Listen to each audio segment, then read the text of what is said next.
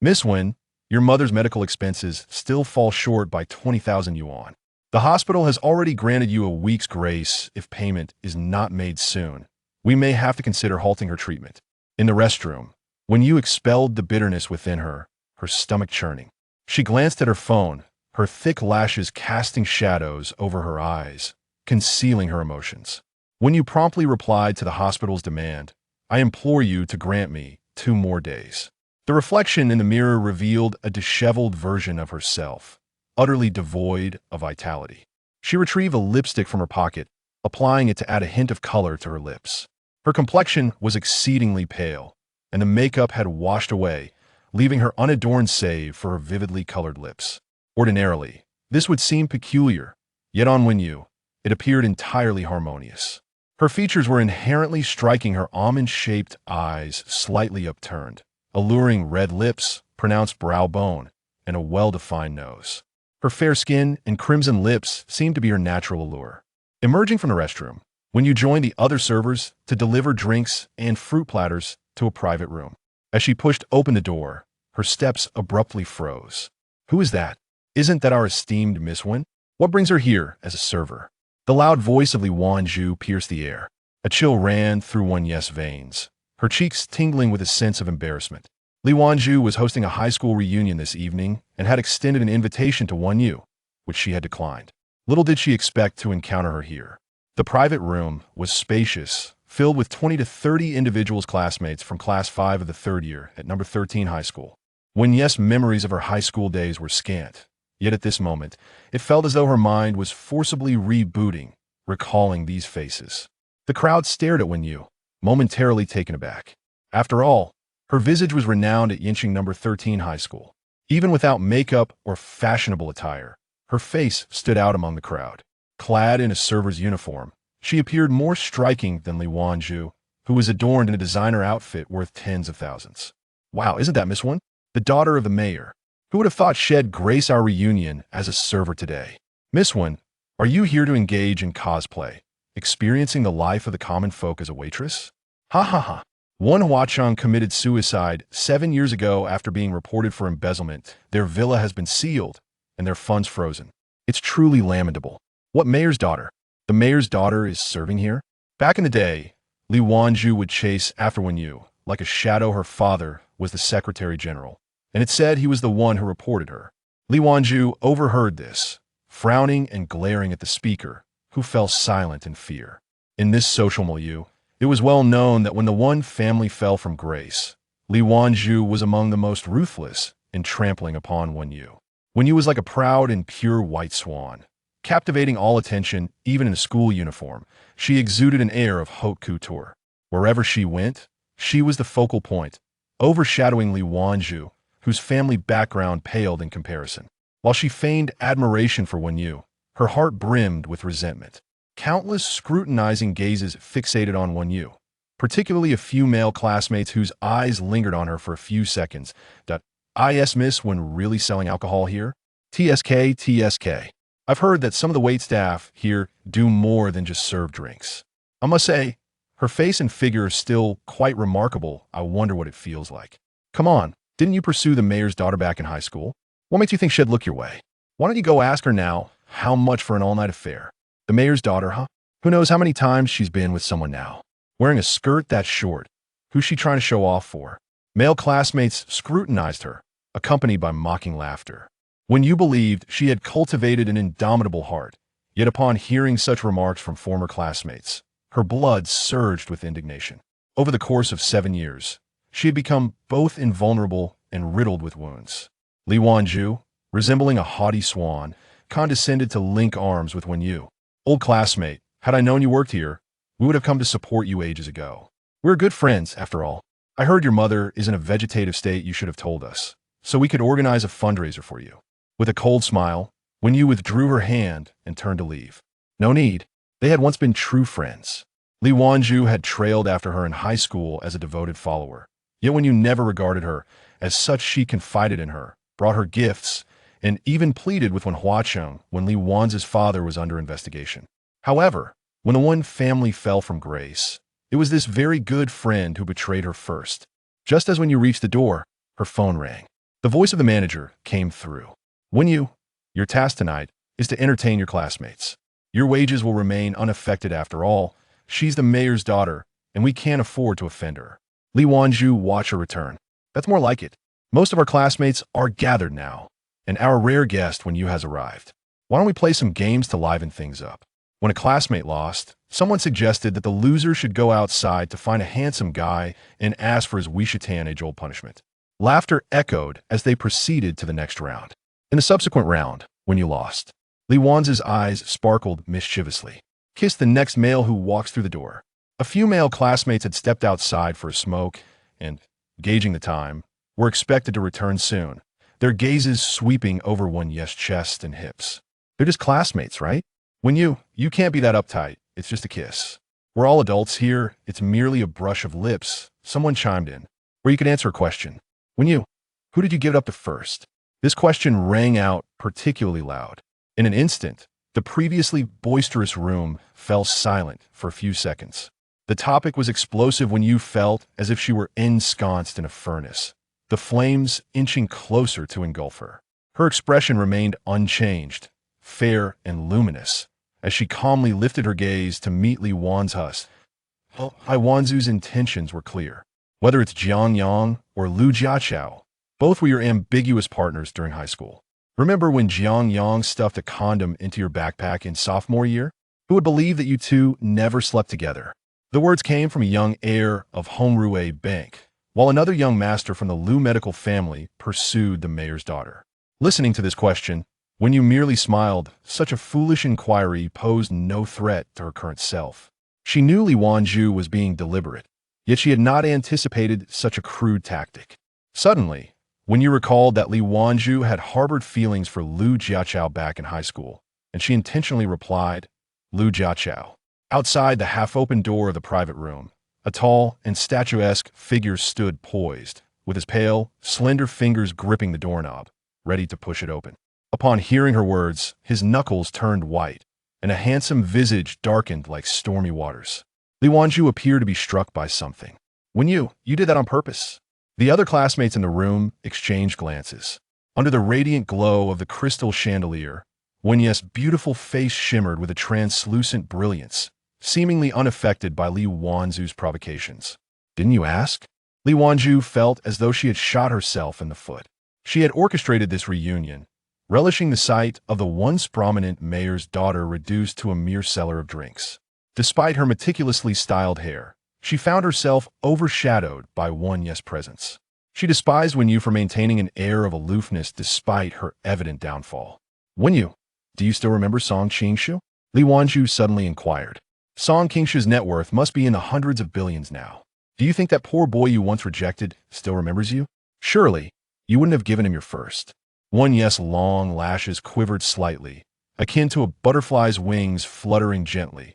Yet the movement did not escape Li Wanzu's notice, who quickly responded with disdainful mockery. Back in the day, Miss Wen lost a bet and pursued a poor student fervently, even scavenging plastic bottles and working part-time with him. How touching! But shortly after, she discarded him. Little did she know, he has since transformed into the president of a listed company in an instant. A glass of ice wine splashed across Li Wanzu's face, her shriek piercing the air. How dare you splash me? I can do as I please. Who I choose to sleep with is none of your business. Wenyu declared, devoid of any pretense of camaraderie or friendship. She had always walked her path alone and would not grace any so-called reunion with her presence again. The scornful glances and derisive laughter of others meant nothing to her. Nothing could wound her further. After 7 years of fearlessness, what else could intimidate her? Yet, the hand gripping the glass trembled incessantly. That name seemed to be etched deep within her heart, bound by layers of shackles. Over the span of 7 years, the lock had rusted, never once opened. Suddenly mentioned, it emitted a grim sound from its corroded state. When you inhaled deeply, relinquished the glass, and strode purposefully towards the door. Upon opening it, a faint, crisp fragrance wafted through the air. Shirin infiltrated Wenye's breath, pervasive and inescapable.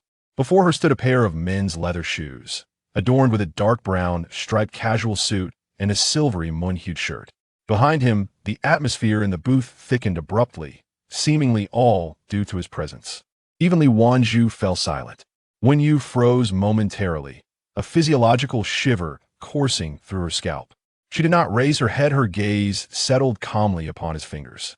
A platinum watch graced his wrist, fingers long and elegant, with a small mole nestled at the base of his left hand.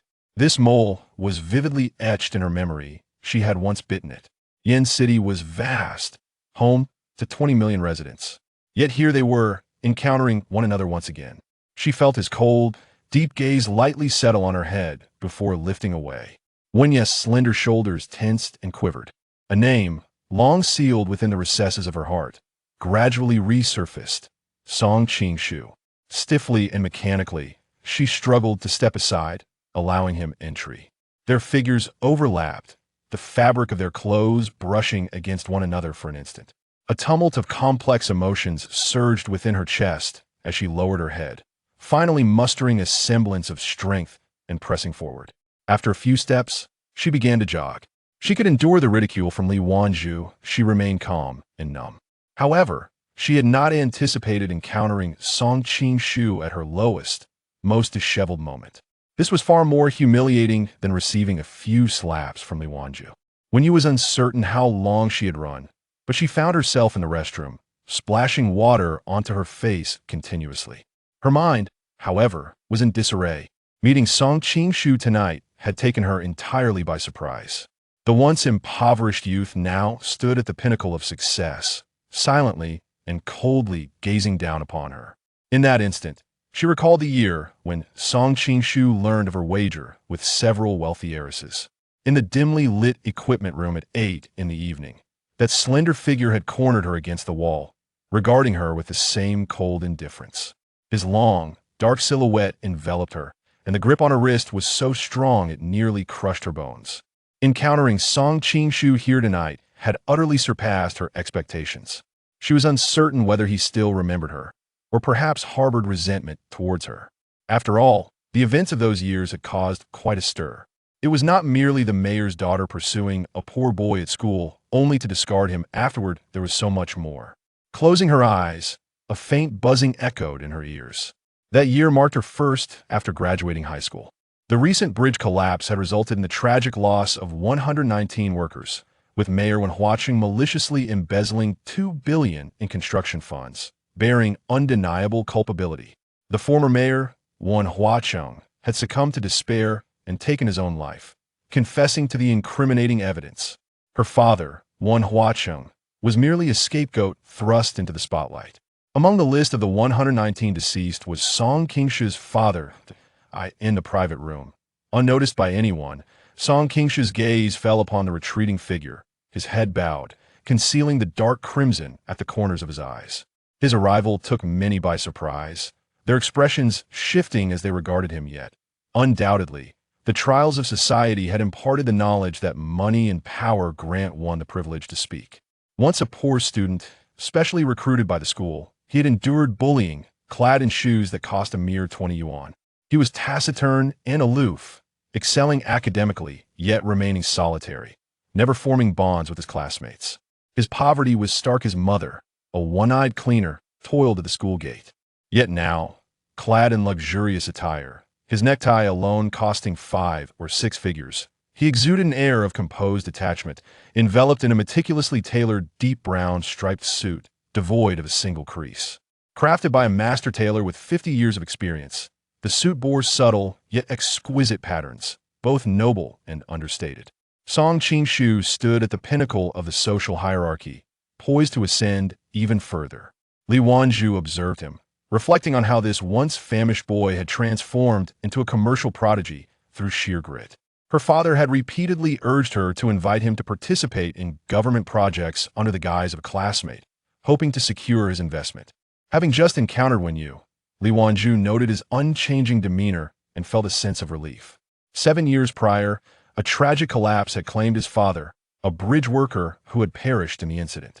In essence, his father's death was directly caused by Wen Ye's father. With a serene and striking visage, Song Qingshu greeted his peers with a calm indifference, casually taking a seat on the sofa, crossing his knees, and loosening a button of his jacket. As classmates approached him, including those who had once bullied him. He merely offered a faint smile, leaving them feeling uneasy. Li Wanju handed him a glass of wine, saying, "Song Qing Shu, do you remember when you? She's working here as a waitress. The one who just ran out."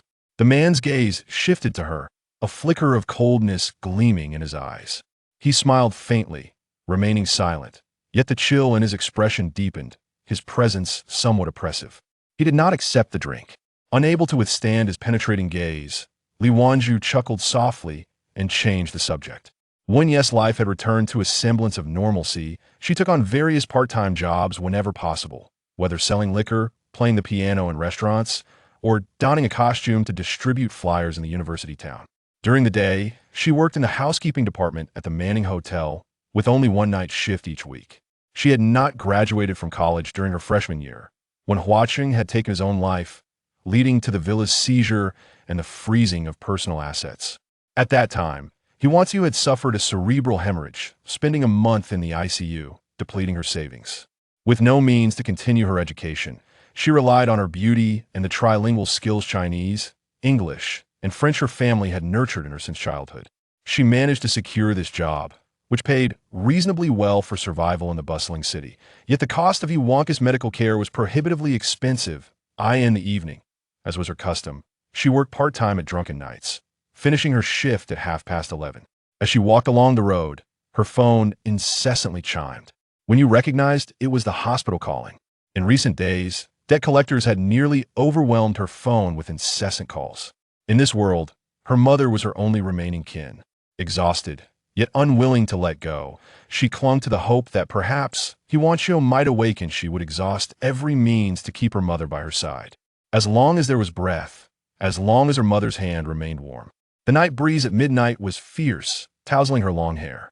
When you stood at a crossroads, devoid of surveillance, observing the vehicle approaching from a distance. The headlights were blinding, revealing a Maybach car of the affluent. It drew nearer, its horn blaring. Gritting her teeth, when you stood her ground, closing her eyes. Accompanied by the jarring sound of screeching brakes, the heat radiating from the car was searing. The tires left white marks on the pavement. When you rolled on the ground, the force of inertia leaving her dazed.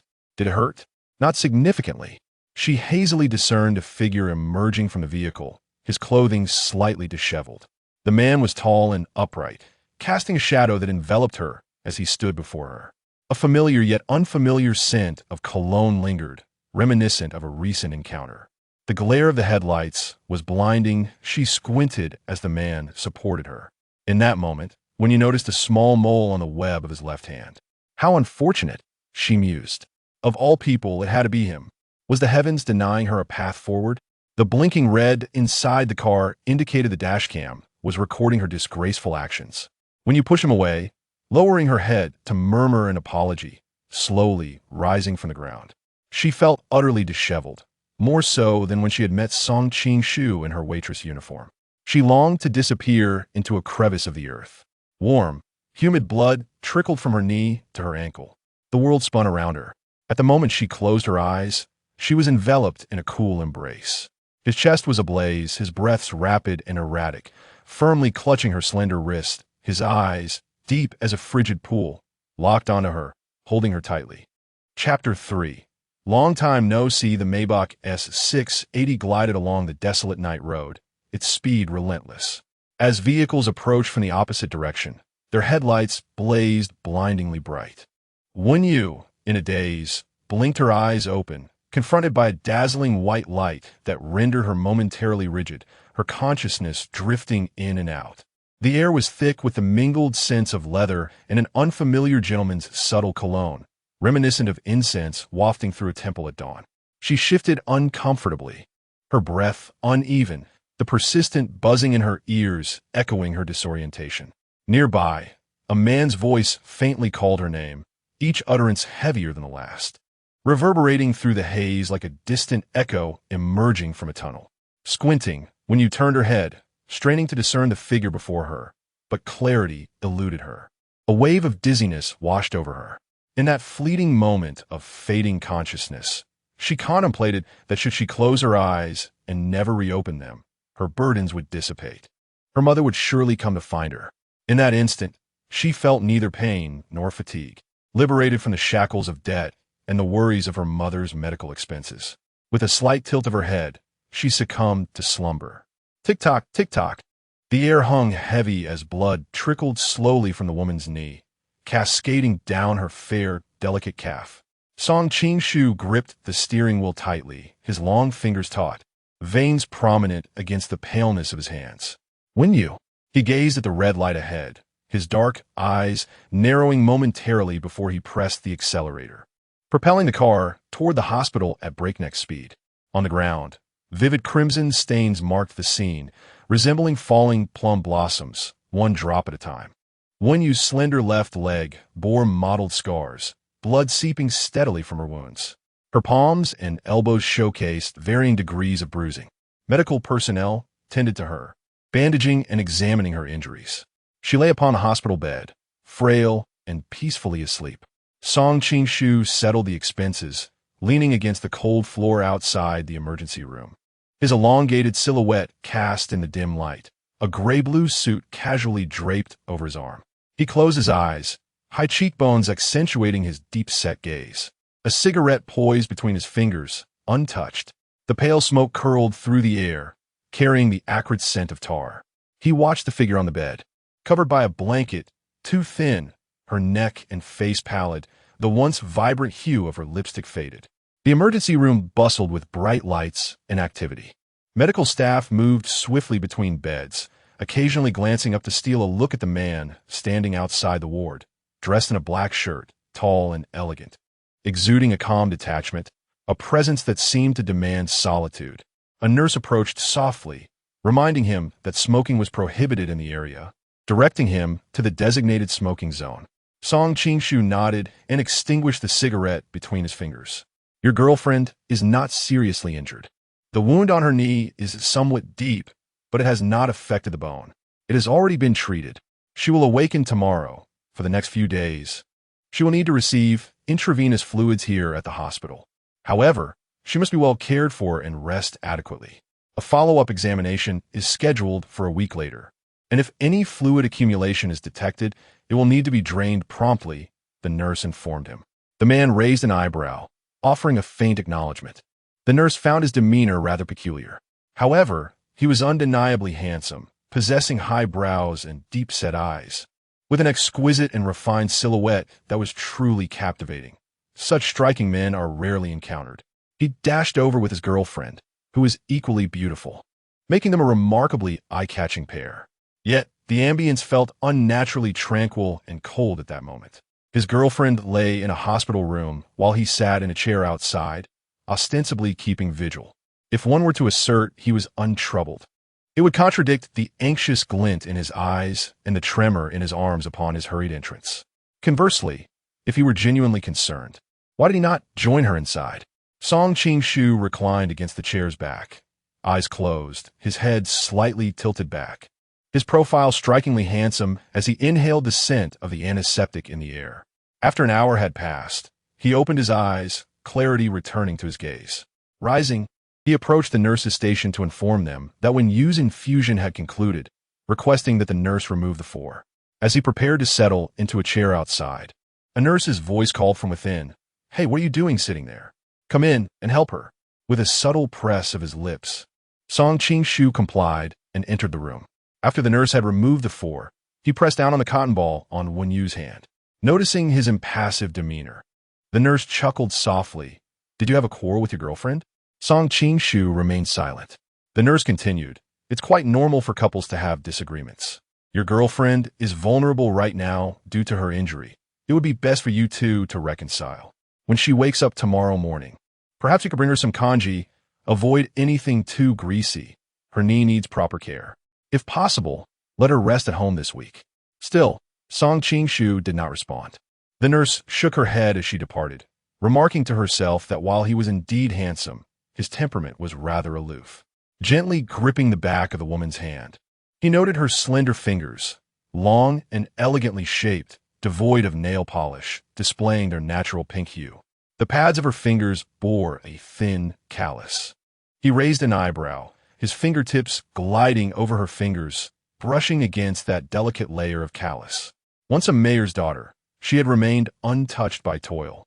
Yet 7 years had passed, and she had descended from her lofty perch into the mundane world, now buried in the dust of reality. 7 years. How swiftly time flies. He paused, pressing down on her hand, a low, mocking chuckle escaping from deep within his throat. 7 years, when you. Echoes of the past reverberated in his ears. When you truly pursued that impoverished student, didn't you? As expected of the young lady of the one family. You are indeed a woman of your word. You can play the game. You promised to catch up within 2 weeks. If you fail, you must gift us limited edition bags. Do not be deceived by his poverty. His pride is formidable. When has Our Lady ever worn shoes that cost merely 300 yuan? The shoes he gifted you? Jiang Yang presented you with shoes worth 30,000 a pair, while that impoverished student offered you shoes at 300. And yet, you wore them. I heard he saved up for a month through part-time work to afford those 300 yuan. Mother Chen Yanjun wept bitterly, exclaiming, Qing Shu, your father is dead. The bridge has collapsed. They are all buried beneath. Wen Huaqing's corruption has caused immeasurable harm. 119 lives. Song Qingshu's hands were clenched into tight fists, his elbows resting on his knees as he sat down. His posture was slightly hunched, his back taut like a bowstring, accumulating tension to its utmost limit. He reached out, his fingertips gently caressing the woman's pale cheek. It has been a long time. Chapter 4. Boyfriend the following morning. When Yu awoke to find herself in an unfamiliar room, the air thick with the sterile scent of disinfectant. Instinctively, she propped herself up with her hands, attempting to sit up, only to feel a sharp pain in her palms. Her delicate brows furrowed as she gazed upon the abrasions on her hands, scabbed and tender to the touch. Suddenly, memories of the previous night flooded back, causing her complexion to pale. She sat up abruptly, glancing around the room, only to find it empty.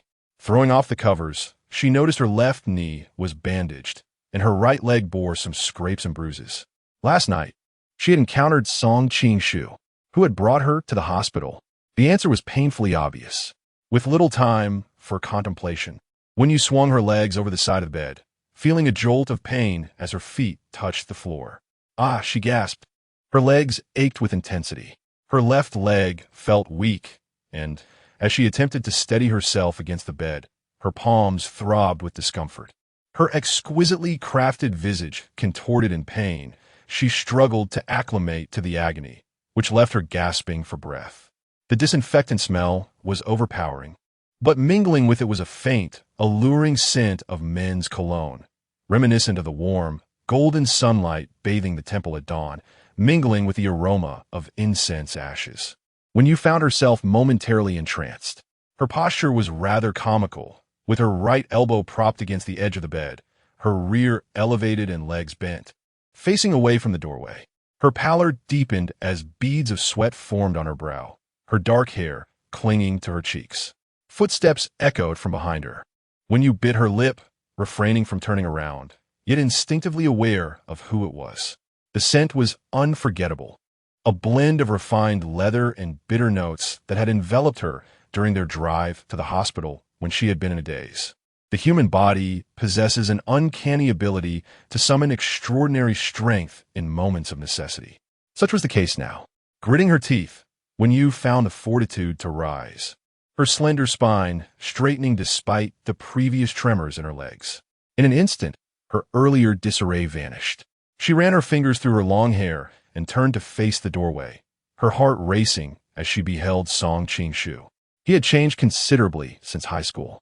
The once lanky, impoverished boy clad in a blue and white uniform had transformed into a figure clad in a sophisticated tailored suit, the texture of which was palpable to the eye. The sapphire collar pin he wore mirrored his demeanor, cold, taciturn, and distant. Indeed, the only constant was his enduring silence, an aloofness that kept others at bay. The youthful naivety he once possessed had dissipated, replaced by an air of polished elitism, unfamiliar, serene, and somewhat somber. When Yu swallowed hard, her anticipated greeting evaporating before it could escape her lips. How could she possibly address him as if they were old friends, familiar classmates? No, their relationship dictated that in the mundane flow of life, they could pass by each other in silence, averting their gazes, This was the most favorable outcome. Yet, fate had conspired to make the person she had inadvertently confronted last night him.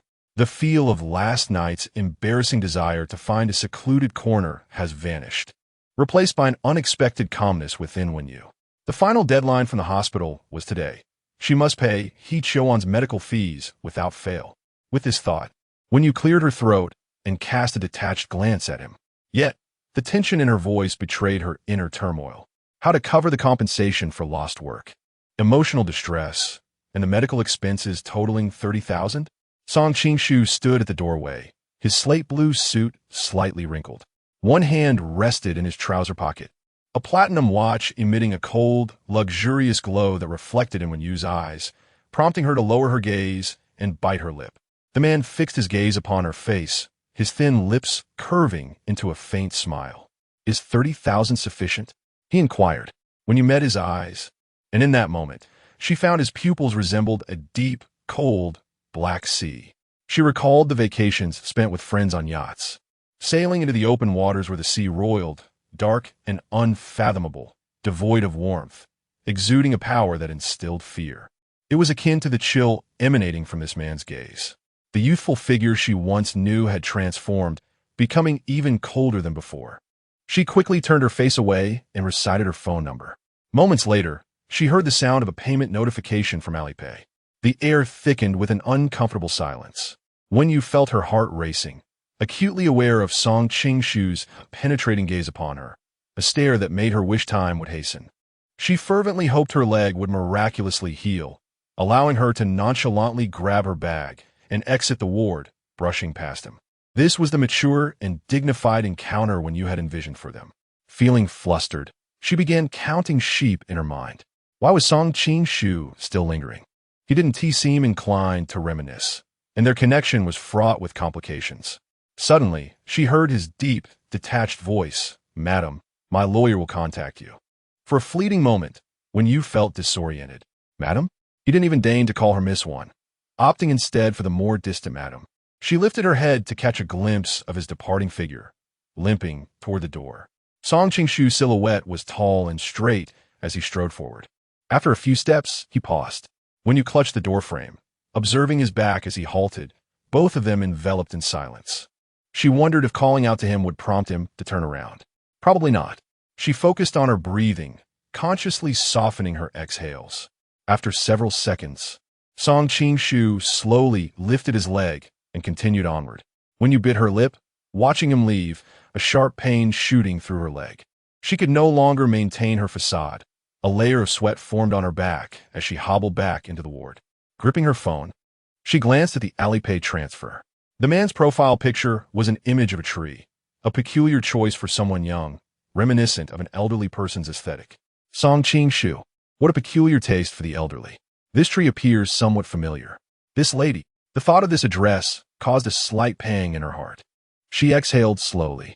Have they become so estranged? She had never called him by his name, and he referred to her as this lady. The nurse entered the ward to administer and drip to Wenyu and provide another injection for inflammation. She would be able to leave soon. It would be best if your boyfriend pushed you in a wheelchair. Ah, where's your boyfriend? He kept vigil over you all night. Wenyu's eyelashes fluttered gently. He is not my boyfriend. What? Nurse, are you still in Cold War? Your boyfriend seemed quite awkward last night, waiting outside for you. You murmured in your sleep, and at the slightest sound, he would rise to check on you, yet he refused to step inside. The nurse found this to be a rather amusing pair of young lovers. Wenyu's voice was earnest and clear. He is not my boyfriend. She pinched her finger firmly. No. Chapter 5. Asking for compensation. Her voice was solemn, devoid of any hint of jest, leaving the nurse taken aback. I apologize. After completing her infusion, Wenyu pressed her hands back lightly. 2 minutes later, she released her grip and summoned a ride through her mobile application. As she entered the vehicle, her gaze fell upon the back of her hand. The puncture mark on her left hand, a remnant from the previous night, bore no trace save for a small red spot, while the right hand, freshly infused, had turned slightly bruised from her pressing. She pondered how the previous night's infusion had been managed. Upon arriving at the care facility, she settled the fees. Wenyu remained by her mother, He Chuan's bedside, resting her face against the frail back of her hand. Mother, it is wonderful. We have traversed another month together. Her mother had endured yet another month alongside her. During the most arduous times, when you had thought she could not endure, yet she never once contemplated relinquishing her mother. After all, she was the sole person in this world who loved her unconditionally, resting her face against the faint rise and fall of Hee Cheo-won's chest. She felt the rhythm of her heartbeat and could not help but feel tears welling in her eyes. Each day, she awaited the emergence of a miracle. However, the harshness of reality struck her. Throughout the years, the only visions that haunted her dreams were those of her mother departing. Never once had she dreamt of her awakening. The dreams were cruel, offering no glimmer of sweetness to alleviate her sorrow. In the hospital room, she kept company with Hee Cheo-won, placing a call to Sister Sue from the housekeeping department to request leave. The response was hesitant, as she reminded her, "Xiao-won, I've just heard some troubling news. We are facing layoffs here. The hotel's performance this year has been dismal. It would be wise for you to refrain from taking leave too frequently. I understand your family is facing difficulties, but our work is no less challenging. In the event of layoffs, securing new employment will be arduous. We have been assigned performance targets. We must book at least one suite this month. I have even dipped into my own pockets to engage in marketing efforts. If you feel unwell, please bear with it. We are not overworked. If you truly cannot manage, you may rest in the lounge. But do strive to fulfill your attendance requirement." When you grasped her phone tightly, "I understand. I will return to work tomorrow." She browsed through the hotel's internal webpage. A presidential suite priced at $100,000 a night. Here in Yincheng, there were countless hotels far superior to Manning, offering myriad choices. The affluent were not fools. It was hardly worthwhile for a wealthy patron to book the presidential suite at Manning. After settling her mother's medical expenses with the funds from Song Ching-shu, she had repaid part of her credit card debt, leaving her with a scant amount. Upon returning home, she played with her younger sister using a cat teaser. Her sister was a stray tabby cat she had rescued from a trash bin, a spirited little girl with a floral pattern, a quintessential little rascal. When you had often been scratched, yet the cat was imbued with a lively spirit, always seeking warmth beside her at night. The petite creature radiated warmth. She had named the tabby sister, as if there was another family member in the world. At that moment, sister proudly dropped a dead mouse on the floor, gazing up at her expectantly for praise. When you affectionately petted the little fur ball as a gesture of encouragement. In the rented room she resides in, there are both mice and cockroaches. In Yin City, in this particular area, a monthly rent of 900 yuan for an attic naturally comes with certain gifts from nature. Initially, when you was overwhelmed with frustration and despair, but now she has grown numb and calm towards life, her edges smoothed out by the passage of time. Each day, upon awakening, her thoughts revolve solely around how to secure next month's medical expenses. Over the course of 7 years, many people have undergone transformations. After spending some time playing with her younger sister, when you prepared a piece of chicken breast for her, observing her sister's joyful consumption brought a smile to Wen Yu's face, and unexpectedly, she felt a flicker of happiness herself. The world of cats is remarkably simple. As long as there is food, all is well. However, being human is exhausting. That night, she dreamt of the time after the college entrance examination when Song Ching-shu worked part-time in a secret room. She was out with friends, cornered against a wall, her legs weakening under his kiss. That impoverished youth grasped her face, his dark, profound eyes fixated on her, urging her to be with him. In truth, Li Wanju's assertions were incorrect. She did pursue Song Ching-shu during high school, but once she caught up, she kicked him aside. Yet, what no one knew was that after the college entrance examination, she and Song Ching-shu secretly dated for a while, unbeknownst to others clandestinely. Aware of the impending layoffs at the hotel, Wen Yu has been diligently clocking in and out of work. With the recent lull in tourism, the hotel's occupancy rate has plummeted. Several colleagues are burdened with the pressure of acquiring membership cards, while manager Su Li, at 36 years of age, has developed a slight rapport with Wen Yu over her 2 years at the hotel. She glanced at Wen Yu's leg, noting the severity of her injury. Walking has become cumbersome for her. Due to her limping gait, rumors have circulated that she was injured while attending to her benefactor, even speculating about his peculiar preferences. The entire housekeeping department is aware of it. Wen Yu has certainly heard the whispers. She is not indifferent. Such envious gossip mongers can be found everywhere in life. In her previous elevated status, such remarks would never have reached her ears. After falling from grace and earning a meager salary, she has come to realize that in places abundant with women, gossip and slander are rampant. When you can even accurately guess that it was Chun Jiani who spread the rumors. One female colleague in the housekeeping department, whose uncle holds a senior management position at the hotel, has always been at odds with Wen Yu. Earning just a few thousand yuan, engaging in such petty rivalries feels utterly pointless to Wen Yu, often leaving her speechless yet amused. Su Li inquired about her injury, suggesting that this was not an opportune moment to take leave. She offered to arrange for Wen Yu to work at the front desk instead of running around in housekeeping. Wen Yu tugged at her lips, responding that she had been in a car accident. Su Li frowned, questioning the severity. Wen Yu chuckled softly, stating that her dedication compelled her to return to work even after the accident. Su Li nodded in agreement, recognizing that Wen Yu is perhaps the least likely to be dismissed from the hotel. Beyond her proficiency in English and French, her beauty serves as a significant asset. A pretty face is a key that opens doors, making her a welcome presence wherever she goes. She is truly exquisite, her enchanting peach blossom eyes slightly squinting under the illumination of the crystal chandelier, with long and dense eyelashes framing her porcelain-like skin. Her hair is meticulously secured within a blue hairnet, and her skull is elegantly contoured, her forehead smooth and devoid of any stray strands. At first glance, she's a paragon of beauty. However, alongside her allure, jealousy lurks, which explains the frequent rumors of her involvement with others.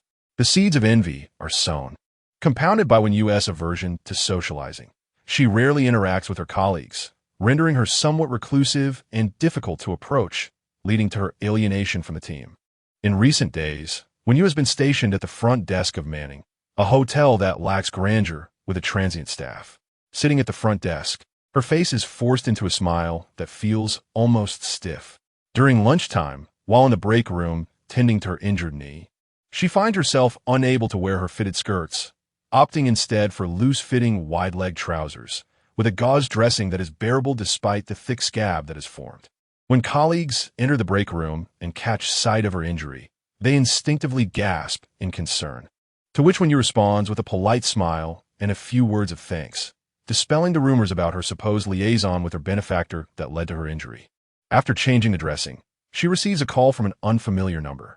When it rings for the first time, she hesitates to answer, fearing it may be a debt collector.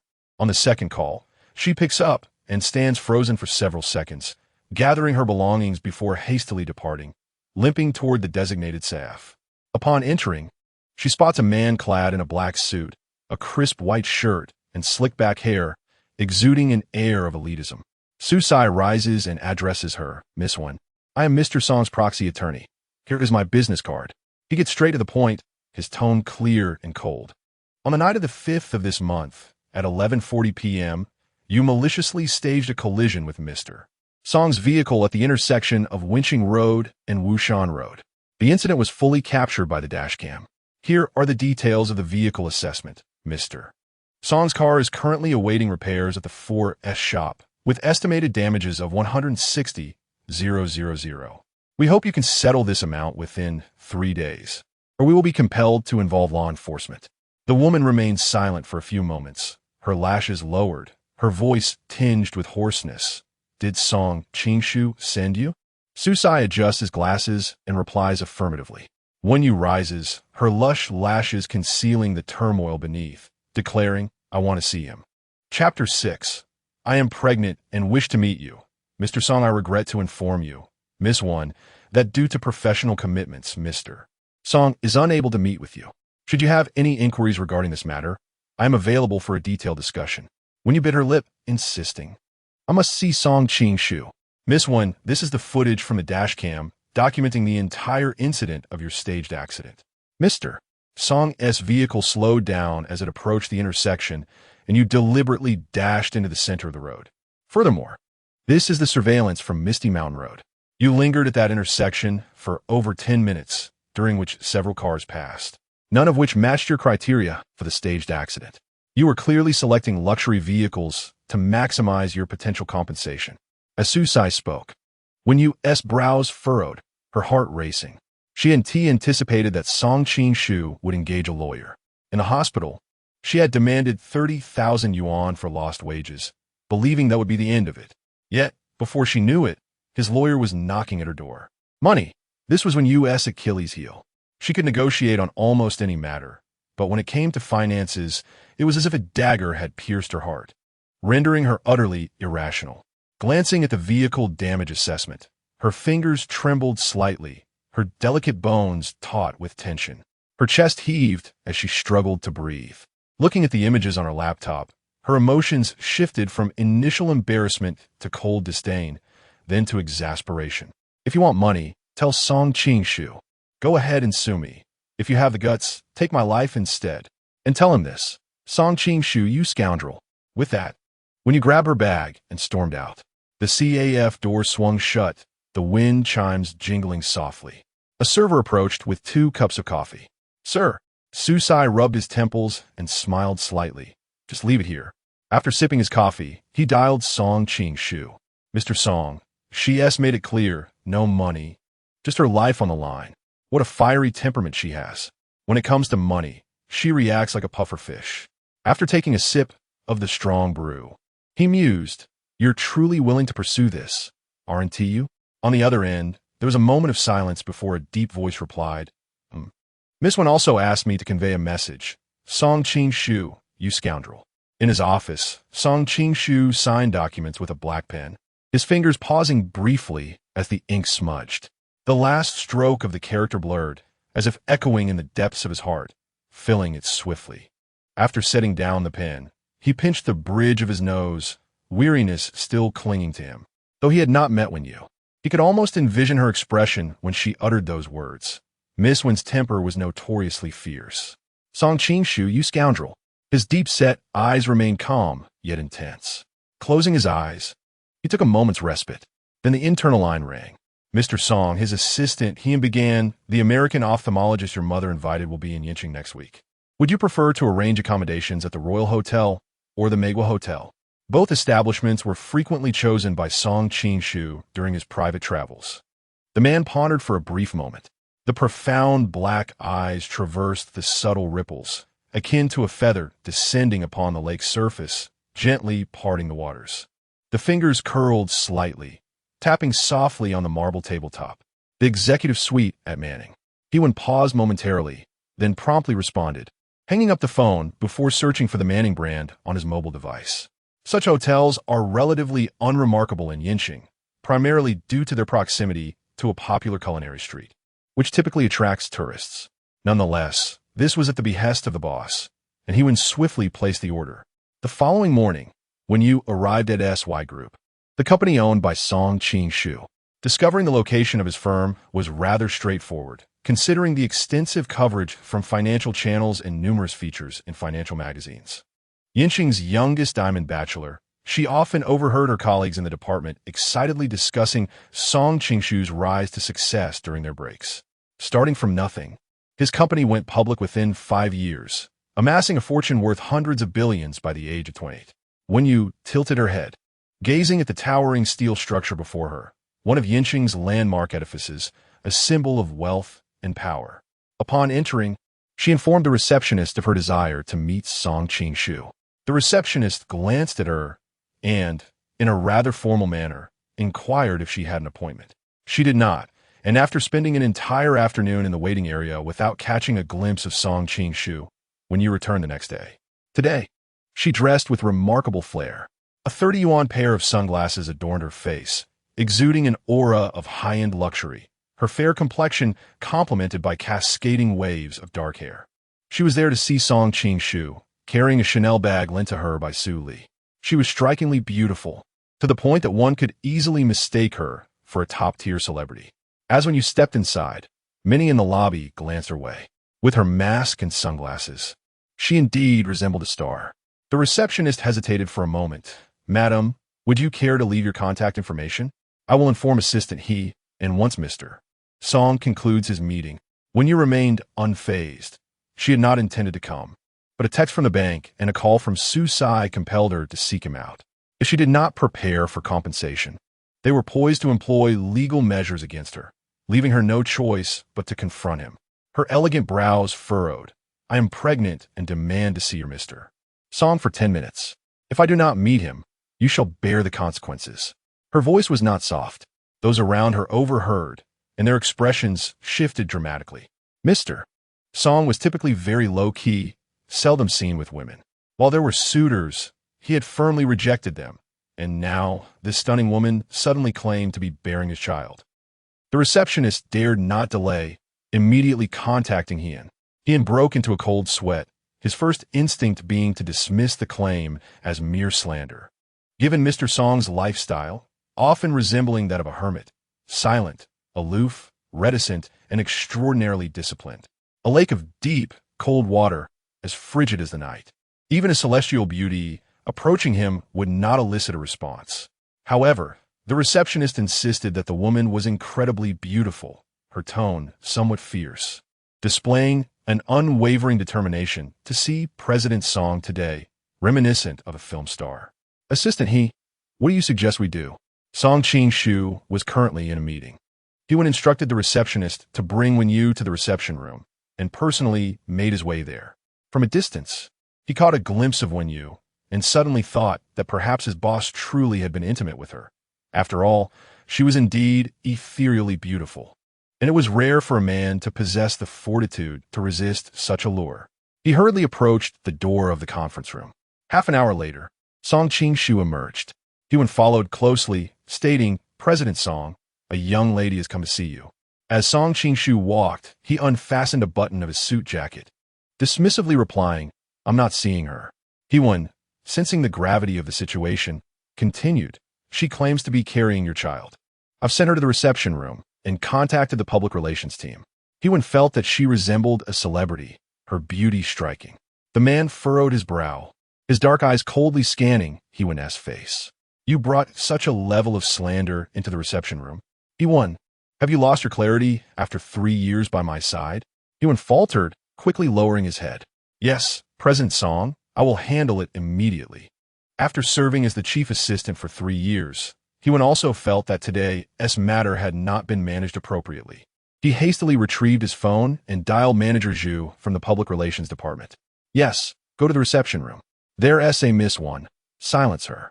If it's mere slander, have the legal team accompany you." The man in front suddenly paused his stride. His hands, which hung naturally at his sides, clenched tightly, the veins visibly straining against the pale skin of his hands, as if he were suppressing something.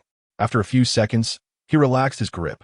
He then witnessed the man, who was originally heading back to his office, turn and walk towards the reception room.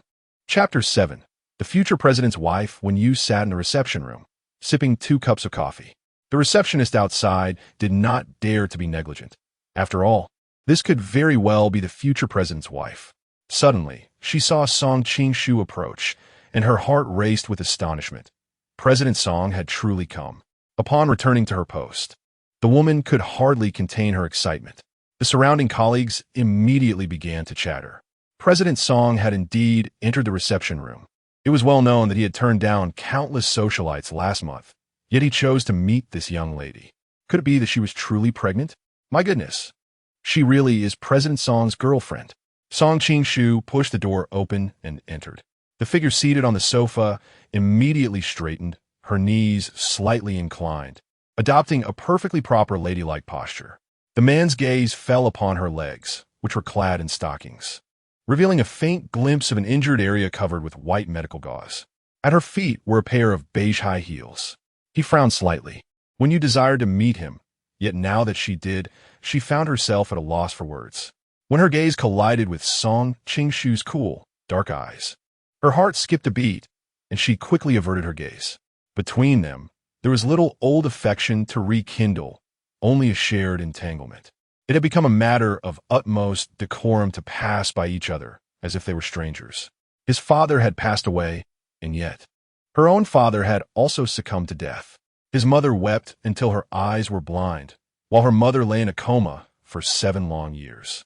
In their youth, he had soared high, filled with ambition, while she had fallen into the depths of despair, struggling for mere sustenance. Wen-yu's feelings towards him were intricate: guilt, the flutter of youthful affection, and, if not for the accident with his car, she would never have imagined encountering him again in Yen City. Even if they did meet, she would have simply walked past him in silence, like a stranger. Their societal statuses had shifted irrevocably. His world was now beyond her reach, and the opportunity for future encounters seemed lost. But now, 7 years later, she was no longer the mayor's daughter, a vibrant and carefree girl. To put it plainly, her life was all she had left, and she valued it dearly. She lacked the strength to contend with the forces of capital. Over these 7 years, she had learned to lower her head. When you rose to her feet and, under the weight of his gaze, met his eyes calmly for a few seconds.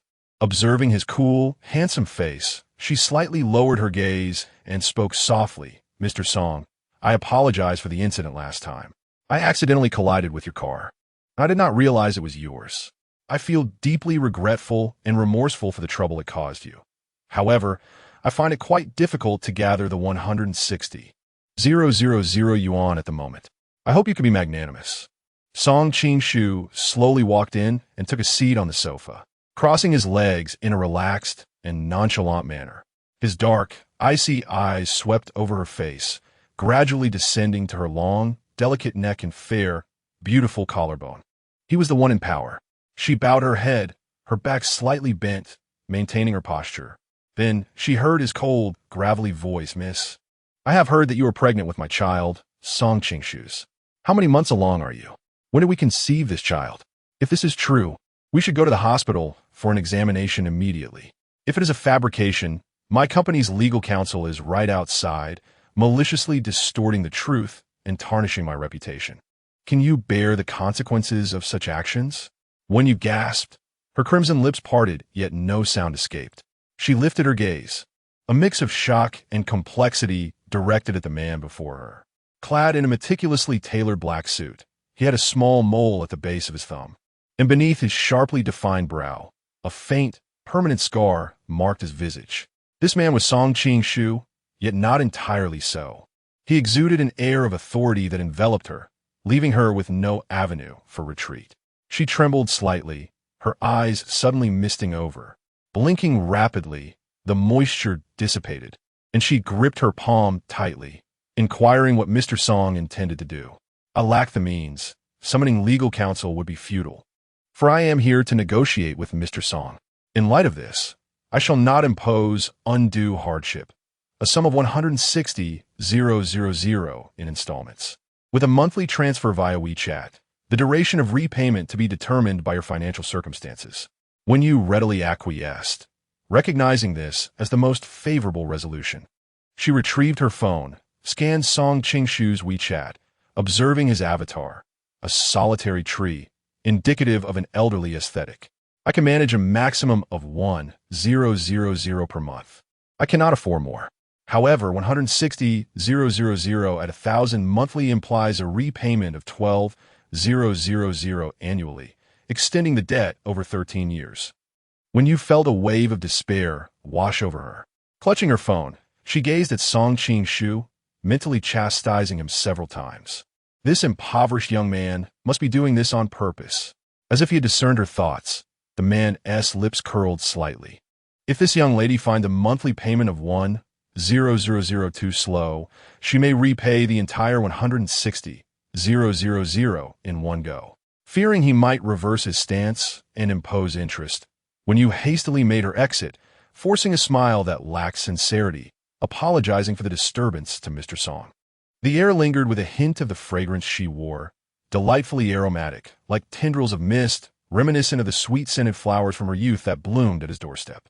Song Qing-shu, glancing at WeChat, opened when U.S. profile, revealing a striking image of a tabby cat, its delicate features and sharp claws exuding an aura of fierceness, much akin to her own disposition. He stared at her avatar for several seconds, seemingly lost in a reverie. When you had purchased discounted evening vegetables at the market, passing by the fish stall, she acquired scraps of salmon skin. Upon returning home, she steamed them for her sister, while preparing instant noodles and boiling some greens. She squatted beside the sofa, watching television, idly flipping channels in search of a melodramatic series or a humorous variety show. When you had a penchant for news, largely due to her father's influence, fostering an interest in local broadcasts to keep abreast of current affairs. At that moment, she instinctively flicked through channels, catching a fleeting glimpse of Song Ching-shu on a financial news segment. The camera flashed briefly, capturing him at a recent business summit where prominent figures congregated. Dressed in a charcoal suit, he occupied a front-row seat. Despite his understated demeanor, his strikingly handsome and aloof features commanded attention even in a fleeting glance. When you lifted his sister, who was still savoring her fish, into his embrace, she let out a dissatisfied whine, but he held her tightly, lamenting about the inequitable agreement he had signed that day. He had been deceived out of 160,000 by that impoverished young man. How could someone so affluent stoop so low to target a mere shrimp like himself? That cold-hearted individual truly knew no compassion. For him, 160,000 was an insurmountable debt. Chapter 8. Speak louder, bearing the weight of an enormous debt.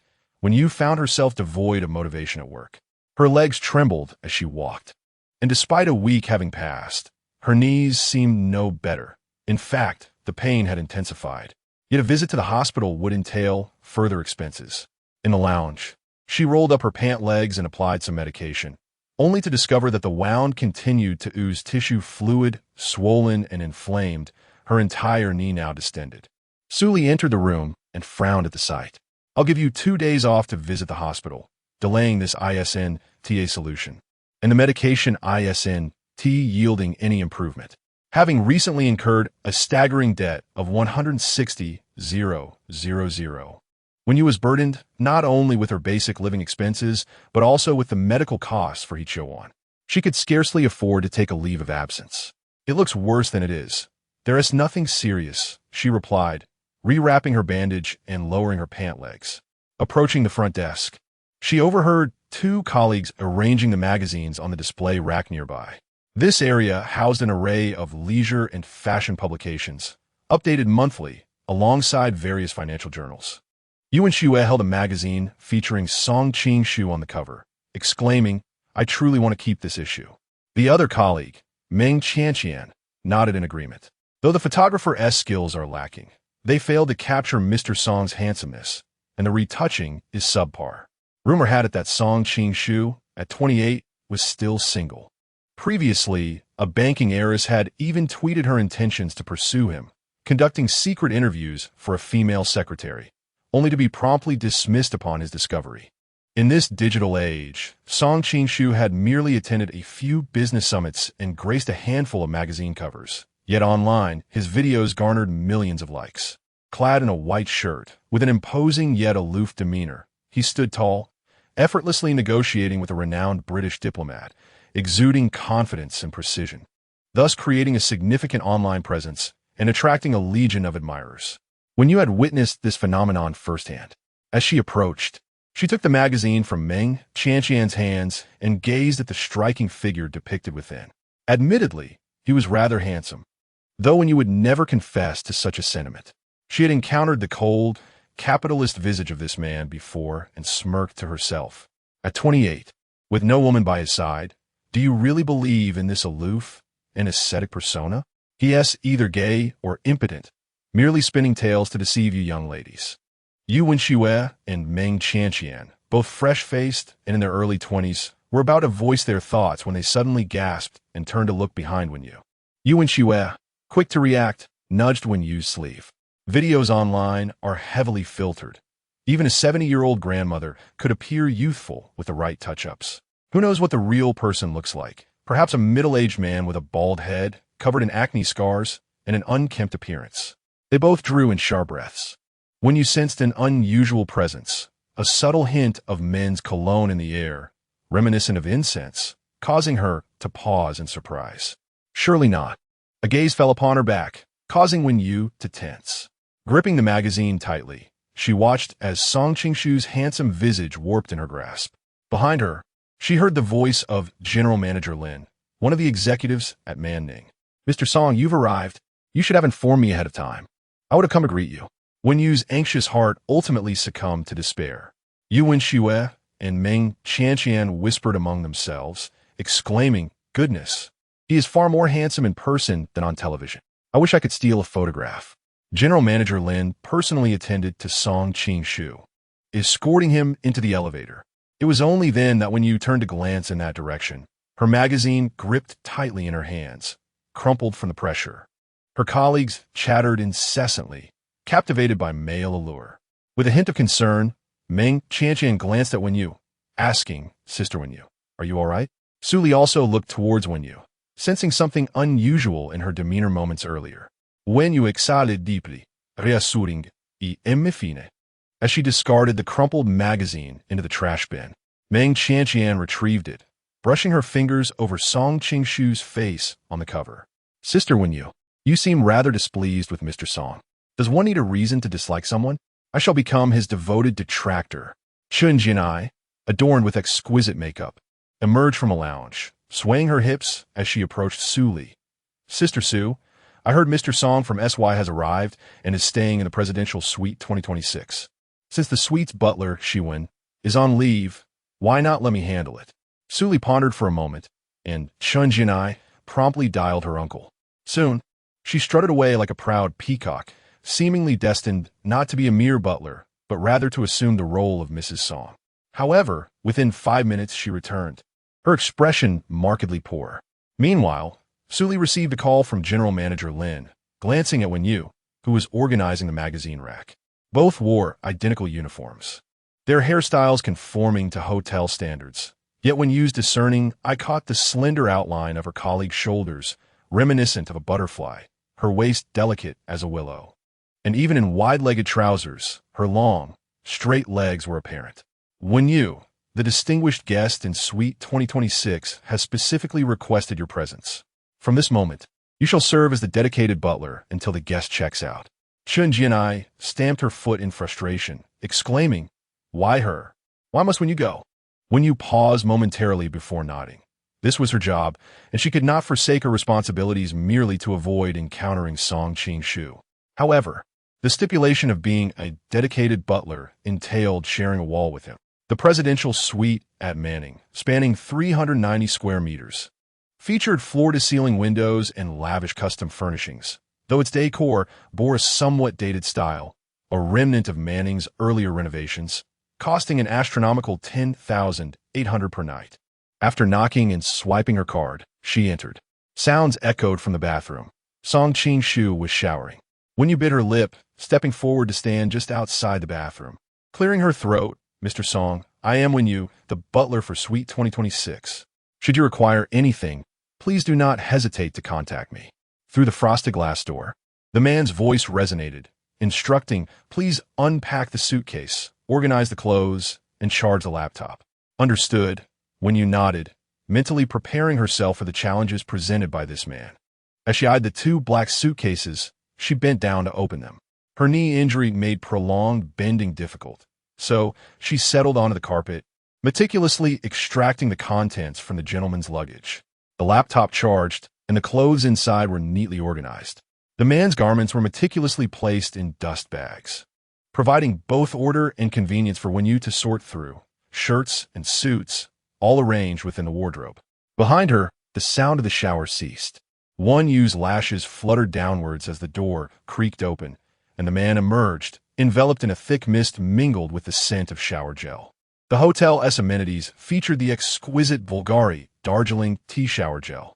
Wenyu bit her lip, inhaling the fragrance. She sensed the man's gaze resting upon her spine.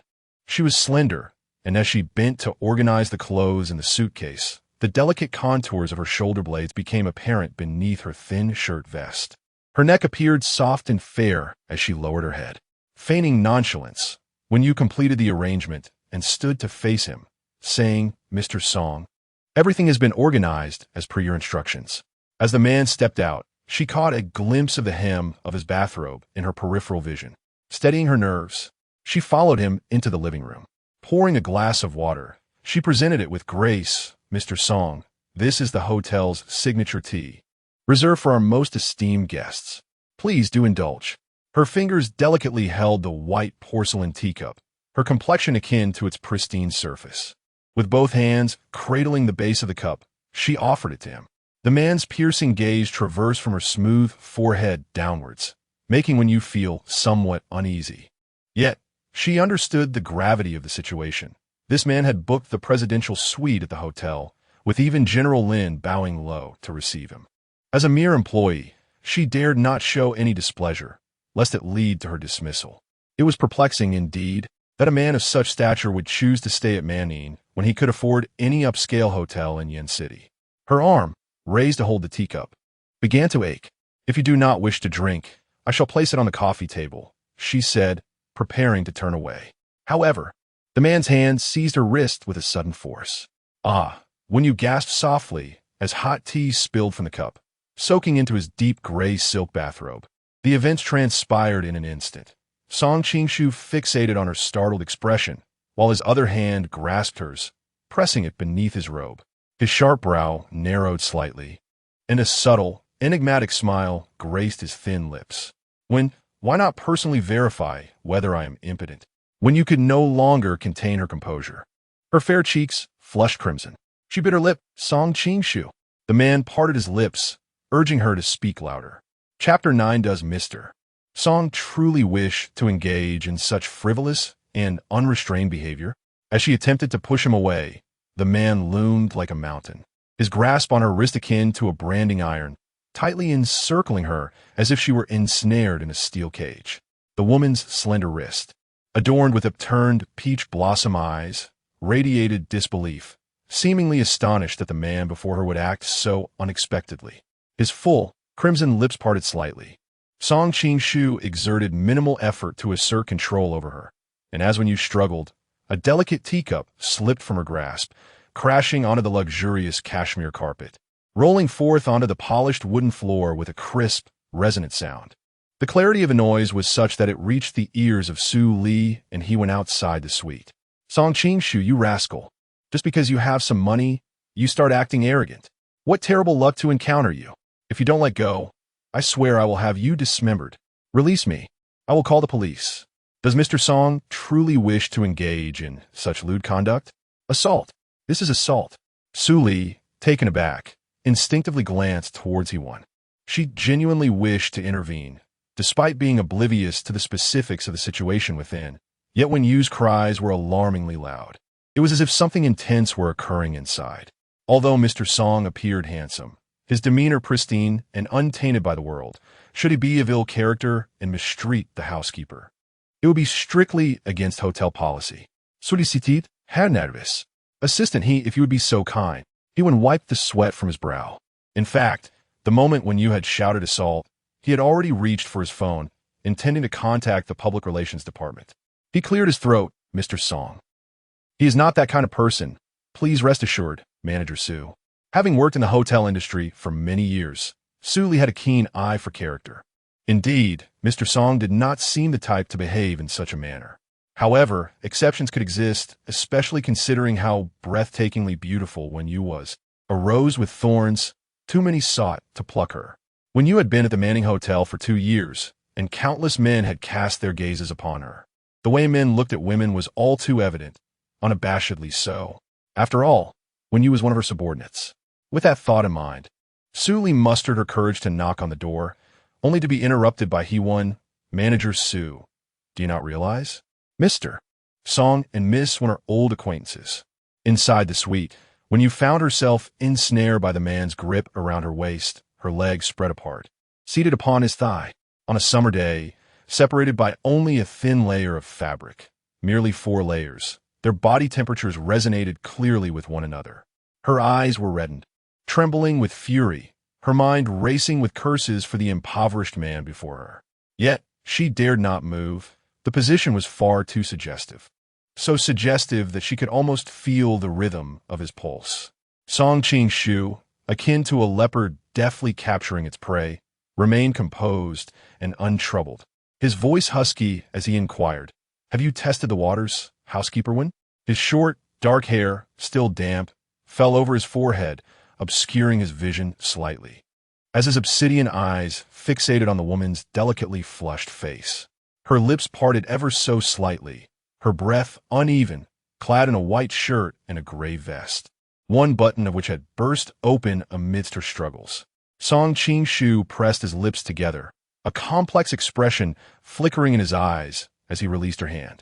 When Yu hastily descended from the man's lap, lowering her gaze to adjust her attire, she noticed that all her clothes were intact, yet due to her knee injury, she found herself unable to wear a body-hugging skirt, opting instead for wide-legged trousers that matched her vest. She shot a glare at Song Qing-shu, and as her eyes fell, they brushed over his bathrobe, beneath which lay his taut thighs, veins coiling like serpents, exuding a latent strength. This impoverished young man possessed remarkable power. She remained silent, yearning to extricate herself from this predicament, feeling somewhat guilty since her earlier remarks had been overheard. As she bent to tidy her clothes and departed from the suite, she discovered Su Li and Song Qing-shu's secretary, He-won, waiting outside. Both regarded her with inquisitive expressions. When Yu stepped out, her entire being flushed with embarrassment. Su Li quickly caught up with her, and as they reached the deserted corridor, she offered Wen Yu a cigarette, inquiring if she knew the esteemed Mr. Song. Wen Yu lowered her head, borrowing a light from Su Li's cigarette. The minty smoke curled delicately from her lips.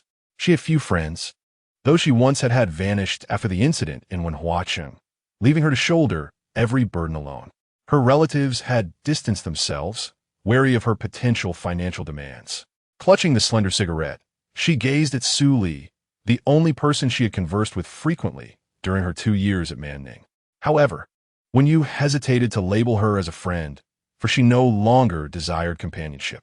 After the fall of the Wen family, not a single sincere friend remained. This sensitivity lingered within her.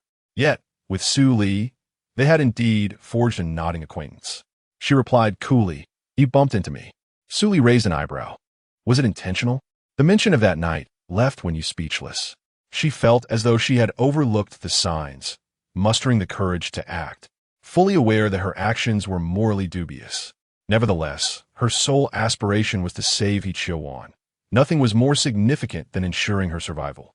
She had never considered that the Maybach belonged to Song Qing-shu. We didn't know each other before, but there was no promising outcome. Taking another drag of her cigarette, the tarry mint essence coursed through her chest. He wouldn't harbor feelings for me, and I have none for him either, she asserted, her conviction palpable. It was unclear whether her words were directed at Su Li or herself. Su Li remarked, "He approached you to be the housekeeper, and you emerged from his room blushing. That hardly suggests a lack of feelings. Men can be stubborn, yet easily appeased. Considering his current status, maintaining any connection with him could ease your future considerably." Su Li was aware of Wen Yu's mother being in a vegetative state and understood the financial difficulties she faced, often working multiple part-time jobs without respite. Even 100 extra yuan was worth the struggle. As Wen Yu's 27th birthday approached, she realized she was no longer a young girl. Her youth was fleeting, quickly slipping away. If one could gain the favor of Mr. Song, a prominent figure in the thriving industries of Yinqing, it would be a dream cherished by many women. Wen Yu inhaled a puff of smoke, holding in her chest, her laughter raspy. "Would you fall for the daughter of your father's murderer?" Su Li was momentarily taken aback. The smile on Wen Yu's face was captivating. It was the first time Su Li had witnessed such an emotion on her countenance, self-deprecating, cold, sharp, yet also vulnerable. "I do not indulge in dreams, for I was born into a fairy tale, living as a princess for 20 years. The beautiful fantasies that ordinary people cherish were once my reality. Yet, the dream has faded. Now, I have no desire for the dreams of a poor boy who, upon achieving wealth, seeks out his former wealthy girlfriend. The sole dream I wish for is for my mother to suddenly awaken, healthy and well." "Su Li, you claim to understand men, but have you noticed? Once a poor boy strikes it rich, he often finds the greatest sense of existence in his former wealthy girlfriend, who once sought to part ways with him. Would you not agree?" "Su Li, so it was you who initiated the breakup?" When you fell silent for a moment, Su Li longed to speak, to suggest that perhaps Wen Yu harbored a bias against him. Yet, recalling Wen Yu's poignant question, "Would you fall for the daughter of your father's murderer?" Su Li felt she had no ground to voice her thoughts. She could not stand in Wen Yu's shoes to offer words of persuasion, her gaze resting on the delicate features obscured by a pale mist, self-mocking and sensitive. Along with the hand holding the cigarette, its fair wrist marked by a circle of red, a testament to the grip of Mr. Song. Chapter 10. his favorites and dislikes when you wished to sever all ties with Song Qing-shu. However, she was not one to relinquish her role as a housekeeper so easily. It represented not merely a job, but the livelihood of He Chiuan, whose life depended on her earnings next month. She was no longer the naive girl she once was, incapable of acting impulsively to such an extent. Upon returning home, she tidied up a few belongings, packing a modest suitcase filled with essential clothing. She prepared food and water for her cat sister, one bowl of cat food and another of fresh water. Her sister, a clever tabby, had once weathered a 3-day absence during a departmental retreat, surviving on the provisions left behind. Upon her return, she found her sister sprawled on the sofa, exposing her belly in greeting. The cat was astute, and nature often bestowed its gifts upon them. Cradling her sister in her arms, when you softly explained, "Sister, I must stay at a hotel for a few days, perhaps 3 or 4. Be good, one to you?" She contemplated that even if her sister were to misbehave, as long as she was happy playing at home, it would suffice. She did not wish to impose excessive restrictions on her sister through words. This was her sister, not just a cat. After planting a gentle kiss on the cat's head, she bade farewell and secured the doors and windows before heading to the hotel. Once settled in her adjacent room, when you organized her belongings, Song Qing-shu had yet to return, leaving her to engage in light-hearted conversation with a few colleagues in the lobby. While not particularly loquacious, she found herself besieged by the incessant inquiries of Meng Qianqian and Yuan Xue. What color does President Song prefer? When is his birthday? What brand of underwear does he wear? Meng Qianqian and Yuan Xue even knew that he would soon celebrate his 28th birthday in 2 months. What fragrance does he wear? Is there any chance of obtaining his autograph? And what about his pet bird? When you felt the urge to roll her eyes, without uttering a word, she simply extended her pinky finger. Meng Qianqian lamented, I've come to realize you might truly be his anti-fan. Yuan Xue nodded. Has President Song offended you in some way? You didn't seem this averse to the previous general manager Yin. General Yin, one of the higher-ups at Manning, had pursued Wen Yu in various guises on multiple occasions. A middle-aged man in his 40s, he would pen melodramatic love poems daily. Following a photo Wen Yu shared of herself accompanying Mrs. Yin for a prenatal checkup, the flow of those saccharine verses ceased entirely. When you shrugged, it's merely that your perception of him is overly tinted. Suddenly, the sound of high heels echoed from behind, accompanied by a palpable sense of annoyance. Chen Jinai scoffed as she strode past with a cup of coffee. When you raise an eyebrow, unimpressed. Chen Jinai's uncle was a senior executive at the Manning headquarters, and she often exhibited an air of arrogance, particularly towards the new university interns at the hotel. Meng Qianqian, what are you doing? Can't you see the receptionist needs assistance? And Yuan Xue, the guest in room 308 has requested a room change. They've called several times. Why aren't you hurrying to negotiate? Meng Qianqian and Yuan Xue exchanged glances, lowering their heads in submission as they hastily departed. Chen Jinai turned her gaze to Wen Yu, remarking, You alone appear idle in this hotel. One might think this establishment belongs to you. What options are available? I am Mr. Song's dedicated steward, serving solely him during this period. After Wen Yu finished speaking, she noticed the dark, stifled expression on Chen Jinai's face, which prompted her to raise an eyebrow and stand up, making her way towards the elevator to return to her room. At that moment, her phone buzzed. It was a message from He-Won, assistant to Song Qing-shu, regarding some personal dietary preferences, residing in the presidential suite. Even if Song Qing-shu expressed a desire for private dishes from Nanjing, Wen Yu would ensure to place the order swiftly and arrange for expedited cold chain delivery that very evening. However, upon glancing at the menu, she paused. The elevator doors opened and closed again, lingering on the 22nd floor for an extended moment. Dishes favored by Song Qing-shu, scrambled eggs with sweet peppers. Dishes loathed by him, scrambled eggs with sweet peppers. The woman's eyelashes fluttered downwards, like dark feathers obscuring her gaze. Her fingers tightened around her phone, knuckles paling and trembling with weakness. Someone downstairs summoned the elevator, which began its descent. Inside, Wen Yu observed the elevator's movements, leaning against the mirrored wall, her back gently pressed against it, resembling a wandering spirit. Meng Qianqian entered the elevator, startled to see Wen Yu leaning inside. Sister Wen, what are you doing? When Yu seemed to awaken from a trance, pursing her lips, her lipstick smudged. Nothing, she replied, pressing the button for the 22nd floor once more and stepping out. Upon returning to her room, her phone rang again. Once connected, Hyun's voice resonated. Steward 1, President Song will return to the hotel in half an hour. Is dinner ready? When Yu confirmed, barley porridge and scrambled eggs with sweet peppers? Hyun replied, yes, that's what President Song wants. Is it absolutely necessary? Hyun paused. Is there a problem? When Yu inhaled deeply, but doesn't he despise this dish? Hyun explained, indeed, President Song detests it, yet he also enjoys it. It is the only dish he favors. Please, Steward 1, prepare it promptly and without error.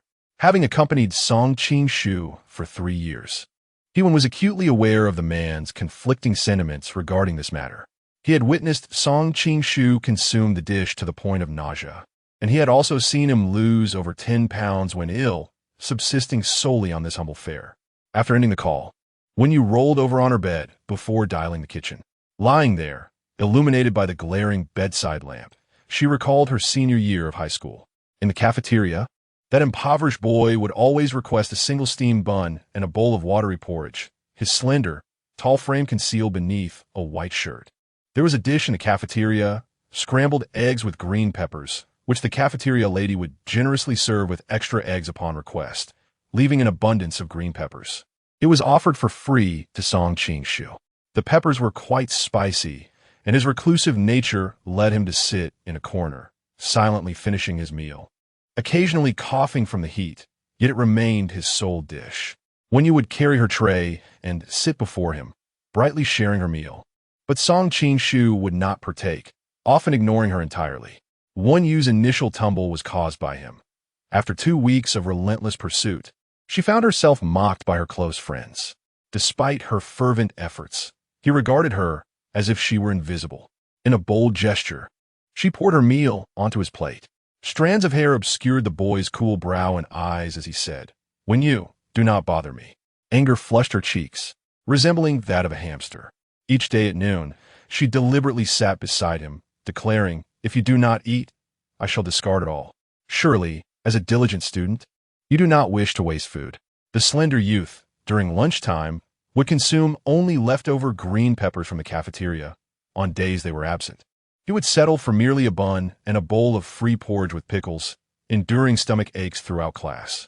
When you approached him for help with a math problem, she noticed the boy's lips pressed tightly together, beads of sweat glistening on his prominent nose. His voice, hoarse yet steady, answered her queries while his fingers, long and elegant, gripped a black pen, meticulously outlining steps on a scrap of paper. She heard not a word, captivated solely by his visage. His countenance was striking, even as he stifled his discomfort with a sigh, exclaiming, are you even listening? She merely pouted in response. Subsequently, when you instructed the cafeteria to prepare stir-fried eggs with green peppers daily, requesting colorful bell peppers and extra eggs. The mayor's daughter had spoken, and naturally, the cafeteria staff complied. One afternoon, Song Ching-shu once again sat alone in the dining hall, selecting his food and retreating to a corner, savoring the sweetness of the vibrant peppers. He murmured to himself, what do you truly intend? Shortly thereafter, a delightful fragrance wafted across the table. It was a refreshing, fruity aroma. Song Ching-shu looked up to find Wen Yu seated opposite him, resting her chin on her hand. The young girl's face bore a delicate blush, her skin as fine as lychee.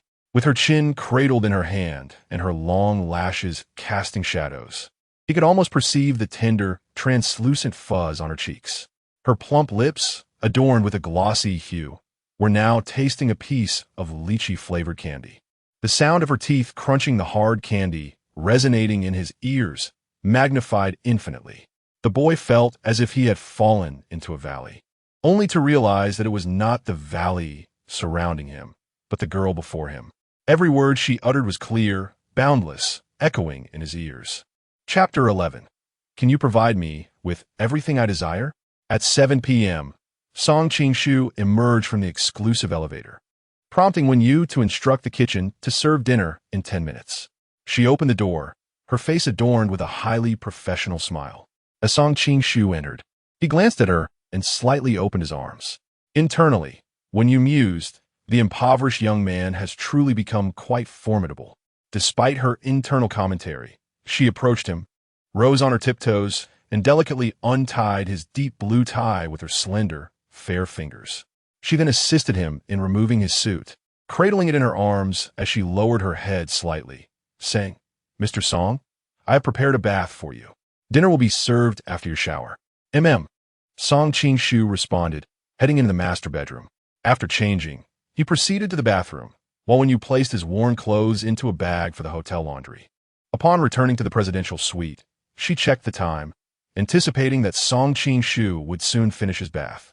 Hearing sounds from the bathroom, she instructed the kitchen to serve dinner and began to arrange the table. As Song Ching-shu emerged from the bathroom clad in a black belted robe, his pale skin contrasted sharply with the fabric, accentuating the sinewy veins of his arms. His black hair, half dry, dripped slightly at the ends. Stray strands covered his forehead, and the roots were slightly tousled. He surveyed the dining area, where Wen Yu stood in a pristine white suit, her back to him, casually leaning against the table with her left leg relaxed. Hearing footsteps behind her, Wen Yu straightened up and gracefully stepped aside. Upon seeing Song Ching-shu approach, she instantly adopted her practiced smile, saying, "Mr. Song, please enjoy your dinner." Song Ching-shu dined with remarkable grace, his silence a testament to his focus on the meal. Wen Yu, aware of his demeanor from previous encounters, found the wait somewhat prolonged. She couldn't help but study his austere profile, observing the tautness of his fingers gripping the chopsticks and the visible veins. Once he finished, she moved to clear the table, pouring mango yogurt into a glass, an inexplicable favorite of his. As she wheeled the cart away, Song Ching-shu wiped the corners of his mouth, lifting his gaze. His dark, penetrating eyes fell upon her retreating figure, a profound meaning gradually unfurling in their depths.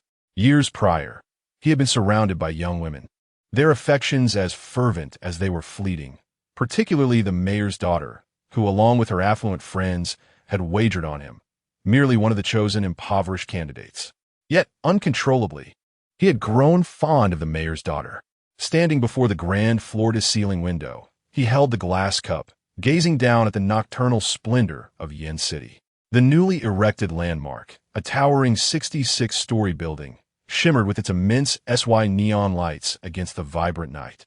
Song Ching-shu vividly recalled the day he had brought a box of mango yogurt to Wen Yu's piano practice room, only to find her absent and overhear the chatter of the wealthy heiresses, Li Wanjua and Gu Qinran. He had unintentionally eavesdropped, frozen in place upon hearing their words. "It seems Miss Wen hasn't broken up with that impoverished student yet. It's been a month. Could it be she genuinely likes him? It is all your fault, Gu Qinran. You insisted on making a wager without considering the stature of Wen Yu. Offending her could jeopardize your father's project at the company. Why am I to blame? I do not believe that any of you genuinely wish to befriend Wen Yu. I simply cannot tolerate her haughty demeanor. Why should Lu Jiaxiao and Jiangyan pursue her? Is it merely because she was fortunate enough to be born into privilege? After all, she is the daughter of the mayor. The thought of her pursuing a student from a humble background is rather amusing. Furthermore, we all conspired to provoke her, hoping to witness her embarrassment, merely to trick her into gifting us a limited edition bag. How can you solely hold me accountable for that? That impoverished student is foolish as well, genuinely believing that the mayor's daughter could ever be interested in him. Do you know what Song Ching-shu gifted her for her birthday? A wooden bracelet. Absolutely hilarious. Haha. And not to mention, his denim pants appeared to be fading. On Saturday, when Wen Yu accompanied him to the amusement park, the hem of her white skirt was stained blue from his jeans. What an embarrassment for the mayor's daughter. However, since they are already courting, should they suddenly break up, I wonder if that impoverished student could withstand the shock, sparking some scandalous news. Li Wanju, how hypocritical of you. Do you relish the spectacle, or are you genuinely concerned for Wen Yu? I once witnessed her feeding the yogurt that Song Ching-shu gifted her to a stray dog. He spends 50 cents on a bun but buys the young lady yogurt that costs 15 yuan a box. How audacious. The food bowl for Wen Yu's corgi is made by Hermes. What good is academic excellence if it renders one's intellect foolish? Does he truly believe that Wen Yu harbors affection for him? His mother must be blind, working as a sanitation worker outside the school gate. I have seen it all. If this were to escalate into a sensational news story, I would certainly enjoy the drama. The boy standing at the door listened to the laughter and mockery from within. His slender back seemed burdened by an immense weight as he gazed down at his worn, yellowing white shoes. His fingers clenched tightly around a box of mango yogurt, gradually deforming it with pressure. Lowering his gaze did little to conceal the redness at the corners of his eyes. He returned to the classroom mechanically. Just as he sat down, Song Qing-shu took out a test paper, preparing to tackle the questions. His mind was filled with the taunts of those individuals. Taking a deep breath, a sharp pain pierced his chest, and despite gripping his black pen tightly, he could only create a chaotic blur on the page. It was an entanglement he could not sever. All the derision and scorn coiled tightly around his heart, and though he gasped for air, he could not quell his emotions. Song Qing-shu, where have you just been? A delicate voice inquired. When you approached, picking up the mango yogurt from the table. Why did you drink it yourself? Wasn't it meant for me? It's best chilled, she continued. I called you, but you didn't answer. She sipped the yogurt and chewed on the fruit bits, her beautiful almond-shaped eyes gazing at him. The boy offered no reply. He lifted his head to look at her, only to slowly lower it again, resuming his studies. When you uttered several sentences, yet he offered no response. Frustrated, she lightly struck his shoulder, only to feel the sharpness of his slender bones against her fingers, causing her to gasp and indignantly declare, I shall ignore you.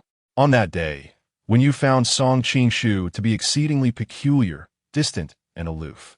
This demeanor persisted through the end of class, throughout the school day, and into the subsequent days, as he seemed to retreat to a state reminiscent of when he first transferred into the class.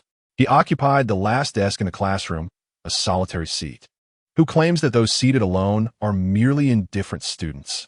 In the 13th high school, a bastion of affluent progeny, this position was that of a solitary, cold individual who ranked first in the entire grade. Like before, he traversed life alone. At that moment, a voice broke the silence. Why aren't you turning on the lights? Accompanied by the creaking of the door, a woman's startled exclamation resonated, as if two disparate voices from different times intertwined. The man standing before the floor-to-ceiling window paused, his fingers tightening around the glass cup. When you pushed open the door, only to be greeted by an enveloping darkness that startled her. She feared that the circuit had failed. This was indeed a significant matter. She could vaguely discern Song Qing-shu before the window, his tall and slender silhouette framed against the dimness, his pale hands gripping the glass cup, reflecting faint light. Suddenly, the lights illuminated the room as if it were midday. In her moment of panic, when you had inadvertently called out his name, according to protocol, as someone in the service industry who had undergone specialized hotel training, she was not permitted to address esteemed guests by their names. However, the startling darkness had momentarily disoriented her. Upon catching sight of him, she cleared her throat and immediately donned a professional smile, revealing 8 gleaming teeth. Mr. Song, is there anything else you require? If not, she wished to retire for the night, utterly fatigued and suffering from aching knees. When you had no desire to maintain pretense any longer, Song Qing-shu gazed steadily into her eyes and asked, Can you provide me with everything I need? Chapter 12. Tonight. It will not be beautiful when you met the man's gaze, which mirrored her feelings towards Song Qing-shu, profound, unfathomable, and as dark as the depths of an ocean. It was both encompassing and all-consuming.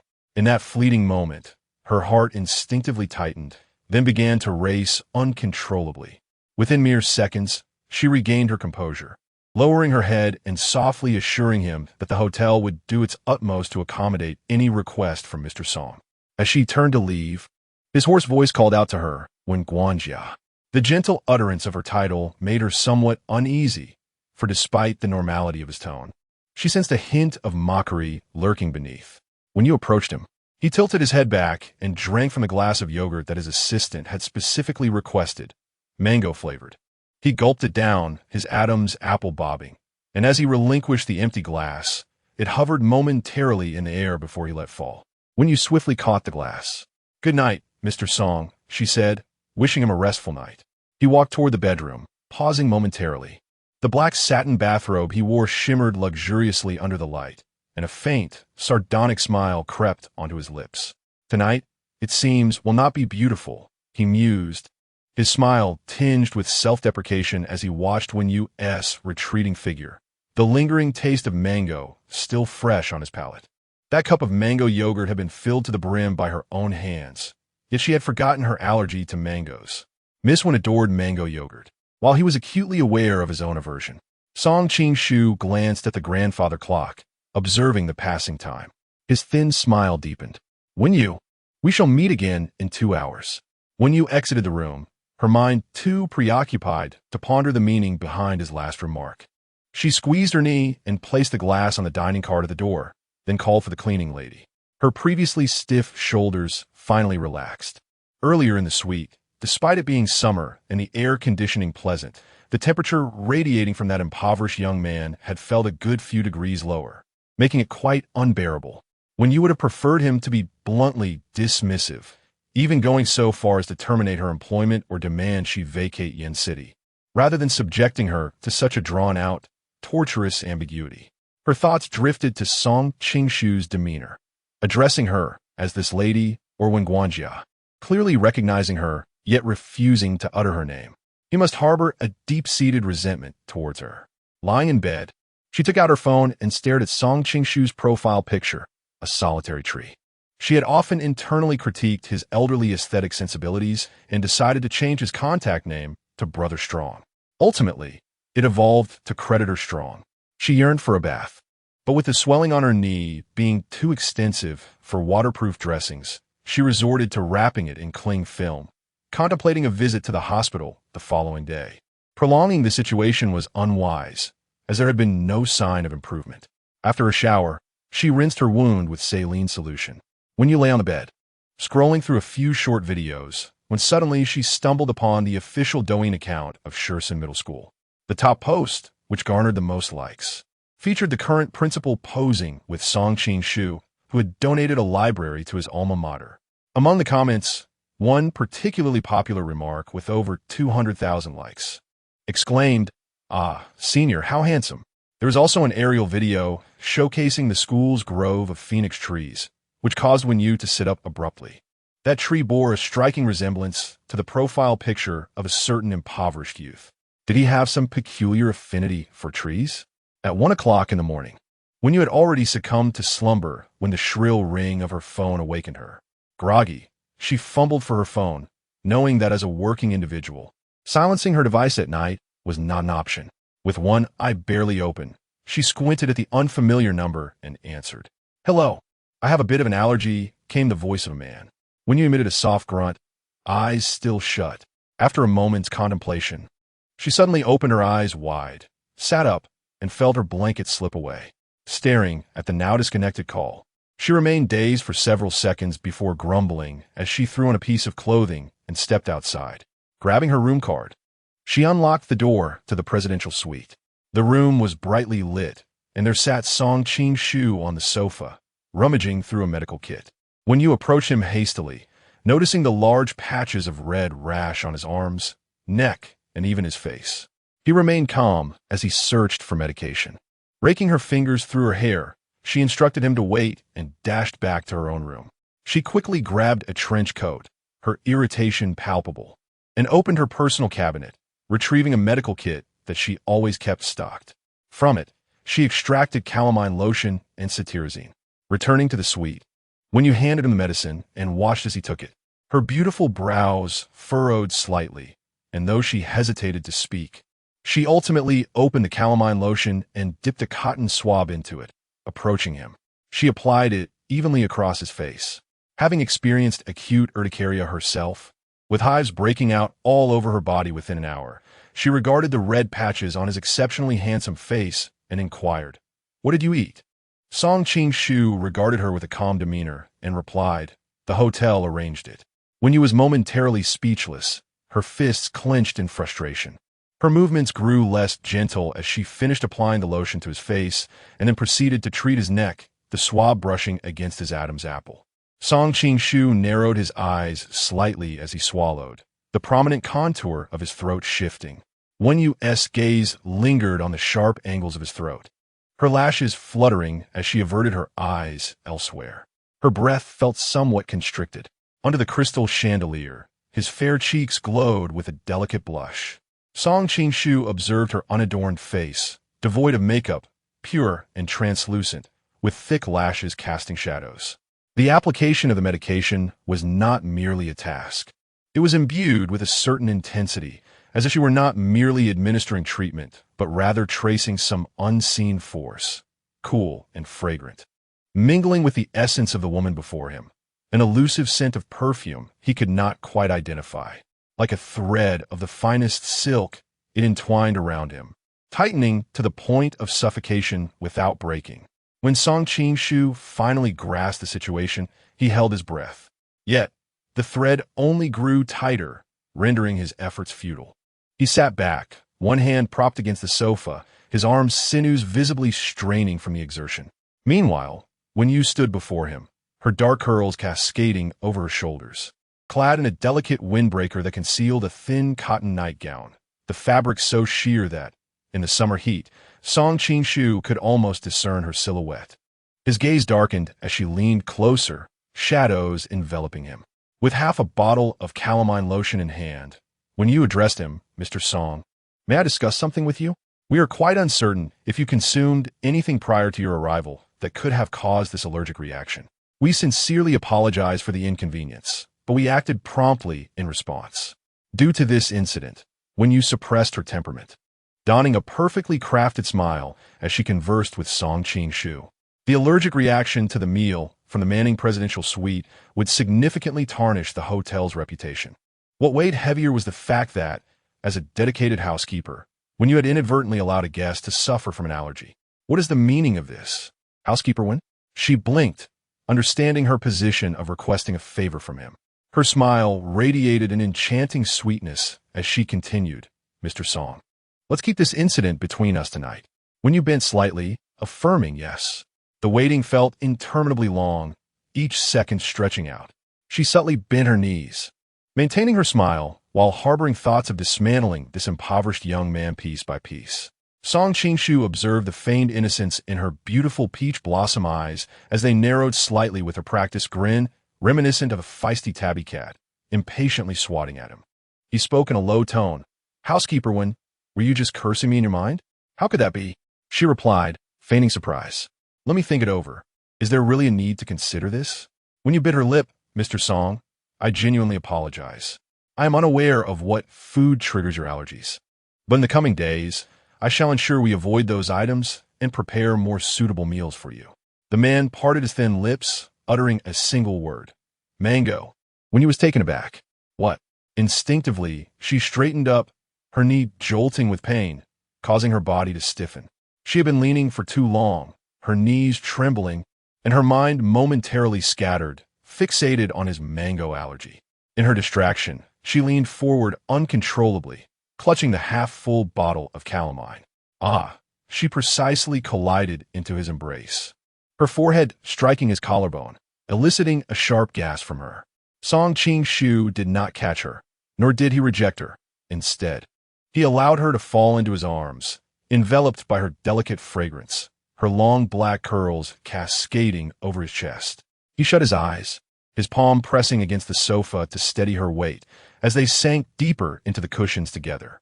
When you finally realized she needed to extricate herself from his embrace, a pair of hands firmly grasped her slender waist, gradually tightening their hold, akin to a vine entwining around her. His obsidian eyes gazed intently at her face, which bore a hint of panic as he endeavored to decipher her emotions. "When Butler," he inquired, "are you truly so astonished to learn of my allergy to mangoes?" Chapter 13. A change of steward, a flicker of helpless astonishment flashed in Wen Yu's eyes. She found herself at a loss as to how to respond to the man's relentless interrogation, her gaze averted from his penetrating eyes, which seemed to draw her into an inescapable vortex. Desperate to escape this land of contention, she longed to break free from his ironclad grip. While she felt a twinge of guilt, what overshadowed it was an overwhelming surprise. Wen Yu had never fathomed that Song Qing-shu, this impoverished boy, would be allergic to mangoes. During their high school days, he often brought her mango yogurt, and on occasions when she left it half-finished on the table, he would consume it, abhorring waste. How could he possibly be allergic to mangoes? If he were, why would he drink it? Was the housekeeper truly astonished by my mango allergy? Was it surprise or guilt? Did the housekeeper not wish to discuss our past? What was our past if he, my former boyfriend, was unaware of my allergy? Song Qingshu's obsidian gaze was sharp as a blade, each word piercing directly into Wenyu's heart.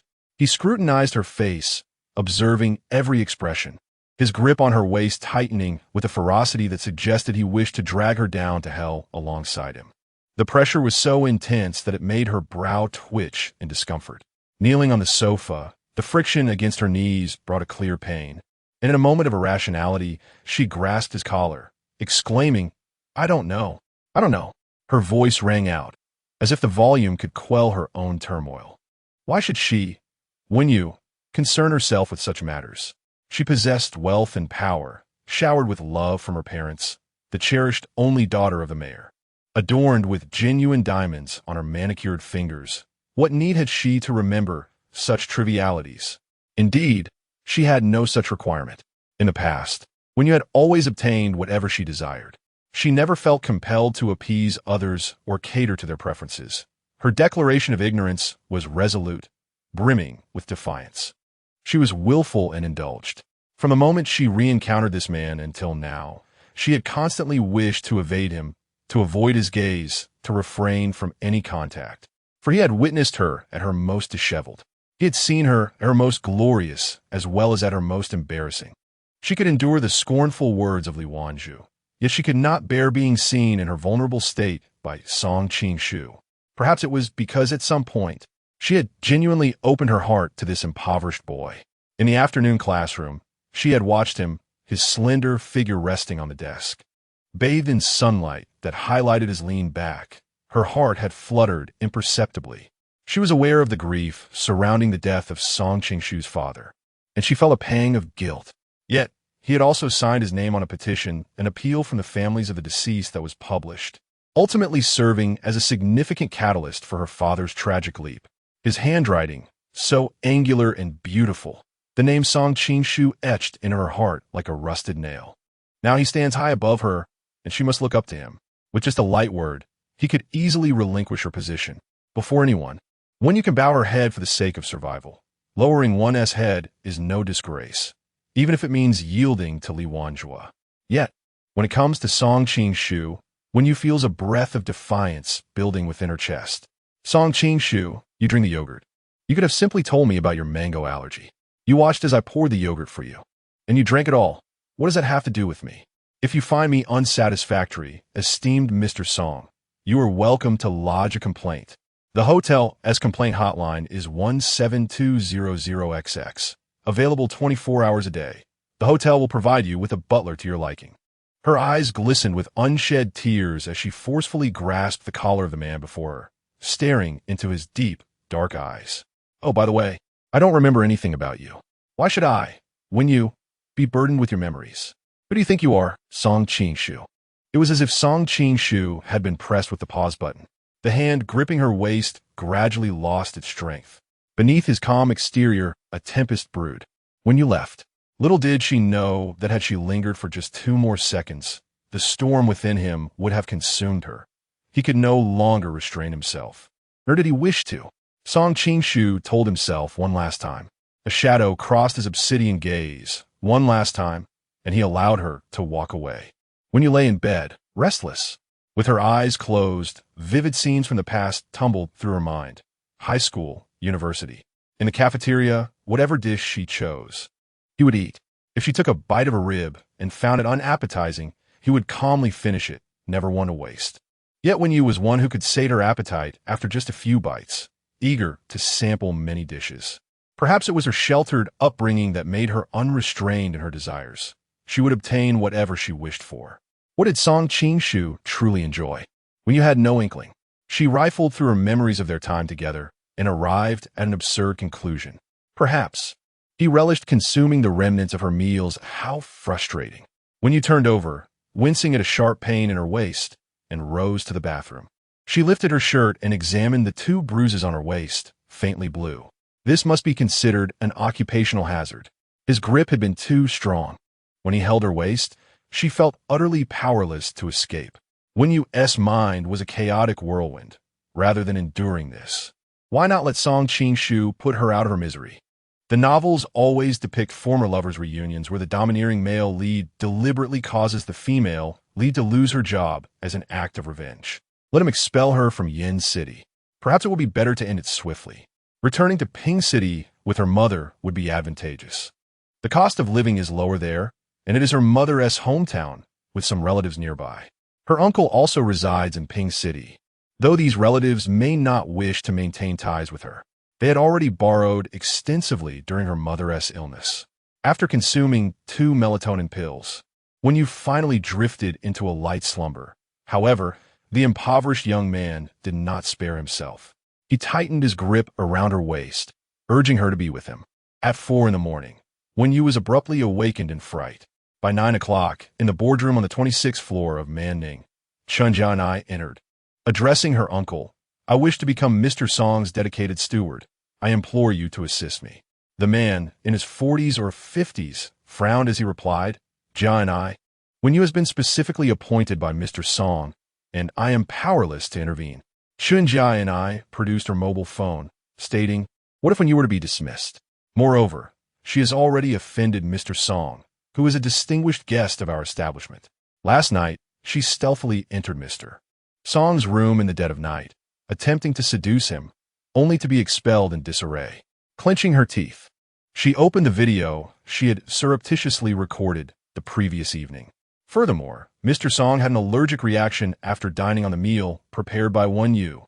Su Song Lin was taken aback by the footage. It was not only the case that Mr. Song resided in the most prestigious presidential suite of Manning, but this young man was also the founder of SY. A failure in hospitality could lead to grave consequences. He immediately contacted Su Li, instructing her to send Yu home for a week of reflection, while the position of dedicated secretary would naturally be assigned to Chunjia and I. Qingxian Last, expressing her gratitude, "Thank you, uncle. I shall ensure Mr. Song feels the warmth of home during his stay here." Su Song Lin, however, inquired, "But how did you come by the video of Yu exiting the presidential suite last night? And how did you know about Mr. Song's allergic reaction?" Chunjia and I opened her mouth, exclaiming, "Oh, uncle, these details are inconsequential. What truly matters is that if I forge a connection with Mr. Song, I shall never forget your kindness." She had been on the night shift, and upon noticing Yu, disheveled and carrying a medical kit, she followed her. The envy of having Yu become Mr. Song's dedicated steward consumed her. The proximity to Mr. Song was a privilege she longed for. To her astonishment, she stealthily trailed Yu to the presidential suite, where she crouched by the doorway, overhearing sounds that suggested a heated exchange. Chun Jiani's eyes burned with jealousy as she hid aside, and soon after, she captured the video of Yu, disheveled, fleeing from within. Yu, at 10 o'clock, received the news from Su Li that she was to return home temporarily. "Could you enlighten me as to the reason?" she inquired. "There has been a complaint lodged against you." In that moment, Yu felt an unexpected sense of relief wash over her. She would no longer have to endure the torment of trailing behind Song Qing-shu. She swiftly packed her belongings and departed. Chapter 14. Acquire her, possess her, lock her away. Su Li observed her, instructing her to rest, assuring her that she would return to work within a fortnight, during which time she should tend to her leg wound. Yu turned away, expressing, "Sister Su Li, I told you he came to exact vengeance upon me. Do you believe me now?" Su Li replied, "I believe Mr. Song would not resort to such actions." Yu lamented, "Indeed, it feels as though a ghost is lodging complaints against me." Indulging herself, Yu hailed a taxi back to her rented apartment. Upon her return, as she unlocked the door, her younger sister, having heard the sound, awaited her at the threshold, holding a dead mouse in her mouth. "It's a gift from the child. It must be acknowledged," she thought. Yu exclaimed with exaggerated enthusiasm, "Wow, you're amazing, little sister. I adore you." Her sister relished Yu's playful tone and responded with an equally playful mew. "Did you miss me?" Yu asked, embracing her sister and savoring their tender moment, which seemed to dissolve her fatigue. It was only past 1 in the afternoon when she finally had her lunch, followed by a thorough house cleaning and laundry. The sunlight streamed through the window, dazzling and beautiful.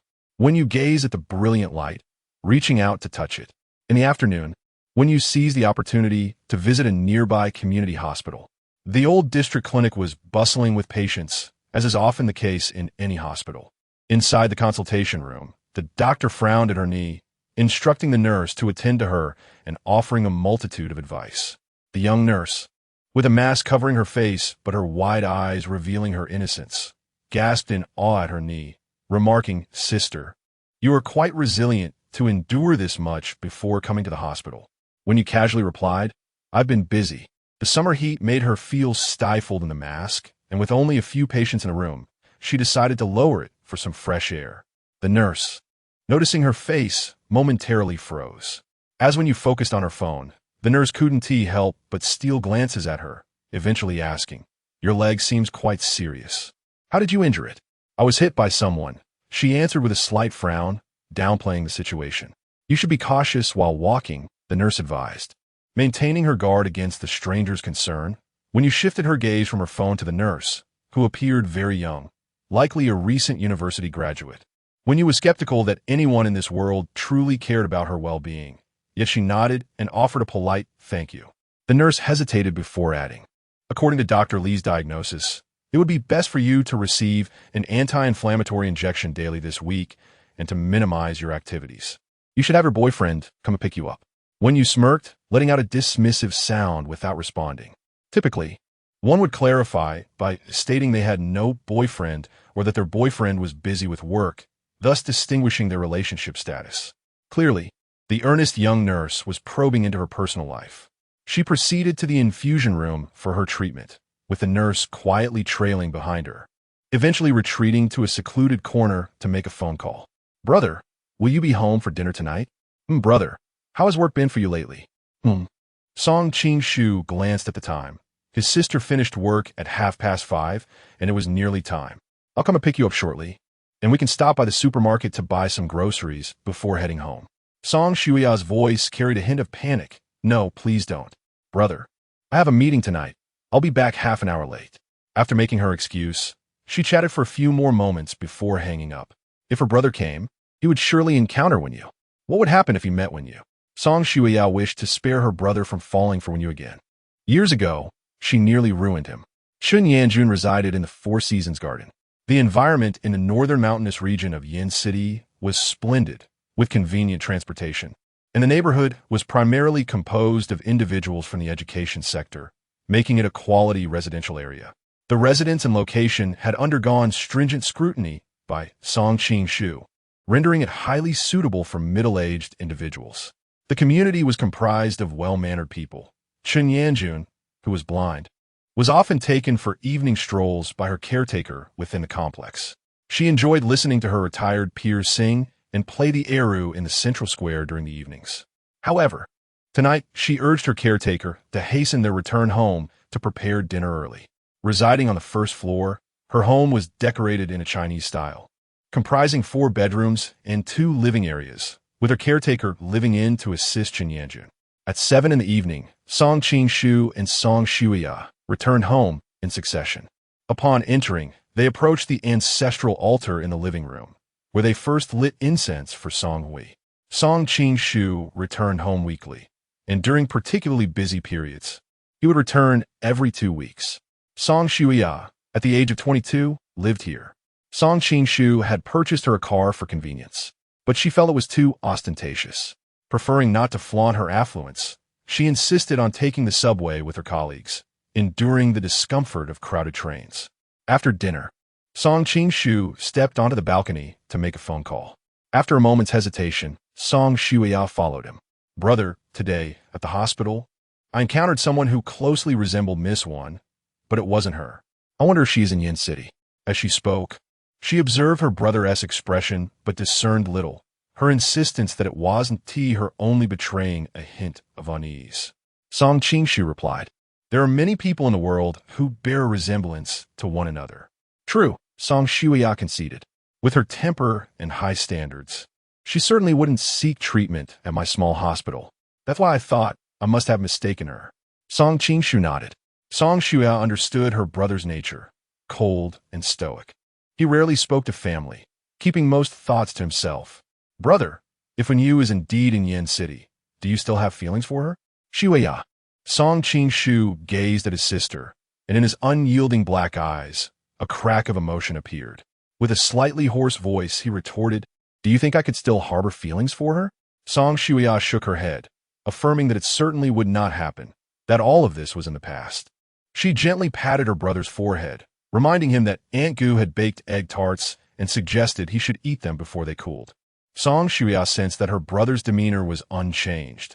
His emotions had been quite stable during this period, unlike when he encountered Wen Yu.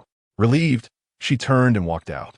Song Qing-shu leaned against the window, his hands pressed firmly against the frame. His fingers slowly tightened, joints straining under the pressure. It was in the past, yet it would never truly fade away. It would remain with him for a lifetime.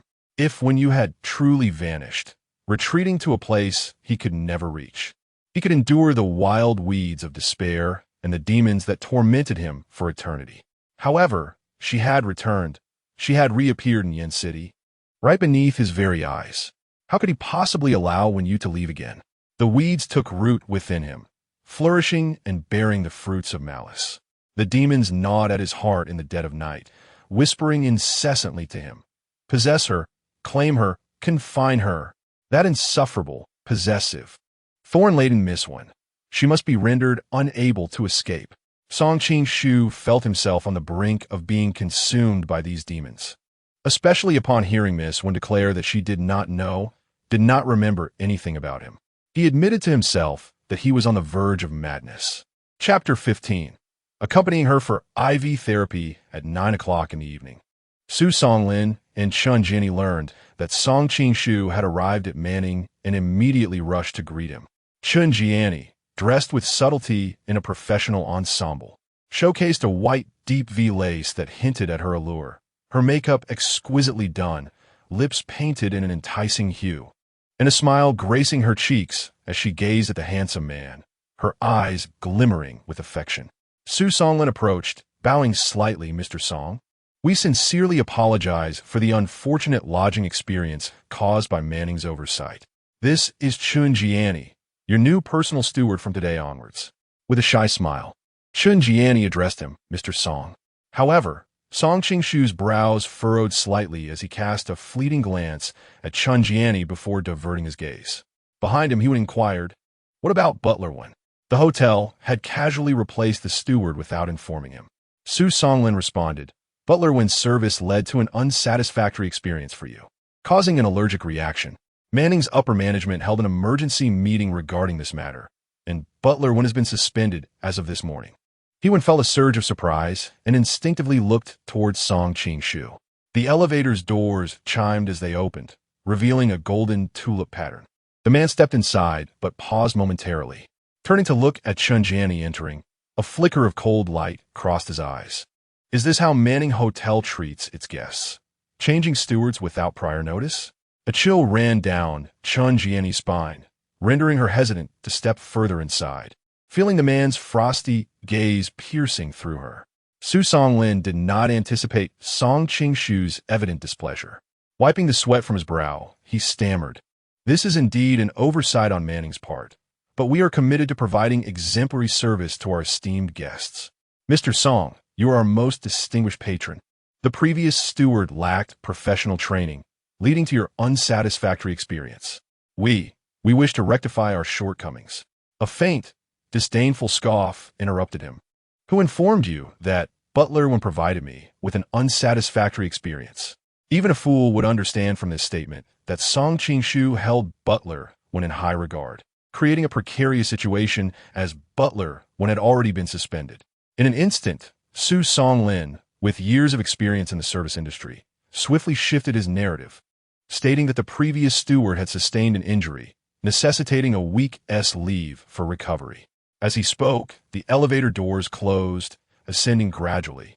Chun Jianni bit her lip, blaming Butler One. If it weren't for her, how could Mr. Song harbor any aversion towards her? No, Mr. Song had not rejected her. She was now his steward. Butler One had been visiting the hospital daily for IV therapy, as her wound had not been properly cared for, leading to complications. The doctor warned that if inflammation was not treated promptly, It could result in pus formation requiring surgical drainage, sending a shiver down her spine. Each day, she dutifully went to the hospital for 2 bags of 4 fluid. To her astonishment, she unexpectedly encountered Song Qing-shu in the hospital lobby. Observing his tall figure, standing out amidst the crowd, she momentarily froze, confirming that she was not mistaken. Quickly, she turned to walk deeper into the hospital, just as a nurse approached her. It was that day when she changed her dressing. The young nurse, her round eyes wide open, watched Wenyu as she swiftly slipped into the stairway. This instinctive act of concealment compelled the nurse to follow suit, entering the doorway and encountering Wenyu face to face. "Have you encountered any trouble?" the nurse inquired. Wenyu smirked slightly, casually responding, "I just ran into the person who bumped into me. After seeing my beauty, they harassed me post-collision. It's rather troublesome." The nurse swallowed hard, astonished. How could someone be so brazen? "You ought to report it." After a brief pause, Wenyu opened the door, only to discover that Song Qing-shu had not yet departed. He stood by the registration machine, his back turned to her. Wenyu gritted her teeth. This aged hospital, with its rudimentary equipment and simplistic layout, allowed her to see right through to the other side. Yet, despite its modesty, the establishment was bustling with patients queuing to settle their fees. The serendipity of encountering Song Qing-shu in such a place sent a shiver down her spine. The nurse followed Wenyu's gaze and spotted her brother. Could it be that the perpetrator Wenyu described, with his persistent harassment, was none other than her own sibling? A complex expression crossed her face as she cast a glance at Wenyu, unable to fathom why her brother was so infatuated with the young lady. Aside from her striking beauty, Song Shuya could not comprehend what drew her brother to Wenyu. Song Shuya's impression of Wenyu remained frozen in time, harking back to her early middle school days. It was a summer day when their mother was away. Her brother had brought home a stunning girl. The rain had fallen, leaving puddles on the ground, and their residence in the old town of Songjiping was marked by its antiquated houses, slick with moss and dampness. The air was heavy and humid, infused with the musty scent of age. The exquisite girl donned elegant, luxurious attire, her white leather boots muddied. Her brother bent down, using his own towel to clean the dirt from her shoes. She was finicky with food, refusing this and that, her demeanor spoiled, resembling a princess with every detail meticulously crafted. The refined girl pointed at her, inquiring, "Song Qing-shu, is this your sister?" "Yes, my sister, Xiao Xue," he affirmed. The girl retrieved 2 bars of chocolate from her bag and offered them to her. Song Shuya recalled them distinctly. They were imported and delectably unique, something she had never tasted before. This was Song Shuya's lasting impression of Wenyu. Now, as she gazed at Wenyu, she noticed that the latter had not changed at all. In fact, she was even more beautiful than she had been 7 or 8 years ago. Her features had fully matured, and even without makeup, her natural beauty was striking. Song Shuya pondered that indeed, the person before her was captivating enough to linger in her brother's memory, just as she had once savored Wenyu's chocolate. She had never forgotten the taste of that imported confection. Even to this day, now that she had the means, she indulged in the same brand, amassing a collection of chocolates at home. Her brother must feel similarly, having encountered someone in his youth who would remain unforgettable, a person without substitute. Even the most exquisite woman cannot replace her. Wenyu gazed at the young nurse before her, waving her hand to catch the nurse's attention, who seemed lost in thought. Song Shuya blinked. "Ah, is your leg better now? How are you feeling?" "It is what it is," Wenyu replied, opening the door and peering outside. Not seeing Song Qing-shu, she breathed a sigh of relief and stepped out. Song Shuya asked if she should call Dr. Li for a follow-up, but Wenyu turned and departed without answering. She truly is cold, Song Shuya thought as she watched Wenyu's retreating figure. In the infusion room, Wenyu propped her chin on her hand, playing a couple of rounds of a game until her phone died. A little girl in the front row, around 5 or 6 years old, looked at her and asked, "Pretty sister, did you come here alone for your infusion? Where are your parents?" Wenyu smiled, "Yes. The sister came by herself." The little girl replied, "My grandma brought me. I have a fever." The cacophony of other children crying in the infusion room became a lullaby. At 2 in the afternoon, the drowsiness began to take hold, and without the distraction of her phone, Wenyu's eyelids grew heavy, and she closed her eyes. A tall figure entered and sat beside her. The air, tinged with the scent of disinfectant, was complemented by a hint of a man's cologne, crisp and clean, reminiscent of incense in a morning temple. When you tilted her head, and a hand cradled her face. Soon, she leaned against Song Qingshu's shoulder.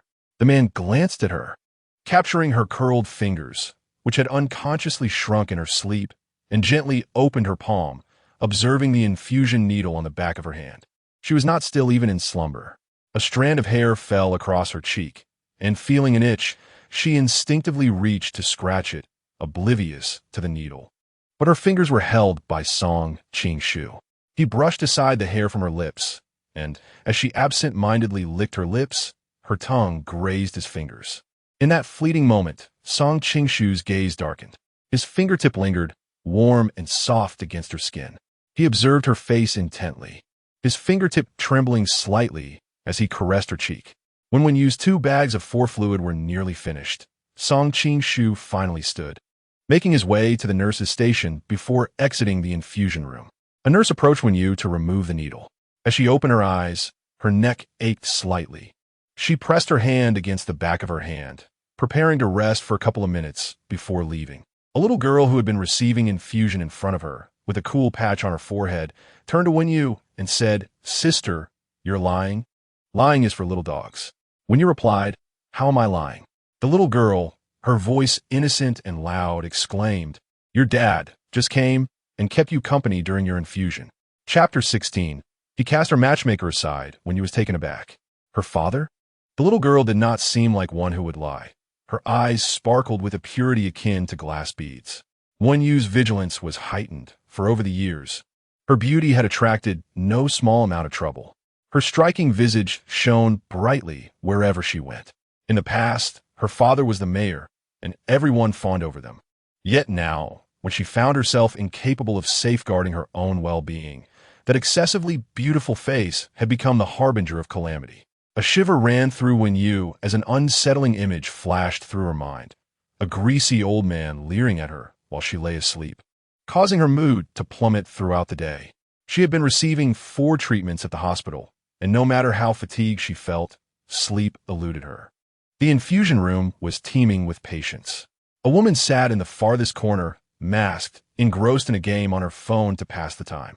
If when you were to lift her gaze at that moment, she would see a tall man standing in the crowded corridor outside the infusion room. His demeanor was detached, with deep-set cheekbones that carved a striking profile.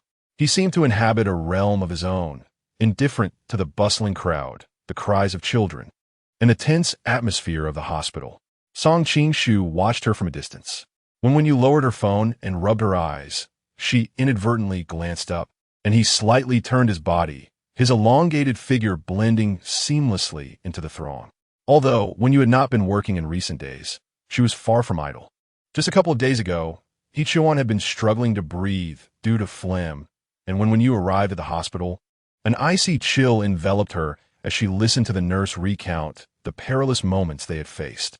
Sitting by the bedside, she leaned down, her cheek resting against Hichuan's pale, wan face.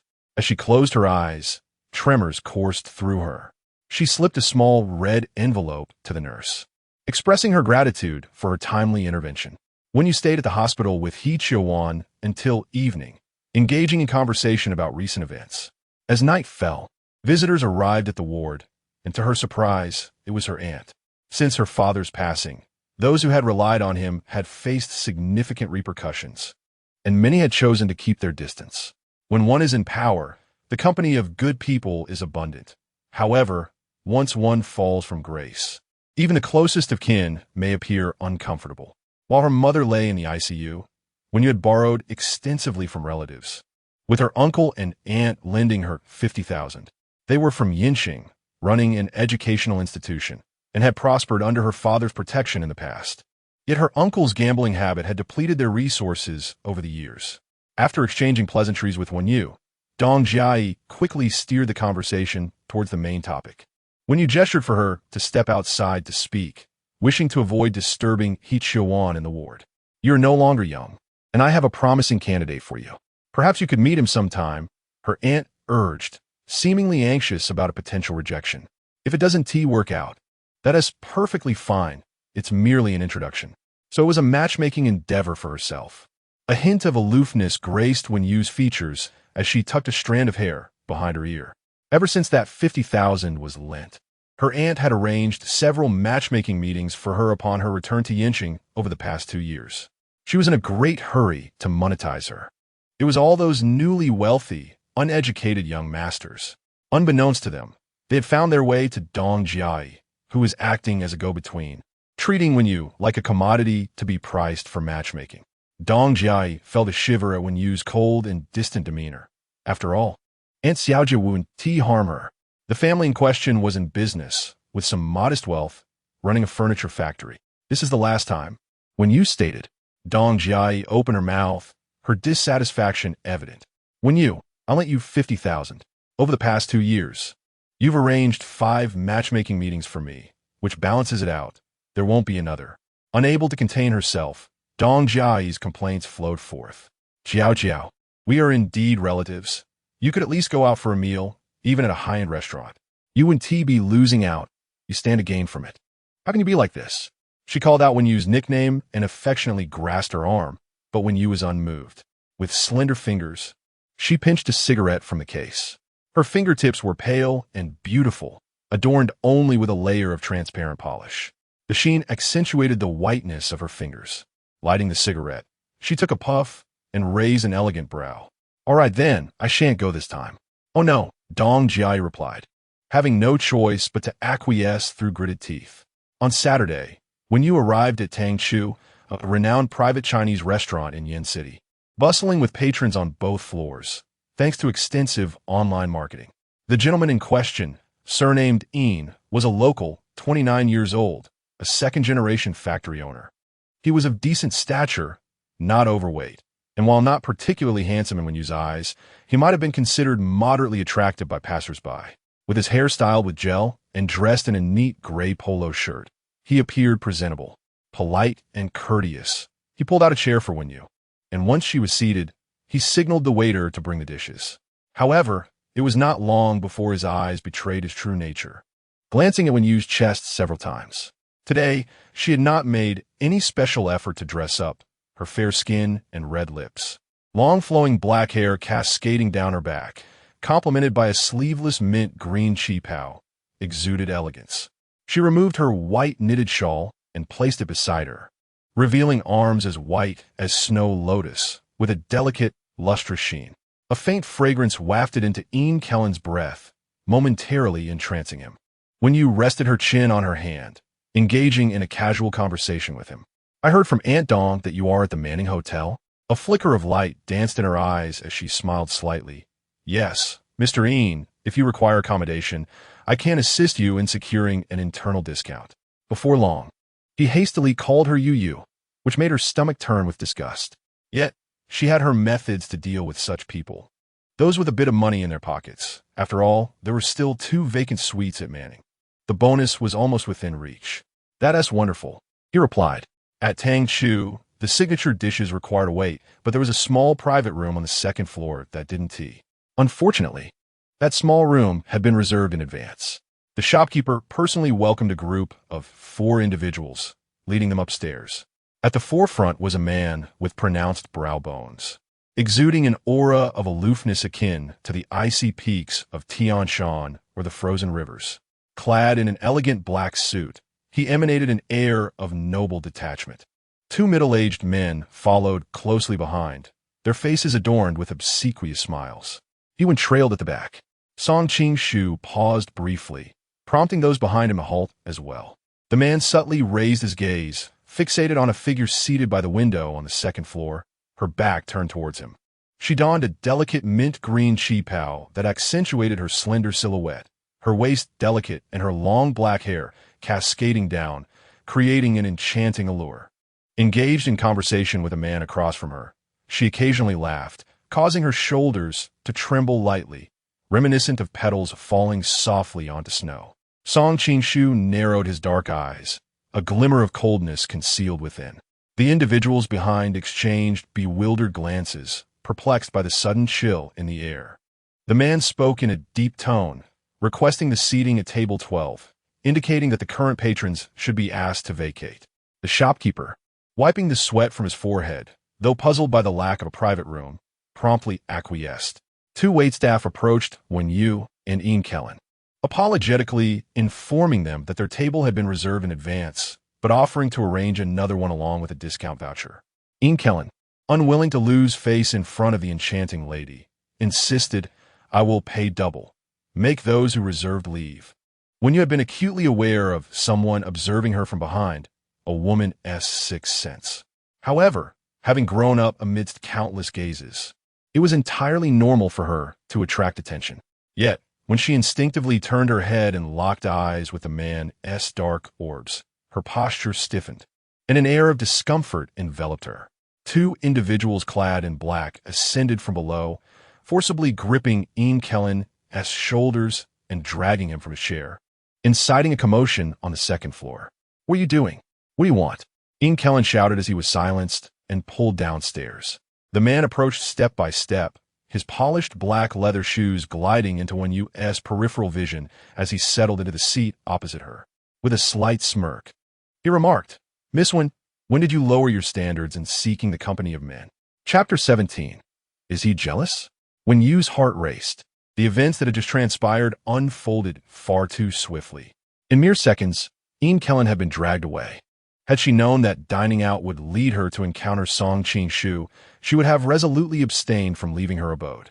Was discarding her blind date a deliberate act to assert dominance? Or perhaps he was consumed by jealousy?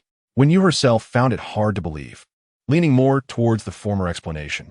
It was true that her taste in men was rather pedestrian. She had previously dated individuals far less intriguing and financially stable, including a young man who scavenged plastic bottles at the entrance. The woman's voice was clear. Song Ching-shu's countenance remained inscrutable, yet his assistant, He-won, exhibited a slight twitch at his temples, revealing that Miss Wen had indeed struck a nerve. Song Ching-shu raised his hand, instructing He-won to attend to the two middle-aged gentlemen, Director Chun from the Tourism Bureau and Director Zhao from the Housing Construction Bureau. The waiter returned to clear the table, replaced the chopsticks, and offered warm, sanitized towels for the guests to cleanse their hands. Wen Yu stood, intending to leave, but her wrist was seized. The white shawl slipped from her delicate shoulder as she struggled, the soft fabric brushing against the back of the man's hand. Song Ching-shu regarded her, remaining seated, leisurely dining. Wen Yu turned slightly, stating, "I came for a blind date, and you've unceremoniously discarded my date. What am I to do with this meal?" This was not a hotel, and she was not his housekeeper. At that moment, she was unwilling to engage in pleasantries. She attempted to pull away, but to no avail. The lunchtime crowd had gathered, drawn to the spectacle of a dispute between a handsome man and a beautiful woman, a rarity indeed. When you felt her cheeks flush, anxious and reluctant to be the center of gossip, she settled back in her seat, freeing her wrist. If Song Ching-shu had invited her to dine, he ought to compensate her for the meal. His gaze wandered from the faint red marks encircling her wrist to a deep blue jewelry box on the table, which contained a pearl pendant, a gift from the recently discarded Ian Kellen.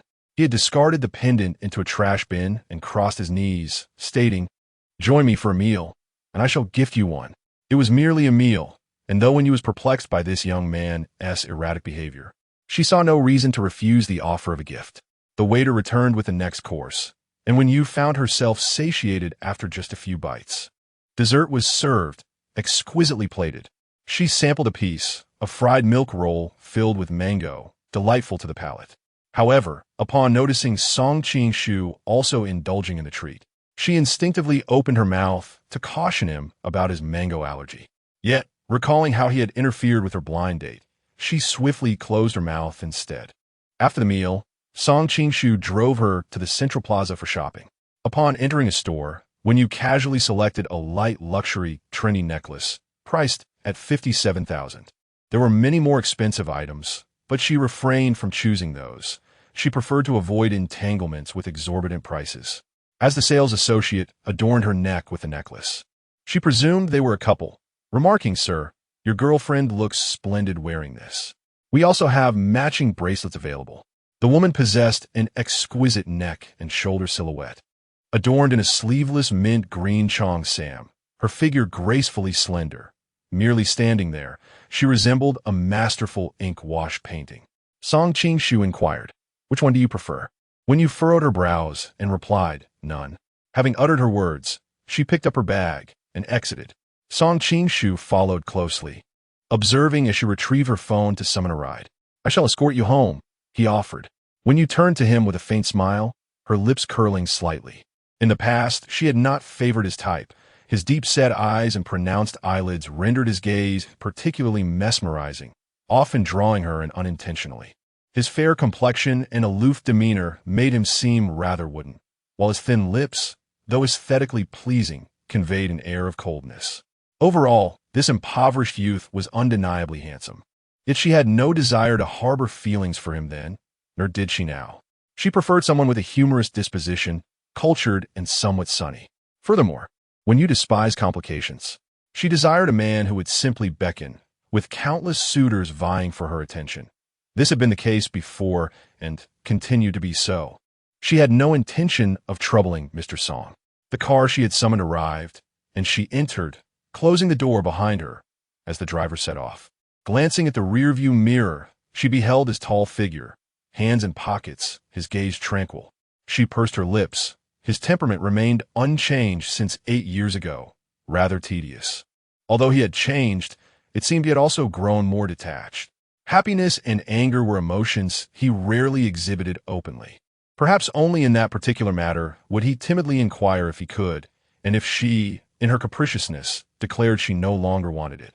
He would genuinely restrain himself and refrain from proceeding. The journey lasted half an hour. When you reminisced about the secret romance they had shared after graduating high school, a relationship she concealed from everyone, friends, family, and dorm mates were all oblivious.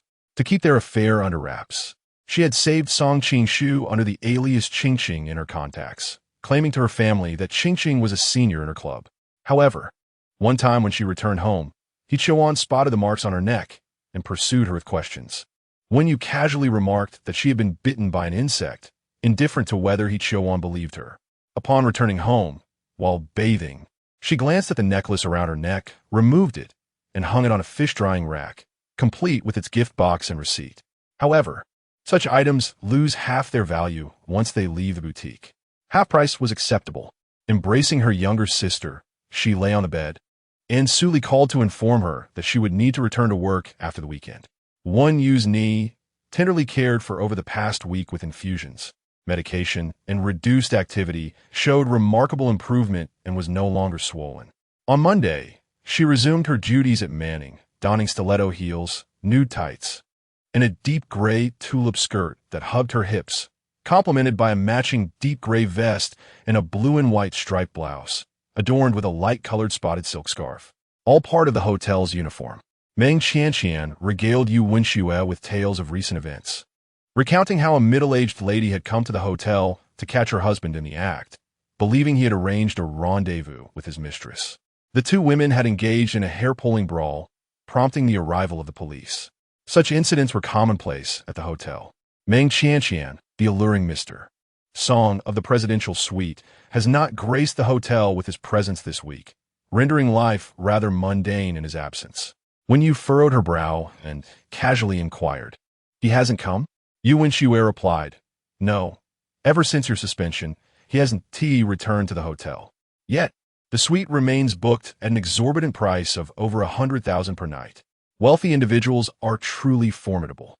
What does it matter if there is one more affluent person in this world?" Chun Jianai meticulously adorned herself each day, awaiting Mr. Song. If she had not even brushed against the hem of his tailored suit. "May I ask, is Miss Wen Yu here?" A delivery boy from flower shop approached the front desk, cradling a bouquet of roses. "When you sign for the flowers." Meng Qianqian and Yu Wenxue gathered around, exclaiming, "What beautiful roses!" Sister Wen Yu seems to have situation. As when you gazed at the card, which bore two rather saccharine lines of poetry, an involuntary shiver coursed through her. At that moment, the revolving door swung open, and a man clad in a gray polo shirt strode in, making a beeline for Wen Yu. Wen Yu was taken aback by the unexpected arrival of Ian Kellen. She glanced down at the flowers and asked, "Did you send these? Do you like them?" He replied. Today, Ian Kellen's hairstyle was impeccably styled. He presented Wen-Yu with a bracelet, assisting her in putting it on. "I've booked a room here for tonight. I wonder if you have the time to join me?" Wen-Yu smirked inwardly. A 3,000 yuan pearl pendant, a few thousand for the bracelet, and a bouquet valued at 1,800 yuan. Was this his attempt to seduce her? After just one meeting, he was so eager. The front desk was manned by Meng Qianqian, who proceeded to check Ian Kellen in. Wen-Yu placed her hand over Meng Qianqian's, indicating she would handle it. As Ian Kellen presented his card, a notification of the hefty charge buzzed on his phone, leaving him momentarily stunned. 100,000? Yu. Wen-Yu maintained a professional smile. "I understand, Mr. Ian, that you are a distinguished guest. Only our presidential suite is worthy of your esteemed status." She delicately covered her lips, feigning surprise. "Could it be that I misinterpreted? How could a standard room possibly befit someone of your caliber?" Ian Kellen gazed at Wen-Yu's face, captivated by her enchanting eyes, which sparkled with allure.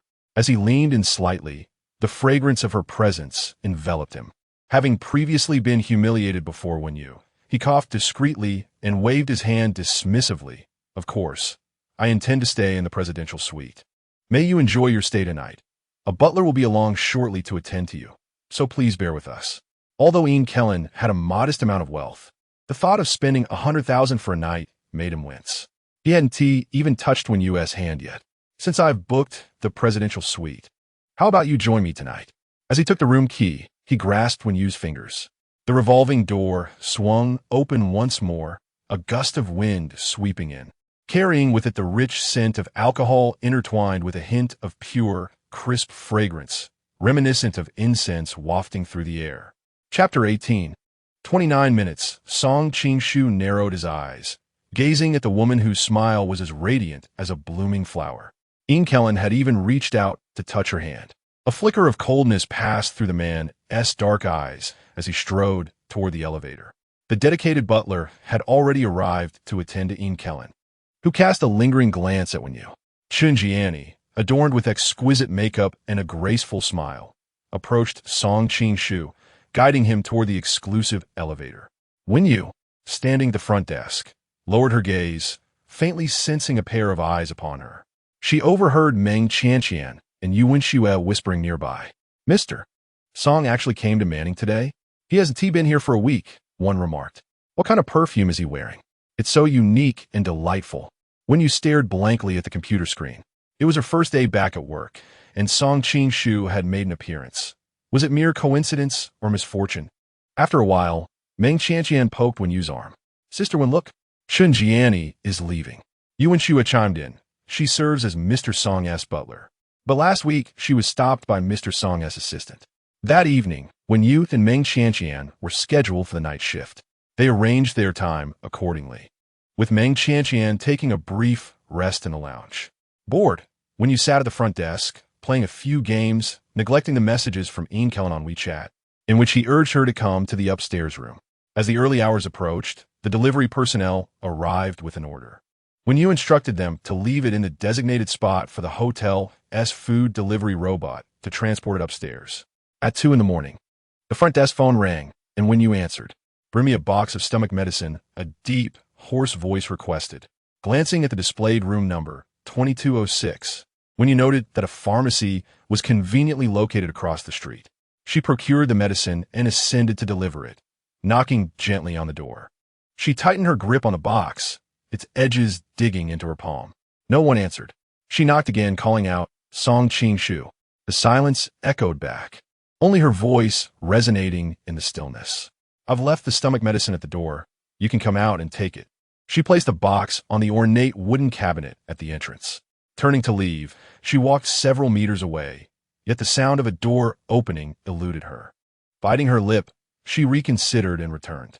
Since they were in the Manning Hotel, she ought to treat him as a distinguished guest residing in the presidential suite. She had answered the phone. If something were amiss, the responsibility would fall upon her. With these thoughts in mind, when you approached the door once more, retrieved the medicine, and entered the access code, the lights were on inside, and upon her first glance, she saw the man seated on the sofa, eyes closed, his lips pale as he suppressed the pain. On the coffee table lay a medicine box, its contents scattered, indicating that the man had sought relief for his stomachache, but had found nothing suitable. A bottle of iodine lay strewn on the floor. When you bent down to pick up the iodine, then proceeded to pour a glass of hot water. Following the instructions, she opened the foil and took out 2 capsules. Approaching the man, Song Qing-shu, take the medicine.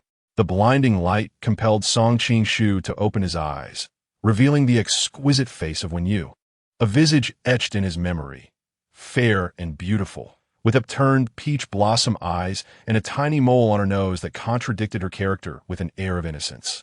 She knelt beside him, gazing without worry, perhaps with a trace of it, immersed in the clarity of her pupils, a depth he could not fathom.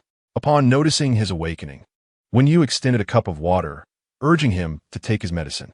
In her palm lay 2 capsules, cradled delicately, soft and faintly pink. A silver chain glimmered around her slender wrist, catching Song Qing-shu's eye. He squinted, recalling the sight of Wen Yu smiling at Kellen. Remembering the moments when Kellen caressed her hand, her embrace filled with a bouquet of roses, her lips a vibrant red. A necklace worth thousands, a bracelet, a handful of roses. Such trifles could elicit such joy from her. She was on a blind date. How far had she progressed with Kellen? Had they kissed? Shared a bed? Why did she not wear the necklace he had given her? Suddenly, Wen Yu gasped, a sharp pain in her wrist as the silver chain tightened. Then snapped. The instigator casually discarded the broken necklace, which arced gracefully into the trash bin. Her wrist bore a red mark from the metal, and the medication tumbled from her palm to the ground. The glass cup clattered loudly, water splashing as the man's firm, heated arm encircled her waist, both sinking into the soft embrace of the sofa. His cool yet supple lips descended upon her crimson ones. Wen Yu's eyes widened in disbelief, staring into the man's face. Breath caught in her throat, suffocating her. His kiss was forceful and unyielding, prying open her lips. Song, Wen Yu gasped, striking against the man's chest.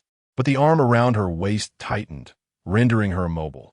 Every utterance was swiftly devoured by his kiss, which surged like a tempest.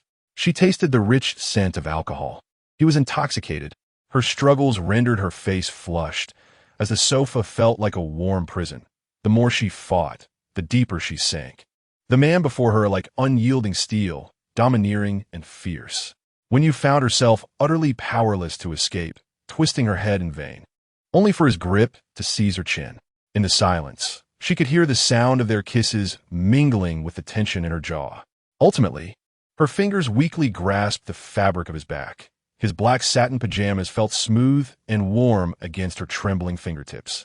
Lost in thought, she gazed into Song Qing-shu's dark pupils, drawn into their vortex. The kiss seemed to stretch on indefinitely, long enough for Wen Yu to glimpse the stubborn, refined youth from years past within the depths of his eyes, long enough for her to momentarily forget all the unpleasantness between them, long enough for her to cease struggling and begin to respond. Like the tolling of midnight bells, Cinderella hurriedly descending the steps. Everything around them transformed back to its original state. Song Qing-shu released her.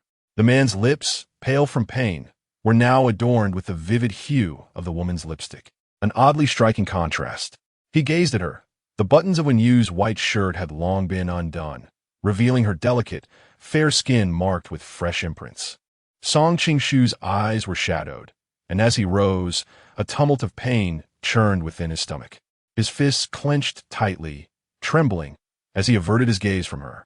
Taking a deep breath, the agony at his core twisted, making his voice quaver and hoarse. Leave. What? Wen Yu gasped, momentarily taken aback, unable to comprehend. After a brief pause, she sat up, gritting her teeth as she regarded him. She observed him returning to his previously aloof demeanor, as if the man who had just forcefully kissed her was a stranger. If he truly dared to acknowledge his actions, Wen Yu was not one to be trifled with. It was not that she had regained her clarity. Rather, she had been left in such a state by him, while he maintained an air of celestial indifference. Damn it! How unfortunate! Wen Yu bit her lip, fastening the buttons of her shirt, followed by those of her vest. She inhaled deeply, her emotions surging, causing her to tremble uncontrollably. Mr. Song, she said, Are you going to provide me with an explanation? You have lost my belongings and damaged my personal property. That is the first issue. Secondly, you summoned me in the middle of the night under false pretenses, claiming to have a stomach ailment that require my assistance, only to attempt to seduce me and forcibly kiss me for 25 minutes. Is this truly the nature of Mr. Song, who has been recognized as one of the top 10 young entrepreneurs in Yen City? Song Ching-shu swallowed hard, struggling to articulate his response. I will compensate you for the damage to your property. As for the kiss, it lasted 29 minutes. You miscounted. Chapter 19. You deserve the pain. When you loathed his calm and aloof demeanor. This disdain was not new. It had persisted over time. It felt as though she was the one ensnared in a struggle, unable to extricate herself. The more she fought, the deeper she sank, akin to being trapped in a quagmire. Her nails dug in her palm as she coldly chuckled, dismissing the pain as if bitten by a rabid dog. His gastric distress had nothing to do with her. Turning to leave, she hesitated, bending down to retrieve a bracelet from the trash can. She slipped it back onto her wrist, its clasp having been brutally torn apart by him. She tucked it into her pocket. The more he disdained her, the more she felt compelled to oppose him. Who was he to criticize her belongings? What truly belonged in the refuse was when you crushed 2 capsules underfoot, discarding the box of gastro medication she had brought into the trash can. Indeed, that was where it belonged. Striding purposefully towards the exit, she pulled open the door, but was suddenly startled by the sound of something heavy hitting the floor behind her. Turning around, she found Song Ching-shu collapsed on the ground, his left hand pressing fiercely against his abdomen, his body curled in agony. When you breathed deeply, fingers pinching. Why should his gastric pain concern her? It had nothing to do with her. Standing at the threshold, she bit her numb lips, recalling the lingering scent of alcohol on him. She repeatedly admonished herself to mind her own business. After silently repeating this mantra 10 times, she nevertheless found herself walking towards Song Ching-shu. Observing his pallid complexion, she noted the strange brightness of his lips, stained with the lipstick she had worn, and the sweat-soaked hair at his temples. His hands pressed against his stomach, fingers taut and pale as he stifled his pain. When you felt a sense of poetic justice. Song Ching-shu, you deserve this. She took out her phone and dialed for an ambulance. Attempting to help him up, she soon realized her efforts were futile. Frustrated, she pushed against his chest, scolding, "Who told you to drink so much? You deserve the pain. I warn you, if you must die, do it outside. Not in this hotel," she shouted fiercely, his vision blurred, and, after blinking, he managed to grasp her wrist with one hand, his calloused fingers rubbing the reddened marks on her skin. He slowly tightened his grip, closing his eyes as his stomach twisted with excruciating cramps that made the veins on his forehead throb. His consciousness began to fade, yet he could only watch her lips move, feeling her attempt to break free from his hold as she slapped his face. "Hey, open your eyes." Something acrid escaped his lips. As he closed his eyes, he caught a glimpse of the concern flickering in Wen-Yu's gaze, a realization that, indeed, she cared for him. Song Ching-shu. Song Ching-shu. He coughed violently, struggling for breath as warmth surged within him, a ringing in his ears. The metallic taste of rust surged from his throat with each cough, and though he gasped for air, his lips moved to call her name, yet no sound emerged. As he succumbed to darkness, Song Ching-shu heard a woman calling his name, her voice tinged with a hint of panic.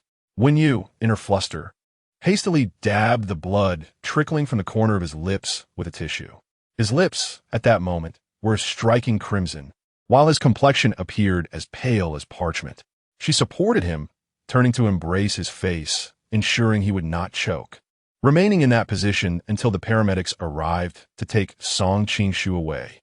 The on-duty staff gathered, and another manager accompanied him to the hospital. Su Li exhaled a sigh of relief. The previous scene had truly been harrowing. 2 cleaning ladies began to tidy up the area, wiping away the bloodstains from the floor, which stained the deep gray carpet. Wen-Yu stood in the restroom, watching the water flow over her fingers, washing them repeatedly. Yet she could still feel the warmth of the man's blood splattered upon her hands. Her hands trembled. She gazed at his anguished expression, his pallor terrifying. She did not genuinely wish for his demise. The incident had unfolded far too abruptly.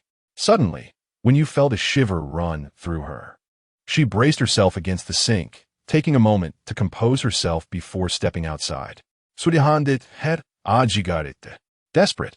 When you took a drag and exhaled a cloud of white smoke, craving something to dull her senses. This cigarette was just what she needed. Suli, I just received a call from Manager Lee. Mr. Song was taken to the emergency center at the first hospital for gastric bleeding. He was transported promptly. It should not be a serious issue. When you leaned against the wall, nodding slightly. Suli approached, unfastening Wenyu's vest, noticing the misbuttoned clasp beneath. And upon unfastening it, he observed the marks left on her skin. Evidence of a passionate kiss, still fresh. Suli raised an eyebrow, helping her rebutton it and adjusting her scarf, remarking on the intensity of the encounter. When you inhaled sharply, don't look, it was a wild dog bite. Well, your wild dog is now hospitalized. Shouldn't you visit on behalf of the hotel?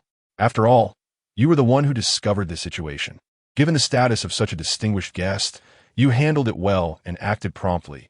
You deserve a bonus. I can assist you in applying for it. When you scratched her head, irritably untangling her hair, it's not my responsibility. She dismissed him with a terse remark. I'm going to rest in the lounge for a while. By the way, Su Li added, the person who reported you and sought your suspension is Chun Jinai. When you paused mid-step. The following morning at 8 o'clock, when you, who had worked the night shift, was preparing to leave when Su Li called out to her, handing her a mask, take a look in the mirror and see your current state. Your lips are swollen. When you donned the mask, feeling discomfort from her lips, recalling how he had kissed her to the point of suffocation. She took a deep breath. Su Li insisted she get into the car. Inside, there was a bouquet and a fruit basket. When you raised her eyebrows in surprise, Su Li had already started the car, heading towards the first hospital. Manager Chun implied that, after all, you were the first to discover that General Song was in trouble and called for an ambulance. You could be considered his savior, at least in some respect. A modest acknowledgement was in order, especially since the bonus was a 5-figure sum, and the application required my signature alongside Manager Chen's. For the sake of that substantial bonus, when you endured it. What could a sick dog do while lying in a hospital bed? Merely a wounded beast. Upon reaching the door of the ward, Su Li knocked and entered, followed closely by Wenyu. The ward was clean and spacious, with Song Qing-shu leaning against the bed while Hewen reported on work matters. Su Li held a basket of fruit, and Wenyu carried flowers, glancing at the man who appeared pallid, with lips as pale as his complexion. He resembled a winter bamboo, cloaked in a layer of frost, both cold and fragile. When Hewen departed, he discreetly took Su Li with him, saying, Manager Su, I still have some matters to discuss with you in detail. Thus, the room was left with only Wenyu and Song Qing-shu. When you placed the flowers on the table, the man's hoarse voice shattered the silence between them, his dark, icy eyes fixed on her neck, where beneath her scarf lay faint traces of red marks. With a raised brow, he spoke, Thank you, Miss Wen, for last night. It was commendable that General Song could still remember. She had thought he would be too intoxicated to recall anything. Indeed, one might experience hazy memories after drinking. Yet most people remember their actions upon waking, particularly when we had shared a kiss that lasted 29 minutes. His raspy voice curled through the air like tendrils of vine, tightening suddenly near Wenyu's ear. She stared at him, aghast. Was forcibly kissing an ex something to be proud of? Or could Mr. Song simply succumb to desire anywhere? That would be utterly unethical. It might be understandable if he were a mad dog. Oh, Song Qing-shu observed her flushed cheeks, lively and radiant in her anger. With his pale hands propping himself up, he sat up in bed, threw off the covers, and slowly approached Wenyu, unbuttoning his hospital gown as he did so. Once his loose clothing fell open, he pointed to the scratch marks on his chest, saying, You were quite different last night, clawing at me while calling out. Unlike your current stubborn demeanor. He could not forget the sight of her glistening eyes, akin to a blossoming flower, nor the sweetness of her lips, reminiscent of melting cream. Wenyu exploded like a cat whose tail had been stepped on, shoving Song Qing-shu away and turning to exit. Coming to see Song Qing-shu today was undoubtedly her gravest mistake. Chapter 20. Fishbone. Wenyu approached the door, her phone chiming softly. The name Ian Kellen illuminated the screen. Yet she remained oblivious to the man beside her, whose gaze deepened as he watched her phone. As she pressed the button to silence it and stepped forward, She heard the distinct sound of the door locking behind her. Looking up, she saw Song Qing-shu standing 3 meters away at the threshold. Frowning, she inquired, "What are you doing, Song Qing-shu?" As she moved closer to push past him, he seized her wrist, lifting her arms above her head and pressing them against the door. She twisted slightly, realizing her position must appear quite peculiar. Clad in her work attire, a shirt, a gray vest, and a fitted gray skirt, her white blouse rode up, exposing a slender waist. When you perceived him as a wounded beast, despite the circumstances, he managed to restrain both of her hands with one. She felt like a fish caught on a hook, flailing helplessly. With a sudden impulse, she lifted her leg and kicked him clumsily. Her high heel struck his leg, but the man remained unfazed. With his other hand, he grasped her chin, tilting her face upward, his fingertip grazing her soft lips. In retaliation, when you bit down hard on his thumb, her teeth clenching fiercely, Song Qing-shu's thumb was ensnared between her lips, and he leaned down, burying his face in the delicate curve of her neck. His teeth caught the silk scarf as he tugged downward, grazing her tender skin, causing her to shudder involuntarily. Despite kicking him several times, the most he offered in response was a muted grunt.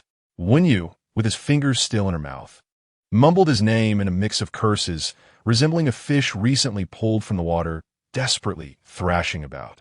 As her strength waned, the sensation on her neck morphed into something unfamiliar, wet, soft, and consuming. Song Qing-shu, ugh, you bastard. The friction of his short black hair against her tender skin intensified the experience, as she inhaled the potent scent of antiseptic that hung in the air, weaving into her senses. His lips traveled from her neck to her chin, finally landing on her full, soft lips.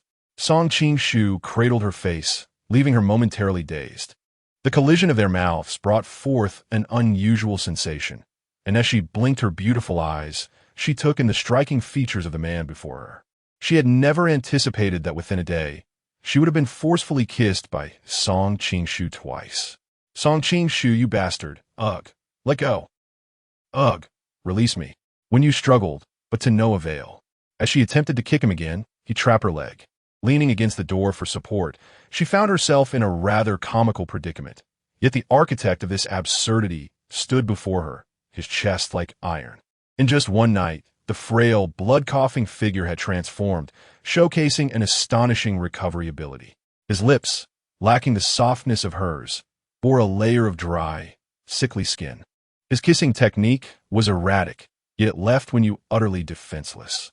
He seemed to be a precise automaton, executing a task triggered by some emotional response she had inadvertently elicited.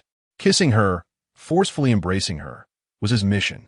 The triggering moment struck when Wenyu, deprived of breath, recalled the bracelet he had torn apart. He had discarded the gifts from Een Kulin into the trash not once, but twice. The thought amused her. Behind her, a series of knocks announced the doctor's arrival, only to be called away by He-Won. Through the door, the fervent kisses transformed into gentle pecks, as when you ceased her resistance and struggle. The man cradled her face, his touch tender, as though handling a precious treasure. His tongue brushed against her lips, and the calm in his eyes was replaced by a surge of possessiveness. A single kiss ignited all. Eventually, Song Qing-shu released her, their breaths unsteady. He assisted her in straightening her disheveled clothing, his sleeve brushing against the remnants of her lipstick, and as he gazed into her cold, piercing eyes, he confronted the impulse he felt for her. When you end things with Een Kulin, he is not suitable for you. The man's gravelly voice barely began when a slap echoed against his face.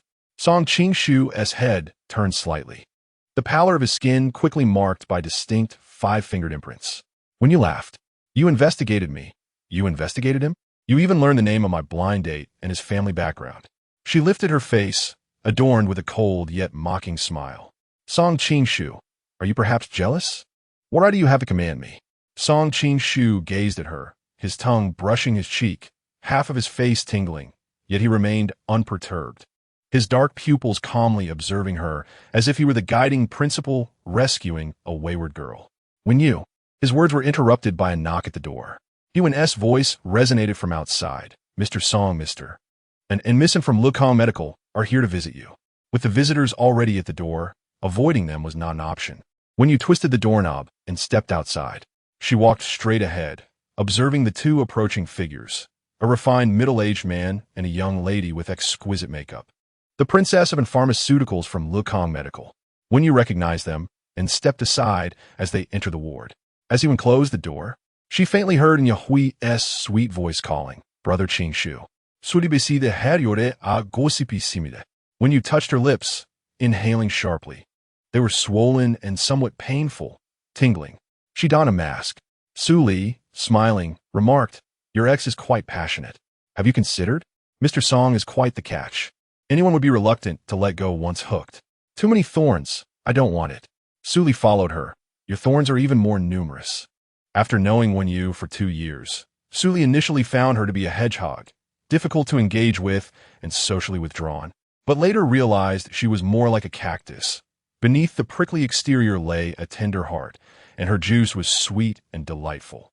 She was unaware of the trials that Wen Yu had endured, wrapping herself tightly in a cocoon. Each day, apart from her work, she toiled diligently at part-time jobs. Su Li encountered this paradoxical individual for the first time, one who could bend down to wipe the dust off the shoes of a difficult customer with a composed and restrained smile. It would refuse to bow for the slightest of matters. Wen Yu was enigmatic. After years in the hotel industry, Su Li was adept at reading people. Wen Yu, both in appearance and demeanor, stood out remarkably. Her poise and manners at the dining table revealed a refined upbringing, suggesting a background of considerable wealth. Ceased of Su Li. My mother's birthday is the day after tomorrow. I would like to request a day off. All right. Upon leaving the hospital, Wen Yu prepared to hail a taxi, but Su Li insisted on driving her home. The 40-minute journey led them to the apartment complex where Wen Yu resided. As she alighted from the car, Su Li remarked, Shall I also grant you a day off tomorrow? Look at your neck. Not even a silk scarf can conceal it. You're Mr. Fishbone has been rather cruel, hasn't he? It was summer, and the silk scarf served as a mere embellishment for work. The gray suit was rather rigid, and a splash of color would lend it a touch of vivacity. Wen Yu was not one to confide her personal matters, even to Su Li, whom she had known for 2 years. Her heart was long encased, unwilling to forge friendships and harboring a disdain for betrayal. Gently touching the silk scarf, Wen Yu expressed her gratitude. Upon returning home, she caressed her younger sister's head before retreating to her bedroom. Standing before the mirror, she untied the scarf around her neck. Scrutinizing the marks it left behind, evidence from the previous night, now compounded. The mottled red imprints intermingled with her porcelain-like skin, resembling a brand. Wen Yu rummaged through her drawer, retrieving a cigarette, and took a few puffs. As she closed her eyes, the cool, minty smoke enveloped her. Memories flooded back to her sophomore year when she had gone to study abroad in the United States, a decision orchestrated by her family. Not long after, she received the devastating news of Wen Huacheng's demise. Hichio-1 had collapsed from a cerebral hemorrhage. Friends turned traitors, and relatives distanced themselves in an instant. Alone, she flew back from America to identify her father's body at the police station, draped in a white sheet.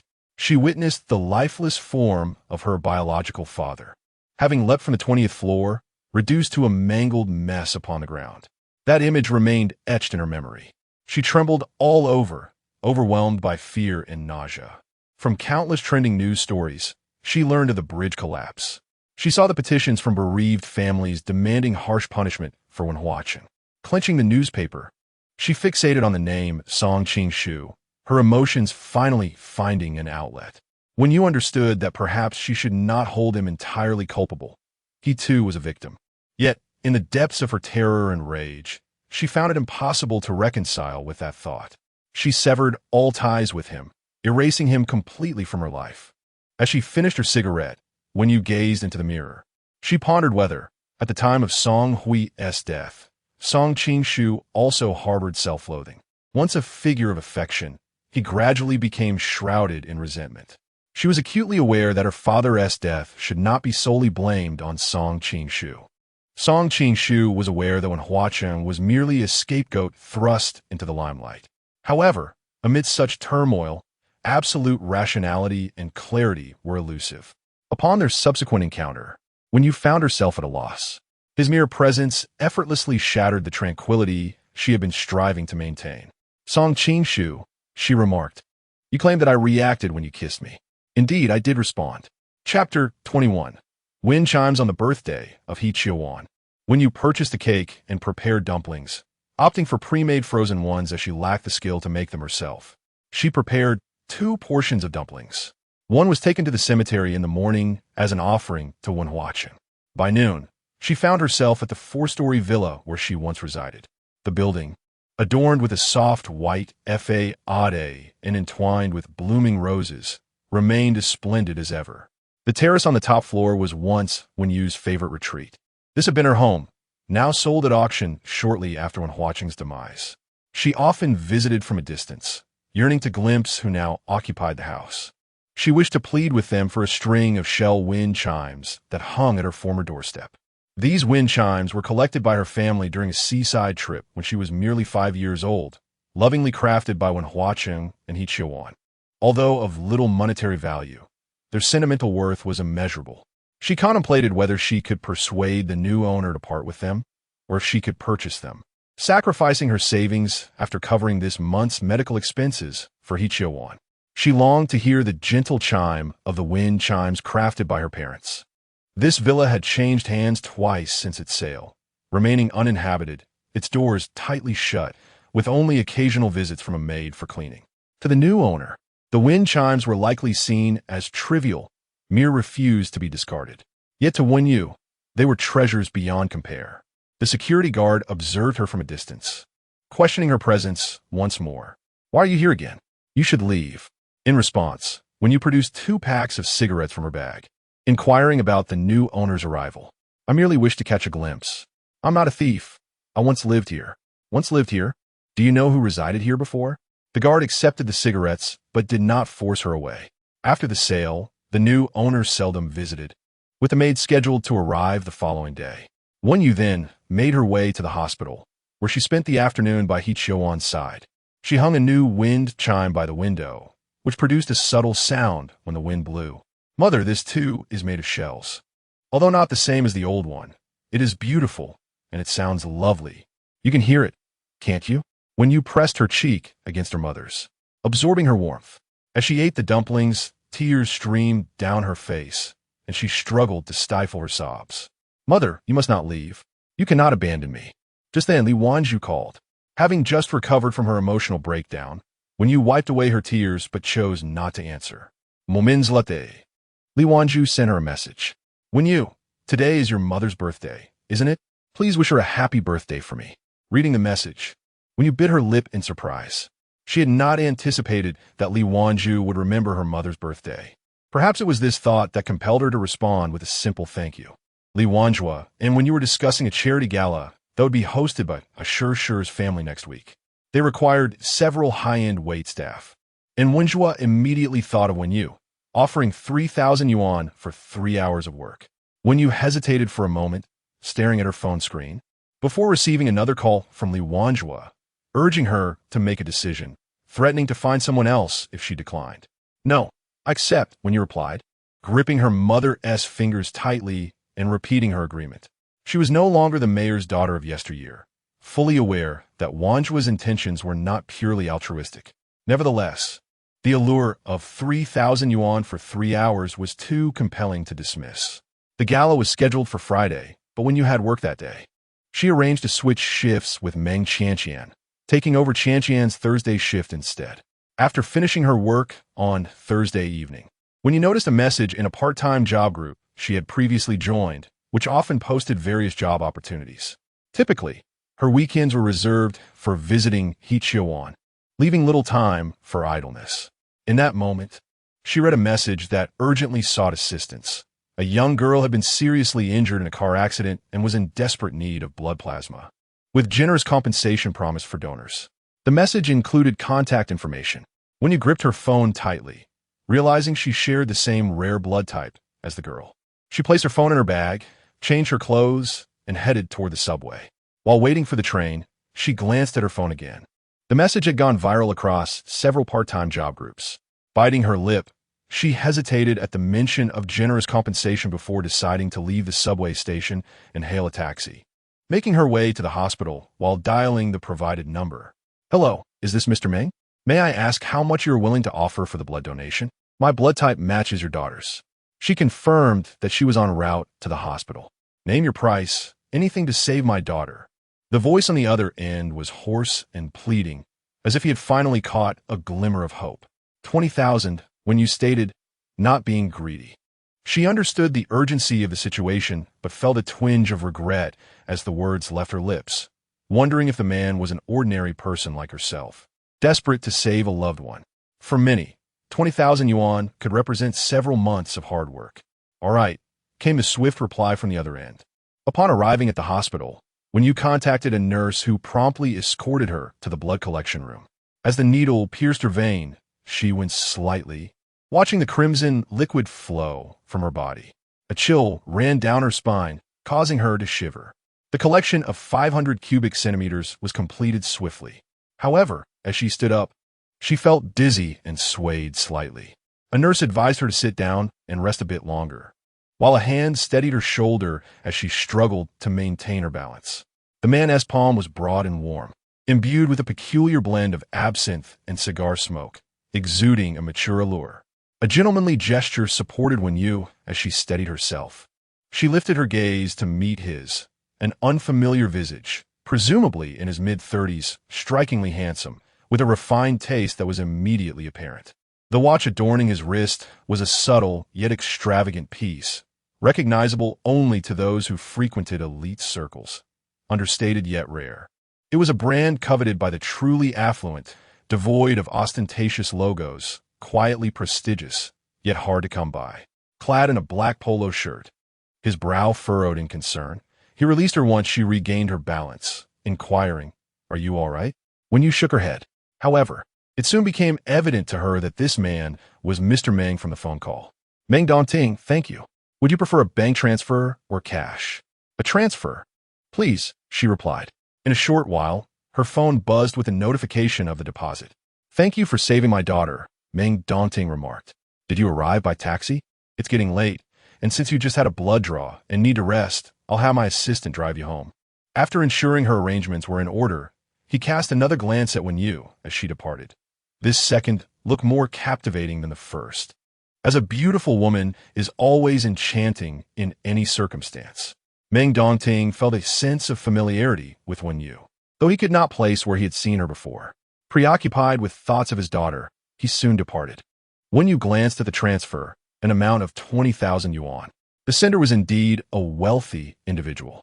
As the driver returned her home, he presented her with a tote bag containing health supplements that Mr. Meng had instructed him to procure, expressing gratitude for saving their young lady. The thoughtful gesture was appreciated. Wenyu, slender and in need of nourishment, accepted the offering with thanks. In the hospital, Meng Dongting watched as his daughter's condition stabilized, receiving a call from the driver, who informed him that the lady had been safely returned home. Moments later, his phone rang again. This time, it was his sister, Meng Shiyu.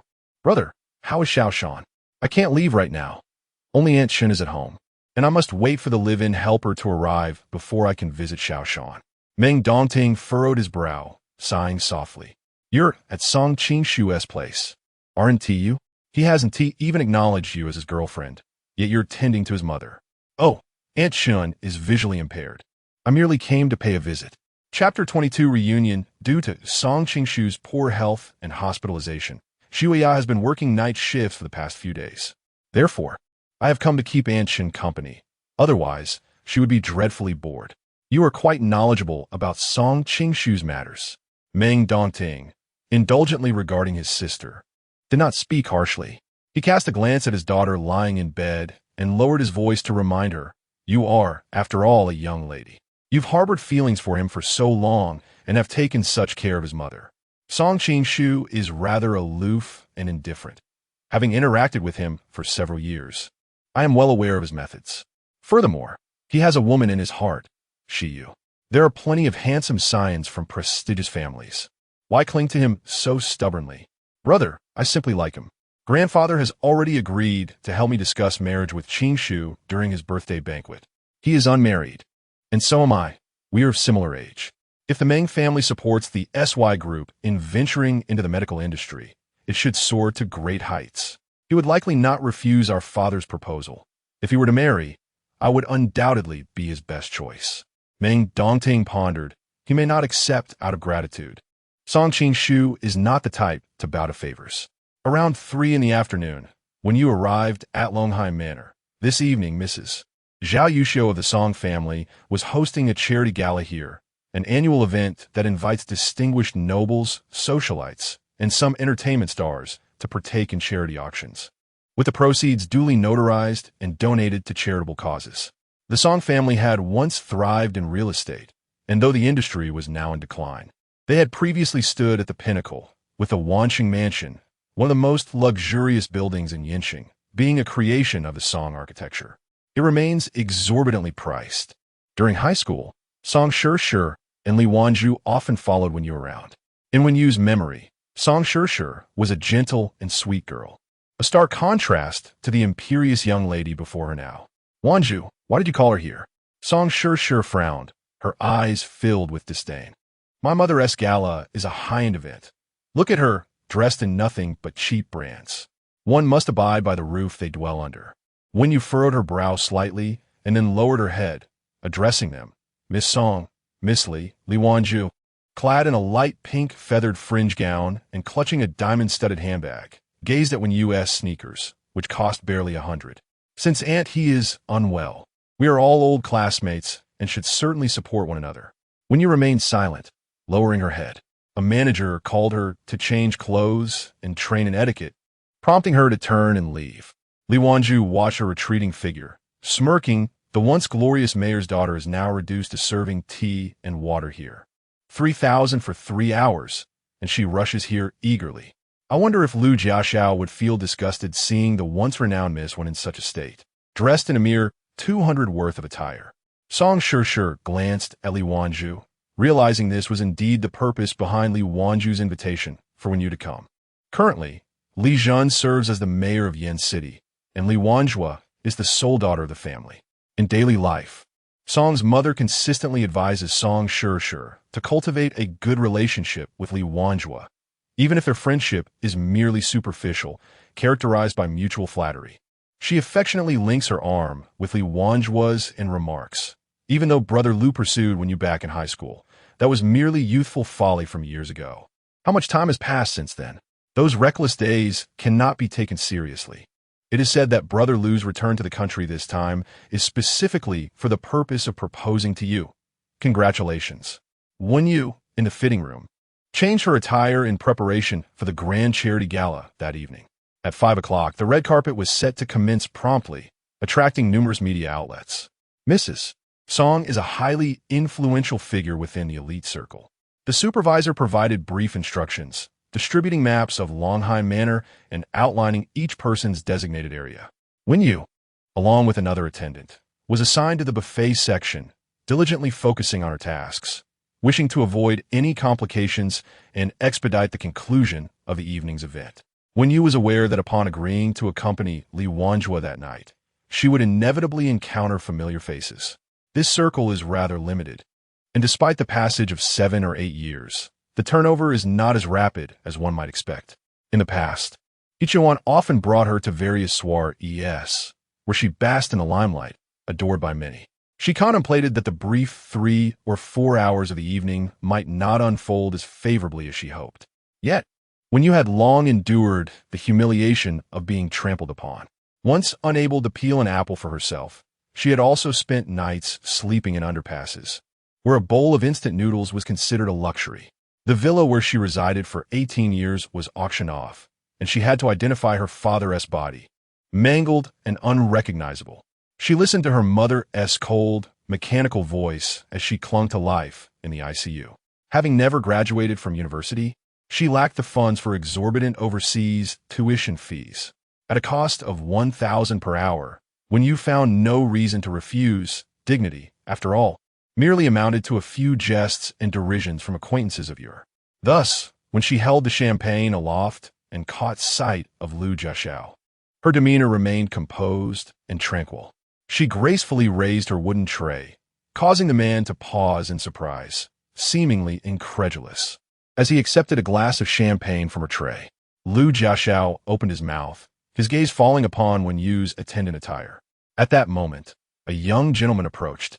Addressing Liu, "Brother Liu, since you're back, we ought to find a place to celebrate." The young man noticed Wen Yu, and his expression brightened briefly, only to furrow his brow as he found the attendant strangely familiar. Wen Yu turned to leave. However, after taking just a few steps, she collided with someone in her path. Quick to react, she tightened her grip on the tray with one hand while catching a falling glass with the other. Yet, some of the liquid splattered onto a socialite clad in a white gown. The young lady exclaimed, "Oh dear, can't you see? My dress."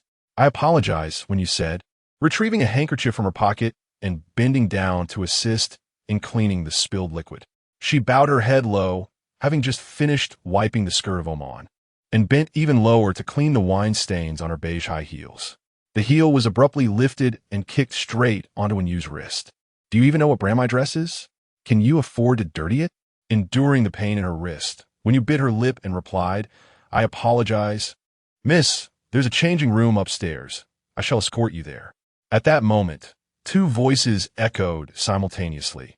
One was a gentle female voice, while the other belonged to Liu Jiaxiao. A woman approached, clad in a champagne-colored off-the-shoulder satin gown, her figure exquisite and her visage gentle. The lustrous pearls adorning her neck complemented her beauty perfectly. Oman instantly linked her arm with the other woman, her face alight with joy. "Sister Shiyu." Meng Shiyu smiled back. "I have a spare dress. You should change into it." The attendant did not mean any harm. "The auction is about to commence, and you must look splendid." "All right then, if you insist, Sister Shiyu." Meng Shiyu glanced at the swelling on Wen Yu's wrist, a result of the recent kick from Oman's high heel, which had begun to swell rapidly. "Are you all right?" "I'm fine."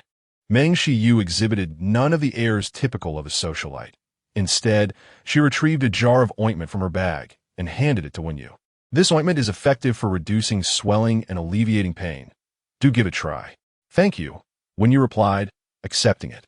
Meng Shiyu's demeanor was gentle and generous, her features naturally poised and amiable. In recent years, Yin City had developed rapidly.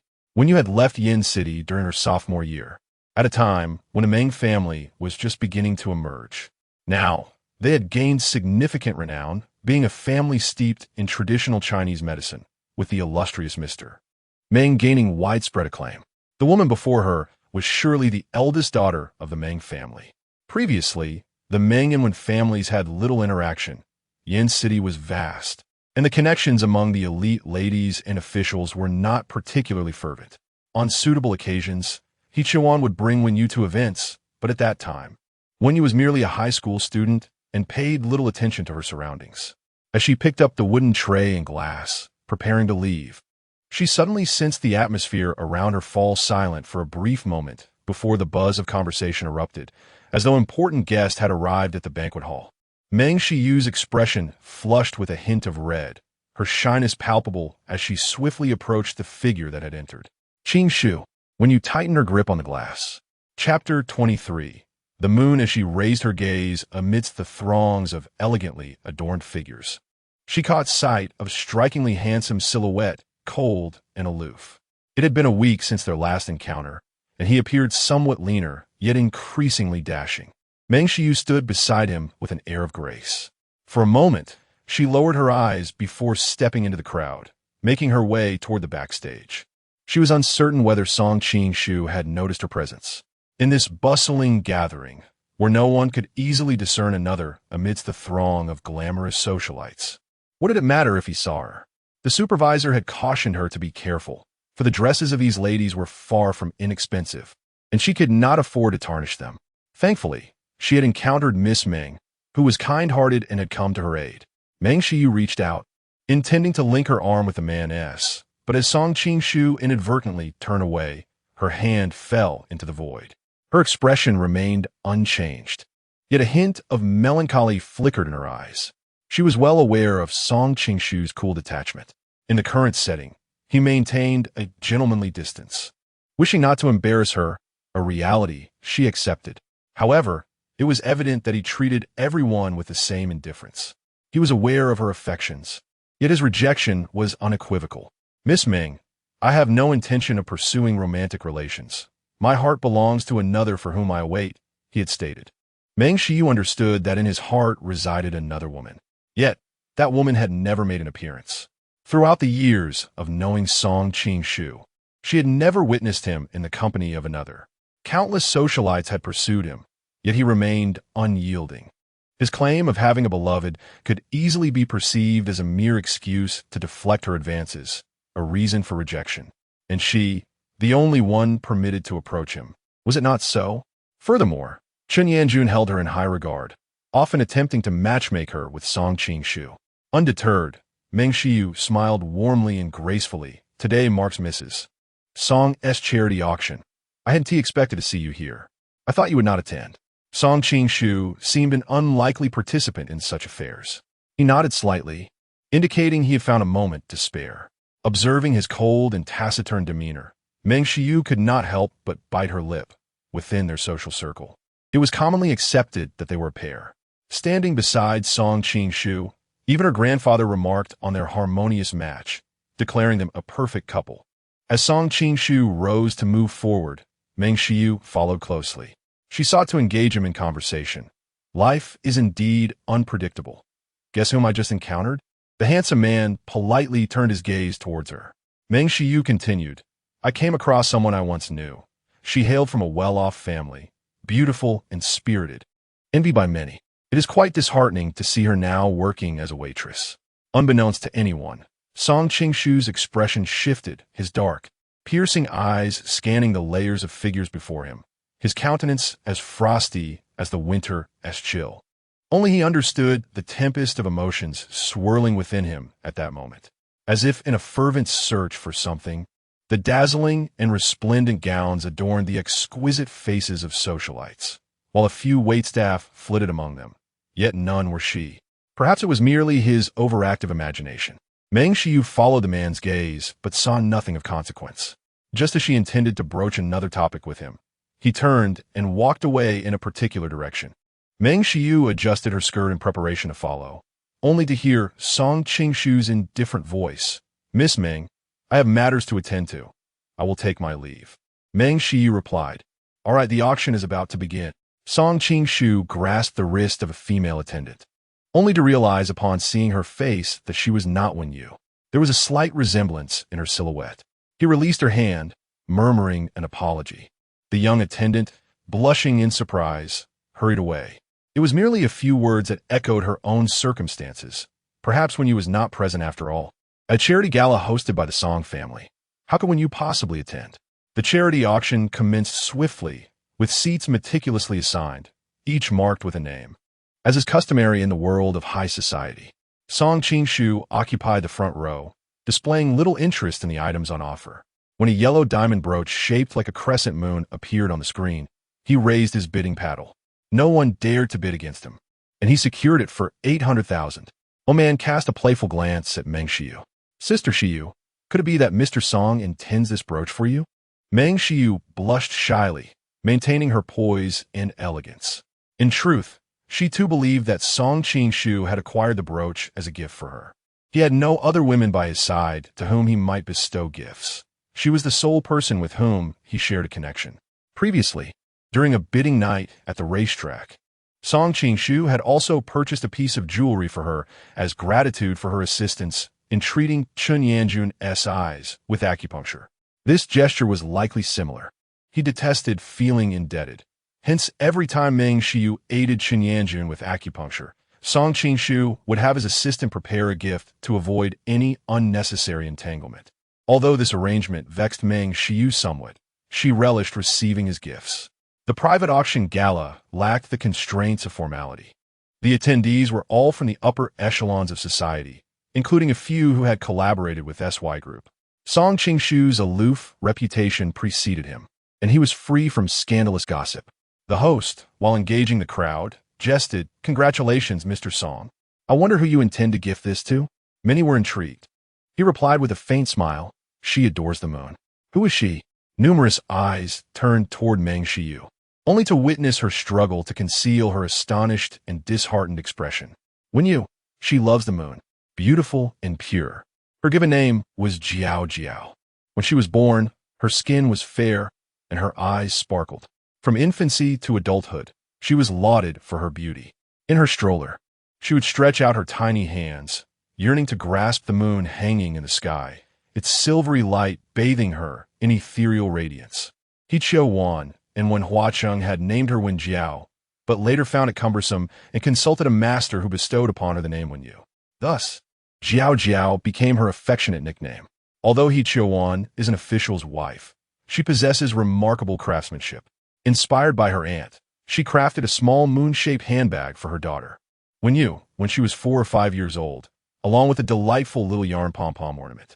She and Wan Huacheng have never lacked in their companionship and affection for their daughter, taking great pleasure in adorning her with beauty and elegance. She wishes to provide her daughter with abundant wealth and love. One day, when you encountered Lu Jisheo in the corridor, she stepped aside, yet he did not proceed past her. With a gentle smile, she met his gaze and inquired, "Is there something you need?" Lu Jisheo appeared much more mature than in their school days. Their relationship had never been particularly intimate, merely classmates, with him having pursued her during high school. After graduation, they lost touch, and following the upheaval within the Wen family, communication ceased altogether. She had heard that the young master of the Liu family had gone to Switzerland for further studies. "Didn't he expect to see you here? How have you been in these past years?" She ventured, realizing it was a rather cliché opener. She recalled how she might have used such a line when encountering Song Qingshu. However, she doubted that their exchange would ever be so placid. "I'm doing well," Wen Yu replied. Clad in her server's attire, her words lacked conviction, yet she felt no shame in earning her keep honestly. With a warm smile, she added, "I must return to work now. Forgive me about what happened with your family. I was abroad at the time, and when I returned during the summer, I couldn't reach you. I genuinely wished to help."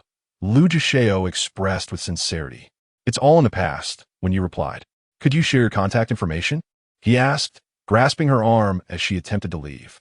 Noticing her frown, he maintained his hold. "How is your mother?" "She's doing well," Wen Yu replied, pulling her arm back. She did not wish to exchange contact details with Lu Jisheo. They had never been particularly close, and after so many years, familiarity had faded even further. Many had pursued her during high school, and he was merely one among them. If his feelings were genuine, why had it taken him this long to seek her contact? She was no longer a naive girl swayed by charming words or tales of regret, moved to tears simply because a once interested suitor now held some status. Was she foolish enough to feel touched by a young master as claims of longing, especially when he had failed to reach out for years? "I heard you're returning to propose to Li Wanju. Congratulations. I shall refrain from attending the celebration, but I wish you all the best in advance," Wen Yu stated, raising an eyebrow with a smile. "The auction is about to commence, and I believe you should be on your way instead of wasting time here." With that, she turned and walked away. Lu Jisheo watched her retreating figure until she vanished around the corner before answering a friend's call, stating, "I'll be there shortly." After taking just a few steps, she spotted Li Wanjua not far away. Lu Jiaxiao appeared entirely at ease, showing no signs of concern. "Shall we go together?" he suggested. Li Wanjua bit her lip, resting her hand in the crook of Lu Jiaxiao's arm. "Jiaxiao, who were you chatting with just now?" she inquired. Lu Jiaxiao clearly wished to remain reticent. His engagement to Li Wanjua was a strategic arrangement between their families, and he found himself unable to defy their wishes. "I encountered an acquaintance," he replied. He contemplated that if nothing had gone awry in Wenhuiqing, perhaps his union would have been with Wen Yu. At 8 o'clock, there remained an hour until the charity gala concluded. Yet, guests were gradually taking their leave. Wen Yu glanced at the clock, her spirits lifted. She felt invigorated this evening, and the only disruption had been a brief encounter with a few old classmates. The matter of finances, however, was what truly occupied her thoughts. She wished for time to hasten, eager for the event to conclude. During her moments of leisure, she exchanged a few words with a young waitress, who was still in university and working part-time. The young woman was strikingly beautiful, her relatives serving as the stewards of Longheim Manor, which allowed her to secure this job. She mentioned that Longheim Manor frequently hosted events, with affluent patrons regularly booking the venue for parties. Wen Yu even added her on WeChat, promising to share any suitable job opportunities in the future, offering a commission in return. Another significant incident transpired at 8:15 when the red wine in the self-service area ran out. Following the head waiter's instructions, when you went to the cellar to fetch more wine, suddenly she heard footsteps approaching from behind, and an inexplicable chill coursed down her spine, her keen intuition warning her of impending danger. Before she could turn around, a sharp pain struck her neck, and her vision faded to black. Chapter 24. The closed door surrounded by an icy chill. When you awoke to find herself in the preservation room of the villa, where the temperature was maintained at a steady 0 degrees. This chamber housed various perishable ingredients and specific medicinal herbs. Located in the lower floor of Long High Villa, the door was firmly shut, and neither her earpiece nor her phone received any signal. Casting a glance at her phone, she noted the time, 8:28. She had gone to the wine cellar to procure red wine at 8:15. Someone had rendered her unconscious. 13 minutes had passed since she regained consciousness in this freezing state. When you pounded on the door with determination, Mrs. Song was hosting a banquet that evening. Surely, someone from the kitchen would come to retrieve supplies. After the banquet concluded, staff members would also enter to tally the evening's food consumption. With this thought, she managed to regain her composure. "Is anyone there? Can anyone hear me?" she called out, hoping a passerby would hear her pleas and grant her release. Clad in a simple white shirt, the thin fabric offered little warmth, and she trembled violently, wrapping her arms around herself. A normal person could not endure such temperatures for long. Her phone still had 30% battery, yet remained devoid of signal. She jogged in place within the preservation room, battling the encroaching cold and fatigue. Time ticked away, each moment a reminder of her plight. She fought to stay upright, pinching her arms to summon pain and keep her senses alert. Uncertain of the identity of her captor, she found it easy to speculate. Breathing grew increasingly labored, her eyelids heavy. She slid down against the door, embracing herself as 30 minutes slipped by. With great difficulty, she activated her phone and recorded her final messages. If she were to succumb to the darkness, she wished for the treatment of He Chiawan to be abandoned, allowing her to rest alongside her mother. She opened WeChat, but without a network, she was unable to send any messages. Trembling fingers hovered over Song Qingshu's profile, and she painstakingly typed a message into the dialog box. She expressed her sorrow over his father's passing and confessed to keeping the moonboat he had gifted her. Her feelings toward him were not as contemptuous as she had led herself to believe. Rather, it was her father's death and her mother's illness that drove her to escape into denial. There is no need for revenge. I can already conclude my own story. She hesitated before deleting a portion of her message. I cannot return the 160,000, but I still have over 30,000 in my account.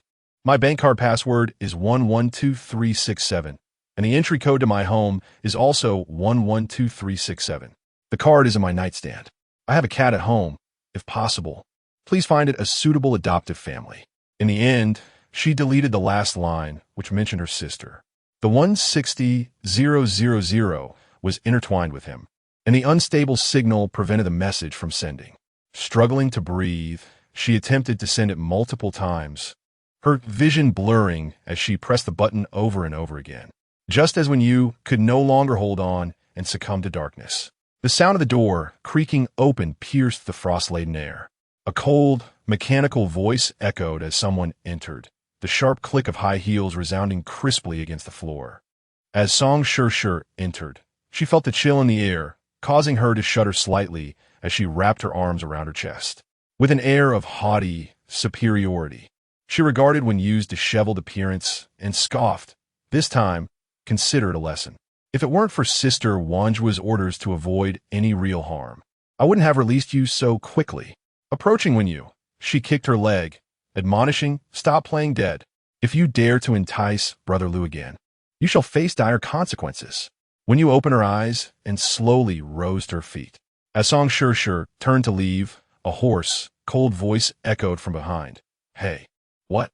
Song Shirshir spun around, only to gasp in shock as an unseen force propelled her backward, struggling in her 10-centimeter stiletto heels. She staggered several steps before tumbling to the ground. When she finally stood up, she realized Wen Yu had already exited, and the door to the cold storage room was slowly closing. Just before it shut completely, Wen Yu's icy, upturned peach blossom eyes lingered in her mind. For a brief moment, Song Shur was frozen in disbelief. Then panic surged through her as she rushed to pound on the door. What are you doing? Wen Yu, let me out. Have you lost your mind? How dare you? Open the door. Open it now. Wen Yu, you wretched girl, I will make you pay for this. Outside, Wen Yu felt the sensation of frost melting away from her body. She shivered violently, her body trembling, yet her stiff fingers could still bend. Taking a deep breath, she inhaled the warm air, and in that instant, it felt as though she had come back to life. The clash of hot and cold air caused her to experience a moment of dizziness, and she steadied herself against the wall. After a brief pause, her delicate face still bore a pallor, though a hint of color returned to her lips. Throughout this ordeal, the sounds of Song Shur's banging and vitriol persisted. A subtle smile crept onto Wen Yu's lips. While the temperature outside could be adjusted, the interior remained unchanged. She entered the code, a detail imparted during the training of the attendants, and adjusted the temperature on the screen. Unlike a refrigeration unit, the cold storage room typically maintained a temperature around 0 degrees. Yet at this moment, it registered a frigid -18 degrees. Song Shur clearly sensed the drop in temperature, her eyelashes frosting over. Her earlier shouts of insults transformed into cries of desperation. Will you please let me go? Have you forgotten we were once good friends? We were inseparable in high school. I beg you, please. Panic, struggle, please, and cries morphed into heart-wrenching threats. Wen Yu, if I perish here, you shall not escape unscathed. I am the daughter of Song Daifeng. Wen Yu. Listening to Song Shur's cries echoing through the icebound door, laced with her desperate threats. Wen Yu contemplated the taste of impending death that Song Shur was now experiencing. Chapter 25. Embrace Wen Yu's pale and delicate visage bore no expression as she turned to leave, her movement slow, as though her frigid body struggled to acclimate to the warmth surrounding her. She stumbled slightly, arriving at the corridor window, where she opened it, allowing the warm breeze of a midsummer evening to sweep in, brushing against her cheeks. She slowly extended her hand, her fingertips grazing the warm air, yet her stiff and numb fingers remained unresponsive. Closing her eyes, she savored the caress of the wind, finally feeling a sense of vitality awaken within her. Gazing at the crescent moon suspended in the night sky, Wen Yu gradually reached out her hand, as if yearning to touch the moon. Wen Yu, what are you doing here? Didn't Sister Dai Lu ask you to fetch the wine? The banquet is about to conclude. Come help me count the supplies in the dining hall. You need to tidy up the buffet area and record the consumables for tonight, called out a waitress. Observing Wen Yu lost in thought by the window, she called her name again. I must go to the refrigeration room to prepare fruit platters for the ladies. The banquet is dispersing, but Madame Song is upstairs in the mahjong room with several other ladies. Do you want to join? Noticing Wen Yu's lack of response, the waitress shook her head and moved past her. Having just undergone blood tests yesterday and being confined in the refrigeration room for half an hour today, even a normal individual would struggle. She walked unsteadily, devoid of any exhilaration from a second chance at life. Nor did she relish the thought of Song Shur being trapped inside. Instead, Wen Yu pondered how beautiful the moon appeared tonight. In a corner of the banquet hall, turmoil erupted. Song Shur had been locked in the refrigeration room for 10 minutes, enveloped in icy coldness. When discovered by the waitress, she was covered in a layer of frost. The waitress shouted urgently, calling for emergency services, contacting the head waiter, the steward of Longheim Mountain Villa, and Madame Song. People rushed down the corridor, faces marked by panic. Among them were several of Song Shur's acquaintances, Li Wanjua, head waiter Dai Lu, steward Gung Hai, and several staff members, along with medical personnel assigned to the villa, hastening towards the refrigeration room. The corridor beneath them was adorned with soft, French-patterned carpets. Yet, when you moved in the opposite direction of the hastily passing figures, Li Wanjua glanced at Wen Yu, seemingly on the verge of speaking, but held her tongue. Recognizing the urgency of locating Song Shur, the woman continued forward, slightly shifting to the side to allow the anxious individuals to pass. At the corner, as Wen Yu pressed onward, she encountered a figure blocking her path. She stepped aside, motioning for him to go ahead, but the man remained stationary, a wall obstructing her way. Wen Yu blinked, reluctantly raising her gaze to him. "Sir, please let me pass." Upon recognizing him, she felt a wave of self-mockery. Had the brief exposure to cold dulled her senses? She hadn't even detected his presence. Looking up at him, she suddenly perceived the striking features of the man before her as somewhat blurred. Narrowing her eyes, she reached out to steady his chin, sensing that he seemed to sway. Yet he continued to sway. The woman's fingertips were chilling as they brushed against Song Qingshu's chin. In that fleeting moment, he furrowed his brow, experiencing a piercing cold, despite it being summer. Instinctively, he grasped her hand. Her fingers were soft yet icy, an unsettling chill that felt unnatural. He gazed at her pallid visage, where only her lipstick shimmered with a striking, sinister red. The man's voice trembled slightly as he uttered her name. "Wen Yu." "Song Qingshu, you have obscured my moon," the woman murmured in a low, hoarse whisper. Wen Yu closed her eyes and suddenly tilted forward. Song Qingshu caught her in that instant, feeling the bone-deep cold emanating from her as it collided with his chest. In the next moment, he tightened his embrace around her. Uncertain of what had befallen Wen Yu, he was nonetheless alarmed by her icy demeanor, akin to a block of ice. He swiftly removed his suit jacket and wrapped it around her, lifting her in that very moment. Her dark pupils shimmered with an unusual hue. She felt weightless, like a feather. She could drift lightly upon the lake, creating ripples, or be swept away by the wind, eluding his grasp entirely. It mirrored the way she had red-eyedly severed all communication with him, proclaiming him the most detestable person in her world, her tone both airy and resolute. "Wen Yu, open your eyes. Do not sleep," he urged as he carried her, striding towards the banquet hall exit. It was 9:10 in the evening. The banquet had concluded, yet the bodyguards received a call and began a thorough search for a waitress. The butler had reported that Mrs. Song was in a fit of rage, demanding the search for a waitress named Wen Yu. Meng Shiyu scoured the vicinity and finally located the man. But her heart sank upon seeing that he held a woman in his arms, draped in his suit jacket, her face nestled against him. Song Qingshu, usually so aloof, bore a hint of panic. This was the first time Meng Shiyu had witnessed him embrace a woman. She stood frozen. "Qingshu." The man appeared to disregard her, striding past without so much as a glance. A gust of indifferent wind lifted the hem of Meng Shiyu's skirt, her fingers gripping it tightly. Her cheeks flushed with embarrassment from being overlooked as Song Qingshu walked away. Outside the banquet hall, security personnel noted the woman in Song Qingshu's arms, her attire unmistakably that of a waitress. One approached, bending slightly. "Mr. Song, may I inquire?" "Leave," he uttered coldly, silencing the guard, who bowed his head and stepped aside, not daring to inquire further. Driver Xiao Li started the car. The moment Song Qingshu entered, he commanded him to raise the cabin's temperature. Xiao Li paused, thinking he must have misheard. It was summer, after all. "Turn it on." Upon hearing Song Qingshu's firm command again, Xiao Li hastily activated the heater, filling the vehicle with a stifling warmth. The man's cool fingers gently cradled the side of the woman's face, observing her gaunt, pallid features and the tight furrow of her brow, as if she were trapped in a nightmare of torment. The woman's crimson lips parted and closed, and as Song Qingshu lowered his head, he noticed the tears pooling at the corners of her eyes, dampening her lashes. "Mother, I feel so cold," he heard her whisper, observing her in distress. Song Qingshu swiftly removed his shirt and enveloped her in a tight embrace. Despite the room being a sweltering 30 degrees, with sweat trickling down her lashes, he remained fixated on her, relieved to feel her warmth returning.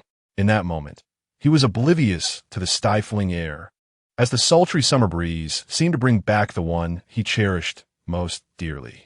Chapter 26. Private Collection of the Shiyu Tian Villa. The residence of Song Qingshu.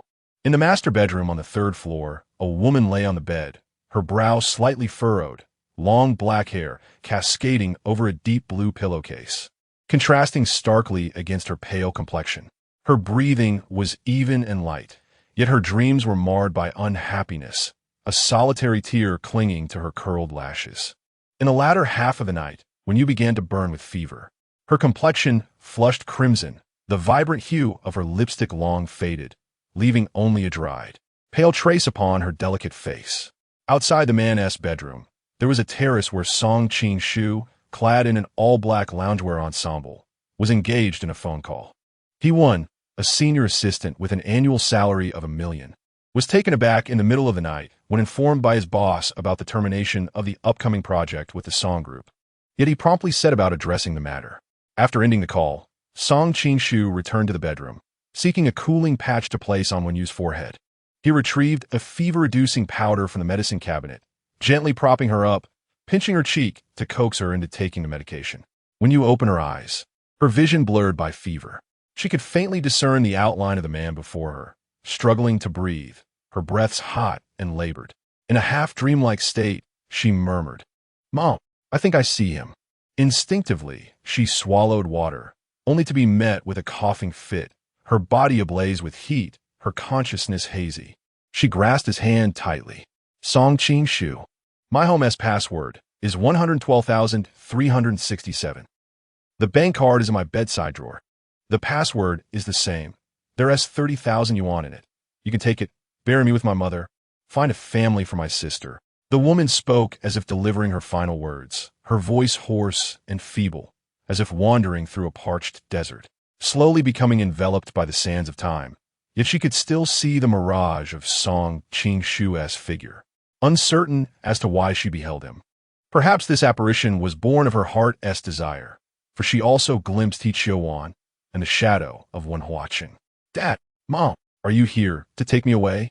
Song Qing-shu, witnessing the delirious state of the feverish woman, furrowed his brow in concern, cradling her in his arms, resting her against his shoulder to provide her some comfort.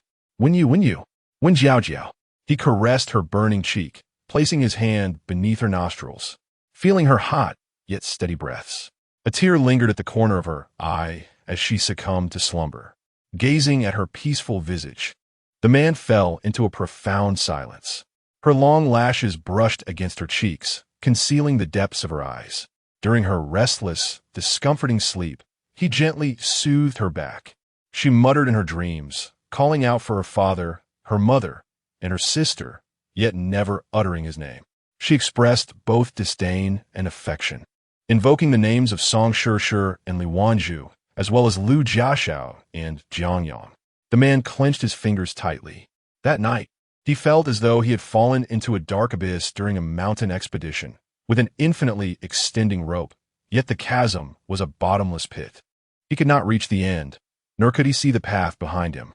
Wen Jiao, whether it be a nightmare or a beautiful dream. Am I absent from your dreams? At 6 a.m, the room was suffused with light. By 7, the first delicate rays of sunlight poured into the bedroom, illuminating Song Qing-shu, who sat on the sofa like a statue. Slowly, he opened his eyes, bloodshot yet clear, having spent a sleepless night. Song Qing-shu approached the bedside and touched Wenyu's forehead, which was still feverish but slightly improved from the previous night, registering a temperature of 37.9 degrees Celsius. Aunt Zhou had prepared breakfast. The previous night, Song Qing-shu had taken Wenyu to the hospital, returning home at midnight when Aunt Zhou had already retired for the night. He instructed her to prepare a light meal for when Wenyu awoke. After having his breakfast, he ascended to the innermost bedroom on the left side of the 3rd floor. Upon entering, Aunt Zhou refrained from disturbing him, for she understood that this room contained the most treasured belongings of the entire villa. Even she was not permitted to enter and clean. Only Mr. Song was allowed to enter, and once inside, he would remain for an extended period, sometimes an entire night, or an afternoon, or even a day and night. His mood could vary from elation to despair. At 9:30 in the morning, representatives from the auction house personally delivered the items from the previous night. Aunt Zhou placed the deep blue velvet jewelry box at the door of the man's chamber and then glanced at the master bedroom, where the woman still lay in slumber. Song Qing-shu sat at the desk, wielding a carving knife and a piece of wood, meticulously chiseling away. He was crafting a wooden sculpture of a moon boat. Halfway through, his concentration evident as his fingertips bore thin calluses and healed scars. It seemed he found solace in such creative endeavors. The walls were adorned with paintings, and the room, approximately 50 square meters, contained simple furnishings, a writing desk, a wall of cabinets displaying various wood carvings, and a collection of paintings depicting the same woman. At 10 o'clock, his phone chimed. Aunt Jo informed him that the young lady in the master bedroom had awakened. Lost in thought, the carving knife grazed his finger, leaving a trace of blood. His fingers were long, clean, and perfectly formed, adorned with several pale scars. Song Qing-shu rose, placing the unfinished moon boat sculpture in the cabinet, and then walked to the door, retrieving the deep blue jewelry box from the cabinet outside. He opened it to behold the yellow diamond moon brooch. Taking a pen, he inscribed a note on a card. August 17th, summer, purchased at the Song Family Charity Gala. He then placed the brooch inside the cabinet, which housed not only the wood carvings, but also an array of accessories. Among the various brooches featuring the same moon design, there are more than 10 sets. Countless hairpins, necklaces, and bracelets are neatly arranged within the cabinet. A string of shell wind chimes hangs silently in the still room. The shells at the bottom of the chimes are fractured, revealing faint traces of glue that once held them together. Song Qing-shu gazes at the string of shell wind chimes, his thoughts momentarily pausing. Beside the wind chimes lies a card, inscribed with the words, "Early Autumn of October 2020, found in the storage of the one family villa." Each item here carries a card that chronicles Song Qing-shu's innermost thoughts, recording the unspoken affections that linger in his heart. He yearns to capture every memory of her from those years. When Yu is jolted awake from a nightmare, she is burned with fever throughout the night, plagued by haunting dreams. In her dream, she witnesses when Huacheng leap from a building. She is at the scene, desperately shouting for him not to jump, striving to prevent his fall. Yet, her father plunges from the height, landing directly before her. When Yu opens her eyes, touches her cheek, and feels the icy tears streaming down. As she sits up, she realizes that everything around her is unfamiliar. Chapter 27. In the dream, in a bedroom adorned in soft cream-white hues, warmth and brightness enveloped the space, as sunlight streamed in from the terrace. The woman surveyed her unfamiliar surroundings. Although she found herself in an alien environment, the decor imparted a sense of comfort and familiarity. As she grasped the deep blue blanket and lifted it, she noted that she was still clad in the attire from the previous night, which eased her anxiety. Regardless of the strange circumstances, the presence of her clothing signified safety. Just as she descended from the bed, the door swung open, revealing a plump black cat with glistening yellow eyes. Its sleek, ebony coat suggested it was well cared for by its owner. The woman found herself locked in a stare with the feline, which exhibited no signs of wariness. It meowed softly and even leapt onto the bed, as if claiming the space as its own. This was the first time she had encountered such a beautiful little black cat, and her initial apprehension began to dissipate. At that moment, a kind-faced, middle-aged woman entered, exclaiming, "Miss Wen, you are awake. How do you feel? Are you still unwell? Please have a bite to eat before taking your medicine." She cradled the black cat in her arms, which promptly jumped down and scampered to the terrace. With a smile, she added, "This is my husband's cat." Curiosity piqued. When you inquired, "Who is your husband?"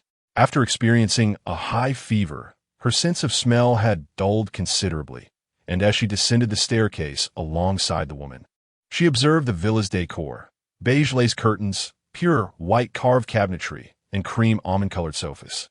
A 10-meter-high wall showcased a vintage metal clock adorned with a crescent moon motif.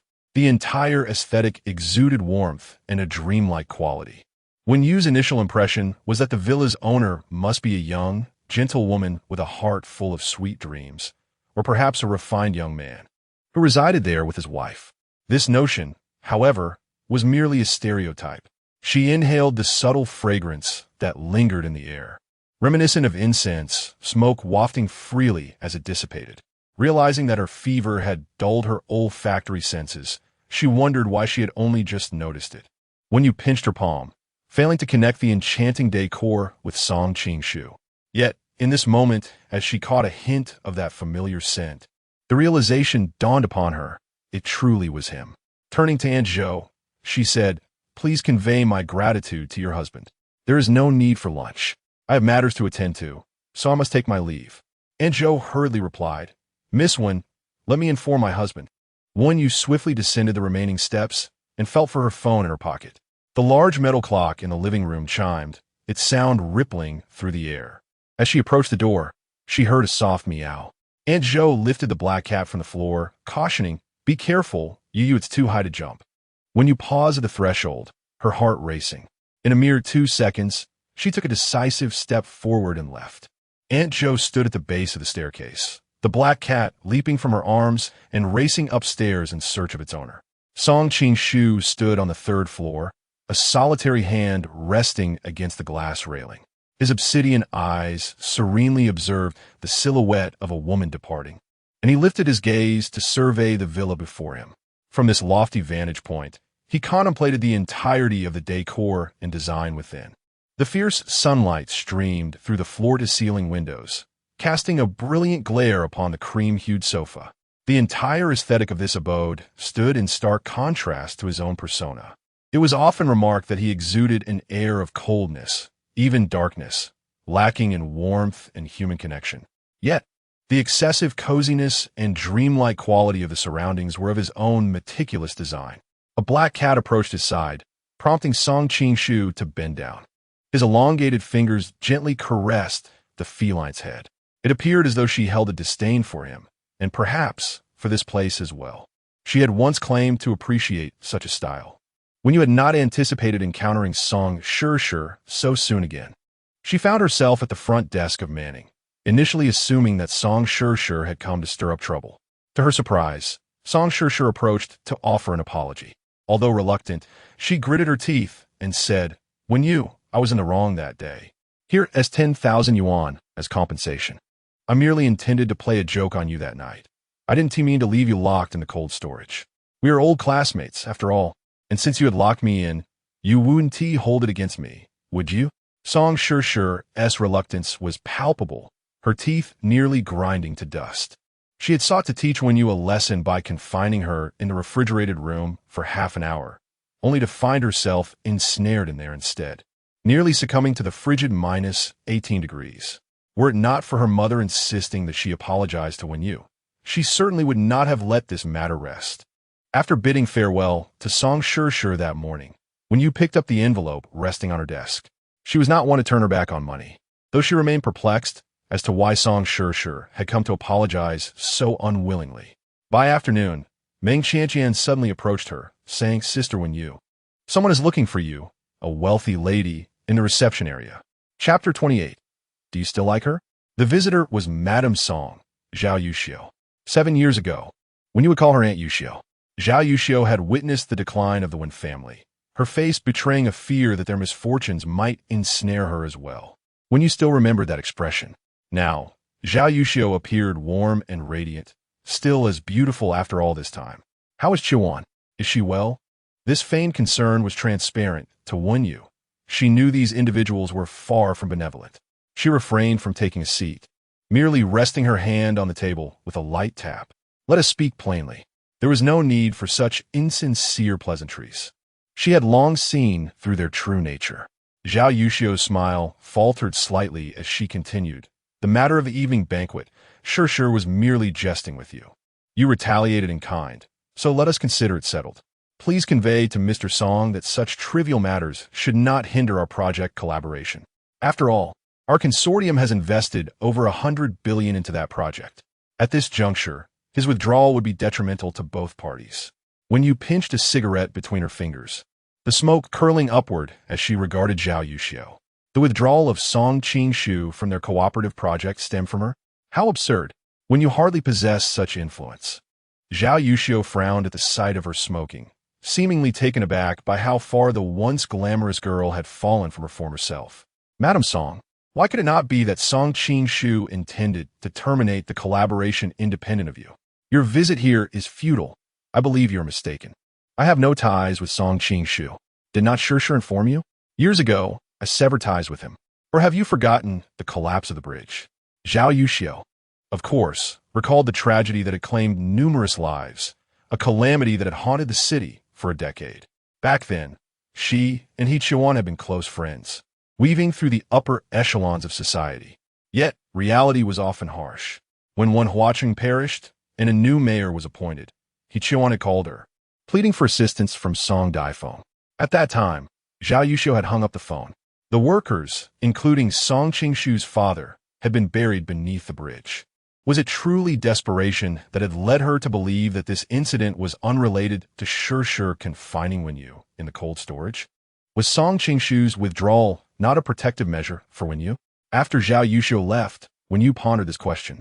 That evening, she was on a night shift. Her mind restless. Her phone buzzed incessantly. Ian Kellen was inviting her out for dinner. After declining, she promptly blocked him. A trip to the restroom provided a brief respite.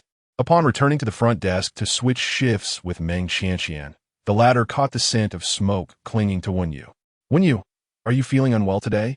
Wenyu opened her computer, organizing client information. Is it that obvious? Well, you don't usually smoke, Meng Qianqian remarked. Not that I mean to imply anything negative about smoking. It was indeed rare for her to witness Wenyu indulge in smoking. Today, upon the arrival of two affluent young ladies and a well-to-do matron seeking her, it was evident that Wenyu's mood had soured. Has the smoke bothered you? Wenyu inhaled the scent of her own attire. I will go try on another outfit, she proposed. Meng Qianqian, however, waved her hand dismissively no. Wenyu's voice was low, revealing her struggle with an unresolved predicament. Qianqian, do you have an ex? What is it like to meet them years after your breakup? This inquiry was rather beyond Meng Qianqian's comfort zone. Sister, I have been single since birth. Well then, little sister, go to sleep. I will be here during the late hours. That night, Wenyu organized client information and exchanged shifts with her colleagues at dawn. A message pinged in her part-time job group. Anyone seeking part-time work, we need a waiter at Zhehetang tonight. Will you come? I will, she replied. Life must carry on. Wenyu had become accustomed to this frenetic rhythm, her thoughts swirling in the aftermath of elusive emotions, yet she continued with her life. Stepping outside, she was greeted by a bright, cerulean sky, the morning breeze still stifling. Her first stop was the hospital, where she gently kissed her mother, Hichioan, whose frail visage bore the marks of illness. She absent-mindedly tinkered with the shell wind chimes by the window. Mom, the sunlight is lovely today. You will awaken, won't you? After her night shift, Wenyu's day was filled to the brim, leaving no room for contemplation. Following her visit to the hospital, she returned home to accompany her younger sister to the veterinary clinic for a checkup. The domestic cat's genetics were excellent, showing no significant health issues. Her sister nestled in the cat carrier, gazing at the world outside. Over the years, during her most exhausting moments, Wenyu had often wished to be a cat in her next life, basking in the sun, by the side of a gentle owner, living a brief but tranquil existence. Unexpectedly, as she lay on the couch embracing her sister at noon, she drifted into a dream. In her dream, she truly transformed into a cat, cradled in the arms of her owner, receiving tender care.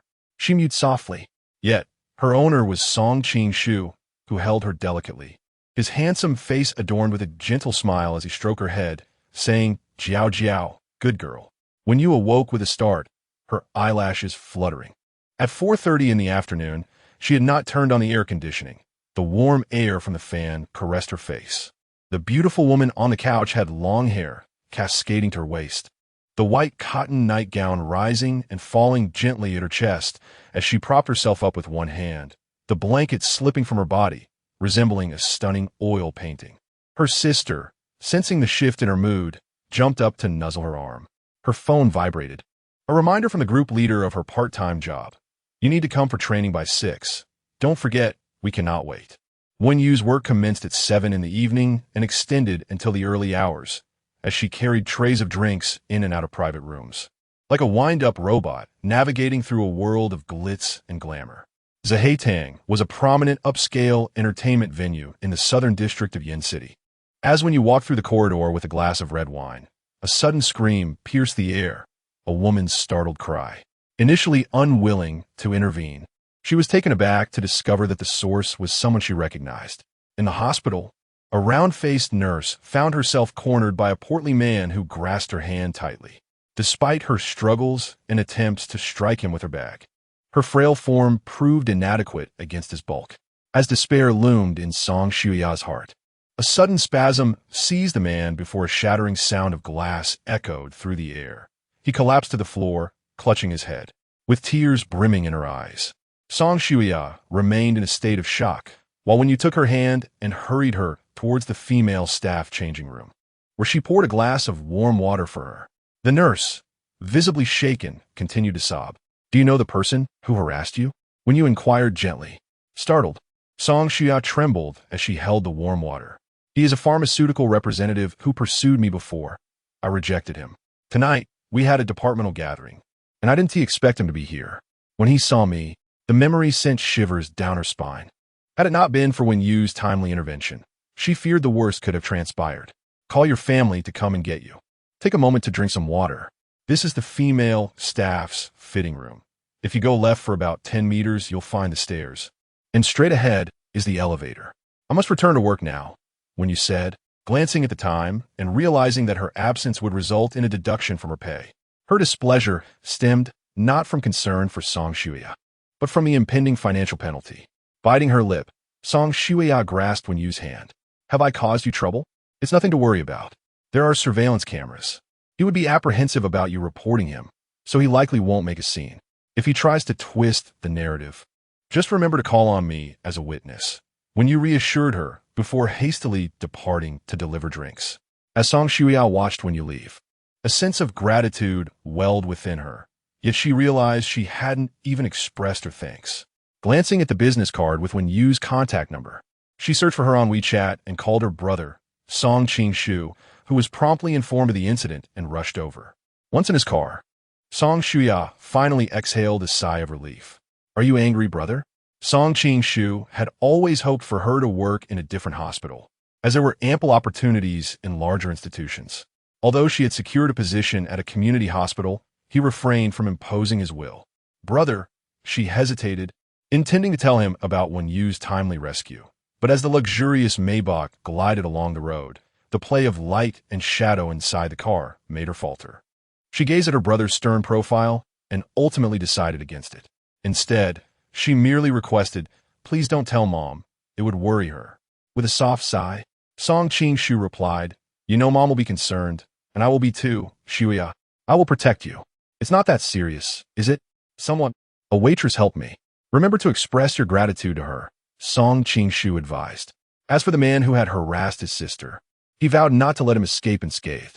The vehicle drove into the community, arriving at the first-floor residence of Chun Yanjun, which boasted a quaint little garden. There was a designated parking spot, and from a distance, a light illuminated the first floor, where a white Mercedes was parked outside. Song Shuya recognized it immediately. Brother, Shiyu is here. Noticing her brother's furrowed brow, she asked, do you not like Shiyu? Song Qing-shu gazed at the white Mercedes parked ahead, his dark eyes calm and undisturbed. He instructed Song Shuya to exit the car and head home, his lips slightly curling as he bluntly replied with 3 simple words, I do not. There was not a hint of emotion in his eyes. Song Shuya felt her brother's words were sometimes rather harsh, lacking any nuance. She was gentle and gracious, and the Meng family was renowned in Yinqing for their traditional Chinese medicine practice. 3 years prior, when Chun Yanjun unexpectedly collapsed, it was the elder of the Meng family who happened to be present and administered acupuncture, frequently sending disciples to treat her eye condition, which had surprisingly shown some improvement. Additionally, the Meng family's eldest son, Meng Dongting, had collaborated with SY, leading to their acquaintance. Meng's daughter, Shiyu, had always harbored feelings for her brother and often visited to keep Chun Yanjun company. Song Shuya, somewhat unconvinced, gripped the car door handle and inquired, is there truly nothing? The man merely frowned, seemingly at a loss for words, softly responding, no, Shua, please thank Miss Meng for me. Releasing her grip, she exited the vehicle, suddenly recalling Wen Yu. What about her? Do you still like her? She asked, referring to Wen Yu. Song Shuya did not catch her brother's response. She gently uttered an "oh" before stepping out. The man in the driver's seat exuded a cold demeanor, as if shrouded in a mist. His back was straight, and a fleeting image flashed through his mind. Clenching the steering wheel, the veins on his hands became pronounced with the exertion. At midnight, Wen Yu received her payment and transferred a 66 yuan red envelope to the group leader of her part-time job as a token of gratitude. She added the little nurse's WeChat and noticed the name, Song Shuya. It seemed there were quite a few people with the surname Song around her, Song Qing Shu, Song Sure Sure. And now another Song Shuya. In the following week, after each shift, when you found herself inundated with a series of unread messages on WeChat. Her obsessive-compulsive tendencies made it difficult for her to ignore the red notification dots. Can I call you Sister Winyu? Thank you for saving me, Sister Winyu. I would like to treat you to a meal. When are you free? Are you very busy at work, Sister Winyu? It seems your front desk duties are more hectic than those in the nursing department. I recently discovered a new hot pot restaurant that is quite delicious, called Zue Chuanxiang. They came to my hospital for promotion and handed out discount coupons. The little nurse chattered incessantly, much like a plump bird perched on a utility pole at dawn. The plump bird had ordered a single-person hot pot, and by the time when you arrived, the server had already prepared the soup and ingredients. When you preferred not to eat spicy or tomato-based hot pots, her preference leaned toward a clear broth. Gazing at the clear broth before her, Winyu furrowed her brow. She found it hard to believe that a newly acquainted nurse could accurately discern her culinary preferences. Their interactions had been minimal, restricted to mere encounters. Yet, she could only attribute the nurse's assumption to a fortunate guess in this Sichuan-style hot pot restaurant. Throughout the meal, Winyu frequently glanced at the chubby little nurse, who was 4 or 5 years her junior and had just graduated from university. The nurse's face was plump with youthful collagen, her eyes round and bright. The more Winyu looked, the more she felt a sense of familiarity. Had she seen her somewhere before? However, given her age, she did not resemble any of her classmates. Winyu Jia, I have a gift for you. Thank you for saving me, Song Shuya said, producing a small moon-shaped night lamp from her bag. The lamp was palm-sized, and, as she demonstrated, a gentle tap would illuminate the moonlight in 3 different brightness levels. Winyu regarded the plump moon lamp and did not reject the little nurse's kindness. Thank you, she accepted graciously. After finishing their meal, Winyu could not resist asking, Song Shuya, do we know each other from before? She felt a sense of recognition towards the young nurse, particularly in her eyes, yet her memory yielded no recollection. Chapter 29. Racing towards him, a relatively unfamiliar girl managed to discern her fondness for clear soup and her admiration for the moon. Song Shuya, with her round eyes, spat out a watermelon seed, feeling perplexed. She was somewhat anxious, wondering if Winyu had recognized her as Song Qingshu's sister. When she had met Winyu in her middle school days, she had looked entirely different, thin and dark, now transformed into a round-faced beauty. After their meal, Song Shuya drove her electric car, worth over 100,000, with a soft pink interior. Winyu, let me take you home, she offered.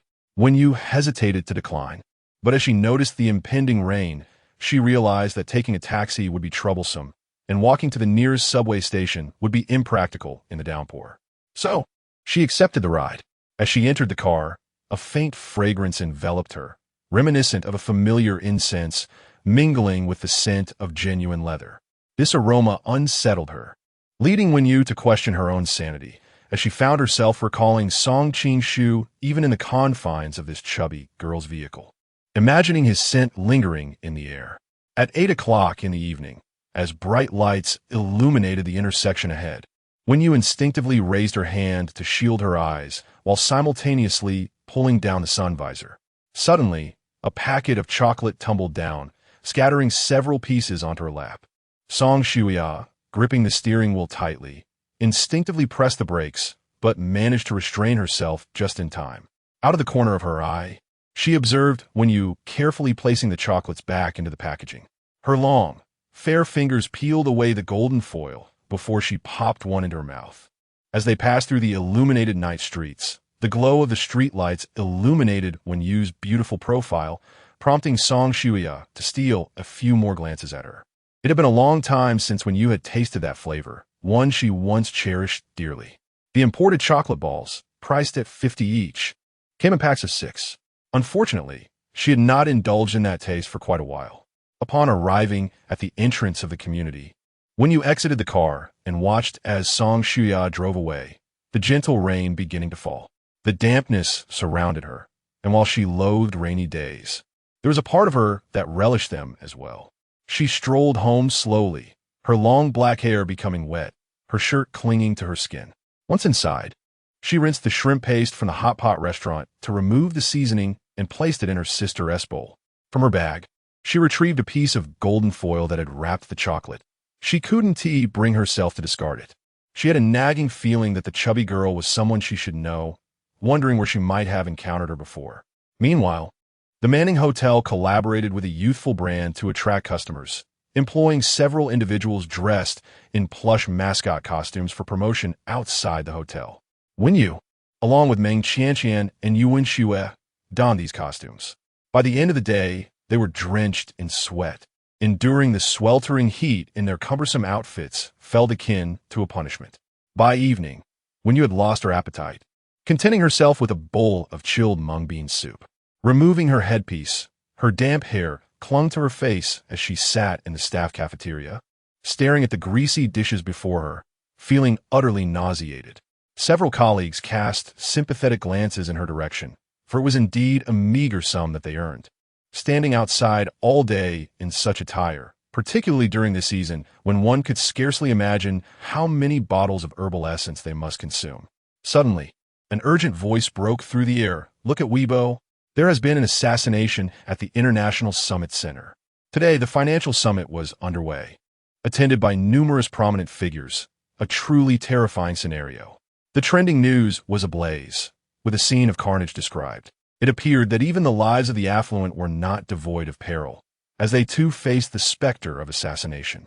Do you recall the old China World Trade Center Hotel? It was a memory from the previous year when a high-ranking official had hired a hitman to murder the former director, all within the confines of their own hotel. A grim reminder of the depths of greed and conflict. I came across a scoop stating that at today's financial summit, someone had bribed the security personnel, allowing the assailant to blend in among them, injuring several high-profile attendees, although the news had been suppressed. This was the true nature of corporate warfare. Wen Yu's fingers tightened around her chopsticks involuntarily. She felt a sense of disorientation. Taking a deep breath, she retrieved her phone, her attire proving cumbersome for the task at hand. Anxiously, her movements became rather abrupt, her inner turmoil palpable. Suddenly, a throbbing sensation pulsed between her brows. Earlier that morning, she had overheard colleagues gossiping about the financial summit at the Yin City International Center with Meng Qianqian, a fervent admirer of Song Qing-shu, fervently hoping to spot high-definition images of him on Weibo. Thus, it was confirmed that Song Qing-shu had also attended. As when you scrolled through Weibo, a wave of nausea washed over her, likely from sheer exhaustion. She rubbed her temples, feeling the words on the screen dance before her eyes, rendering her unable to concentrate on the posts, her fingers racing across the screen. Gritting her teeth, she took a sip of mung bean soup. When you bit her lip, contemplating the unfortunate fellow, surely he could not be so cursed. The clamor of voices in the restaurant swirled around her, leaving her feeling disoriented as she tried to focus on a financial influencer's comment section. Reports indicated that 2 executives had bled profusely at the scene, and by the time the ambulance arrived, it was too late for them. A few others had sustained varying degrees of injuries, and it was likely that official statements would emerge in a couple of days. The assailants had reportedly consumed poison, leaving her thoroughly shaken by the day's events. My sister was a server on site, trembling in fear. She had been standing right next to Mr. Song, serving drinks when a black-clad bodyguard suddenly lunged at him, stabbing him in the chest. He was rushed to the second hospital, reportedly unconscious upon arrival, as the assailant's first target was him. As she perused the comments, when you felt her fingertips grow colder. Suddenly, a shriek from Meng Qianqian startled Wen Yu, making her jump. She turned to see Meng Qianqian with her hands clasped in prayer. Wen Yu's lips were pale. The exhaustion of the day weighed heavily upon her, her voice remarkably hoarse and trembling. Just moments ago, she had felt overheated, yet now a chill enveloped her, causing her to shiver. Meng Qianqian, please do not be so dramatic. She could not quite articulate whether her irritable tone was an attempt to suppress her own unbidden worries. Meng Qianqian choked back her tears as she recalled the injury list disclosed by an insider online, which included Mr. Song. "Oh, Yuan Xue, where have you gone?" The woman sprinted with the swiftness of the wind. Along the way, she could hear the frantic beating of her heart, urging the driver to hasten. Perhaps it was the redness in her eyes and the pallor of her complexion that alarmed the driver. Her damp black hair clung to her face after she removed her plush hood, her voice trembling and hoarse. The driver pressed the accelerator, and they soon arrived at the second hospital. Everything before her appeared as if it were a stuttering video, and she lost count of how many people she had inquired about. Finally, guided by a nurse, she stood before the door of the operating room on the second floor. Clad in black, bodyguards surrounded her amid the cries echoing in the air. Song Shirshir sobbed loudly in Zhao Yuxiu's embrace. Suddenly, a surge of strength coursed through Wan Yu. She rubbed her numb cheeks and wiped away the dampness from the corners of her eyes. Oh, it turned out Mr. Song was not the one injured. She had thought that the impoverished lad could hardly find himself in such peril. As she brushed away a tear, another followed suit. Taking a couple of deep breaths, she felt a wave of dizziness.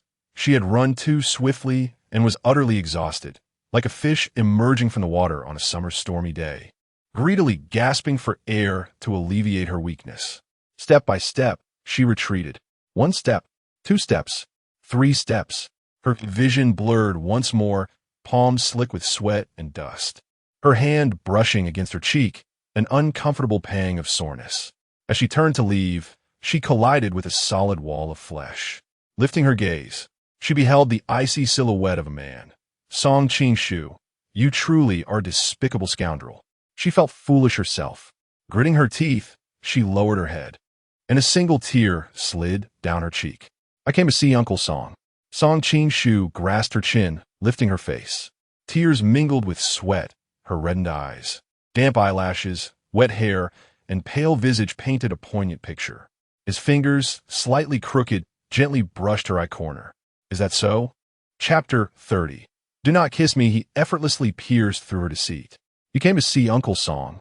Yet do you not realize that the Uncle Song you wish to see is currently not in Yin City? Lying in the operating room is the elderly patriarch of the Song family. When you pushed his arm away with a fierce shove, her embarrassment and anger bubbling to the surface, eclipsing her earlier concern. She wiped her cheek, yet her tears betrayed her, cascading down her face as her voice tightened with a sob. Yes, I came to see you. I wanted to know if you were dead. If you were dead, I wouldn't have to repay the 160,000. Then perhaps you should be less discontented. I am not dead, merely nursing some minor non-fatal injuries. The assailant's knife was indeed unsteady. The word stung like a sharp blade. When you bit her lip hard, and as she looked down, she noticed a blood-stained white sleeve beneath his suit. Anger welled within her, and she could no longer restrain her emotions, pushing past him to move forward. She tilted her head slightly, attempting to maintain her composure before Song Qingshu, but her tears flowed uncontrollably. In a desperate bid to escape him, she ran forward, seeking distance. Fearing her emotions would erupt if she remained close to him, she cried because she genuinely worried for him. Hearing about Mr. Song's injury had left her disoriented, only wanting to rush over to check on him. Upon discovering it was the Song Shirshir family, she exhaled a sigh of relief. Not wishing to wait for the elevator, she opened the door and stepped onto the staircase. Behind her, footsteps echoed, and her wrist was seized. Song Qingshu's hoarse voice followed. When you, do you truly wish for my demise? Song Qingshu, are you out of your mind? When you bit down on his hand, struggling against him. Yet as she fought, she could only pound on his chest. You're insane. This is a hospital. If you're sick, go see a doctor. Let go of me. Ugh, do not kiss me. His lips silenced her protest. When you found her back pressed against the wall, one of his hands securing her head while the other gripped her wrist against the wall, his fingers pressing against a racing pulse. Her heart raced uncontrollably from his kiss, and he seemed to relish every beat. Wen Yu was unaware when this impoverished youth had acquired such tactics, forcefully kissing her without uttering a word. Their teeth clashed, sending pain through her chin. Sweat dampened her hair, brushing against his cheek, while Song Qingshu inhaled the unique sweetness that belonged solely to a woman. He knew that Miss Wen never adhered to a particular fragrance. He ravenously indulged in the sweetness he craved. At that moment, Song Qingshu surrendered to his desires. The sounds in the corridor intertwined, creating a space that felt both open and enclosed, the constant potential for passers-by heightening their awareness. When you felt both shy and furious, the man towered over her, enveloping her completely. Though onlookers could not see, They could hear the silence punctuated by the sound of their teeth colliding in their kiss. He kissed her fervently, lacking tenderness, his nose brushing against the red mole on her delicate face. The man let out a muffled groan, frowning in discomfort. Although he had no intention of releasing her, witnessing her puffed-up expression, reminiscent of a pufferfish on the verge of explosion, compelled Song Qing-shu to finally let her go. In the next moment, she broke free from his grasp and raised her hand. Song Qing-shu, who permitted you to extend your tongue? Accompanied by the woman's hoarse and irate voice, the man slightly tilted his head. This young lady's tendency to slap when enraged had not diminished in the slightest. Her strike lacked force, and Song Qing-shu barely felt it. The act of forceful kissing would invariably earn her a slap, as if it were a predetermined routine. The air was thick and stifling, the scent of disinfectant oppressive to the senses. Song Qing-shu retrieved a silver-gray handkerchief from his pocket, gently wiping her soft, swollen lips. His voice was hoarse yet restrained, the cadence remarkably calm, as if genuinely responding to her query. Whether or not I extend my tongue, you will struggle. You will strike me. Why not yield to the impulse of your true desires? Such were Song Qing-shu's thoughts. When he was at a loss for words, she felt there was nothing worthwhile to discuss with this man. He forcefully kissed her, and somehow it became her fault. Just look at how impeccably his attire remained. While her own collar was askew from her struggles, she was infuriated, regretting her decision to rush to the hospital upon hearing the slightest news of him, as if she had delivered herself to humiliation willingly. She pushed him with all her might, attempting to vent her frustrations against his chest, but he remained unmoved. Their strengths were vastly unequal. When you had not anticipated that he, appearing so tall and slender, could possess such formidable strength. Wasn't he injured? He looked healthier than she did. Song Qing-shu, I do not have a habit of kissing in public. If you are unwell, seek treatment. When you thought today, I stand merely a meter away from Song Kongtai. Had the assailant aimed for me first, it would be me lying in the operating room, fighting for my life. Her heart quivered. The corners of her lips twitched, feeling exceedingly uncomfortable. So what? Who knows if you unscrupulous merchants have offended someone in the past? You've earned so much money, it must be burning hot. Do you wish for my demise? The man before her pinned her against the wall, refusing to loosen his grip. His dark, tranquil eyes fixed on her, as if he sought to discern a hint of concern or hesitation on her face. Wen Yu's heart ached with anger. She averted her gaze, disliking the topic immensely and unwilling to meet his eyes. She believed those eyes to be a vortex from which she would find no escape. Song Qing-shu, your mother truly must be insane. You're a lunatic. She did not wish to lay bare her heart. Over these 7 years, she had endured every trial with gritted teeth. She despised Song Qing-shu. Yes, she loathed this impoverished wretch. The air fell into a brief stasis as she unleashed all her pent-up fury, wrestling and clawing at him, refusing to answer any of his questions, wishing for mutual destruction without admitting to her true feelings. She was genuinely, profoundly concerned for him. The moment she rushed into the hospital and spotted the Song family outside the operating room. Only when you knew the overwhelming emotion that flooded her, an immense sense of relief washing over her. Song Qing-shu lowered his head, allowing her to pound and strike him in a frenzy, like a wild creature. The woman's sharp nails grazed his chin. He grasped her face, gazing into her reddened eyes. Would you feel sorrow if I were to die? No. Upon returning from the hospital, when you lay in bed, unable to find solace in sleep throughout the night. She opened the window and sat on the ledge, smoking as she gazed at the distant moon hanging in the sky. Throughout her life, when you rarely shed tears, even in her childhood, she seldom cried, for she lacked nothing. Her family was harmonious and united, and she was cherished like a star among the moon. However, after turning 20, tears became a frequent occurrence. Her father leaped from a building, her mother reduced to a vegetative state. Witnessing Song Qing-shu's signature on the petition, breaking up with him, observing the shattered body of Wen Huacheng plummeting from great heights, and seeing He Qiuan lying in the ICU, crying had become as commonplace as daily meals. She felt utterly lost, thrust into an unwelcome maturity. In the first year of the upheaval within the Wen family, she even contemplated suicide, after swallowing a handful of sleeping pills. She lay in bed with her farewell letter prepared. Yet, before slumber could claim her, the hospital called. Hee-cheon was choking on phlegm and undergoing resuscitation. At that moment, she was just 22. Thoughts of departing together with her mother crossed her mind. It would not be a lonely journey. However, as she looked at the family portrait on her phone, when you struggled to rise, dialed 120, and had herself taken to the hospital for gastric lavage, she resolved to live. There was nothing insurmountable. Chapter 31.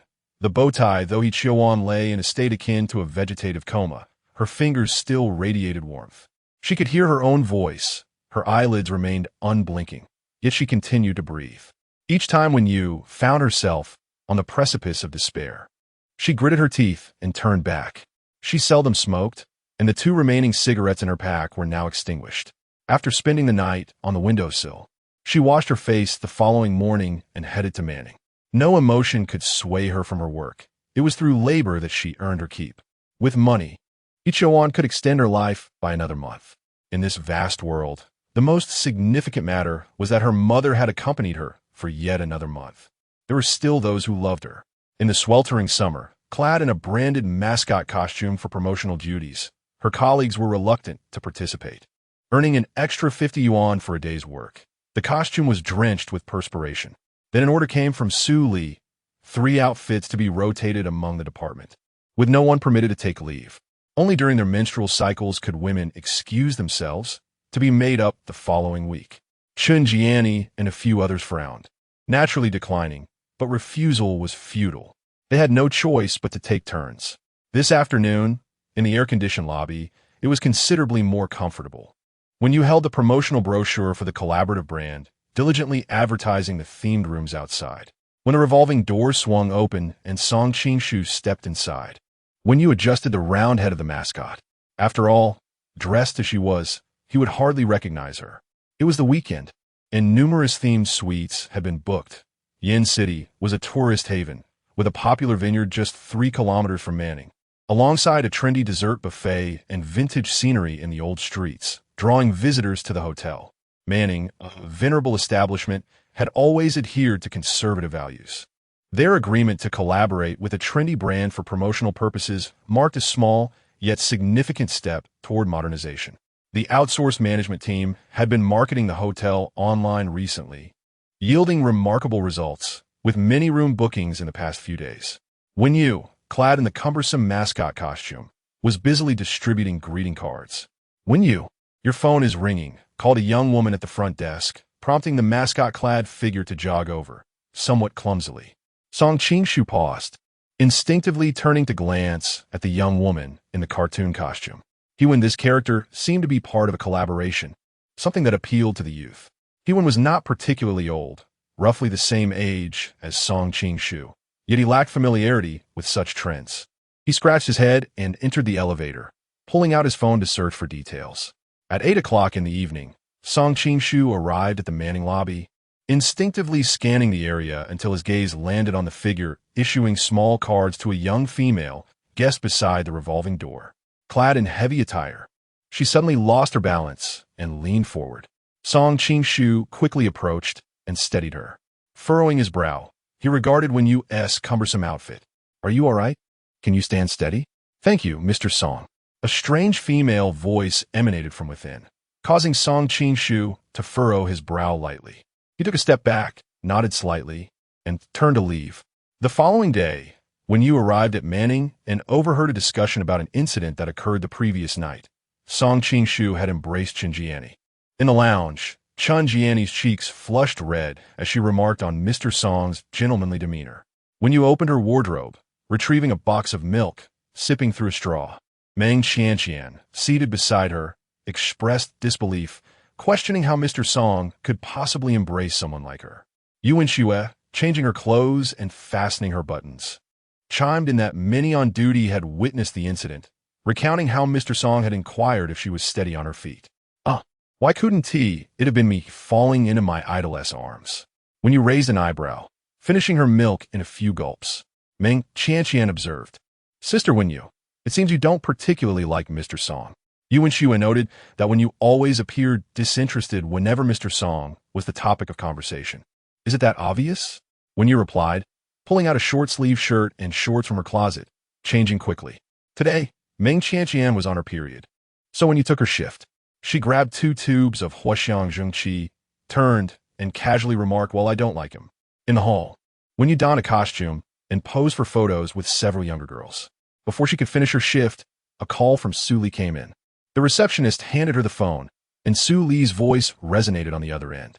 "I received some news, though I can't tell if it's good or bad for you.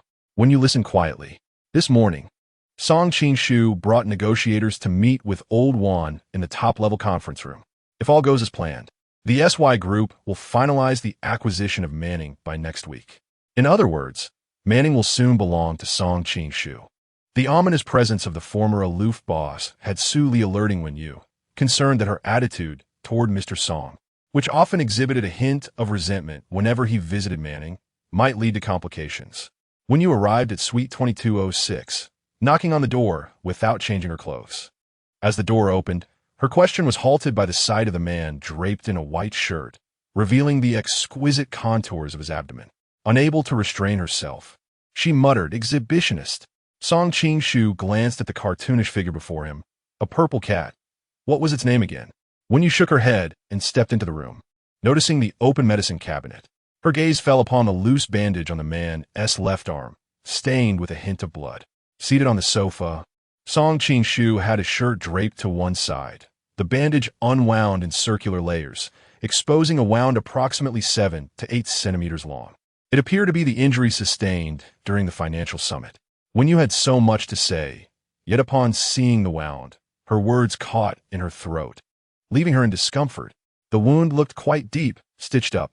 Song Qingshu's skin bore a pale, cool tone, rendering the injury somewhat ghastly. Yet, there was no trace of pain visible on the man's face. His calmness was unnerving. Only the color of his thin lips had faded slightly.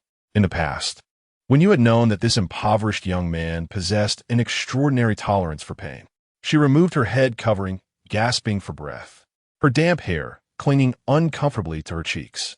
The air conditioning in the room was set to a comfortable temperature, dispelling the superficial heat that lingered.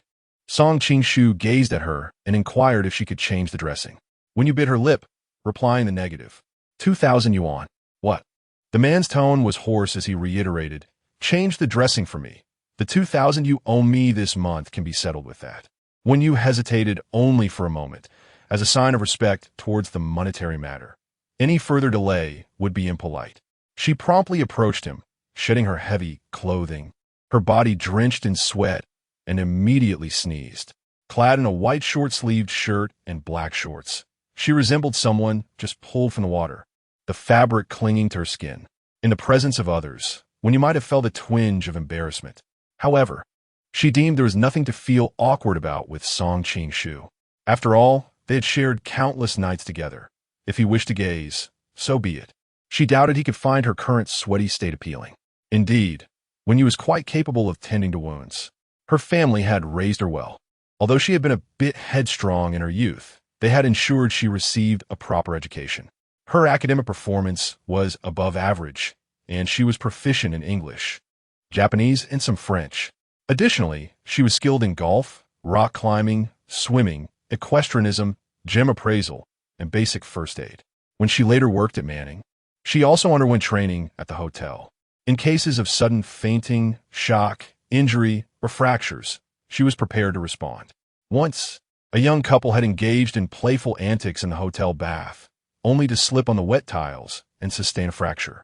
At that time, it had been Su Li who was on duty with her, and they had rushed to assist. After applying the medication, when you had even tied a bow with a bandage, it was perfect. She had done it intentionally. The thin summer clothing made the large bow inside conspicuous, certainly visible through the fitted shirt. Wealthy individuals often placed great importance on their appearance, and a suit could not bear even the slightest wrinkle. The thought of Song Qingshu drinking and disrobing, revealing a bow-tied bandage, was amusing to her. She curved her lips into a sly smile. The man, observing the bow and her smiling lips, unconsciously relaxed his brow, the corners of his thin lips curving slightly. Chapter 32. There are over 10,000 people named Wen Yu across the nation. Song Qingshu rose to his feet. requesting assistance in donning his attire as he had a dinner engagement that evening. When you regarded him with her arms crossed, bemused by his assumption that she was merely his servant. Despite his injuries, he was still intent on attending a gathering where alcohol would be served. When you had no intention of reminding this impoverished youth that one should refrain from drinking while injured, it was not her nature to offer such kindness. After all, his body belonged to him alone, and how he chose to treat it was entirely his affair. Song Qing-shu observed her, his calm voice brushing against her disheveled hair as he stated, "Changing clothes, 2000. Mr. Song, please hold on a moment." When you turned toward the walk-in closet, selecting a complete outfit for the man, standing before him, she meticulously fastened the buttons of his shirt, her gaze inadvertently drawn to his sculpted abdomen. Quite impressive indeed, aesthetically pleasing. Further below, the veins beneath his skin resembled undulating mountains, tightening with each breath. When you felt a warmth in her eyes and promptly averted her gaze. Finally, she adjusted his tie. In her mind, she could only describe Song Qing-shu's appearance as that of a dapper yet predatory gentleman. Clad in fine attire, he exuded an air of understated elegance. Particularly striking was his custom-tailored navy suit with subtle patterns, reminiscent of a returnee from the grand boulevards of the last century. Such high-end suits required no belt. The fabric was impeccably pressed, devoid of any creases, exuding a substantial quality. When you thoughtfully selected a watch to complement the ensemble. Stepping back, she assessed her handiwork, deeming it flawless. Naturally, the perfection lay in her selection, as Song Qing-shu was merely an assemblage of two eyes and a nose. His nose was too prominent for her liking, his complexion overly pale and unexciting, his eyes too deep-set, and his Adam's apple rather pronounced. What purpose did such a feature serve? He lacked a sunny charm, presenting instead a rather brooding demeanor. When you extended 4 fingers, declaring for 1,000. I just recorded our agreement. Do not attempt to renege. My arm is injured and inconvenient. For this week, you will come daily to change my dressings and assist me with my clothes at today's rate. That totals 28,000 for the week. Gritting her teeth, she ultimately acquiesced. Who would turn away from financial gain? Having settled this matter, when you momentarily forgot to interrogate him regarding his acquisition of Manning until she reached the door. Turning back, she found him seated on the sofa, rubbing his temples, faint shadows beneath his eyes suggesting a lack of rest in recent days. "Hey," she called out. He replied, "Are you planning to acquire Manning?" "Indeed." "Why?" His elongated eyes narrowed slightly as he crossed his knees, glancing down at his watch before redirecting his gaze to you. At that moment, he resembled a shrewd businessman, solely focused on profit and strategic maneuvering. The government's approval has been granted. Old Song is injured and unconscious, halting the tourism project in Yembe district, which I am now overseeing. Manning is a long-established traditional hotel, facing internal strife among its executives. Even if I did not proceed with the acquisition, it would inevitably become obsolete within the next 2 years. Old One will eventually sell it off at a low price. Acquiring Manning is a part of the SY initiative. When you listened intently, the bright light streaming in through the floor-to-ceiling windows illuminating the scene. A layer of indescribable sheen adorned the man, and a vintage suit, with its subtle patterns, exuded an air of sophistication. When you couldn't help but recall the tale of Song Qing-shu, who within 5 years saw SY ringing the bell for its public listing, transforming from a destitute youth into a self-made success, now mingling among the elite of Yinqing. Setting aside her preconceived biases against this former flame, when you acknowledged that Song Qing-shu was indeed an impressive individual. Do you believe my acquisition of Manning is merely a frivolous attempt to provoke you? He inquired, and she felt a pang of embarrassment, as if her innermost thoughts had been exposed. Pressing her lips together, she replied, "I am not that self-absorbed."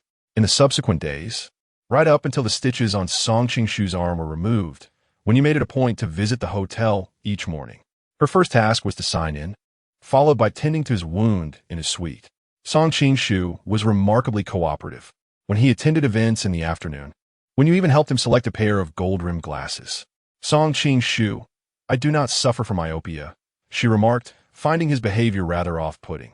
During lunch with Su Li, her friend expressed surprise. I thought you would be more confrontational with Mr. Song. I never expected you to maintain such composure for so long. When you clarified, one must separate personal feelings from business. He has invested a significant sum, and I am merely a caretaker tending to his needs. She understood her position well. He was on the verge of becoming the owner of Manning, while she remained a mere insignificant figure. Unless she resigned. Finding a reliable job in today's society was a daunting task. She required a stable income to sustain her life, especially for Hee-cheol-wan. I see that, Mr. Song has a certain interest in you. A man's interest in a woman, Suli noted. When you chuckled, many men desire me. They might share my bed only to cast me aside immediately. Am I merely a mistress? A kept woman? Reflecting on her former glory, her ex-boyfriend now condescendingly inquired if she regretted their breakup, suggesting that had they remained together, they would still be thriving. She mused, I toyed with him once, and now he returns the favor. Recently, when you had lost her appetite, staring at the bowl of egg drop soup before her. I despise the pity of those who look down upon others, offering their crumbs. If I desire a man, I would start lining up here, extending all the way to Yan'an District. Let's make a wager, Suli proposed. One you regarded her intently, as Suli continued, if I win, and you truly become the mistress of Manning, do remember your old partner. If I lose, when you interjected, if you lose, should I ever require assistance within your capabilities, I would appreciate your help. Agreed. In adulthood, considerations often revolve around mutual benefits. Suli aimed to leverage her connection with One Yu for her own advancement, and One Yu was well aware of this. Having spent over a decade at the company, Suli had established a solid foundation, boasting a wide network of friends in Yanqing. Both women failed to anticipate that this wager would soon reach its conclusion. Naturally, in a gamble, someone must inevitably lose. The odds were evenly split. Inside the private room, Chun Jie instinctively glanced at Song Qing-shu, noticing the indifference in his demeanor, and immediately forced a flattering smile. Old classmate, you are quite the busy person. It's a rare occasion for us to gather tonight. Others in the private room quickly chimed in. Song Qing-shu pinched the bridge of his nose, remaining silent. After several rounds of drinks, he had yet to take a sip. While some offered to toast him, whether he drank or not was entirely his choice. Chun Jie made a phone call, summoning a young woman. She wore a pale yellow long dress, had long black hair, and a small mole on her nose, exuding beauty, and most importantly, she bore a striking resemblance to Wen Yu. Chun Jie aimed to curry favor. He needed investment from SY. Although he and Song Qing-shu were classmates, Song's temperament was inscrutable. Previous attempts to send women to him had been rebuffed, so this time, he crafted someone who closely resembled Wen Yu. Xiaolu, come here, this is Mr. Song. He introduced. Song Qing-shu narrowed his eyes, scrutinizing the face before him that mirrored Wen Yu's. Even the mole was replicated. The woman had been meticulously crafted. Her voice was sweet as she addressed him, Mr. Song. Chun Jie rubbed his hands together. Mr. Song, I wonder if you remember Wen Yu? The one from high school. Ever since her father passed away, she has been working various jobs. No longer the proud girl she once was. If you still have feelings for her, I can look into it. Song Qing-shu's expression turned frigid, his tone icy. He had no desire to discuss Wen Yu in this context, especially with someone like Chun Jie. The notion of presenting a stranger, altered to resemble Wen Yu, was both distasteful and indicative of Chun Jie's twisted mindset. He detested the presumption that someone could claim to understand his preferences and attempt to manipulate him. There are over 10,000 people named Wen Yu across the country. Let us refrain from discussing irrelevant individuals tonight. At that moment, Wen Yu entered, carrying a tray of drinks, and paused upon hearing his words. The woman's delicate hand tightened around the tray. His voice, as chilling as ice, pierced through her chest, leaving a bitter taste. Taking a deep breath, Wen Yu felt her eyes sting with tears. She had won her gamble, yet it felt as though she had lost utterly. To Song Qing-shu, she was merely one in 10,000. Wen Yu turned, her slender back straight and unyielding, as if nothing had transpired. Yet, her fingers trembled around the wooden tray, knuckles white from tension. She resembled a soldier fleeing in defeat, yet she resolved to make her escape graceful. Handing the tray to a waiter, she maintained a steady tone. Could you please take this to room 12? I have an urgent matter to attend to. with her spine straight.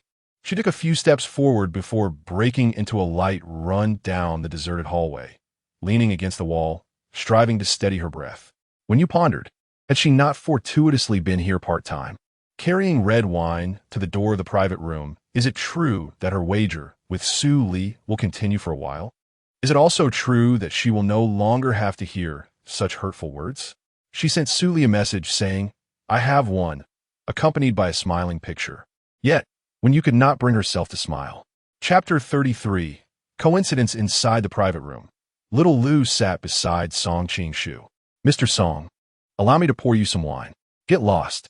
Gazing at her face, he felt an unsettling discomfort, amplifying his disappointment towards Chun Jie's behavior. The person he longed for in his heart was irreplaceable. Little Lu looked at Chun Jie, who was equally taken aback by Song Qing-shu's sudden outburst. Both he and Song Qing-shu had entered the prestigious number 13 high school through their academic achievements, hailing from similarly impoverished backgrounds, albeit from different classes. The distinction lay in Chun Jie's choice to veer into a dubious path after graduation, where he honed his skills as a professional hacker, achieving some success upon his return to society. He believed he shared a mutual understanding with Song Qing-shu during their high school days, harboring a disdain for the affluent. However, after acquiring wealth, his demeanor became increasingly distorted.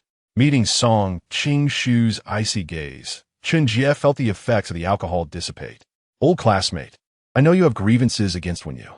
Just treat little Lu as her. She is more than capable of satisfying your desires." Little Lu, audaciously raising her voice, called out, "Brother Qing-shu." Chun Jie smiled smugly. "What do you think? I've trained her well. I said get lost." The lightness of his words extinguished the smile on Chun Jie's face, and the surrounding individuals exchanged glances. Liao Yuan and Li Rue stood up. They were all classmates and had some business dealings thereafter. Chun Jie gestured to them, and Liao Yuan frowned. "Qing-shu, Chun Jie is just joking. We're all old friends gathering tonight.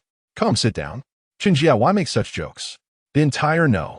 13 high school was aware of the affair between Song Qing-shu and Wenyu, the wealthy heiress pursuing the impoverished boy, only to cast him aside after winning him over. The stunningly beautiful Wenyu, a pampered darling, attracted countless admirers.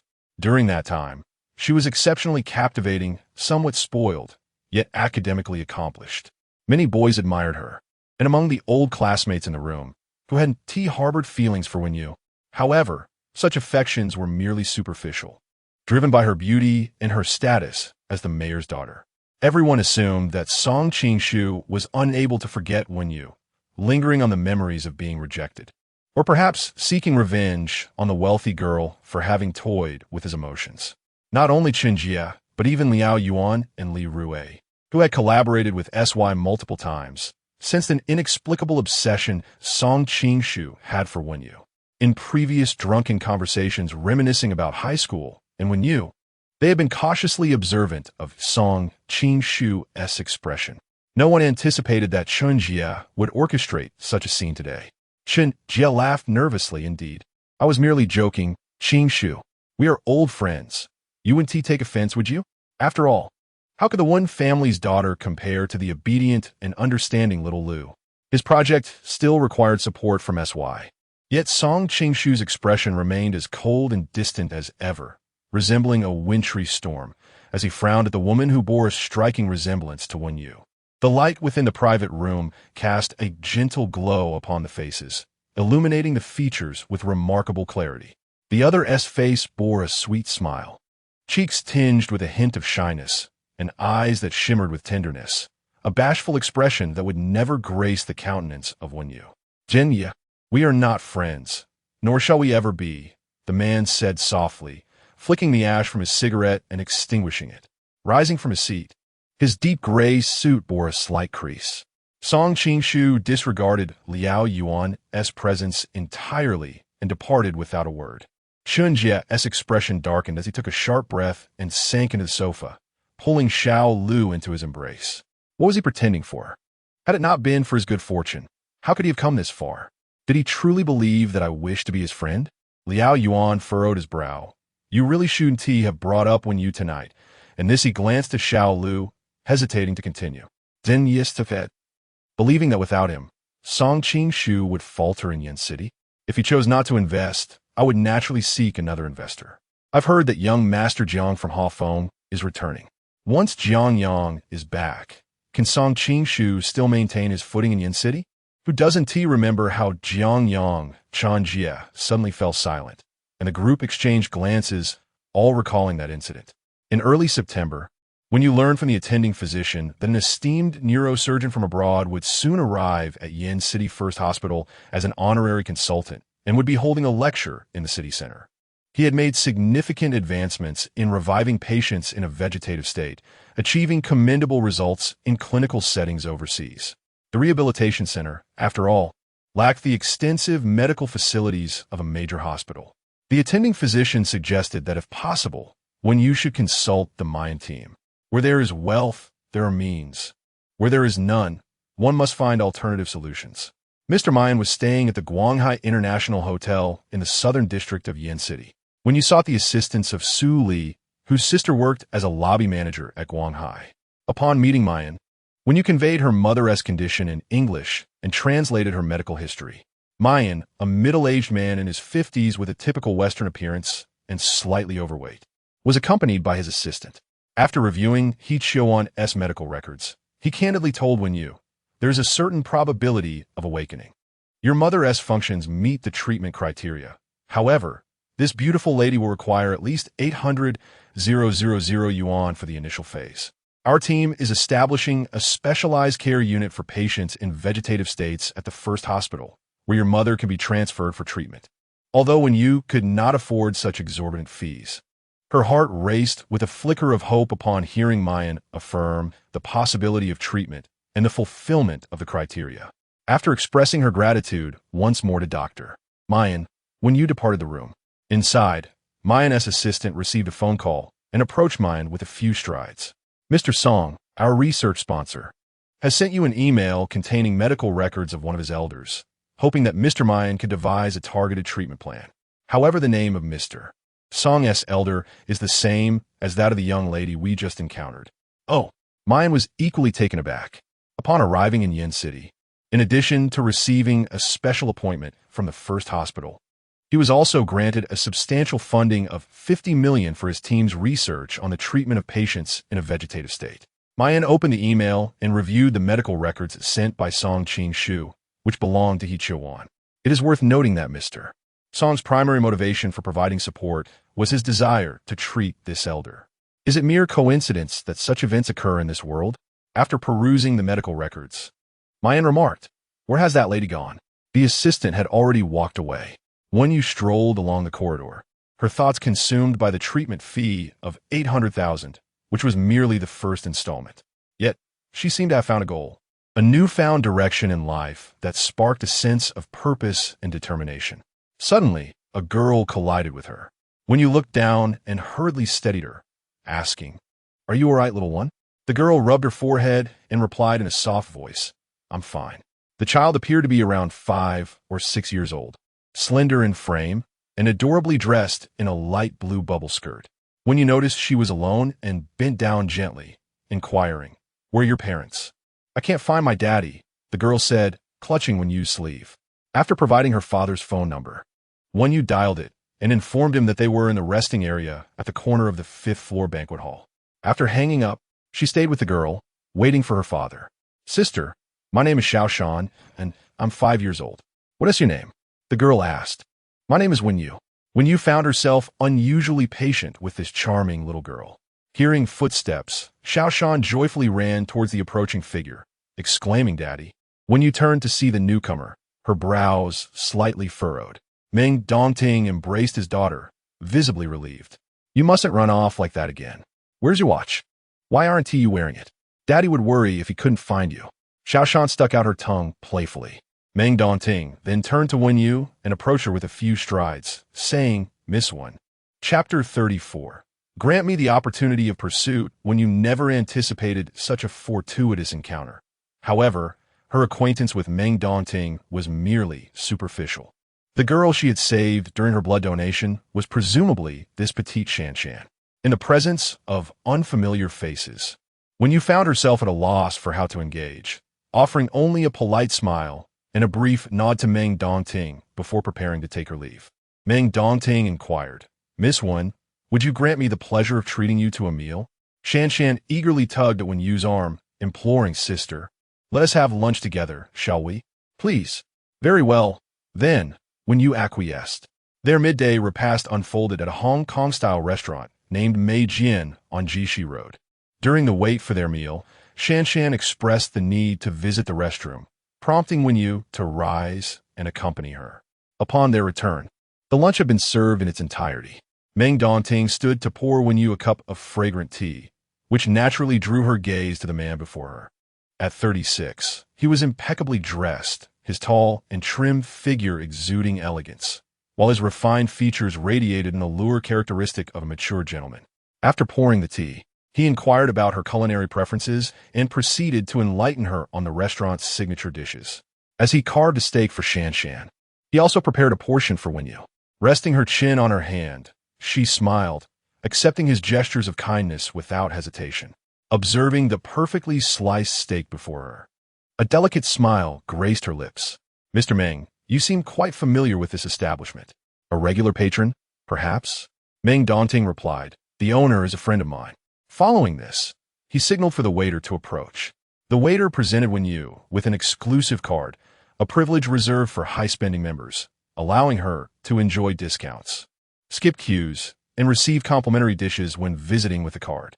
Wen Yu's fair, graceful fingers delicately grasped the card, glancing at it briefly before placing it on the table, her luminous fingertips lightly tapping the surface. "Thank you, Mr. Meng." Meng Dongting observed her, noting how she wore a white lace blouse, her long black hair cascading over her shoulders. Her dining etiquette was refined, and she exuded an elegant poise, wielding the silver spoon as if it were a work of art. Occasionally, she would rest her chin on her hand and gaze out the window, her long eyelashes curving down like the exquisite wings of a butterfly. "Miss Wen, may I have your contact information?" he asked directly, his voice rich and deep. Wen Yu blinked, of course. After their meal, Meng Dongting escorted Wen Yu back. Upon exiting the restaurant, she entered a sleek black Hongqi with a license plate number 777. A black Tianyue was parked in the designated space outside the restaurant. As the city lights illuminated the surroundings and the night deepened, the man inside the car gripped the steering wheel tightly, the silence of the cabin accentuating the sound of his tense bones. He suppressed the urge bubbling within his chest, a chilling sensation coursing through him, accompanied by an inexplicable pang of pain with each breath. In Song Qingshu's eyes, the darkness resembled a storm-tossed night, brooding and intense. Fixated on the distant red flag, 777, as it drove away. Seated beside him, Song Shuya cautiously called out, "Brother." But Song Qingshu remained oblivious to her voice. In her mind, the only thing resonating was the image of Meng Dongting opening the car door and engaging in a quiet conversation with Wen Yu, whose face was adorned with a gentle smile, her eyes bright and tender. Inside the vehicle, an unsettling chill enveloped the atmosphere. Song Shuya had just witnessed this scene as well. Wen Yu had entered the car belonging to Meng Shiyu's brother. How could she possibly know Meng Dongting? At that moment, Song Shuya softly tapped her brother Song Qingshu's arm, asking, "Brother, are you all right?" The current state of Song Qingshu conveyed a resounding no, indicating that he was far from well. He could not deceitfully assure his sister that everything was fine, nor could he feign normalcy while continuing to escort Song Shuya to dinner.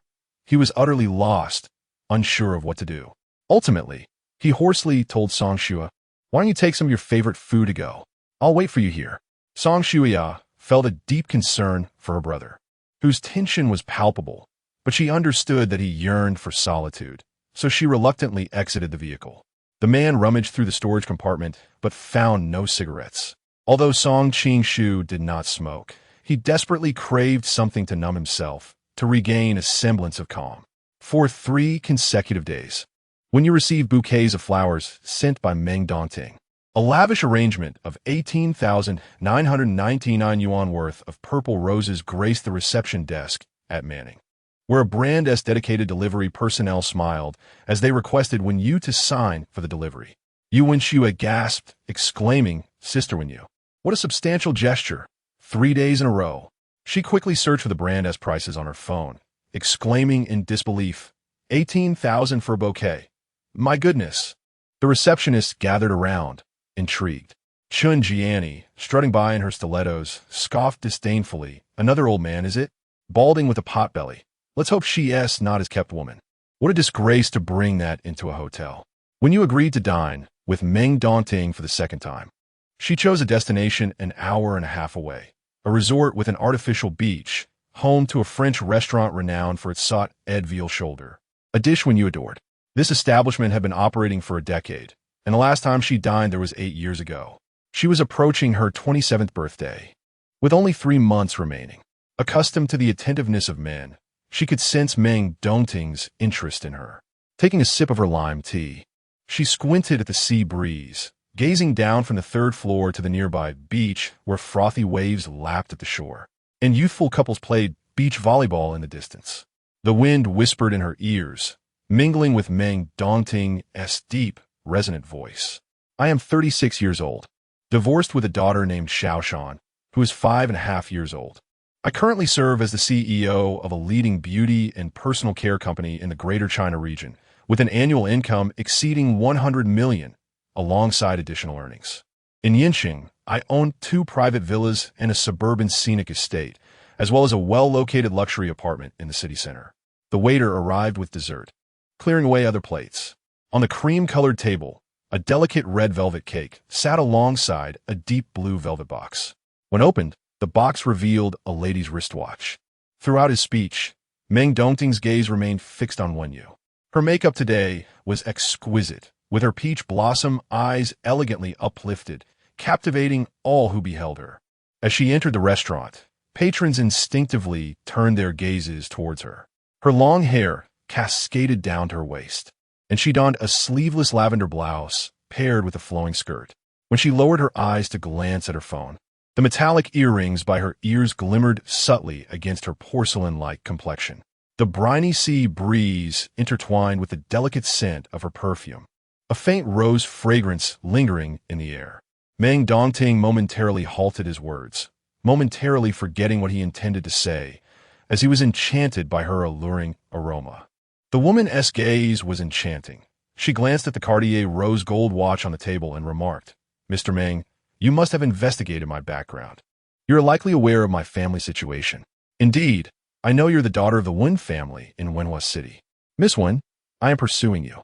You may reject my advances, but I hope you will grant me a period to court you." Wen Yu did not accept Meng Dongting's pursuit, nor did she explicitly decline. She needed time to contemplate.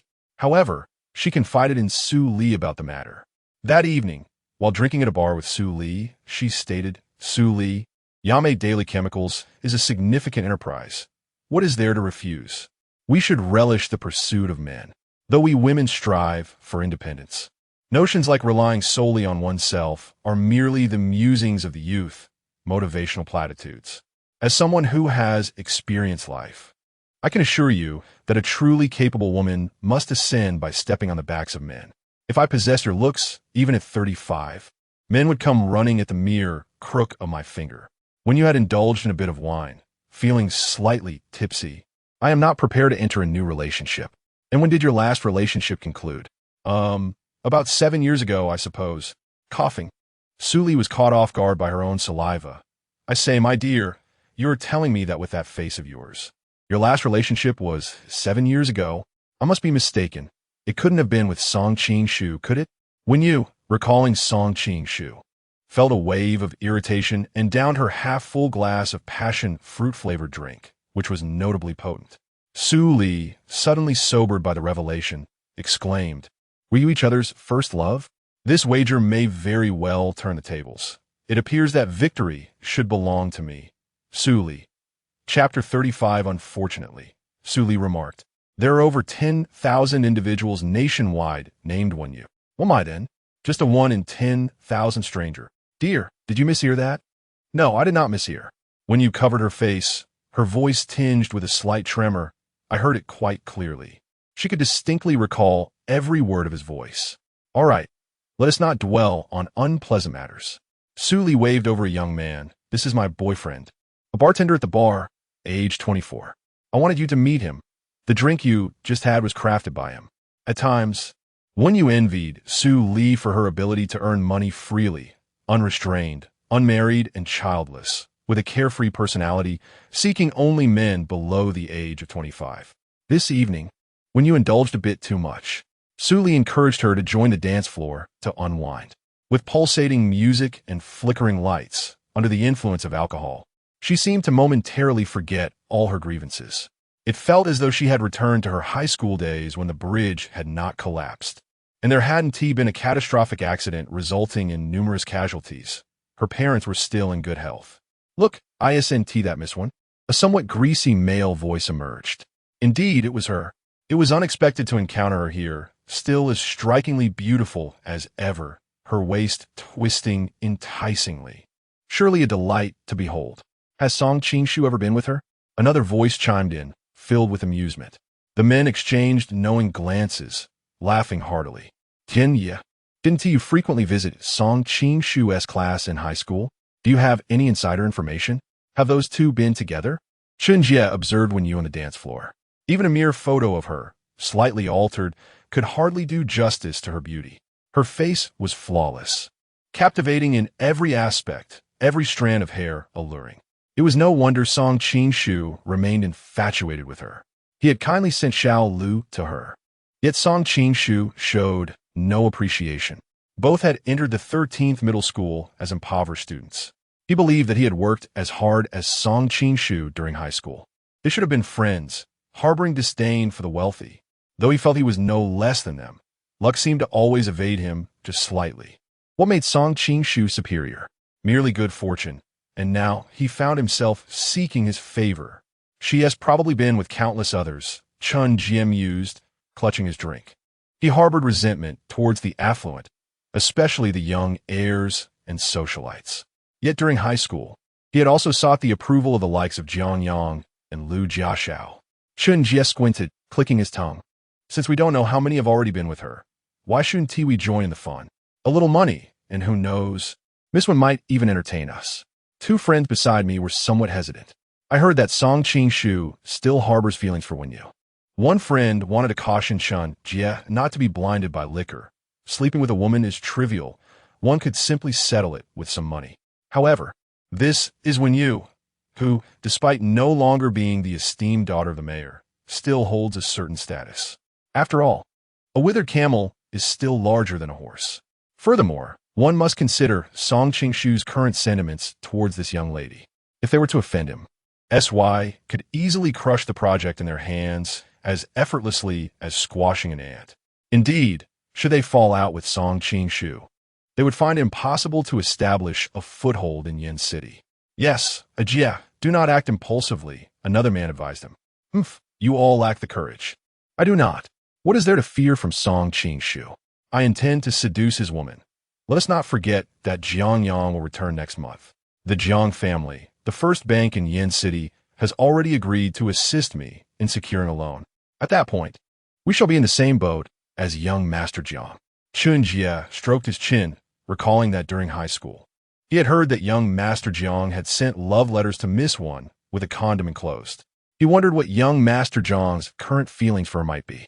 If young Master Jiang is indeed fond of her, perhaps we should deliver her to his bed. Chun Jie downed the contents of his glass and stepped onto the dance floor, his two friends exchanging glances and gritting their teeth before following suit.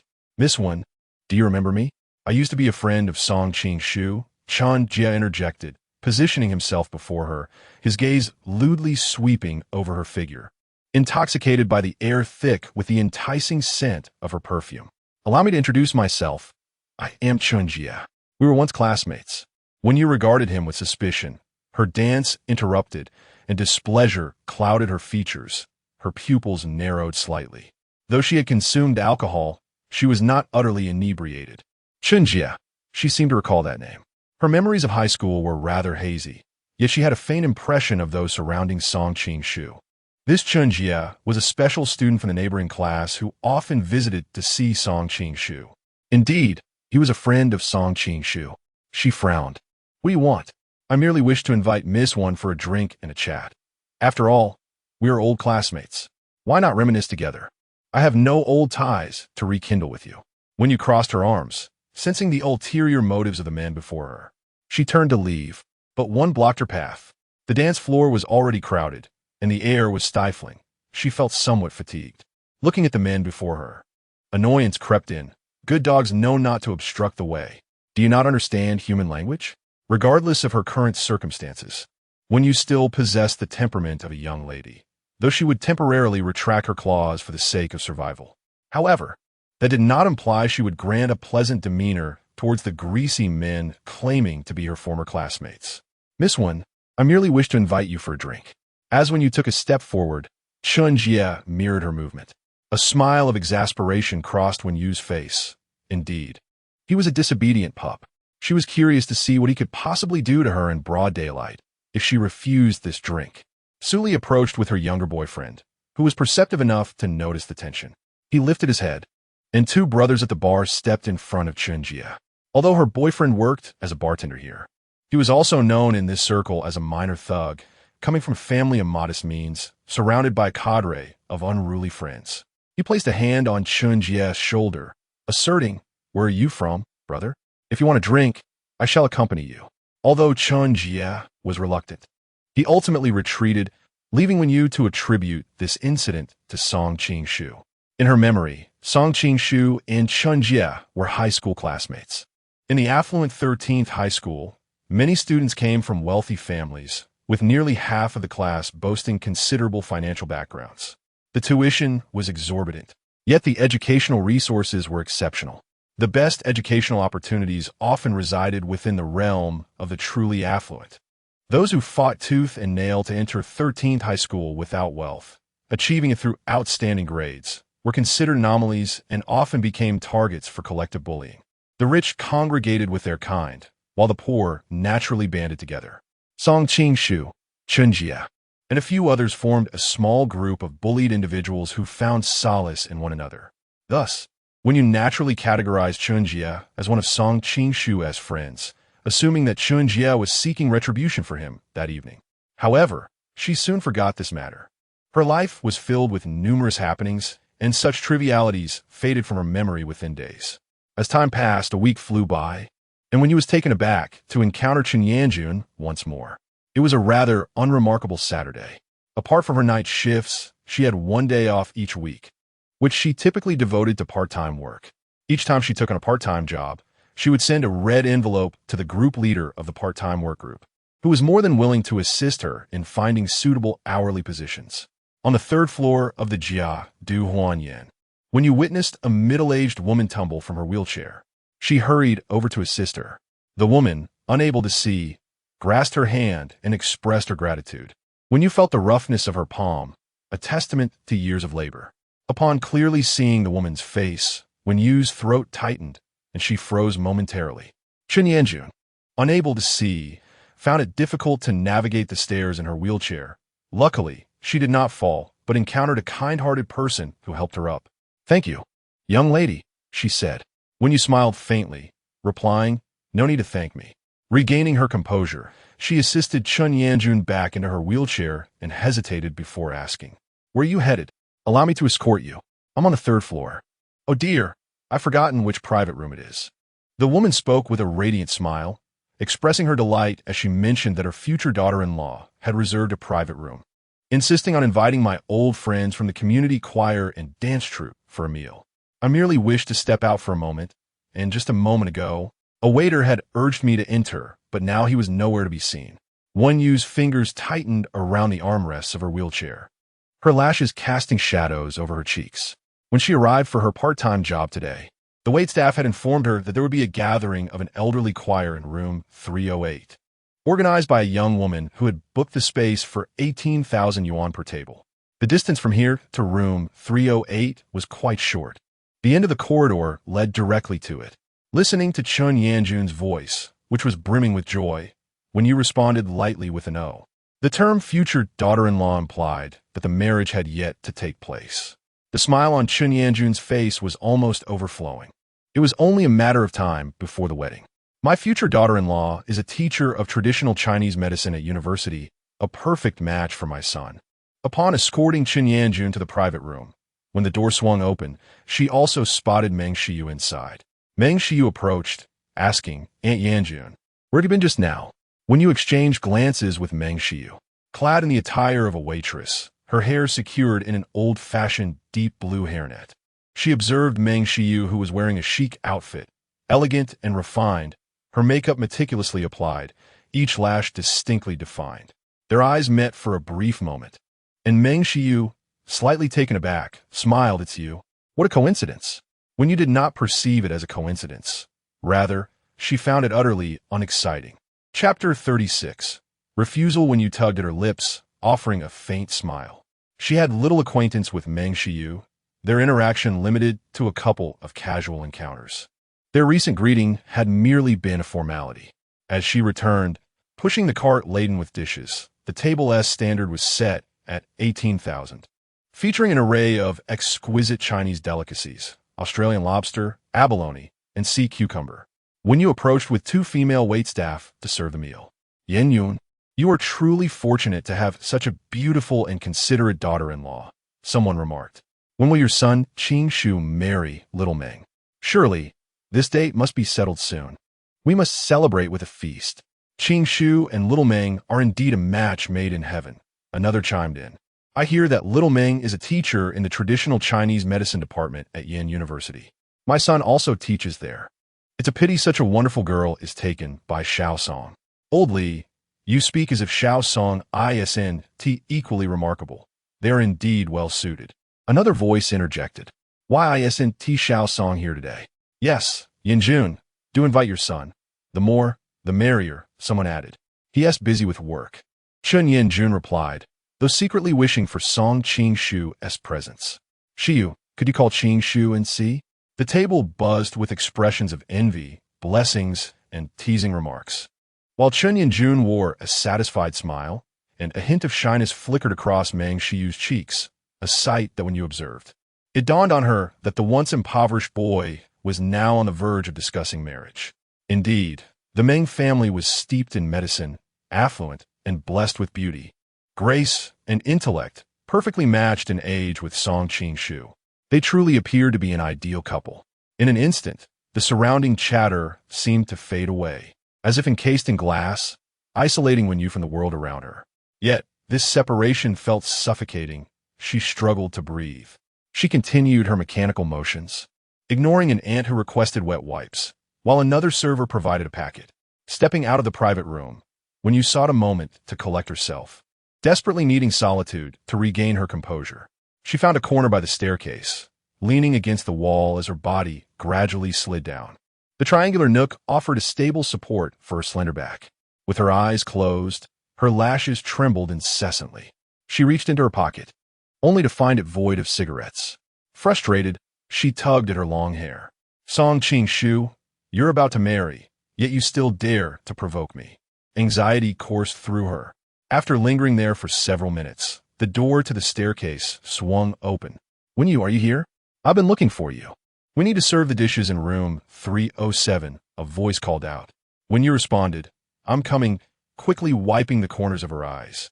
Relieved not to have cried, otherwise it would have been truly embarrassing. It was at that moment her phone buzzed. Meng Dongting's voice on the other end was tinged with urgency. "Miss Wan, are you busy? Would it be convenient for you to come to the hospital?" "For Xiaoshan?"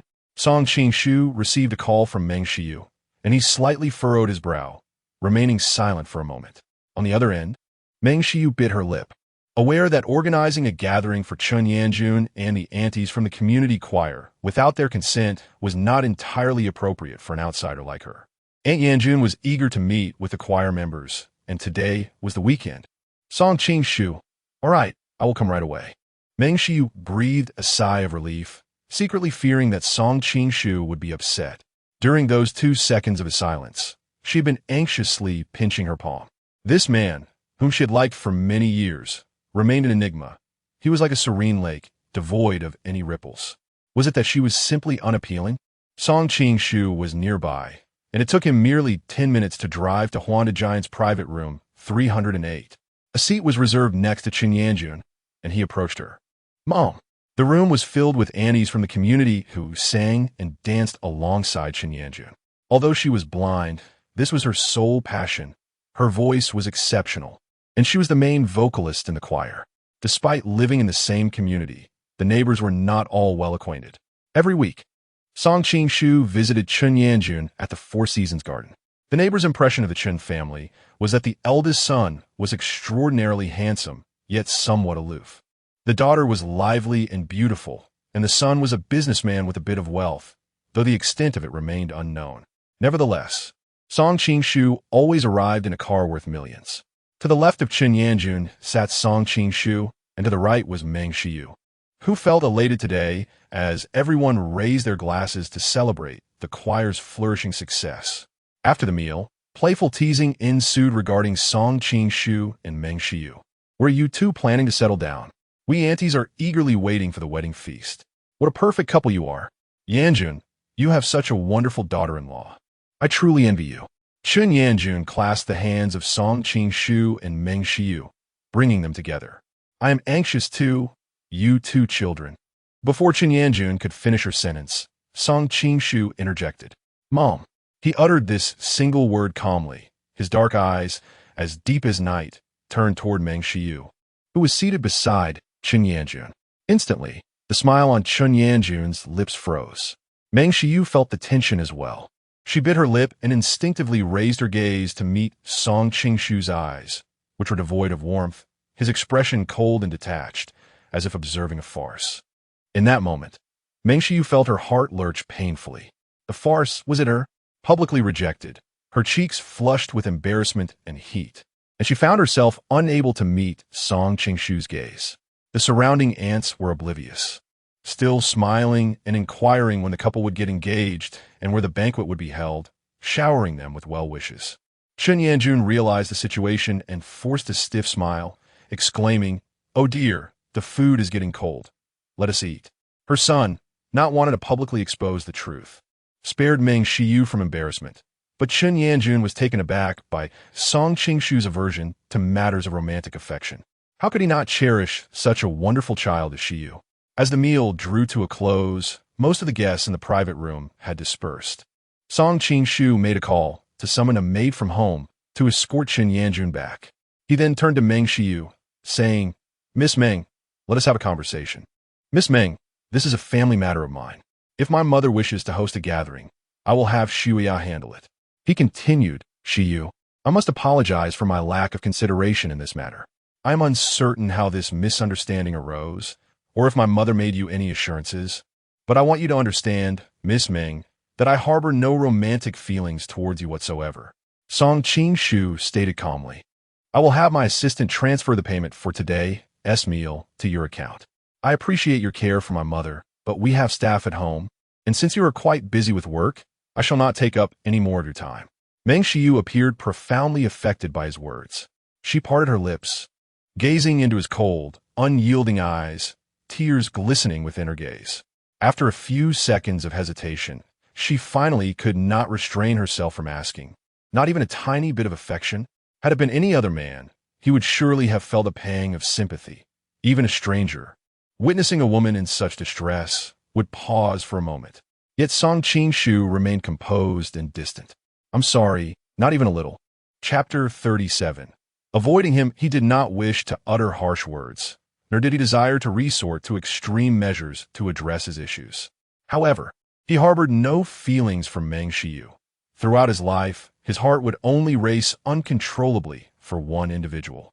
Absent that person, marriage was not a consideration he would entertain. Perhaps, due to his demanding career, he had overlooked his mother's sentiments. As he prepared to depart after passing by Meng Shiyu, Song Qing-shu expressed his gratitude for her visiting and keeping his mother company, who had lost her sight. He lamented his own absence and acknowledged that his mother held her in high regard. This misunderstanding was a result of his negligence, and he intended to donate a sum to the Meng Traditional Medicine Clinic as a token of appreciation. Meng Shiyu trembled slightly. In that moment of distraction, Song Qing-shu's figure had already vanished from the private room. She hadn't anticipated that this man wished to sever all ties with her. Meng Shiyu had once believed that her background, appearance, and education were all exemplary, and that Chen Yanjun treated her as a future daughter-in-law. Surely, even the coldest of men would be moved by her essence. Why was it so? At the seasonal garden, Song Shuya had just returned home after a midday shift. Upon entering, she heard her brother's voice. "Mom, please refrain from discussing my relationship with Meng Xiyu in the community. Do not burden her. Qing Shu, you are nearly 28. It is time to contemplate marriage, especially with such a wonderful girl as Meng. I do not harbor feelings for her. Matters of the heart cannot be forced," her brother replied, his tone deep and unyielding. After a brief pause, Song Shuya stepped inside, where her golden retriever, Mao Mao, rushed over to greet her. She played with him for a while. This afternoon, Song Qingshu remained at home, ensconced in his bedroom. Mao Mao lay at his feet, clutching a toy bear, while he absent-mindedly stroked the dog's head. Song Shuya entered with a plate of freshly washed grapes, placing it on the table. As she turned to leave, she said, "Brother, Wen Yu is working part-time at a banquet today." Song Qingshu lifted his gaze from the laptop, frowning at her words, as if a realization had struck him, deepening the furrows on his brow. Taking a deep breath, Song Shuya encouraged him, "Brother, stay strong." In many ways, she felt a pang of compassion for her brother. He was formidable, his core unwavering. Outsiders often labeled him as cold and detached. Yet she understood the trials he had endured to reach his current standing.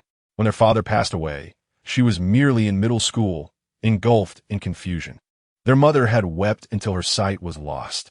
Only their brother shouldered the burden of the family, despite being just 19 at the time. There had been moments when Song Shuya harbored resentment towards Wen Yu. Had it not been for Wen Yu's father, perhaps their own father would still be alive. Had it not been for Wen Yu's breakup with her brother, he might not have endured such a bleak period. However, now that Song Shuya has grown up, she understands that the collapse of the bridge years ago certainly implicates Wen Huaqing, yet he is merely a scapegoat. She only wishes for her brother's happiness. Life is fleeting. The grievances of the previous generation need not inflict suffering upon the current one. Song Shuya forever remembers her second year of middle school, when her brother first brought the young lady home. She wore a princess dress unlike any she had ever seen, more enchanting than those on television, radiating an aura of golden splendor. The princess gifted her a chocolate, which remains her favorite brand to this day. It was at this moment that Song Qingshu received a transfer of 160,000 yuan from Wen Yu via WeChat, accompanied by a message, "Song Qingshu, do not disturb my life from now on." The man fixated on those words, his expression darkening as he silently left with his suit in hand. "Song Shuya, brother, where are you going? Will you be home for dinner tonight?" Song Qingshu's Maybach halted at the Huandu Jiayan. He strode directly to the front desk, inquiring if there was a waitress named Wen Yu. "Wen Yu?" The receptionist pondered, but with so many part-time waitstaff on weekends, she couldn't recall immediately. However, upon seeing the man as strikingly handsome and distinguished demeanor, she feared offending a valued client. "Let me check. Ah, there's one, but she left at noon. Her pay for today has only been partially settled." As Song Qingshu entered his car and started the engine, he pressed his fingers to his temples, gazing at the message from Wen Yu, feeling an overwhelming headache. She did not possess 160,000 yuan, he knew. Where could she have acquired such funds? Or had she truly become involved with Meng Dongting? The thought darkened his expression. Jealousy is the most perilous catalyst in the world. He dialed Wen Yu's number, but a mechanical voice informed him the call could not be connected. 10 minutes passed, and the situation remained unchanged. She had blocked him. Opening WeChat, he attempted to send a message to Wen Yu, only to be met with a notification stating it could not be sent. She had also blocked him there. The young lady always acted so resolutely. Just as in the past, she would sever ties without a word, block, delete, and vanish abroad, never to reconnect. His hand trembled around his phone as he fixated on the words, "Song Qingshu, do not disturb my life from now on." Yet, Wen Yu, my world has long been disrupted by you. Throughout these 7 years, he could remain rational and composed in all matters, except when he heard the name Wen Yu. He found himself utterly unable to control his emotions. When you lay at home, the curtains drawn tightly. Feeling somewhat unwell, she sat up, intending to draw back the curtains to bask in the sunlight. Although at this hour, Only the remnants of the sunset remained. If she did not feel the warmth of the sun, she feared she might begin to feel moldy. She pressed her hand against her abdomen, feeling a touch of discomfort. When you thought to herself that today had been rather unfortunate. The source of her misfortune began when she encountered Song Qing-shu at Huandu Jian, watching him enter room 308. Indeed, that impoverished boy vexed her. When you gritted her teeth, drank a cup of hot water, and pressed her hand against her abdomen, applying a heat pack even in the summer heat. Song Qing-shu, in the future, do not let me encounter you again. When you attributed the source of her current anguish to Song Qing-shu, she sought an outlet for her frustrations. And Song Qing-shu served as the perfect target for her emotional release. Earlier that day, she received a call from Meng Dongting, informing her that Xiao Shan required a blood transfusion at the hospital. Upon her arrival, when you discovered that Xiao Shan suffered from a hemolytic disease, which explained the frailness of the little girl, her cheeks tinged with pallor. This marked the second occasion within the month that when you had donated blood for Xiao Shan.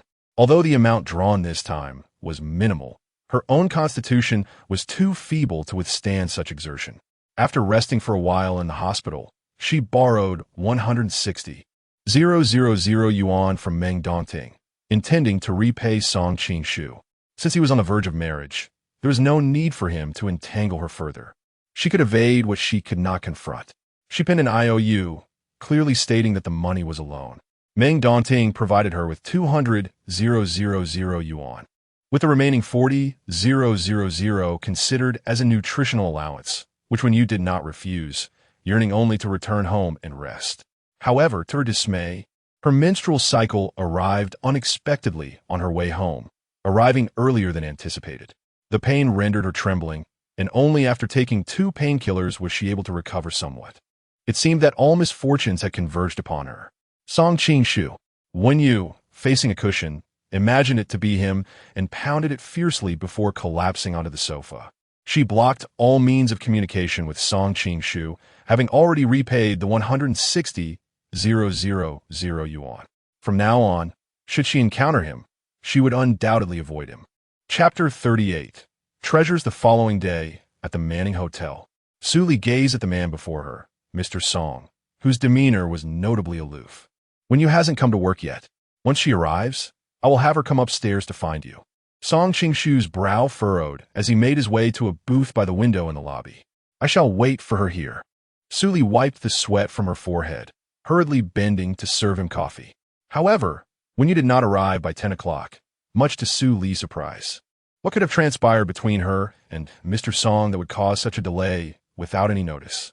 Casting a glance at the imposing figure seated in the booth, Su Li exchanged glances with a few front desk attendants, urging them to call Wen Yu and inquire about her absence. At 10:30, Song Qing-shu glanced at his watch. Su Li cautiously approached, feeling the chill emanating from him, even from 2 meters away. Mr. Song, perhaps you should return to the presidential suite for now. Once Wen Yu arrives, I will certainly bring her to you. Wen Yu was typically punctual. Something must have held her up today. At that moment, Yuan Xue rushed over, her expression laden with concern. I called, but the line was busy. Do you think something might have happened to Wen Yu? Su Li too found the situation peculiar. It was unlike Wen Yu to ignore her phone or skip work without informing anyone. If there were an emergency, she would have requested leave in advance. Where does she live? Song Qing-shu's expression shifted momentarily, and he stood up. Retrieve Wen Yu's home address from the employee records within 10 minutes. In the old district, 12 kilometers away, Song Qing-shu arrived at the antiquated complex shortly after 11. He knocked on the door, but no one responded. Wen Yu, he called out her name, still met with silence. After a couple of minutes of anxious waiting, he smoked 2 cigarettes to quell the turmoil within him. His voice turned hoarse as he called out, Wen Yu, let us talk. Still, there was no reply. His lips pressed together, and an unsettling feeling fluttered in his chest. He knocked again, turning the doorknob in frustration, when a memory surfaced, a code she had murmured during a fever. 112367. Entering the code, the door creaked open.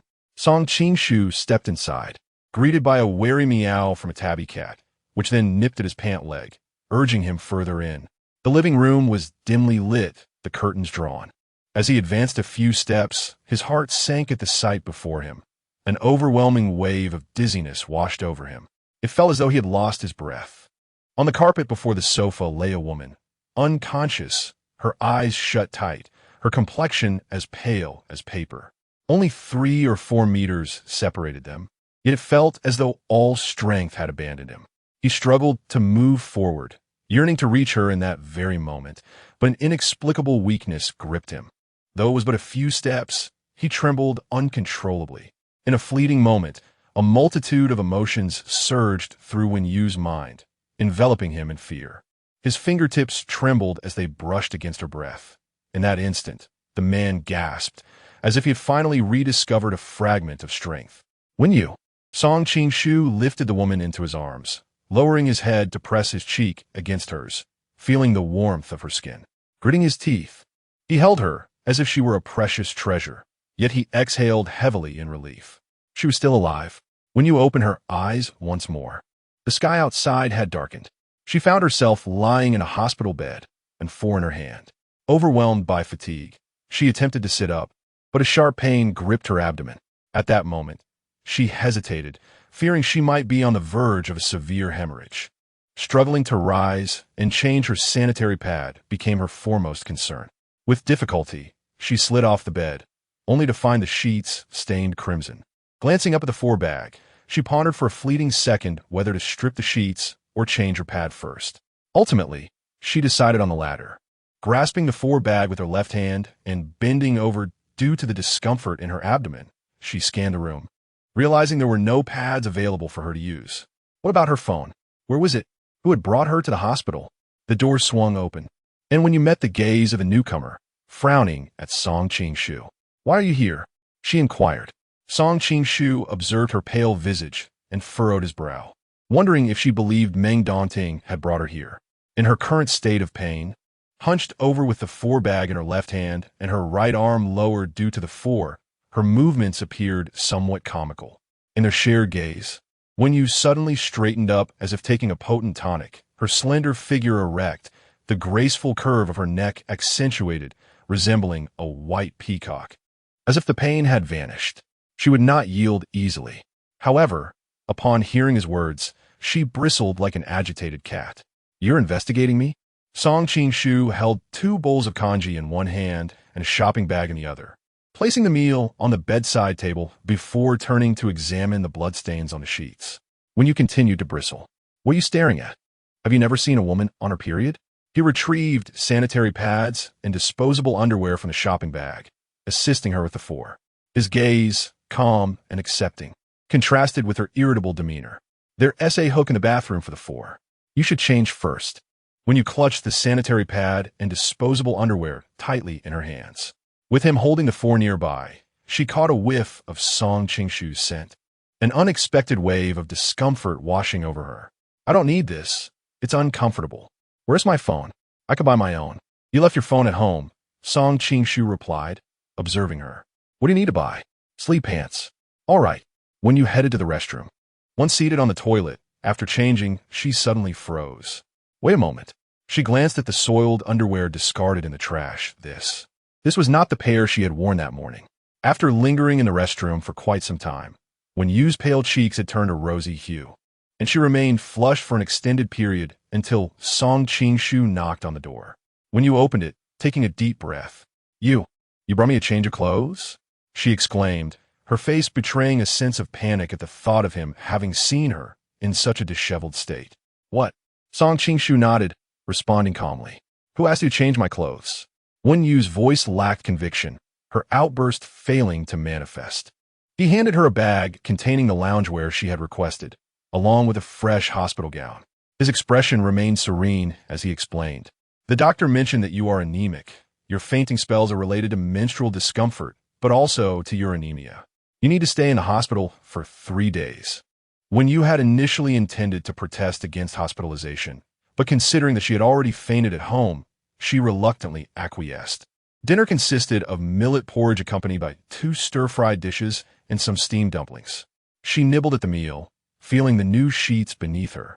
Yet unease washed over her, primarily due to the presence of that impoverished young man in the room. She glanced at Song Qing-shu, who was seated on a small sofa. absorbed in his iPad, occasionally furrowing his brow. Turning away from him, she rolled onto her side, enveloped in silence.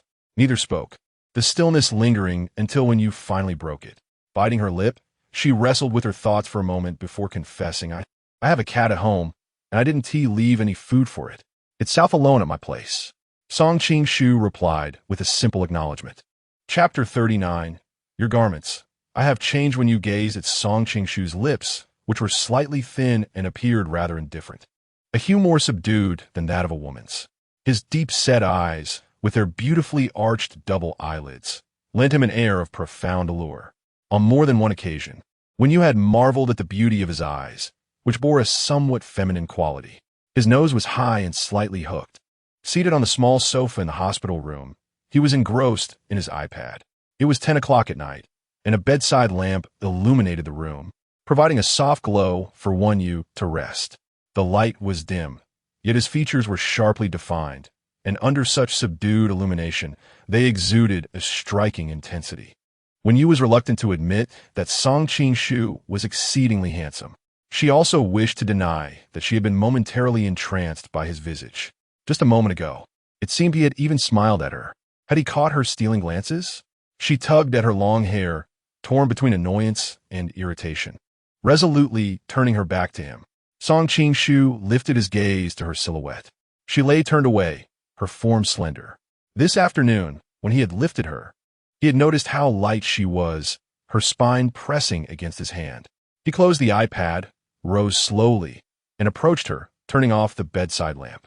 He gathered the scattered corners of the blanket and draped them over her shoulders. In that instant, he realized you was still awake. Their eyes met briefly, and he pondered the late hour. She was still not asleep.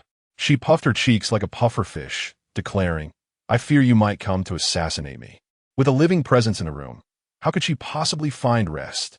Moreover, that presence was none other than Song Ching-shu. Without her phone, unable to sleep, she remained restless, maintaining an uncomfortable position on her side. Yet, if she shifted, she would meet his gaze. You lay rigid for 2 or 3 hours, feeling not merely the fatigue of sleepiness or the discomfort of menstrual cramps, but an agitated force within her, threatening to erupt. His voice came softly, slightly husky, slicing through the stillness of the night and brushing against her ears. This morning, I visited Manning. Sully mentioned you hadn't come to work today, and your phone was unreachable, which made me worry for your safety. Thus, I went to your home. You had shared the access code with me during your fever. When I entered at 11:30, I found your undergarments, which I changed for you. It would not do to carry you to the hospital in such a state. Song Ching-shu was like a cold sedative, or perhaps a glass of cool water that suddenly appeared after when you had run a marathon in the sweltering summer heat. She looked at him through the veil of soft, diffused light. You bit her lip, responding with a simple "oh." His calm and gentle tone addressed all her unspoken queries, leaving her feeling as though any retaliation would be directed at mere air. Thankfully, she was cocooned in the covers, and with the lamp extinguished, even if she felt embarrassed, he could not see her. I have answered your questions. Now, do you not owe me an answer in return? He inquired. There's a bruise on your arm, a puncture mark. When Song Ching-shu changed her clothes, he discovered her fair skin and the needle marks on her arms were particularly conspicuous. Furthermore, the traces of those needle marks appeared quite fresh. That is my personal privacy. You turned over, covering her head with the blanket. You should leave. I want to sleep. However, after several seconds, the surrounding atmosphere remained eerily quiet. The absolute silence was so profound that she could hear the footsteps of nurses in the corridor. Yet, the sound of the man leaving or the creaking of the door was absent. Song Ching-shu still stood beside the hospital bed. You closed her eyes, feigning sleep. Let him stand there if he wishes. Then she heard his voice, tinged with a hint of coldness. Is panda blood really so valuable? Selling blood for 160,000. Are you willing to do that just to sever ties with me? The words were heavy, striking her as if through the layers of the blanket, nearly leaving her wounded. She abruptly threw off the covers. Don't think I don't know what you're after. Song Ching-shu, is it not your desire to sleep with me? Just like those men at their core. You see me in despair and think it's as simple as lifting a finger to possess me. Don't assume that because you saved me once, I owe you gratitude. We have no relationship now. You, who are about to get engaged, should not disturb my life. Let us be qualified exes to each other, treating each other as strangers when we meet. Don't say I sold my blood, even if I sold a kidney. It has nothing to do with you, my former, old flame. Having said that, when you felt that she could completely end things with Song Qing-shu, this was something that should have been articulated at their first meeting. Being strangers would be the best. She couldn't see the man's expression, but she sensed the storm brewing within him, his fists clenched tightly at his sides, especially upon hearing her mention of former, though he knew it was untrue. The veins on his forehead throbbed violently. When you felt her heart racing beneath the blanket, each beat reverberating in the still air, echoing in her ears. She was almost gasping for breath. Yet, Song Qing-shu had not left. The atmosphere was thick and oppressive. Finally, after what felt like an eternity in those few minutes, when you heard the man's hoarse murmur, "If I truly wish to disturb your life, there are countless ways to do so, rather than merely booking a room at the hotel where you work. It was you who crashed into my car. If we were to talk about disturbance, it is you who has intruded upon my life." Song Qing-shu departed. After the sound of the door closing, when you lifted the blanket, staring into the dimness for several seconds before switching on the bedside lamp. Her chest felt as though it were filled with sponge, covering her face. She could not help but let out a soft, pained whimper, curling back into the blanket, seeking a semblance of security in that cocoon. That night, when you was in a state of utter turmoil, finally succumbing to slumber in the late hours, when she awoke, the sunlight streamed in brightly, illuminating her surroundings. On the bedside table lay her mobile phone, fully charged, while a plastic bag containing her freshly laundered clothes rested on the sofa. She glanced at her phone, momentarily taken aback. After unlocking it, she swiftly sent a leave message to Sue Lee before hurrying to the bathroom clad in her sleepwear. Throughout the day, when you lay in bed, devoid of any desire to move, yet relieved that she was no longer confined in torment, she could indulge in her phone instead. After receiving 3 bags of intravenous fluids, a nurse knocked at the door in the afternoon, holding a cup of milk tea and some desserts. "Your boyfriend ordered these for you, and he also treated us at the nurse's station for afternoon tea, so I brought them over." When you sighed, "He's not my boyfriend," the nurse inquired, "Did you two have a quarrel?" When you had anticipated such a question, feeling as though she had been cursed by Song Qing-shu, was it merely his handsome appearance that had led to this misunderstanding? "We broke up." The young nurse responded, "Oh, you two seemed quite well matched." Determined to defend her reputation while simultaneously shattering the nurse's lofty perception of Song Qing-shu, when you resolved to exact her revenge. "He requires medication every second. I simply couldn't endure it any longer, hence the breakup." The most effective way to dismantle the illusion surrounding a seemingly perfect man, handsome and affluent, was through targeted attacks. The nurse gasped in shock as she observed the nurse's expression shift, when you felt a sense of satisfaction creeping upon her. However, in the next moment, her gaze fell upon the door to the ward, and her smile faded. A man clad in all-black athletic attire entered with an air of composure. The nurse awkwardly averted her gaze and exited, leaving only the two involved parties to confront one another. Chapter 40. The natural course of things in moments of discomfort. When you often exhibited numerous small gestures, tugging at her hair, clearing her throat. How unfortunate that Song Qing-shu had returned. Hadn't he left? An awkward tension subtly permeated the space between them. As Song Qing-shu entered, he strode to the sofa, picked up the iPad, and did not utter a single word to Wen-yu, his dark eyes sweeping over her pale yet exquisite visage, lingering on her face for several seconds. When you cast her gaze downward, stealing glances at him, each of his movements magnified and slowed in her perception. Why was he not leaving? It was only after he departed that she exhaled a long-held breath, her back damp with perspiration. Leaning against the headboard, she gnawed on the straw of her milk tea, recalling the cold, expressionless face of that impoverished youth. Surely, he wouldn't harbor a grudge over this. On the morning of the 3rd day post-discharge, Wen-yu was prescribed a multitude of tonics for her blood deficiency, causing her heart to bleed with the cost as she gritted her teeth to pay, only to be informed that someone had already settled the bill for her.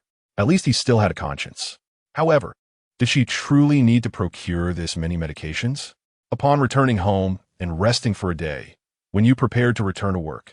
But Suli informed her that the hotel had granted her a week of leave, allowing her to recuperate at home. Aware of Wen Yu's frugality, Suli shared the good news. It was a paid leave. She continued, during your 3 days in the hospital, SY Group has acquired the Yin City Manning Hotel. Thus, Song Qingshu had now become her direct superior. Detecting the silence from Wen Yu on the other end of the line, Suli mused, "Dear cousin, you are indeed contemplating resignation, are you? A champion in matters of the heart." Suli could discern that Song Qingshu's concern for Wen Yu transcended that of a mere ex-lover. Wen Yu indeed entertained such thoughts, if only for a fleeting moment. Yet, she had never been one to disregard financial stability. In the current climate, securing a suitable job was arduous. She would need to find new accommodation and submit her resume. Having not completed her university education, and with He Chuan hospitalized, she lacked a complete degree, rendering her undesirable to large corporations, irrespective of her capabilities. She would be filtered out at the first hurdle of academic qualifications. Thus, a week of rest seemed prudent. With her sister away, Wen Yu hesitated for some time before finally removing Song Qingshu from her blacklist.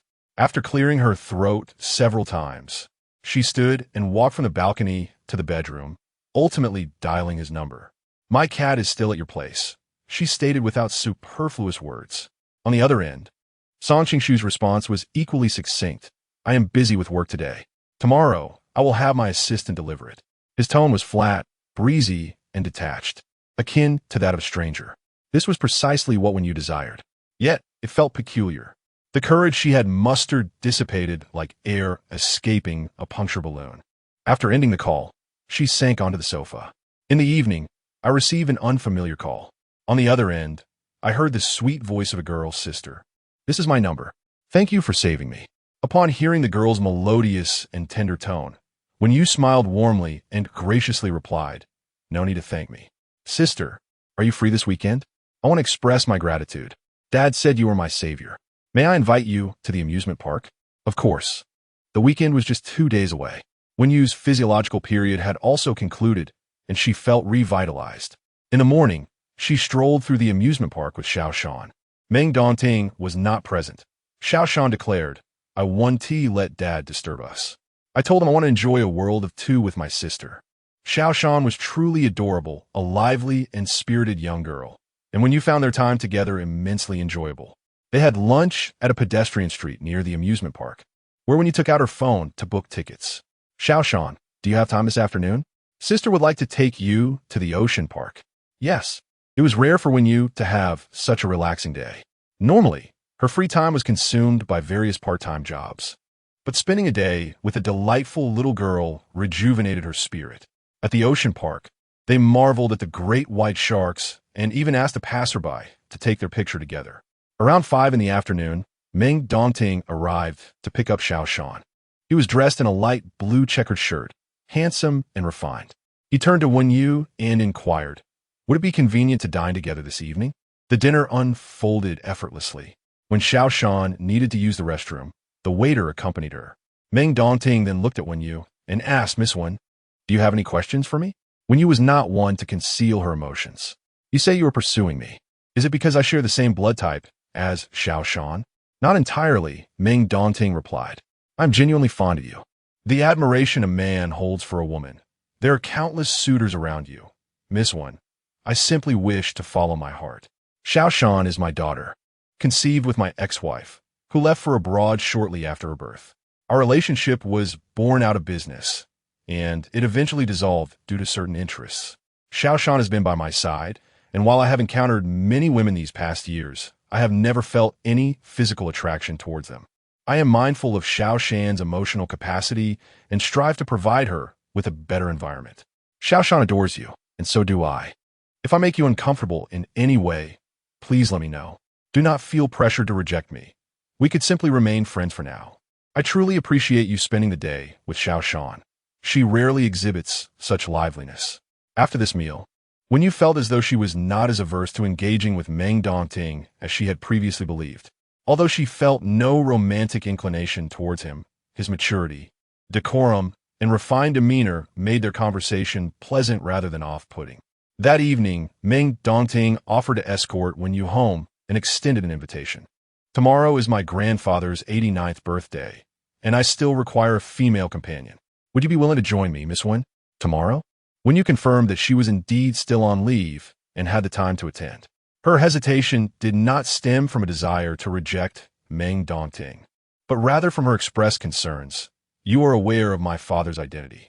My family once thrived in Yinqing, and I fear that attending your grandfather's birthday celebration may lead to encounters with individuals from my past. Though when he was unfamiliar with Meng Dongting's grandfather, it was evident that, given Meng Dongting's stature, his grandfather could not be an inconsequential figure. With a smile, Meng Dongting reassured her, there is no need for concern. I will be by your side. If you happen to meet any old acquaintances, a simple greeting will suffice. Little Shan gazed at Wenyu with hopeful eyes, urging, sister, please come along. Meng Dongting playfully teased his daughter. If you call her sister, what am I to do? Little Shan blinked innocently, replying that, let her call you uncle. Wenyu could not help but laugh, her smile radiant and enchanting, akin to a bouquet of pink peonies blossoming in the trunk. Meng Dongting felt a stir within his heart. Upon arriving at Wenyu's residence, he presented her with a bunch of peonies, stating, I shall come to fetch you tomorrow. Wenyu accepted the flowers, contemplating briefly before agreeing. The following day's birthday banquet unfolded precisely as Wenyu had anticipated, revealing a multitude of familiar faces. To her surprise, she discovered that Meng Shiyu was indeed Meng Dongting's sister. Brother, you and Miss Wen. Meng Dongting intended to introduce her, but was taken aback to find that his sister recognized Wenyu. Yes, Xiao Wen is a friend of mine. She has come today to assist me in appeasing my grandfather. As you know, he has been urging me incessantly. He then turned to Wenyu, expressing, I appreciate your help today. Chapter 41. His jealousy drives him mad. The banquet hall was teeming with guests, for old Master Meng was a man of great repute, and many had journeyed from afar to celebrate his birthday. The elder turned his gaze towards Wenyu, declaring, what a fine young lady, Dongting. You must treat her well. Indeed, Wenyu replied softly, offering her congratulatory words with a gentle smile. A glance around revealed Li Wanzhu and Song Shishir among the attendees, along with several socialites from their past circles. They exchanged glances, and Li Wanzhu, with a veneer of politeness, nodded towards Wenyu. As she drew closer, she whispered, I never would have guessed you possess such cunning, to so swiftly ensnare Meng Dongting. Are you truly so eager to play the stepmother? Wenyu offered no courteous retort, responding coolly, I am not your stepmother, so why do you concern yourself? Li Wanzhu stamped her foot in frustration. Wenyu, just you wait. I have my ways to deal with you. King Shu, Gome. Old Master Meng beckoned towards a certain direction. When did you arrive? Just now. She was still speaking of you. Song Qing Shu, clad in an exquisitely tailored ash-gray suit adorned with a silver geometric brooch resembling a crescent moon, let his gaze drift towards a departing figure. He raised his hand, instructing he wanted to present a gift, a piece of antique calligraphy and painting. Old Master Meng, particularly pleased with Song Qing Shu, clasped his granddaughter's hand with vigor. Qing Shu, it is high time you and Shiyu consider your personal matters. Meng Shiyu glanced at Song Qing Shu, then back at her grandfather. Grandfather, today is your birthday. Let us refrain from discussing such matters. She had forgotten to mention her rejection by Song Qing Shu. Oh, this is indeed significant. Old Master Meng clapped his hand on Song Qing Shu's shoulder. Qing Shu, my granddaughter has been raised by my side, steeped in the traditions of Chinese medicine. You are well aware of her affections. Why not solidify your relationship today? Adding joy to joy, the surrounding guests erupted in a chorus of well wishes. These words pierced Wenyu's ears, causing her to furrow her brow. Little did she expect to witness a proposal between Song Qing Shu and Meng Shiyu today.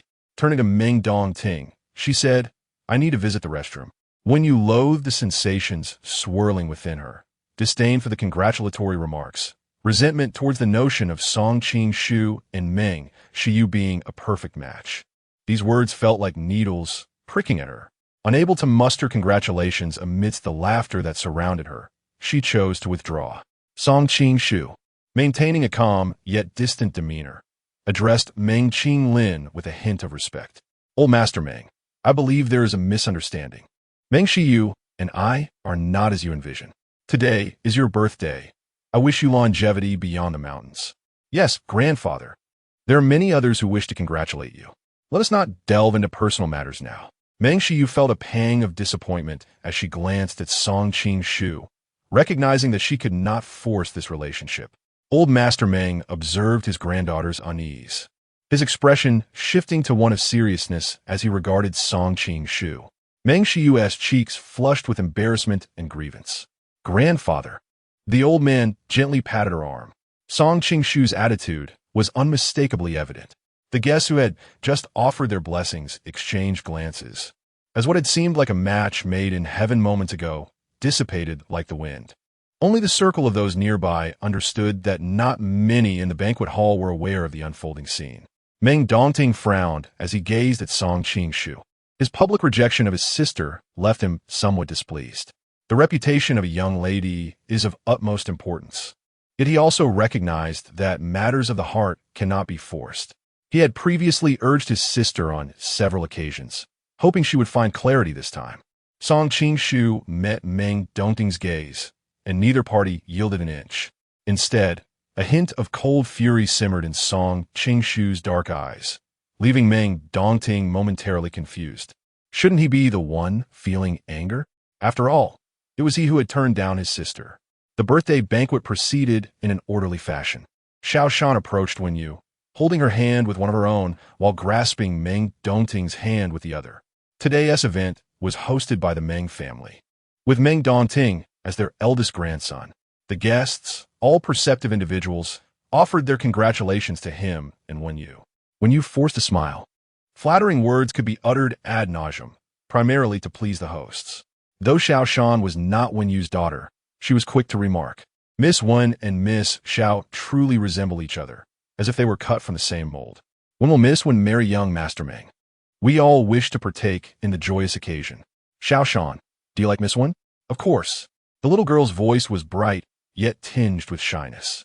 Overwhelmed by the crowd, she soon nestled against Wen Yu's lap, who gently patted her.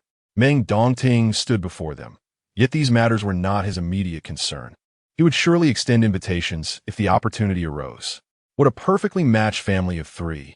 Not far away, Song Qing-shu grasped his wineglass, his dark eyes fixed intently on Wen Yu's face among the crowd. Upon hearing those words, his grip tightened, the knuckles turning white. The glass shattered, embedding shards into his palm. Surrounding patrons gasped softly, startled by the sight of the handsome man radiating a frigid aura. Song Qing-shu appeared impervious to pain, a surge of tumultuous emotions swelling within him. Mr. Song, are you all right? Your hand is bleeding. The man did not lower his gaze, nor did he glance at his injured palm. He resembled a defeated soldier, fleeing in disarray, unwilling to hear any more. He watched her smile at Meng Dongting, radiant beneath the crystal chandelier, and observed the little girl nestled in her embrace, a trace of joy sparkling in her eyes.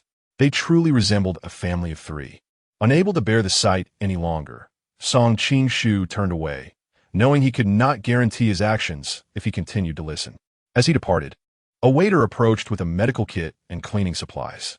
Mr. Song, your wound needs attention.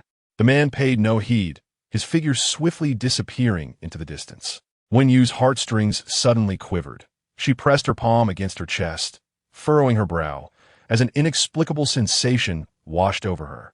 Raising her gaze, she scanned her surroundings, peering through the crowd to the outside world. The banquet hall remained lively and unremarkable. Yet, that peculiar feeling lingered. After the birthday celebration concluded, Meng Dongting still had subsequent matters to attend to and instructed the driver to take Wen Yu home. Thank you for tonight, Wen Yu remarked. You have assisted me as well. Once the driver delivered her home, a sleek black Kian arrived and parked downstairs. The streetlights illuminated the vehicle, revealing the man's untreated hand wound, flesh exposed and blood oozing, shards of glass embedded within. A gruesome sight. He seemed oblivious to the pain, blood trickling down in droplet after droplet, winding its way down his silvery white sleeve, the deep hue strikingly alarming. That night, Song Qing-shu lingered there, waiting until 5 in the morning before departing. He had much to say, and on several occasions felt an impulsive urge to seek her out. Ultimately, reason subdued his fervor. With 3 days left in her holiday, when you awoke naturally, realizing that idleness at home could also be quite tedious. Suddenly, her phone vibrated incessantly. I heard you only need 500 for a night? So cheap. Do you have some ailment? Gorgeous. Could you provide a medical report? For 1,000 night. Can you offer home service? Is it okay without a condom? When you frowned at these repugnant, lewd messages. Yet soon, she discerned that matters were far more complex than she had initially perceived. Her phone continued to buzz with a growing influx of such vulgar texts. Realizing her number had been leaked, she reported it to the cyber police and set up filters to block the harassment. After conversing with Sue Lee, who inquired, "Have you offended anyone?" Wen-yu, despite her somewhat fiery temperament, was discerning. At work, she had only clashed with Chun Jin and I, and that was strictly professional. In her personal life, she had not antagonized anyone, except perhaps Li Wanjua and Song Shur. It seemed to make sense now. The act of exposing her phone number was indeed childish. However, that evening, when you discovered that the situation was more dire than she had imagined. While taking out the trash, she sensed someone following her within the community. Upon returning home and locking the door, she peered through the peephole to see a man lurking suspiciously outside. She promptly contacted the police. By the time they arrived, the man had already fled. That night, she secured the locks, yet found herself restless. The day was manageable, but at night, even the sound of footsteps in the hallway made her uneasy. Moving would require time, even if she desired it. At that moment, Xiaoshan called her. After a moment's hesitation, when you answered, "Xiaoshan, could you pass the phone to your father?" When she relayed this incident to Meng Dongting, he was attending a private dinner with his daughter, a gathering of the Yin City Business Alliance. At the dining table, several business associates gathered, accompanied by their wives and daughters. Song Qing-shu was also present, seated a mere 2 spots away from Meng Dongting. When someone raised a toast to Song Qing-shu, he replied nonchalantly, stating that his hand was injured and the doctor advised against alcohol consumption. Xiaoshan, holding her phone, informed Meng Dongting that it was a call from Sister Wen-yu. Song Qing-shu furrowed his brow, casting a glance at the girl. Meng Dongting responded, "All right. I will wait for you at home. I will head over immediately." After finishing the call, he instructed his assistant to escort Xiaoshan back before taking his leave. Song Qing-shu stood up, his gaze following Meng Dongting's figure, swiftly picking up the suit jacket draped over the chair. "Ladies and gentlemen, I have matters to attend to. I must take my leave." Chapter 42, Song Qing-shu stated, "When you, let us wed." After his departure, an elder at the dinner table remarked, "What arrogance! Though he possesses some talent at such a young age, his hubris is excessive. Can such a person truly become the next alliance chairman? Youngsters can be like this. I've heard he has even served time in prison. Are you unaware?" When Song Qing-shu embarked on his entrepreneurial journey, his first venture ended in failure, leading to his incarceration. Somehow, he managed to rise again. This lad is remarkably resilient, imbued with the spirit of the impoverished. The blood of the poor should remain in the slums. He lacks the qualifications to stand here. Wen-yu, peering through the peephole, spotted Meng Dongting and sighed in relief as she opened the door for him. "I apologize for disturbing you at this hour," he said, observing her in a pure, white nightgown, resembling a beautiful white peony, revealing a gentleness uncharacteristic of her usual demeanor. "It's quite all right. I have a friend with a small apartment on Jiahu Road, 5 kilometers away. You should move there tomorrow," he suggested. When you nodded, understanding the importance of personal safety. Moreover, Jiahu Road is a modest community, and she was pleased with Meng Dongting's approach. She was somewhat apprehensive of the gifts from the affluent, as they often came with ulterior motives. She preferred to interact with Meng Dongting as friends for the time being, not wishing to rush the development of their relationship. The housing prices on Jiahu Road were within her means. Meng Dongting proposed staying with her that night and assisting her with the move the following day. The presence of an additional person in her home, especially one who was somewhat familiar, yet not entirely so, made Wen-yu feel a tad uneasy. However, recalling the shadowy figures lurking outside and the exposure of her phone number and housing details, she acquiesced. As the minutes ticked by, an awkward silence enveloped them. Suddenly, Wen-yu inquired, "Do Do you play chess? In an attempt to alleviate the tension. Meanwhile, Song Chingshu's vehicle was parked outside the apartment building. He gazed at the lights illuminating the fifth floor, fixating on the red flag car occupying the parking space. Time continued to elapse. The man's gaze was darker than the midnight sky. He gripped the steering wheel tightly, his right hand bandaged and seeping blood from exertion. He had followed Meng Dongting's car since 10 p.m., and now it was midnight. Yet Meng Dongting had yet to emerge. He was spending the night at Wen Yu's residence. A sensation akin to 1,000 ants gnawing at his heart engulfed him, an agonizing pull. Song Chingshu's forehead throbbed with tension, his eyes radiating a cold, relentless fury. He suddenly pressed down on the accelerator, ramming into the red flag car with ferocity. In the stillness of the early morning, a resounding crash echoed through the quiet neighborhood. Wen Yu, startled, clutched her heart, her fingers trembling as they grasped a white chess piece, unable to steady it. Meng Dongting, hearing the commotion, stood up. Soon after, the property management called Wen Yu, prompting her to hurriedly don a coat and descend the stairs. Downstairs, several neighbors awakened by the noise gathered, though there were not many. Two property staff approached, surveying the scene. The two cars had collided. The red flag car had crashed into a large tree, while the front of the black Kian was crumpled, emitting white smoke. A man clad in a black shirt stood beside the car, his fists clenched, palms dripping with blood, and his eyes ablaze with a crimson hue, his tall figure nearly merging with the darkness. When he was taken aback by his appearance, Song Chingshu. When Song Chingshu lifted his gaze to meet Wen Yu's, he also regarded Meng Dongting, his thin lips curling into a cold arc. Apologies for the unintentional encounter. I hope I haven't disturb you. Meng Dongting, what are you doing here? Song Chingshu's blood-stained fingers lightly rested on Wen Yu's delicate shoulder, his gaze descending upon her as he drew her closer to his side. Have you not informed Meng Dongting of our past relationship? Wen Yu shook off his hand. Song Chingshu, what brings you here at this hour? Meng Dongting stepped forward, looking directly at Wen Yu. Mr. Song, regardless of your relationship with Miss Wen, it does not justify your late-night intrusion. Standing at 188 centimeters, Song Chingshu towered over Meng Dongting, who was 184 centimeters.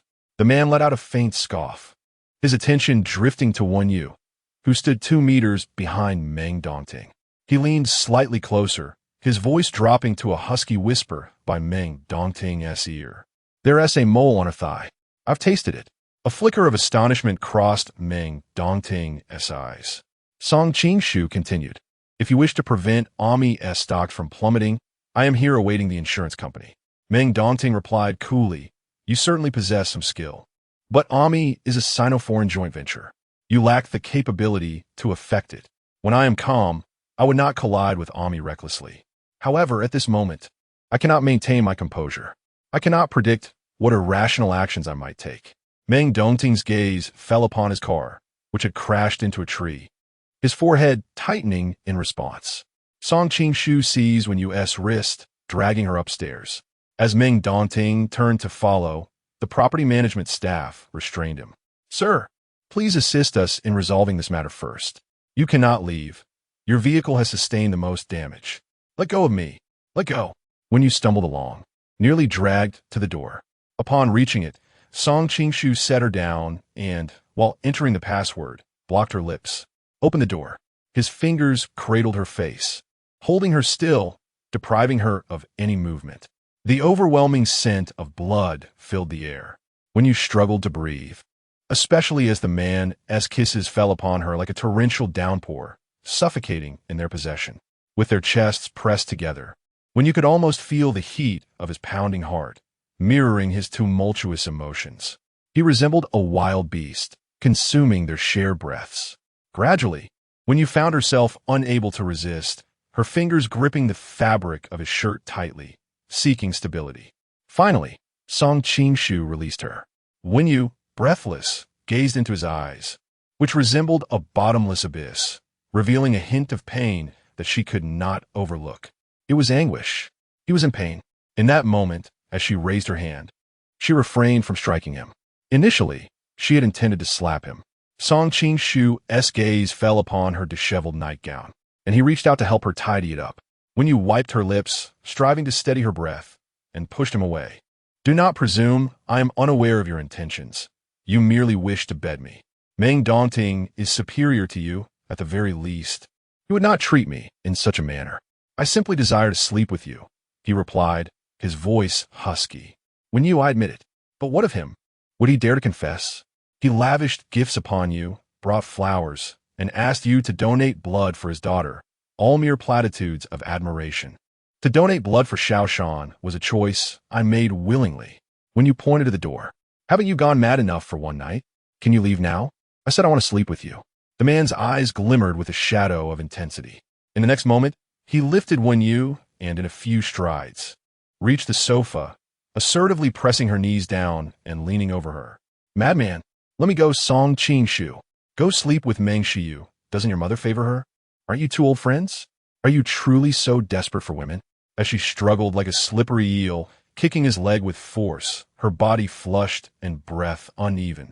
His fingers, strong and defined, held her knee with one hand while the other grasped her chin. When you marry me, the struggling woman paused, her long black hair sticking to her lips in disarray.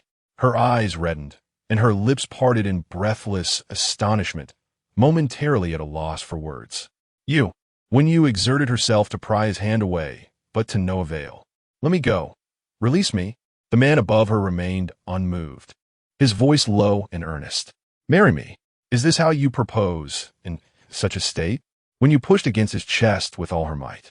Can you not speak to me with a semblance of calm? Go pursue other women if you're mad, Song Qing-shu. You do not appear to seek marriage, but rather to force yourself upon me. Your mother's illness requires treatment. I can earn my own money, and Meng Dongting has enough as well. Do you think you're the only wealthy man in the world?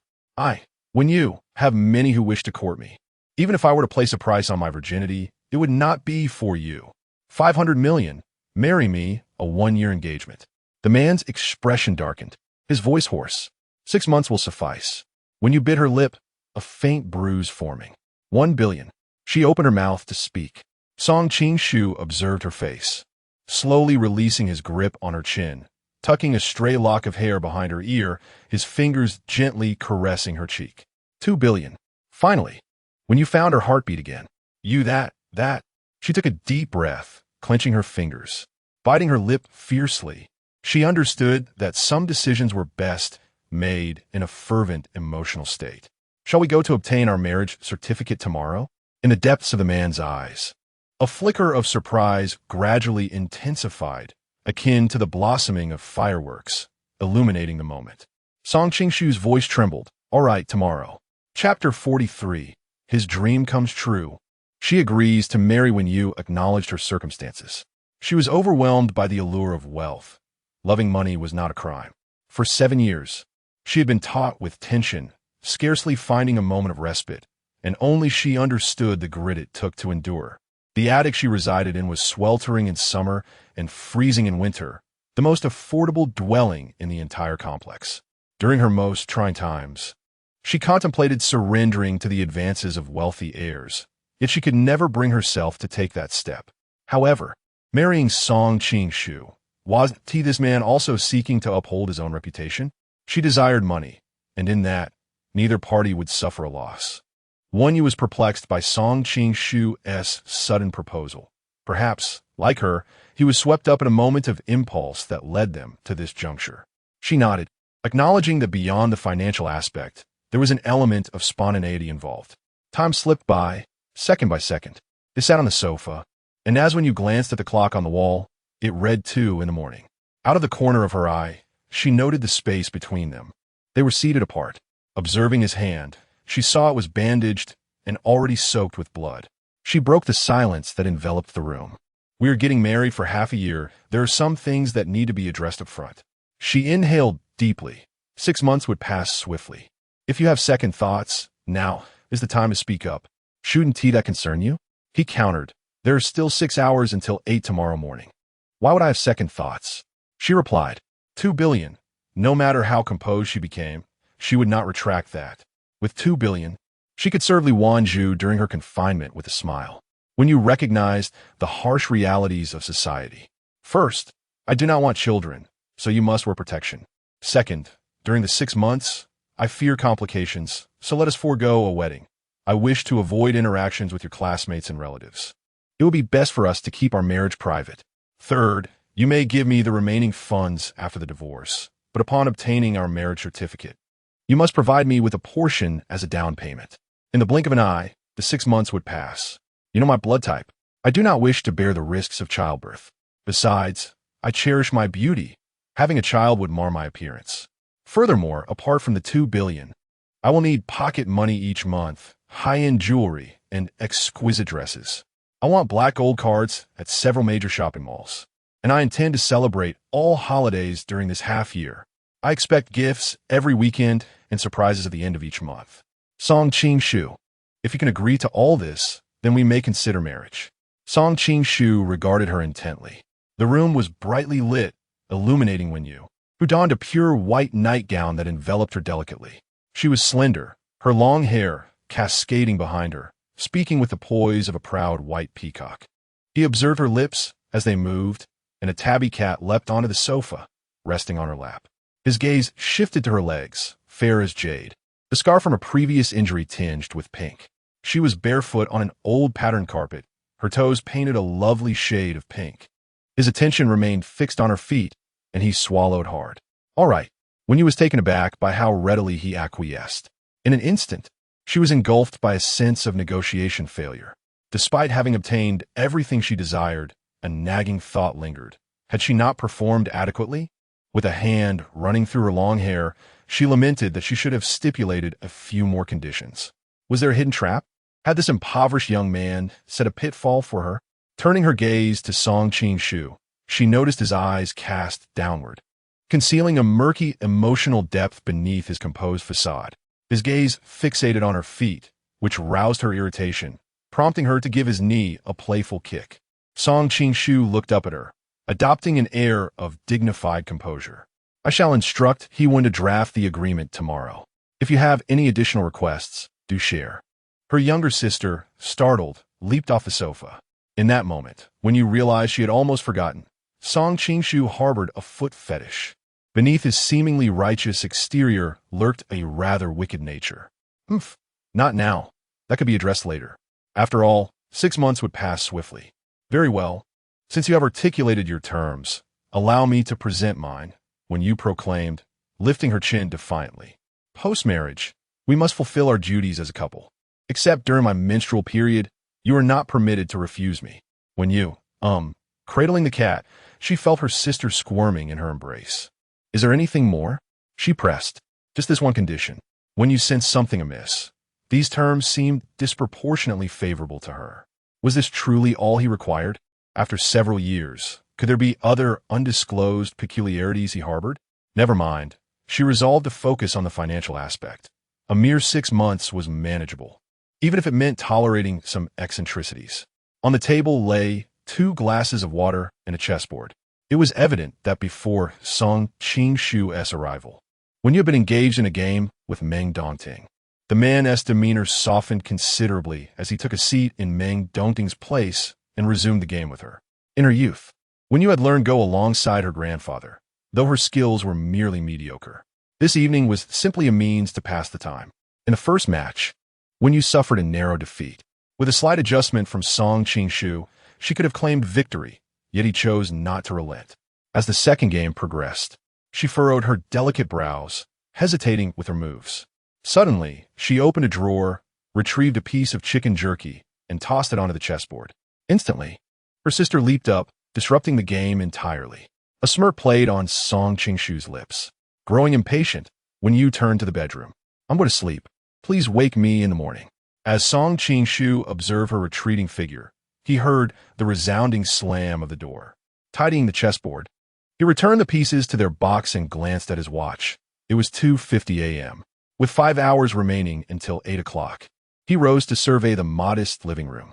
The furnishings were outdated. The curtains were made of heavy, coarse fabric. The coffee table was an aged wooden relic, and the sofa, though cushioned, was rather stiff. Evidently, she often reclined here after a long day at work. The layout of this space reveals a solitary bedroom, with remnants of adhesive lingering on the door. The walls are adorned with wallpaper, and there exists a kitchen. Song Qing-shu steps into the kitchen, which is visible in its entirety at a glance. Evidently, she is not one to cook, for there are no signs of culinary activity. He opens the refrigerator, furrowing his brow. Inside, it stands unpowered, serving merely as a storage cabinet, an antiquated higher model filled with instant noodles, bread, and several boxes of milk biscuits. A variety of flavors represented. He picks up a box of milk, noting it is just 2 days shy of expiration. Half a pack of biscuits has been consumed, hastily stuffed back into the fridge, where they are bound to mold in this season. A tabby cat sits gracefully at the kitchen doorway, licking its white paws, casting a proud glance at the man before the refrigerator, letting out a soft meow. Song Qingshu approaches. The man bends down, gently rubbing the cat's head, observing how this long-legged tabby bears a striking resemblance to Wenyu, both exuding a similar air of aloofness. She has raised the cat to mirror her own demeanor. The tabby, sensing no threat from him, leisurely sharpens its claws on Song Qingshu's leather shoes before turning away. His phone rings. It is a call from the insurance company, and simultaneously, he recalls Wenyu's phone. He strides into the living room, picking up the phone from the table, where an unfamiliar number is displayed. He answers, and Meng Dongding's voice comes through. The matters have been resolved. The insurance and property management. Just before he can finish, Song Qingshu interrupts. I take full responsibility for the insurance. I apologize for any inconvenience caused tonight, and I'm sincerely grateful for your care of my wife over these past few days. Meng Dongding falls silent for a brief moment before hanging up. Song Qingshu settles onto the sofa, which is modest in size, accommodating 3. He reclines in the spot where Wenyu would typically lie, closing his eyes, a faint smile gracing his lips. Her phone does not contain Meng Dongding's number. He remains awake, eyes shut, until the first rays of morning light filter through the curtains, casting upon his handsome features. If this is a dream, he wishes it would never end. If not, may all that transpires within it become reality. He rises and knocks on Wenyu's door. In truth, she has not slept either. With their impending marriage license, how could she possibly find rest? Her phone lies in the living room, and though she contemplates retrieving it, the presence of Song Qingshu in the area keeps her in bed, tossing and turning. Ultimately, she achieves a light sleep for a few hours, awakening at 7 o'clock sharp. As dictated by her biological clock, the first order of business is a shower, followed by a face mask and makeup. As she hears the knocking, Wenyu is applying lipstick, her fair skin, dark hair, and red lips complemented by peach blossom eyes and exquisite eye makeup, rendering her stunningly alluring. Today, she dons a white, iridescent, butterfly pattern long gown that reveals her beautiful collarbones, her slender waist accentuated. Her long hair is styled in soft curls. She opened her jewelry box, selecting a pair of golden tassel earrings purchased during a recent shopping excursion. In this attire, she must honor her own beauty. After a twirl before the mirror, she opens the door. Chapter 44. Obtaining the marriage certificate. Song Qingshu gazed at her, momentarily taken aback. Wenyu furrowed her brows and inquired, "Aren't you going to change your clothes? You're still wearing what you had on yesterday." Although her marriage was motivated by financial gain, she felt he should not exhibit such disregard. After a night elsewhere, his slightly wrinkled shirt was intolerable to her. "No, you must go back and change," she insisted. Perhaps this would be her only marriage in this lifetime, and it had to be splendid. The man by her side must match her elegance. With a fortune of 2 billion, she could secure her mother's life. She would seek the finest hospitals and the most authoritative medical teams. If her mother could awaken, they would leave Yinqing together, seeking a picturesque city for temporary residence. She would never marry again. As Song Qingshu listened to her speak, her luscious lips moved with grace. Though he was unfamiliar with women's cosmetics, Wenyu's lips were particularly full and beautiful, a delicate shade of rosy pink, slightly tinged with gloss. Sunlight streamed through the window, casting a glow on her figure, while the butterflies embroidered on her long dress danced with her every step. Beneath her slender ankles lay a pair of white high heels. "We should head to the Civil Affairs Bureau first," he suggested. "No way." Wenyu remained resolute. "You must change your clothes first." "Very well," he acquiesced. At 8 o'clock, he would arrive to drive them, and en route to the Civil Affairs Bureau, Song Qingshu made a stop at a shopping mall. It was now 8:25 in the morning, and the mall was still closed. After making a phone call, Someone promptly arrived to greet him with a bow. When you scoffed at this display of privilege. Soon, Song Qingshu emerged in an impeccably tailored outfit and presented Wenyu with a pair of high heels. He assisted her into the vehicle, bending down to remove her shoes and replace them with the crystal heels, which sparkled in the sunlight. The shoes fit her perfectly, shimmering under the rays. When you squinted slightly, feeling slightly dazzled, his hand grasped her ankle as he lowered his gaze to her feet. She noticed the calluses on his fingers, which grazed her skin, sending a tingling sensation through her, and she felt a disconcerting warmth rise to her ears. Releasing her, Song Qingshu instructed He-Won to drive. Wen-Yu's gaze drifted outside, observing pedestrians and vehicles along the streets. The familiar sights of Yinxing drawing closer to the Civil Affairs Bureau. She had become aware of Song Qingshu's peculiarities during the summer following her college entrance examination. It had rained that day, dampening her shoes. Seated on a bed in a modest inn near his home, she found the hotel towels unsatisfactory and unclean. He had removed his clothing to dry her feet, his gaze fixed on her toes, his eyes betraying his desire. The vehicle came to a halt at the entrance of the Civil Affairs Bureau. He handed her a document, and she signed it. Following Song Qingshu into the bureau, she experienced a peculiar sensation. The process was swift, and soon she held 2 red marriage certificates, gazing at the photograph of herself and Song Qingshu. For a moment, she was lost in thought. Indeed, she had married him. This was real. She had become his wife. When you lifted her gaze to the man beside her and, in disbelief, pinched her own cheek. As the two emerged from the Civil Affairs Bureau, the sun shone with an almost blinding intensity. When you blinked as Song Qingshu turned to shield her from the harsh light, the man lowered his gaze, and his soft lips brushed against hers in a gentle kiss. Her eyelashes fluttered at the unexpected tenderness. He kissed her again, and although she did not resist, after all, they were now married, she couldn't help but glance at the passers-by around them. Embarrassed, she pushed him away, her face flushed from the sun and a light sheen of sweat gracing her forehead. Their noses nearly touched before when you turned her head. They were in a public place, and she had applied lip gloss today. How infuriating, it was smudged now.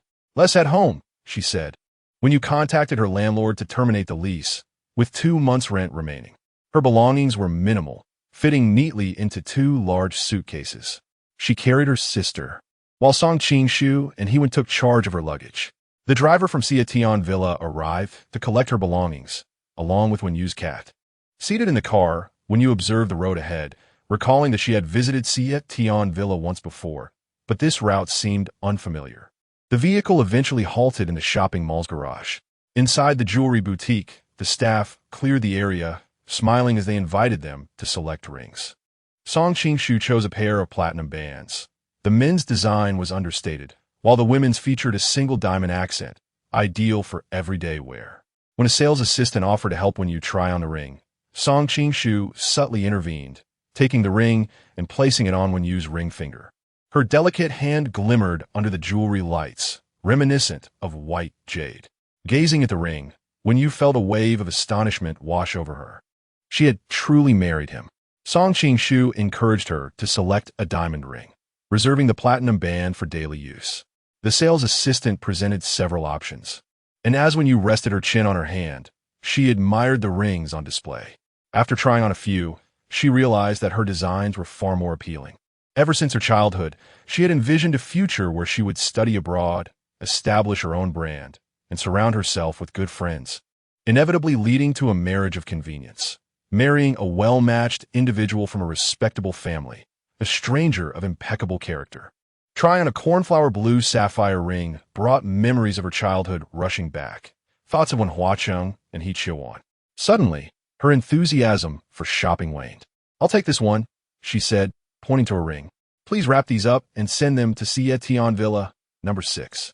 Song Qingshu's voice echoed in her mind. She glanced at him, then at the sales assistant, who could hardly contain her joy at the significant sale. A nagging thought struck her. She realized she might have neglected to include a particular clause in their agreement. If they were to divorce in 6 months, would she be able to take these items with her? It would be a pity if she couldn't.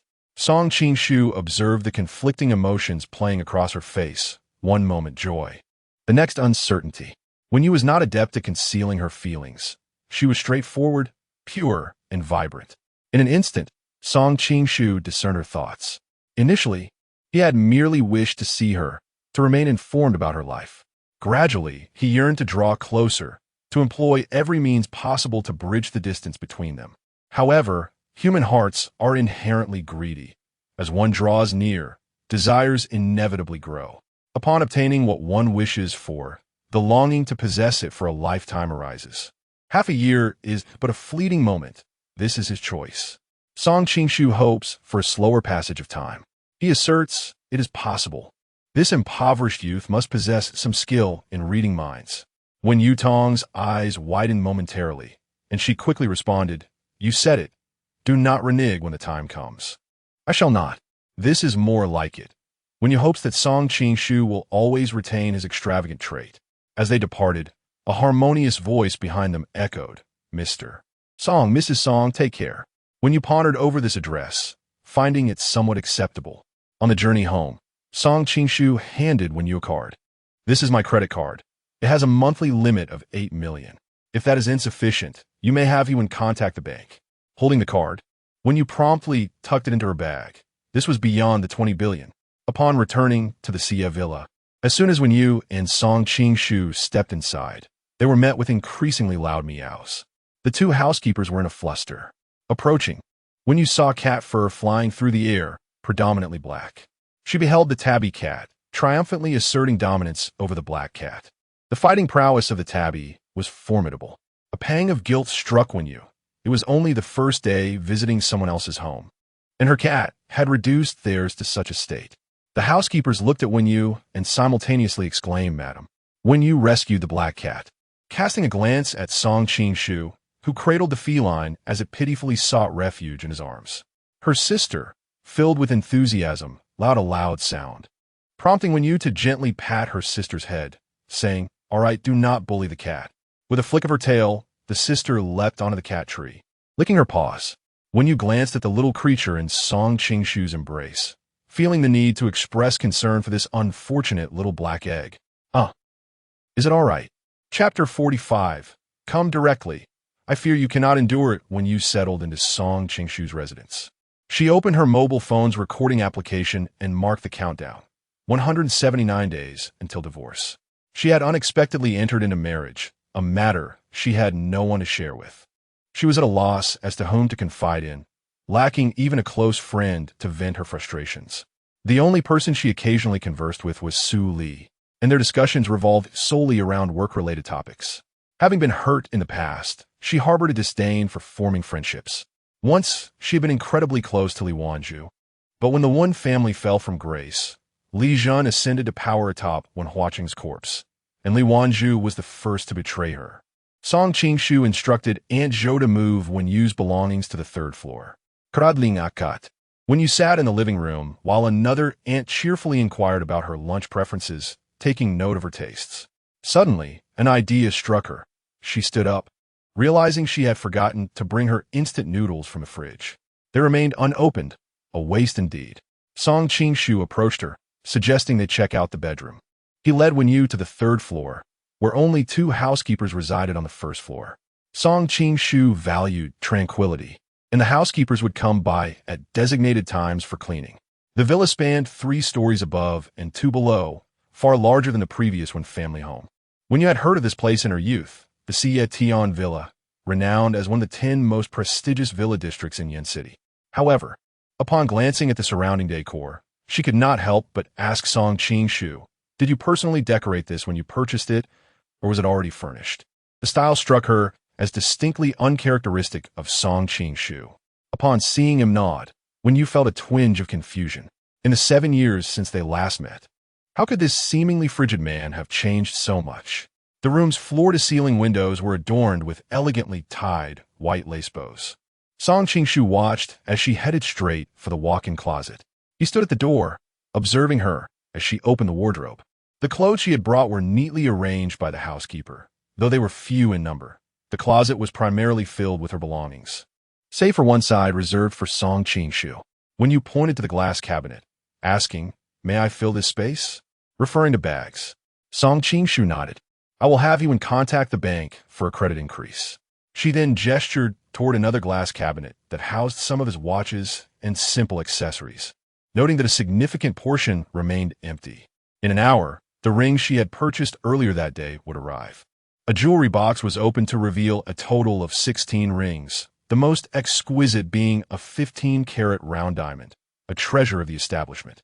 When you slipped it onto her finger, the platinum ring adorning her other hand, she found it peculiar, bemused by Song Qingshu's demeanor. He appeared utterly unconcerned about the expenditure. She was well aware of his considerable wealth, yet he seemed willing to purchase whatever she desired, even permitting her to take her possessions upon their divorce. When you smacked her face lightly, why was she fretting over this man's finances? Surely, she ought to spend more. Song Qingshu spent the afternoon working in his study, having opted not to go to the office that day. When you sought out a room to tidy up with Aunt Zhou, transforming it into a sanctuary for her leisure. Another aunt, Aunt Xiong, brought an afternoon tea, red velvet cheesecake accompanied by fruit tea. Both aunts informed Wenyu that the bedroom adjacent to the terrace was a private domain of Song Qingshu, and entry was strictly forbidden. Wenyu inquired, gesturing to herself, "Am I not allowed to enter either?" The two aunts exchanged glances, and finally, Aunt Zhou responded, "Only the master may enter." Previously, a relative of the master visited, and when they entered, he became quite furious. "Our housekeeper and the aunts are also prohibited from entering or cleaning that room." Such an air of mystery enveloped this place, piquing Wenyu's curiosity further. While she was not one to pry into the secrets of others, the allure of that room, only a few steps away, was undeniable. It stirred a sensation within her akin to a gentle scratch. Yet, she resolved not to invite trouble upon herself. If she was not meant to go in, then so be it. On her first day of residency, Wenyu posted a message on her social media, visible to all, but meant solely for her eyes, proclaiming, "Wish me happiness in marriage." As night fell, Song Qingshu emerged from the bathroom clad in a black silk robe, its V-neck loosely draped, his skin glistening with moisture as he turned to her, asking if she wished to bathe. Wenyu nodded, casting a fleeting glance his way before her eyes inadvertently drifted downward, causing a sudden flush of warmth. Once inside the bathroom, she closed the door, inhaling the scent of men's body wash mingled with sea salt. Leaning against the door, she retrieved her phone, pondering how to exhibit a semblance of experience. The last time she had been in such a situation was 7 years prior, and now, at nearly 27, her experiences seemed to stretch back to that distant time. A competitive spirit ignited within her. The thought of him discovering that she had not had a boyfriend in years, yet had once shared intimacy with him, would surely amuse him. He would certainly find it laughable, given how many would line up to be his ex. She was no longer an innocent girl. She wouldn't shyly nestle into Song Qingshu's embrace and murmur refusals. Instead, she would boldly challenge him to try again. While bathing, she lingered, seeking out a website to watch a few short videos in an attempt to evoke some semblance of familiarity. Time slipped away, and she remained in the shower far longer than intended. Her damp hair dried naturally in the steam, and she sat on a small stool, cheeks flushed and radiant. Engrossed in her phone, a knock interrupted her reverie. Through the frosted glass door, his silhouette was distinctly discernible. "Wenyu," he called, with a soft hum. She ended the call, adopting a resolute expression. She donned her almond-white satin bathrobe, its luxurious texture offering a cool, comforting embrace. However, the robe was rather loose, sliding down her slender frame, her skin imbued with the fragrant essence of her moisturizer. As she opened the door, their eyes met.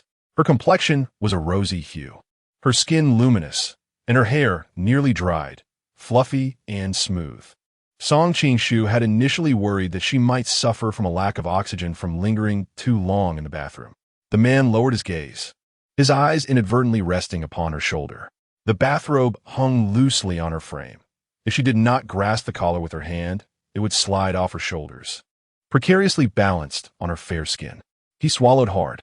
"Wenyu, shall we proceed directly?"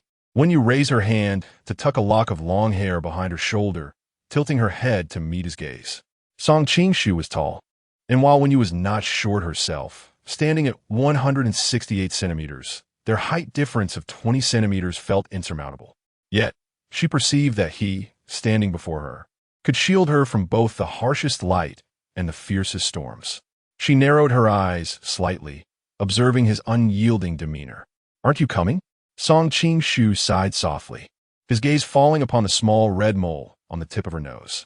Her nose was exquisitely beautiful, delicately sculpted, and that small blemish served to enhance its allure. When you possessed only 2 moles in total, one adorned her nose, and the other, a small red one, graced her leg. Song Qing-shu pinched the tip of her nose, his fingertip brushing against the tiny mole. "Let us just go for it. I fear you may not withstand it." What a jest! Was there anything that one you could not endure? She swatted his hand away, wrapping her arms around Song Qing-shu's neck, taking the reins as if to command, "Embrace me." Chapter 46. He must have taken drugs. Secretly, Song Qing-shu embraced her with one arm, gently placing her on the bed. When you felt a sudden surge of competitive spirit, she could not allow him to dominate her. Before she could think, her body acted on its own, and she positioned herself atop Song Qing-shu. The man raised an eyebrow, a leisurely smile playing on his lips as he acquiesced to her actions. When you immediately regretted this decision, especially as she watched him remove his robe. It was supposed to be him who felt exhausted, yet she found herself in a rather troublesome predicament. Moreover, the awkwardness of the situation was overwhelming. What should she do? Should she proceed directly? Internally, she felt a whirlwind of anxiety, while outwardly maintaining her composure. A glance at Song Qing-shu revealed his thin lips and sharply defined features, which typically bore an air of natural coldness when he was silent. However, at this moment, when you distinctly noted a slight upward curve at the corner of his mouth, was he mocking her? When you closed her eyes momentarily, summoning her courage to take the initiative, she boldly straddled him. The man's pupils dilated in surprise for a brief 2 seconds, a vein in his temple twitching as he inhaled sharply. "Wen Jiao Jiao, you downstairs." Aunt Zhou and Aunt Xiong were busy in the kitchen, both still awake at this hour. They were preparing ingredients for the following day's meals. The chicken soup was not yet ready, particularly since today Mr. Song had returned with his wife, bringing a sense of a true hostess to the home. Aunt Xiong was preparing to simmer the soup, a traditional recipe from her hometown that required 4 hours of gentle cooking. She had also readied other ingredients, with dough resting in the fridge for low-temperature fermentation, planning to make pumpkin and beef buns in the morning. At 11 o'clock, the villa was enveloped in silence until a woman's piercing scream shattered the calm, slicing through the air like a blade. Both Aunt Zhou and Aunt Xiong exchanged bewildered glances before ascending the stairs. Upon reaching the second floor, they paused, listening to the commotion, sharing knowing smiles. The woman's voice was intermittent, laced with anger as she berated Song Qing-shu, calling him a scoundrel and a bastard, demanding him to leave, to go away, amidst sobs. The moon hung high in the sky, its light filtering through the fluttering curtains, casting shadows on the floor where a black and white robe lay scattered. On the bed, a woman lay beneath the covers. When Yu was reluctant to confront her own feelings, her nose reddened from crying. Her voice choked as she exclaimed, "Song Qing-shu, your skills are terrible." Song Qing-shu leaned down to kiss her cheek, wrapping his arms around her, inquiring if she wished to take a bath. At that moment, when you had no desire to move a single finger, he had envisioned a gradual approach, understanding that when you was feeling overwhelmed. Before he could intervene, his brow furrowed, not out of anger at her self-criticism, but because he intended to lift the covers to check on her. Yet, when you was unwilling, she felt utterly exhausted, distressed, and as though she bore an immense grievance. She buried her face in the blanket, commanding him to leave. Unfazed, Song Qing-shu held her gently through the covers, offering a soft pat. She squirmed slightly, but soon fell still, drifting into slumber. He lifted the blanket slightly, observing the tears still clinging to her eyelashes, unable to resist planting a gentle kiss on her tear-streaked lashes. She was asleep, in a serene atmosphere devoid of noise and temper. She resembled a beautiful figurine, her long ebony hair cascading over a deep blue pillow, her skin appearing exceptionally fair. Song Qing-shu sat at the edge of the bed, his obsidian eyes gazing softly at her sleeping visage for an extended period. He rummaged through the medicine cabinet for ointment and applied it to her, causing Wen Yu to stir restlessly. He picked up the robe that had fallen to the floor, Throughout the night, Song Qing-shu found himself unable to succumb to slumber. In the latter half of the night, he retreated to the innermost room on the third floor, where a piece of wood carving awaited completion, alongside a painting that remained half-finished. Sitting at the table, he grappled with his inability to focus. Moonlight streamed through the window, casting a long shadow of the man. Today marked the first day he had grasped the moon. When you awoke at 10 in the morning, thoroughly exhausted from the previous night's turmoil, she resolved to have a conversation with Song Qing-shu that day.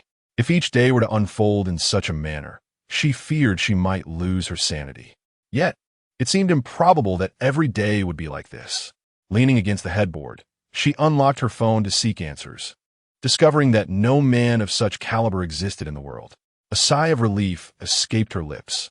However, recalling Song Qing-shu's extraordinary endurance from last night prompted her to search once more, leading her to a conclusion.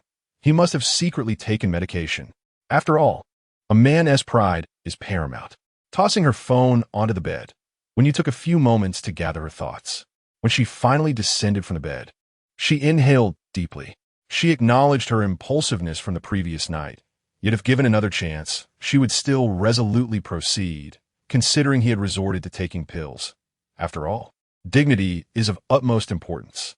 Song Qing-shu entered with a tray, adorned with pumpkin and beef buns, a bowl of chicken soup, and a platter of sliced fruits. The sound of water trickling from the bathroom mingled with the rising steam, the fragrance of shampoo, and a sweet, fruity aroma. The bathroom was situated opposite the walk-in closet. As Song Qing-shu approached the closet to fetch a set of loungewear, he unexpectedly caught sight of Wenyu, freshly emerged from her bath. She stifled a scream, exclaiming, "Why are you still here?" Wrapped in her bathrobe, she added, "It's a work day." Song Qing-shu raised an eyebrow, his gaze lingering on her porcelain skin, where the marks from the previous night were evident. "I'm on marital leave," he replied, advancing towards her. "Does it still hurt? Shall we visit a doctor?" Wenyu, just out of the shower, felt her ears and face flush, unsure if it was the humidity of the bathroom or the impact of Song Qing-shu's inquiry. She intended to say it hurt, yet what escaped her lips was, "It doesn't hurt. I feel nothing." With that, she averted her gaze and retreated to the bedroom. Clenching her hands, taking a deep breath, she chastised herself for not performing better. She should have said, "You're nothing remarkable. How could I possibly be in pain? You're far inferior to my previous partner." Upon entering the bedroom, I took a bite of a beef-filled steamed bun and caught a glimpse of a plastic bag on the coffee table. Curiosity piqued. I approached and discovered 2 boxes of medicine, internal use for inflammation and swelling. Song Qing-shu, now dressed in casual attire, approached me. Without the confines of a suit, he exuded a youthful energy. His tall figure and tousled hair naturally fell over his forehead, obscuring his deep, dark eyes. I resolved to engage him in conversation. Suddenly, I noticed a shift in Song Qing-shu's expression as his gaze fell upon my hand. I glanced down to see my bare finger. Oh, my ring was left in the bathroom while I showered. Before I could speak, he turned and headed to the bathroom, retrieving the ring from a small box by the sink and placing it on my finger. "You must never take it off," he commanded. "I was just in the shower," I replied, studying his face in disbelief. Did he truly dare to issue me orders? How audacious! What if I insisted on removing it? I raised my hand, admiring the ring on my ring finger, a small diamond glimmering briefly. Although I found his casual attire somewhat appealing and lacking any sense of distance, I believed he looked better in a suit. It allowed me to see the emotions lurking in his eyes, rather than being obscured by the stray strands of hair that now concealed his brow and gaze, leaving only his tightly pressed lips visible. I could discern no hint of emotion in his eyes, nor could I fathom his thoughts. I posed another question. What if I truly wish to take it off?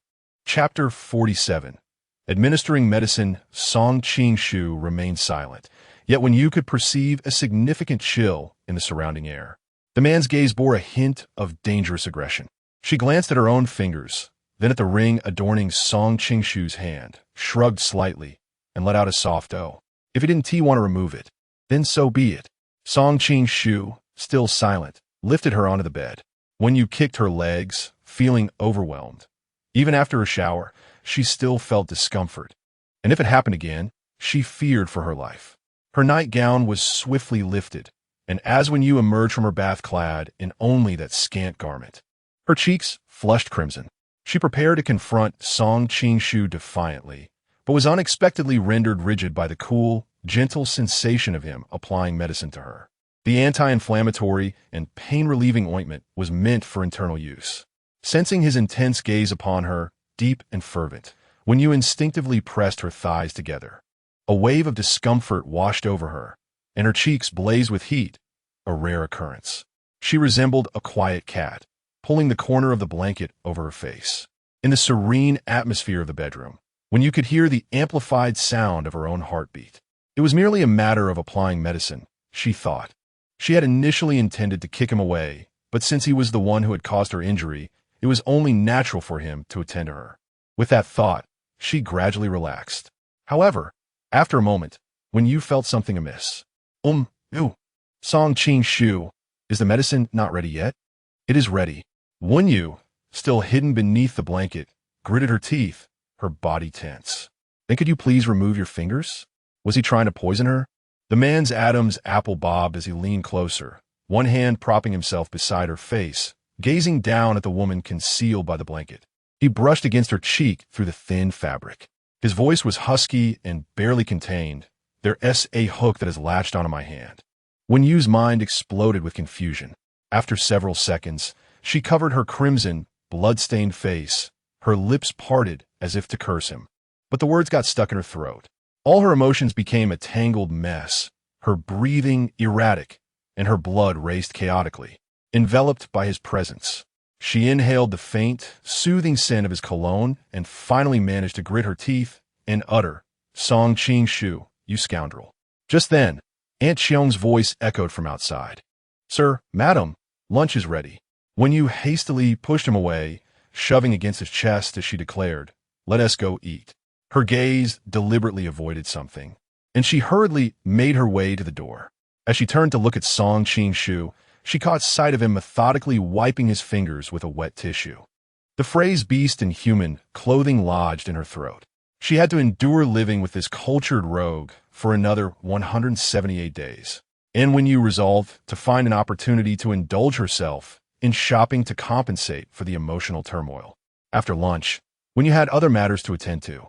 Although Song Qing-shu offered to drive her, she declined. Lowering her lashes, she stated, "I'm going to the cemetery to visit my father. Please don't follow me." It was likely that Wen Huaqing did not wish to encounter Song Qing-shu, nor would Song Qing-shu be eager to see Wen Huaqing. It wasn't a matter of hatred. With death, the heart simply felt a sense of discomfort. The man sat on the sofa, his thin lips pursing unnaturally as he simply uttered, "Then I shall pick you up." "No need," she replied. "I plan to go shopping this afternoon and visit my mother. I intend to stay there for a while." Wan likely had no desire to meet Song Qing-shu. As Wen Yu prepared to leave, she glanced at the bandage on Song Qing-shu's hand. She had seen it 2 days prior, but had refrained from inquiring. Unsure of how to express her concern, Wen Yu, accustomed to nursing her own wounds in solitude, pondered the nature of their relationship and whether caring for one another was appropriate. Ultimately, she decided it was better to act as if she had not noticed at all. Song Qing-shu observed her retreating figure, pinching his brow before heading upstairs. The black cat's cries were loud, having been bullied by the tabby. He approached, bending down to grasp his sister by the nape and placing her atop the cat tower. Aunt Yu came over to take the black cat away. The sister, a long-legged tabby, sat with an elegance reminiscent of her owner, her expression bearing a hint of the same delicate pride. She regarded Song Qing-shu with a gaze that seemed to say, "Oh, a person, you have arrived." The sister was not particularly affectionate. While she would allow Song Qing-shu to hold her, she disliked the scent of the black cat that lingered on him. However, she could sense the essence of Wen Yu within him. Mistaking Song Qing-shu for a familiar figure of Wen Yu, she approached him and, through the bandage, began to tenderly lick the wound on his palm. Wen Yu visited the cemetery to pay her respects to Wen Huaqing. The black and white photograph depicted a handsome, scholarly middle-aged man, now eternally at rest beneath the earth. With her eyes welling with tears, Wen Yu brought her father a bouquet of fresh flowers, among which was a sunflower, exuding warmth and brilliance. She had initially wished to tell her father that she had married Song Qing-shu, yet reconsidered. Their union had only lasted 6 months and felt too fleeting to share. "Father, I will stay with you a while longer before I go to see Mother. I haven't seen her in 3 days, but the caregiver says she has been in good spirits." When you took out her phone to view the video sent by the caregiver, in it, Hee-cheol-won's complexion appeared sickly yellow. Yet her spirit seemed intact as she listened to the caregiver recount the day's news. Hee-cheol-won and Won Hwa-ching shared a deep affection, having met in university. They were late bloomers in both love and parenthood, with Won Hwa-ching often reassigned during his tenure as mayor of Yanqing. Hee-cheol-won remained steadfastly by his side, unwavering in her support. Eventually, they settled in Yanqing, where Hee-cheol-won gave birth to Won-yu at the age of 34. In Won-yu's memory, her father had never quarreled with her mother, nor had he ever raised his voice in anger. Once, during a landslide in Shizhuang village on the outskirts of Yanqing, Won Hwa-ching rushed to the front line, leaving Hee-cheol-won in a state of deep concern as she awaited his return throughout the night. When he finally came home the following morning, exhausted yet resolute, the first thing he did was embrace her. Won-yu was 7 at the time. As she grew older, she longed to find a partner akin to her father. Now, her parents existed in stark contrast, one eternally slumbering in the night, the other deeply resting among the living. She had been raised in an environment filled with her parents' affection, leading a life that was smooth and untroubled until the age of 18, her world aglow with brightness, devoid of any shadows. After the age of 18, each step becomes a pit, a chasm capable of engulfing her. At 3 in the afternoon, under the sweltering September sun, Won-yu propped up her parasol, extending her hand to press her cheek against the gravestone. The stone, heated by the sun, felt like the coarse texture of her father's hand caressing her face. "Dad, I'm going to see Mom now. I shall return to visit you in a few days." Won-yu approached the cemetery management, exchanging a sum of money, for such is the realm of financial transactions, where money can resolve myriad issues. She hoped the management would occasionally tend to the grave of Won Hwa-ching. After her departure, a tall figure ascended the steps nearby, arriving at the gravestone of Won Hwa-ching. He laid down a bouquet of white chrysanthemums.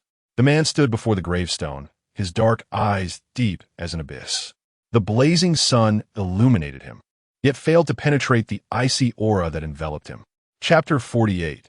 Brother, when you sought to contact the My In team, only to be informed that they would be absent from Yin City for the entire week, as they had traveled to other cities for lectures.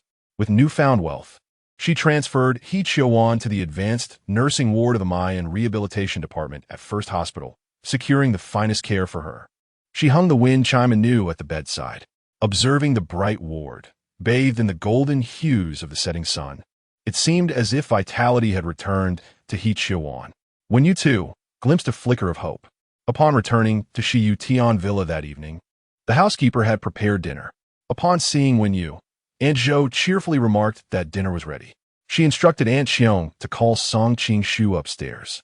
As Won-yu changed her shoes at the entrance, she realized it was already 7 o'clock, and darkness had enveloped the sky. "Has he not dined yet?" she inquired.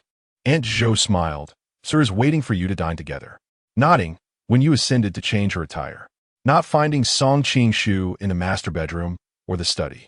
She recalled Aunt Zhou's words, and her gaze fell upon a room on the 3rd floor connected to a terrace, Song Qing-shu's private domain. Curiosity surged within her. What secrets lay behind that door? Was it a grand personal safe housing his treasures? Entering the dining room, she beheld a sumptuous dinner, a feast infused with the warmth of home. Aunt Xiong's specialty, sweet and sour eggplant, honey-glazed ribs, a soup, and a vegetable dish awaited her. In her previous life at home, her meals consisted mainly of instant products, with instant noodles being a staple. She had grown accustomed to solitude. Suddenly, sharing a meal with another, freshly served from the kitchen, felt both strange and delightful. This was her home. Song Qing-shu took a seat beside her, and as she dined, she furtively glanced at him. He ate quietly, his movements refined. After sipping half a bowl of soup, she lost her appetite. On her plate lay 2 pieces of ribs. She consumed one.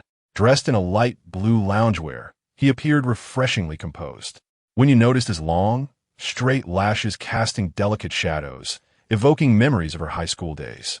She perceived that Song Qing-shu had not changed much, aside from a touch of maturity and a slightly broader physique. He was no longer the slender figure of their youth. Those high school years had been her happiest. Silence enveloped them as they dined. She found him rather stoic. With his reticence, she felt no inclination to engage in conversation, opting instead to retreat to the living room after the meal, cradling the cat. Her sister was grooming the black cat, having adopted it as her little brother. Aunt Jo brought over sliced fruit. The black cat, familiar with her, nuzzled against her leg.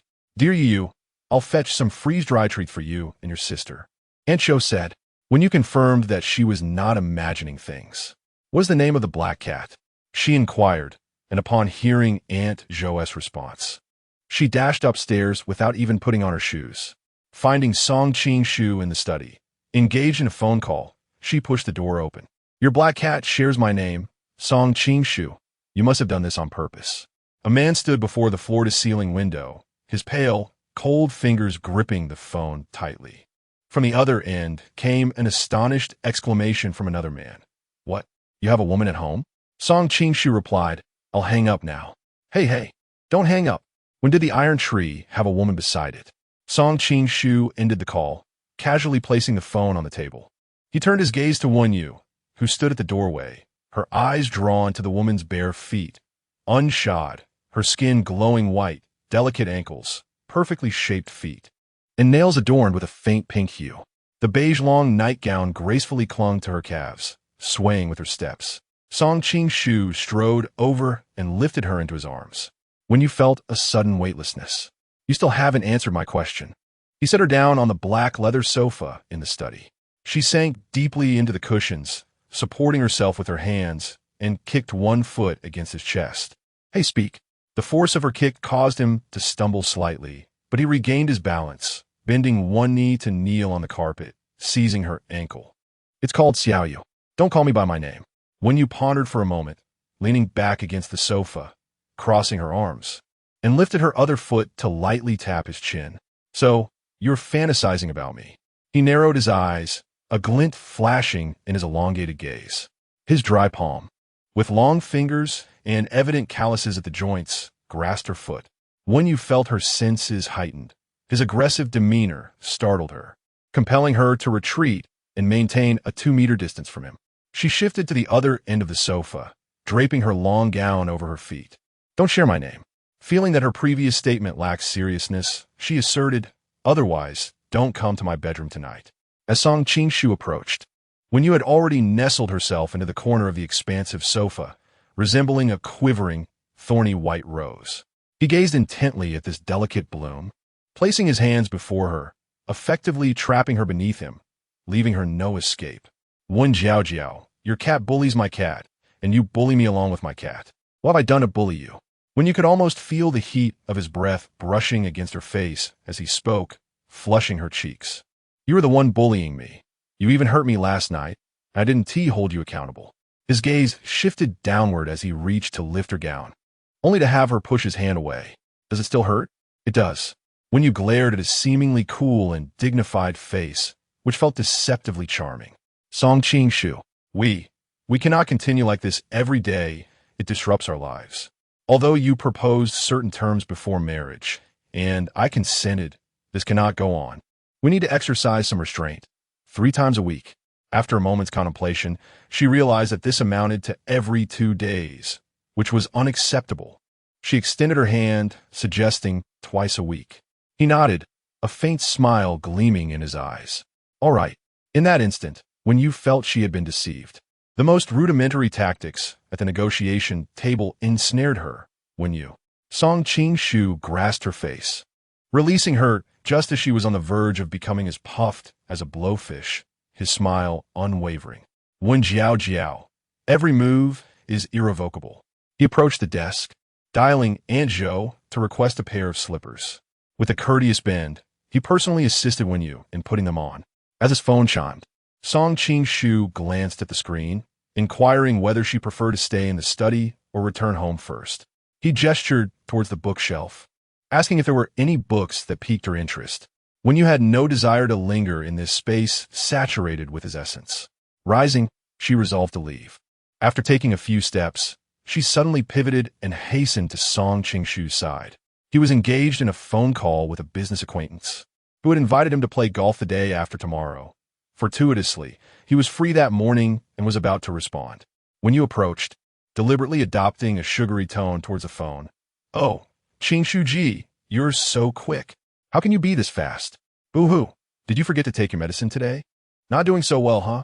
Having tarnished his reputation with her playful taunts, she swiftly turned and fled. The room fell into a profound silence. On the other end of the line, Song Qingshu pinched the bridge of his nose, shaking his head in resignation, yet a hint of a smile played on his lips. The man on the line remarked, "I just heard from Lao Gu that you have a woman by your side. It turns out to be true. When will you introduce her to us?" Song Qingshu replied, "She is my wife." "You're married?" The other party sounded astonished.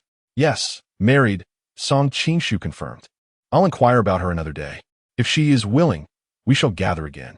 Chapter 49. A kiss from my husband when you had no intention of remaining a wealthy lady confined within the villa. On Monday morning, she returned to Manning to continue her work. This month, she clocked in for 6 days, took 8 days off, and lamented the loss of her perfect attendance. Throughout the month, she juggled the demands of life and spent long hours by He Chuan's bedside. Her sleep often sacrificed in pursuit of part-time work to alleviate financial pressures. However, all of this came to an abrupt halt the moment she married Song Qingshu. Wenyu announced her decision to return to Manning, expressing her desire to complete her work for the month.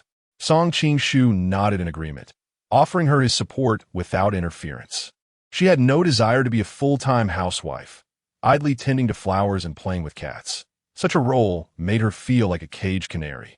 She craved work, as long as it did not exhaust her, and she no longer needed to pursue additional jobs.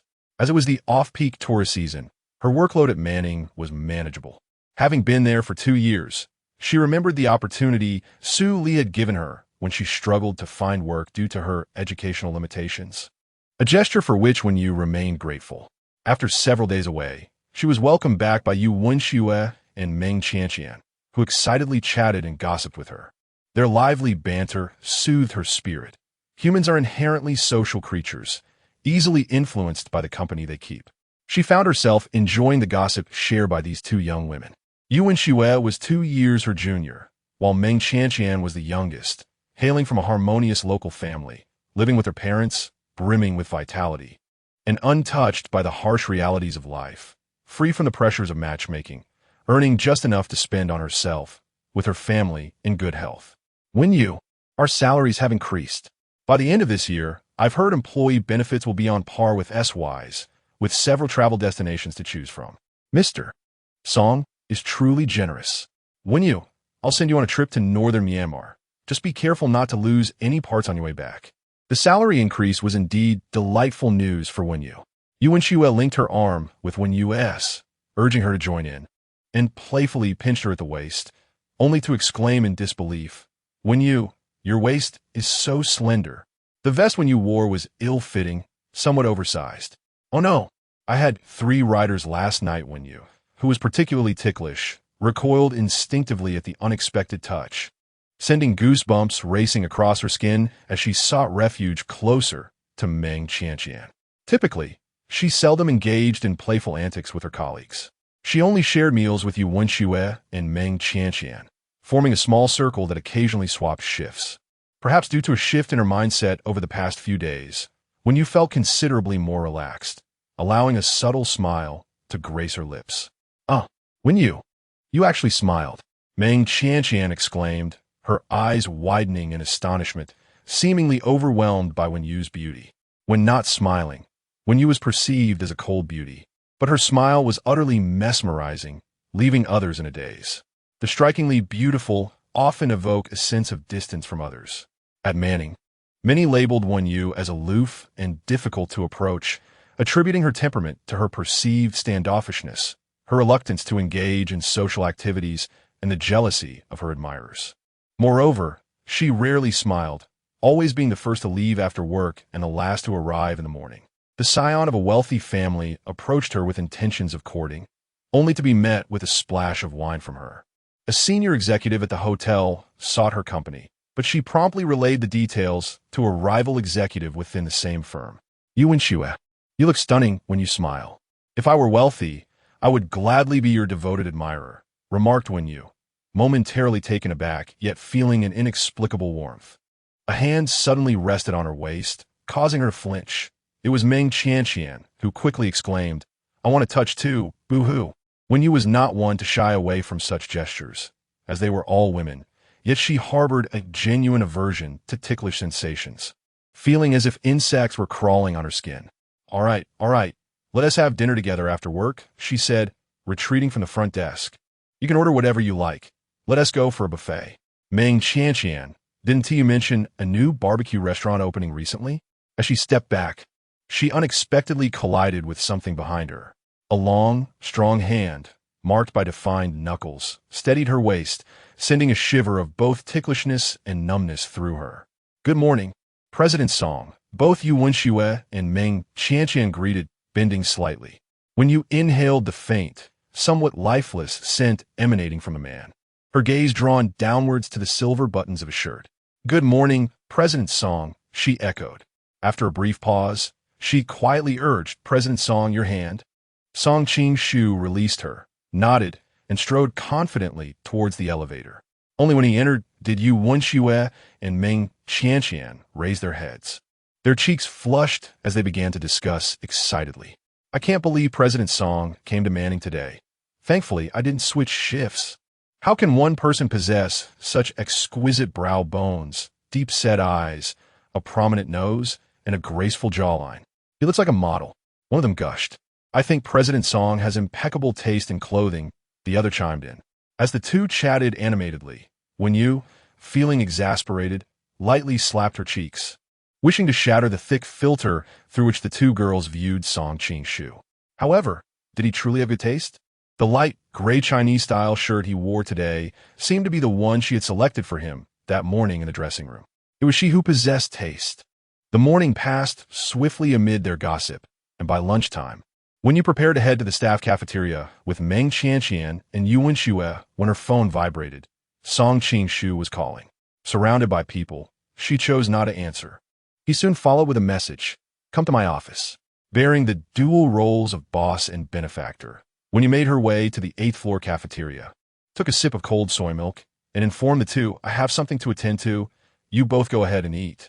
Upon reaching the 26th floor office area, she glanced around, feeling as if she were a thief, anxious that someone might appear and discover her presence in Song Qing-shu's office. She had never visited the office of the president of Manning before. This was her first time. After knocking, she stepped inside, greeted by an interior design that echoed the preferences of the former President Liang, a traditional Chinese style. The room featured a grand, rotating wooden bookshelf, walls adorned with traditional Chinese paintings, and intricately carved wooden sofas. Entering felt akin to stepping into a realm of solemnity and antiquity. Song Qing-shu stood before the floor-to-ceiling window, his back turned towards the entrance as he engaged in a phone conversation. Adorned in a gray traditional Chinese shirt with elegant frog buttons paired with black trousers, his broad shoulders and narrow waist created a perfect silhouette. Oh, how his rear was enticing. When you shook her head, forcefully dismissing the notion of perfection from her mind, she shook her head again, discarding the thought of the enticing aspect. Song Qing-shu turned around, gesturing for her to begin her meal.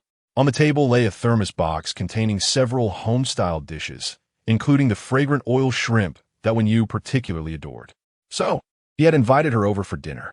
Although she relished shrimp, she detested peeling them. She loathed getting her hands dirty, and the greasy residue was difficult to cleanse. She attempted to consume one whole, ultimately spitting out the unchewable shell, suddenly recalling that she had yet to wash her hands. She turned and made her way to the restroom. The president's office boasted an en-suite bathroom, and upon her return, she found Song Qing-shu seated on the sofa, donning gloves as he meticulously peeled the shrimp, placing the succulent morsels into a bowl.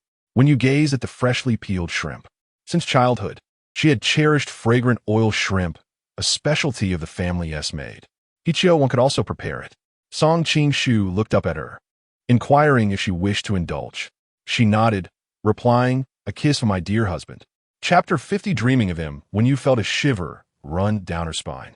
Listening to the man's steady and magnetic voice, imbued with affection, sent tremors throughout her body, as if an electric current flowed from the crown of her head through her veins to her heart. During the 3 days of being married to Song Qing-shu, when you had never truly confronted the term husband, this word seemed utterly foreign in her world. At this moment, she gazed at the man before her, her husband, Song Qing-shu. In a certain sense, he was now the person closest to her. If someone had traveled back 8 years to inform the high school senior Wenyu that her future husband would be Song Qing-shu, she would have adamantly refused to believe it. Wenyu's eyes fell upon a plate of peeled shrimp before her, glistening and tender. She had just tasted one and found it delicious, likely a creation from Manning's private kitchen, as the staff meals were far inferior, consisting of frozen, lifeless shrimp. The finest delicacies were reserved for the capitalists. Seated on the sofa, she felt like a student suddenly called upon by the teacher, nervously tugging at the hem of her vest, striving to regain control in some way. Throughout her interactions with Song Qing-shu, she always sought to maintain the upper hand, even when she had to muster the courage to take the initiative. "Then why don't you kiss me?" she said, tilting her chin upward. In the next moment, Song Qing-shu's face loomed larger, and Wenyu's eyelashes fluttered unnaturally as she clenched her palms, refusing to shy away. This marriage was merely a mutual arrangement. Was it necessary to discuss emotions? She had heard Song Qing-shu declare that there were 1,000 women named Wenyu across the nation. Her agreement to marry was fueled not only by fleeting impulses, but also by the overwhelming allure of Song Qing-shu's wealth, coupled with his desire for her. Kissing and intimacy were inevitable. Moreover, Song Qing-shu was acceptable enough, and Wenyu begrudgingly accepted his advances. Thus, she leaned forward, her soft tongue brushing against his slightly sharp lips, their teeth gently clashing. She took satisfaction in witnessing a flicker in the depths of his dark eyes, feeling a sense of triumph. He had transitioned from the initiator to the passive participant. Wenyu settled onto Song Qing-shu's lap, her form-fitting gray dress restricting her movements. She kicked off her high heels and knelt on either side of him, one hand lifting his chin while the other tugged at his tie. With her enchanting doe-like eyes, she playfully demanded, "I want you to feed me shrimp." Their breaths mingled, slightly disordered, in the expansive office, which housed only the two of them. Song Qing-shu's fathomless gaze lingered on her vibrant red lips. "In the future, if I come to Manning for lunch, we shall dine together. Otherwise, I'll have a housekeeper bring meals over." He, the ever-busy executive, surely didn't wish to waste time in such a small hotel. Wenyu's delicate fingers entwined around his dark tie, wrapping it around her fingers again and again. "The cafeteria food is quite fine. I have 2 lunch companions. Oh, by the way, I'm dining with my colleagues tonight, so I won't be returning for dinner. Mr. Song, we've kissed, so can we eat now?" "Wen jiao jiao. We are married now. What should you call me?" Wenyu descended from the man, lowering her head to adjust her skirt, taking a sip of chicken soup that was neither greasy nor unpalatable. Confronted with the question, her competitive spirit surged once more. "You do not call me, yet you expect me to address you?" The man smiled faintly, "Wife." Wenyu pinched her fingers. "Husband. But it is working hours, Mr. Song. We are in a hotel. You ought to exercise discretion in your words and actions." Song Qing-shu fed her a piece of shrimp. "Mrs. Song, it is currently our private lunchtime." Chewing the shrimp, Wenyu resolved to disregard him. After her meal, she felt drowsy and glanced at the time, wishing to return to the staff lounge to rest on a recliner. However, the sofa in the president's office was far too inviting, and before long, she was yawning, ultimately succumbing to slumber on the couch. Song Qing-shu adjusted her shoes, tidied the remnants of their meal from the table, and draped a blanket over her. Noticing her discomfort in sleep, he gently removed the deep blue hairpin from her dark tresses, allowing her black hair to cascade like a waterfall. His pale fingers tucked the stray strands behind her ear, softly caressing her cheek. Wenyu was slender, curled up into a small ball on the sofa. Song Qing-shu was not fatigued. He had no habit of taking naps. His visit to Manning was impulsive, with many tasks still pending at SY. He opened his laptop, sat on the sofa, and let his peripheral vision wander from the screen to her face while processing 3 emails. When you drifted into a light slumber. In her dreams, she murmured, "Poor boy." The man's fingertips trembled. Have a mimosa flowers bloomed at your doorstep? Song Ching-shu paused momentarily, his expression frozen. After an extended period of inactivity, the computer's screen darkened. He gazed at the black display, set the laptop aside, and gently caressed the sleeping woman's face. His voice low and taut. Did you dream of me? When you indeed dreamt. She envisioned her first visit to Song Ching-shu's home during that summer. His residence was nestled in a quaint village, marked by a peeling iron gate. A colossal mimosa tree stood at the entrance, its fragrance of pink blossoms wafting strongly. When you had never encountered such a flower before, the towering tree boasted deep pink blossoms resembling umbrellas and needles.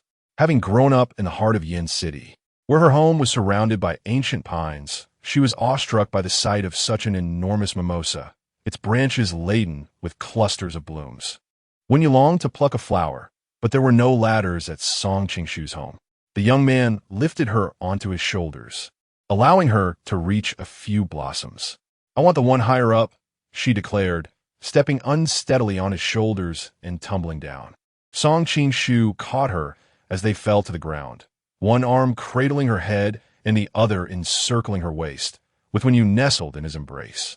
Later, they entered his room, where the boy lay on the bed, his back marred with bruises and scrapes. Wenyu applied ointment to his wounds.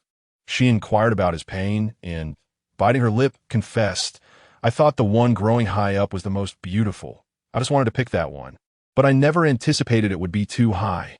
That same year marked Wenyu's birthday. At the birthday celebration of the mayor's little princess, Wenyu received an array of extravagant gifts, jewelry, handbags, and timepieces. Among them, one gift stood out, a crystal orb encasing a cluster of blooming, silky mimosa flowers, with the most exquisite blossom preserved forever at its pinnacle. The young man who presented this gift donned faded denim jeans and inexpensive white sneakers, his slender figure emanating a faint scent of laundry detergent. Suddenly, Wenyu's eyes flew open, and she squinted at the man before her, whose presence was tantalizingly close. The air was imbued with a subtle fragrance of sandalwood, and he wore a gray shirt, his hair slicked back, with strikingly handsome features that echoed the shadow of her memories. Gazing at his slightly pronounced brow, an inexplicable urge to weep surged within her at that moment. Wenyu sat up, rubbing her eyes, reminding herself she had to go to work. She slipped into her shoes and stepped forward, muttering about dinner plans with her colleagues. Oh, she seemed to have mentioned that before. When she felt anxious and uneasy, she often resorted to such distractions.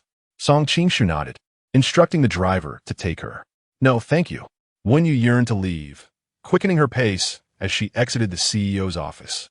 Not wanting him to witness her tear-streaked visage, she broke into a light jog, unable to resist darting into the restroom, shutting the stall door behind her. Covering her face with her hands, she despised the memories that haunted her dreams. Each time, she found herself on the brink of tears, whether it was the illness of He Chiu-wan, the tragic leap of Wen Hua-chung, or the image of that slender boy from years past. The gift he had given her still resided in the one family villa, a memory she could vividly recall. In her bedroom on the second floor of the villa, it lay in the third drawer, ensconced within a black velvet pouch. At that moment, Wenyu felt an overwhelming desire to visit the one family villa. Chapter 51. Abdominal muscles after work that evening. Wenyu took Meng Qianqian and Yu Wenxue to a Korean barbecue restaurant. The establishment was nearly filled to capacity, and the trio took a number, waiting for 20 minutes before finally being seated. Wenyu had purchased a group deal, which included only a single 2-person meal, and she ordered additional drinks, encouraging her companions to indulge in more grilled meats. As Meng Qianqian and Yu Wenxue perused the menu, they ultimately settled on a serving of bibimbap. Wenyu, undeterred by their choice, added 2 more plates of grilled meat to their order. Meng Qianqian interjected, "No need for that. It's too much to finish, especially since we ordered a bibimbap. Plus, they offer free pumpkin porridge here." Yu Wenxue nodded in agreement, saying, "Yes, we can't eat so much tonight, Wenyu. There's no need to waste food."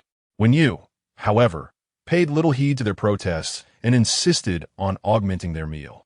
Having dined with these two younger sisters at noon, she was well aware of their appetites, each one more voracious than the last.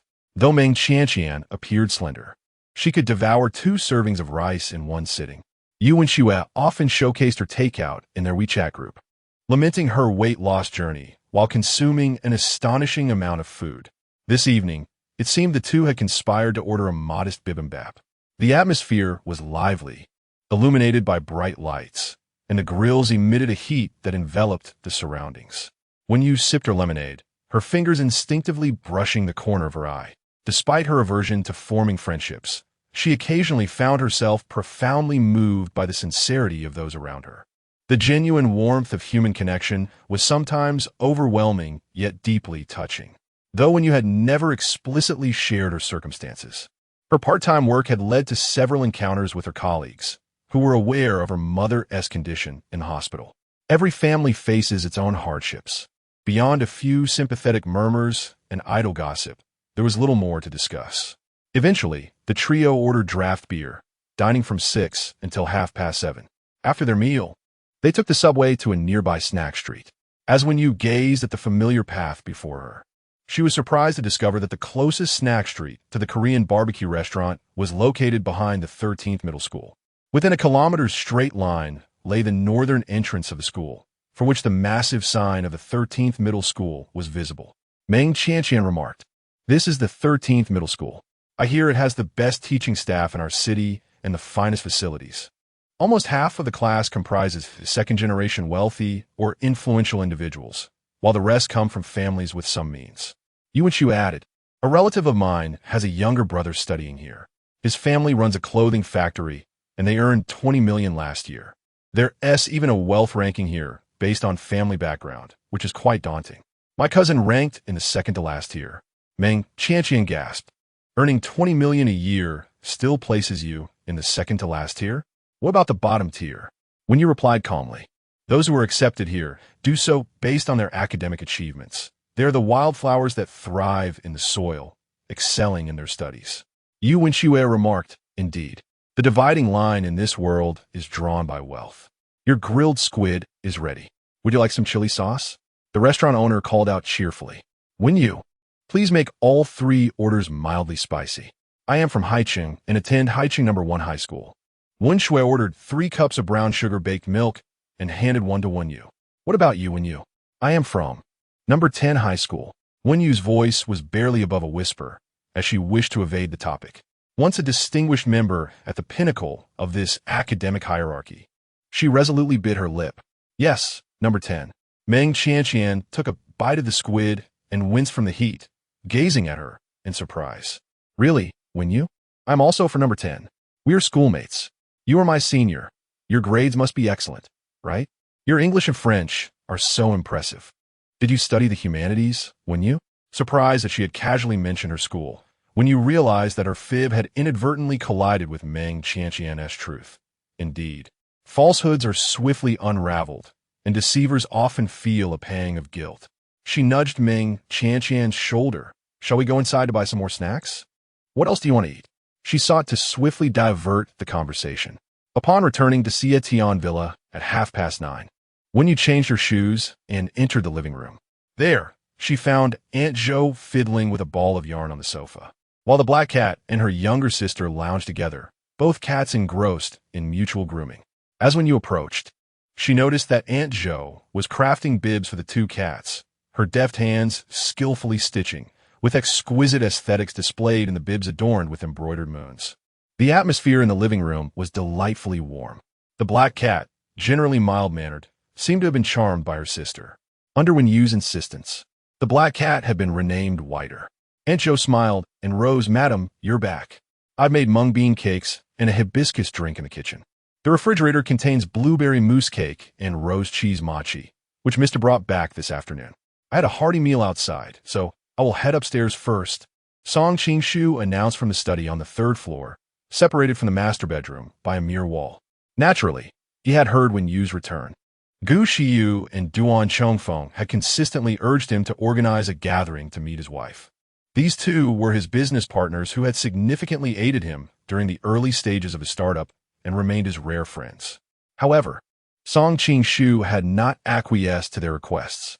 When you had suggested a concealed marriage, as he pushed open the door to the master bedroom, he beheld a woman in a deep red satin robe sprawled on the bed, her legs raised. Her delicate, fair ankles swayed gently, and her toes were soft and rosy. Her long black hair cascaded around her as she propped her chin on her hand, engrossed in videos on her phone. This robe from the walk-in closet was not characteristic of Wen Yu's usual style. Its vibrant hue was striking, with only a single strap and a plunging neckline that glimmered under the light, accentuating her porcelain skin. She rested her chin on her hand, her slender waist curving enticingly. She paused on a video featuring a male model flaunting six-pack abs and clicked her tongue in mild admiration. A shadow fell behind her as Song Ching-shu leaned against her side, his chest pressing against her back, observing as Wen Yu tapped a small heart on the screen. Liking the video, his brow furrowed in concern. The man's chin gently rested atop her head, pondering what they had dined on that evening. Song Ching-shu had awaited all night. Yet no notification of credit card charges arrived. Wen Yu had anticipated that he might directly inquire about her indulgence in videos featuring handsome men, responding with a soft "oh," nudging her head against his chin to create a semblance of distance. Barbecue, she thought. As her finger glided across the screen, she chuckled. The algorithm had once again presented her with a video of a handsome man performing a sultry dance, showcasing his chiseled abs. Wen Yu, unable to resist, bestowed a like upon it. After all, it was only natural to appreciate a gentleman who neither stole nor pilfered, sharing his abdominal prowess for the enjoyment of all. Suddenly, she felt the atmosphere around her cool by a couple of degrees. The man's hand, firm yet gentle, slipped from her waist, traversing the soft mattress and her robe, establishing a distance only his palm could traverse. Attention surged through Wen Yu's body. She was particularly sensitive to tickles. As she propped herself up on her arms, she scrolled through another video only to find, yet again, a clip of a handsome man's abs. The spacious bedroom felt increasingly frigid, the air conditioning swirling around them. Just as she was about to cast her like, her phone was whisked away and tossed aside. With deft hands, Song Ching-shu turned her over, propping a pillow beneath her head as he did so. A flicker of intensity crossed his brow, and his gaze bore a profound depth when Jiao. Chapter 52, she discovered that Song Ching-shu's cruelty was disturbingly intense. He wasn't genuinely angry, but rather perturbed by a sense of neglect and helplessness. Moreover, those videos of the boys showcasing their abdominal muscles were far less impressive than his. Their muscle definition was inadequate, and they lacked his charm. Wearing masks and hats, who could ascertain their true appearance? They could very well be deceivers. When you returned, fixated on those videos, having watched 3 already, she didn't even glance at him. His abdominal muscles were undeniably more attractive than those of the male streamers on Douyin. Oomph. When you blinked her enchanting eyes, feeling irked. Why was she so easily provoked? Song Ching-shu, I refuse to believe that your short videos don't feature beautiful women. You must have secretly liked plenty of buxom girls. Not at all. Upon hearing such a straightforward reply, Wen Yu's disbelief intensified. She opened her palm. Hand over your phone. I want to check. We are married now, so it's entirely reasonable for me to inspect your phone. Song Ching-shu placed his phone in her delicate, fair hand. As she accepted his phone, she discreetly pressed her own device behind the pillow. The password was 126126. Wen Yu paused momentarily, her red lips pursed before unlocking the device. She suspected that Song Ching-shu's phone might have 2 systems. It was astonishingly pristine. Aside from a few finance and investment applications, the rest were just daily utilities. The background was a matte black. His video account was equally immaculate, devoid of any records of liking or saving posts from female internet celebrities. I don't believe it. You must have another phone. Wen Yu tilted her chin slightly upward to scrutinize him, her foot brushing against his abdominal muscles through a layer of clothing. In the next moment, Song Ching-shu tensed involuntarily. Wen Yu, on your other phone, there must be videos of you liking those buxom girls. Or perhaps you even send them gifts. Men are inherently drawn to beauty. She couldn't fathom that Song Ching-shu was genuinely this ascetic. No, over these past few days, She had uncovered the unsettling aspect of his character. I don't favor large breasts. Song Qing-shu's Adam's apple bobbed as he lowered his gaze, unable to resist glancing at her exquisite toes, painted in a soft pink polish, shimmering with a delicate luster. She purposefully brushed against his abdominal muscles, causing him to tense as he propped himself on his arm beside her face. Wen Jiao Jiao, you don't like large breasts? That's a lie. What man doesn't appreciate a well-endowed woman? Don't tell me you prefer the petite ones. Wen Yu's toes deftly unfastened a button on his shirt, her fair, lustrous foot slipping inside. Song Qing-shu's voice was husky, his dark eyes lingering on her chest for several seconds, admiring her porcelain skin, akin to fine jade, and the beautiful collarbone revealed by her slightly open neckline. His gaze was overwhelmingly aggressive when you felt her cheeks flush, but in the next moment, she snapped back to reality, her hair bristling. What are you staring at? Do you think my breasts are small? A sudden onslaught of confusion struck Song Qing-shu, and he could only smile helplessly. Not at all. Wen Yu's bosom is indeed not very ample. Her figure is slender with exquisite proportions, a narrow waist and long legs. Her silhouette is not exaggeratedly full, but rather perfectly delicate and graceful. If you find it small, then never touch it again. Wen Yu pushed him away forcefully, stepping off the bed and making her way to the bathroom in her slippers. The soft pat, pat, pat echoing in the room. Song Qing-shu quickly caught up with her, wrapping his long arms around her. Wen Yu struggled in his embrace like a slippery fish destined for the frying pan, finally yielding to his kiss and becoming too weak to resist, hanging limply against him. Her voice hoarse as she muttered, "Your kissing skills are rather poor." "Perfect. We shall practice often in the future." Song Qing-shu laid her back on the bed. "I haven't bathed yet. Let us wash together. We can try the bathroom." Wen Yu was utterly astonished that such words could escape Song Qing-shu's lips. What had happened to his cool demeanor? Especially with that calm, husky tone. How could he utter such a thing? He was indeed craving her body. "You pervert. Wen Yu, we haven't been intimate this week. Today is just Monday." Wen Yu burrowed under the covers, wrapping herself tightly. "Monday won't do, nor Tuesday. I have a night shift then. Wednesday is out too. I'm switching shifts with Qian for her mother's birthday. Let us aim for Thursday. Are you certain?" Song Qing-shu held her close through the blankets. "Will we be together on both Thursday and Friday? Can you handle it?" Even every other day seemed too much for her. When you close her eyes, mentally reciting 2 billion, 2 billion, 2 billion, she bit her rosy lip, curling up like a silkworm in the blanket, making one last effort to negotiate. "Song Qing-shu, I bought milk tea. Do you want some? If you drink the milk tea, then you can't sleep with me tonight." "Where is it?" "Oh, I left it casually in the living room." Song Qing-shu got up to fetch the milk tea. When you dashed to the door, locking it firmly, the click of the lock echoed. With the milk tea in hand, Song Qing-shu stood outside the door, helpless yet smiling as he rubbed his temples. Wen Jiao Jiao. In his pitch-black, icy eyes, there was no trace of anger. It felt as if he were indulging in a game with his beloved wife, her little whims eliciting a sense of warmth in him. Suddenly, he found this side of Wen Yu to be vibrantly alive, brilliantly standing before him. He could tolerate all her moods and even found joy in her playful defiance. "Wen Jiao Jiao, open the door." "I won't. You'll sleep in the study tonight." Wen Yu flipped her hair over her shoulder, making a beautiful entrance to the bathroom.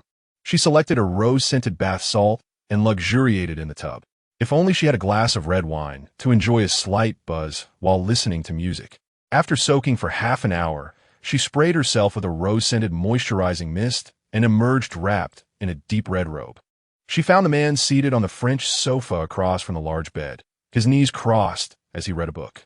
He had shed his shirt, revealing a well-defined set of abs. Oh, 8-pack abs, no less. As she stepped out, his dark eyes lifted, inhaling the rich floral fragrance in the air, his gaze landing on her luminous skin. "Wen Jiao Jiao, come here." "Wen Yu, how did you get in?" Within the confines of her home lay a spare key.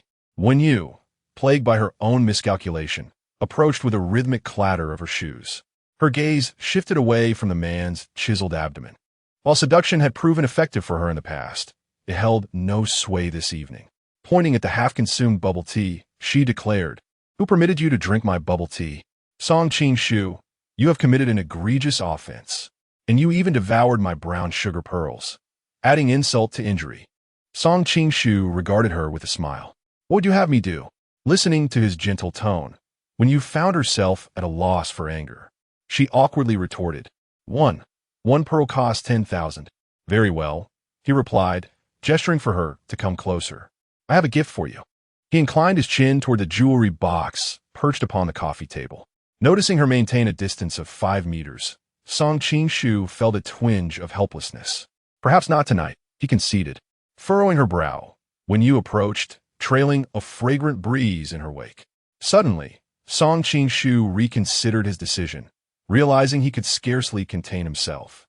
As she opened the jewelry box, a teardrop-shaped ruby necklace emerged, encircled by a halo of diamonds, its exquisite design harmonizing beautifully with the hue of her nightgown. The pigeon blood, red, radiated brilliantly against her fair fingertips. One jiao, a weekend gift, a belated token, Song Qingshu remarked as he stepped closer, assisting her in fastening the necklace. His hands rested gently upon her delicate shoulders, and his lips brushed against the nape of her neck. When you felt a wave of tingling sensations coursing through her entire being, her heart racing in response. She had merely mentioned weekend gifts, monthly presents, or holiday tokens in passing. As she reached to touch the ruby at her neck, she stammered, Ah. I. The man's husky, magnetic whisper enveloped her ears, laced with warmth. Please, Mrs. Song, graciously accept it. Before her, an immense staircase appeared, and she slid down it with ease. Well then, I shall reluctantly accept it, she acquiesced. Chapter 53. She wants to reclaim what is hers during this week, when Yu's work was quite relaxed. The Manning Hotel was undergoing renovations, and, aside from the already booked rooms, it was largely closed to the public, with various group purchases canceled across different platforms. This seemed to align with the upcoming tourism project in the ancient town. The government had approved a project for Qingtang Ancient Town, located a mere 8 kilometers from the Manning Hotel. This town, situated to the south of Yen City, is rich in local character, featuring ancient architecture along the banks of the clear waterway. With hundreds of quaint shops lining the streets. Previously put on hold, the project is now being revitalized with governmental support and investment from the SY Group, aiming to transform it into a tourist destination. The Manning Hotel stands as one of the closest and most well-equipped prestigious hotels in the vicinity of Qingtang Ancient Town, boasting the highest number of guest rooms. The ancient town is expected to officially commence operations in the spring of next year, promising significant long-term benefits for both the Manning and surrounding hotels. During lunchtime, when you overheard her colleagues discussing this development, you and Xue, our hotel now belongs to General Song. When he acquired it, old General Liang was eager to divest. I wonder if he regrets it now, one remarked. Meng, Qianqian, do you think we'll get a salary increase next year? When you poked at her purple rice with her chopsticks, realizing that Song Qingshu's acquisition of the Manning was indeed motivated by the ancient town's potential, rather than his connection to her, his former or, rather, current contractual wife. She had misjudged his intentions, attributing to him a narrow-mindedness that was not his own. With the hotel undergoing renovations, when you found her work schedule more flexible, aside from her once-a-week night shift, she seized the opportunity to visit the one family villa, intending to retrieve belongings that once belonged to her. It was necessary to inform the current owner of her intentions. When you had contemplated reaching out to the current owner to negotiate the purchase of the villa, but acquiring it would require a price exceeding the current market value. Aware of her own limitations, she was reluctant to squander money, even with the funds that Song Qingshu had promised her. The wealthy remain affluent because, in their world, money begets money. They possess an astute acumen for profit and invaluable connections. During her 2 years at the Manning, there was a manager in her department who won $5 million in the lottery. He quickly resigned to indulge in a life of travel, shopping, and investment. Yet, within a year, when you learned from Su Li that manager and had accumulated over $2 million in bank debts and had since gone into hiding, when you fully comprehended this experience, when savoring a breakfast of fried dough sticks and soy milk, one does not find it unpalatable, as it is part of daily life. However, transitioning from a luxurious stay in a 10,000 yuan suite, relishing gourmet breakfasts and high-end service, to consuming ordinary fare is a daunting challenge. When a staff member smiles and presents a jewelry bag, stating it has been reserved exclusively for you, it becomes difficult to refuse such an offering. When you understood all too well the difficulty of descending from luxury to frugality, her perspective on money had transformed through hard-earned lessons. Even now, she has cultivated a mindset of vigilance amid prosperity. No matter how affluent she becomes, if she lacks the ability to generate wealth, she will not squander her resources frivolously. She, when you, has no desire to relive the past 7 years of her life. For an ordinary person, transcending social classes is a formidable challenge. When you gazes at the familiar 3-story milky white villa before her, she is here awaiting the housekeeper of this villa. Having received precise information from the security guard that the housekeeper arrives punctually every Friday afternoon at 2 o'clock to clean. Currently, the villa lies dormant, with all its contents preserved in their original state. When you lowers her eyes, suddenly recalling Song Ching-shu. She has researched Song Ching-shu's background, a self-made entrepreneur who took 5 years to go public, a commercial prodigy.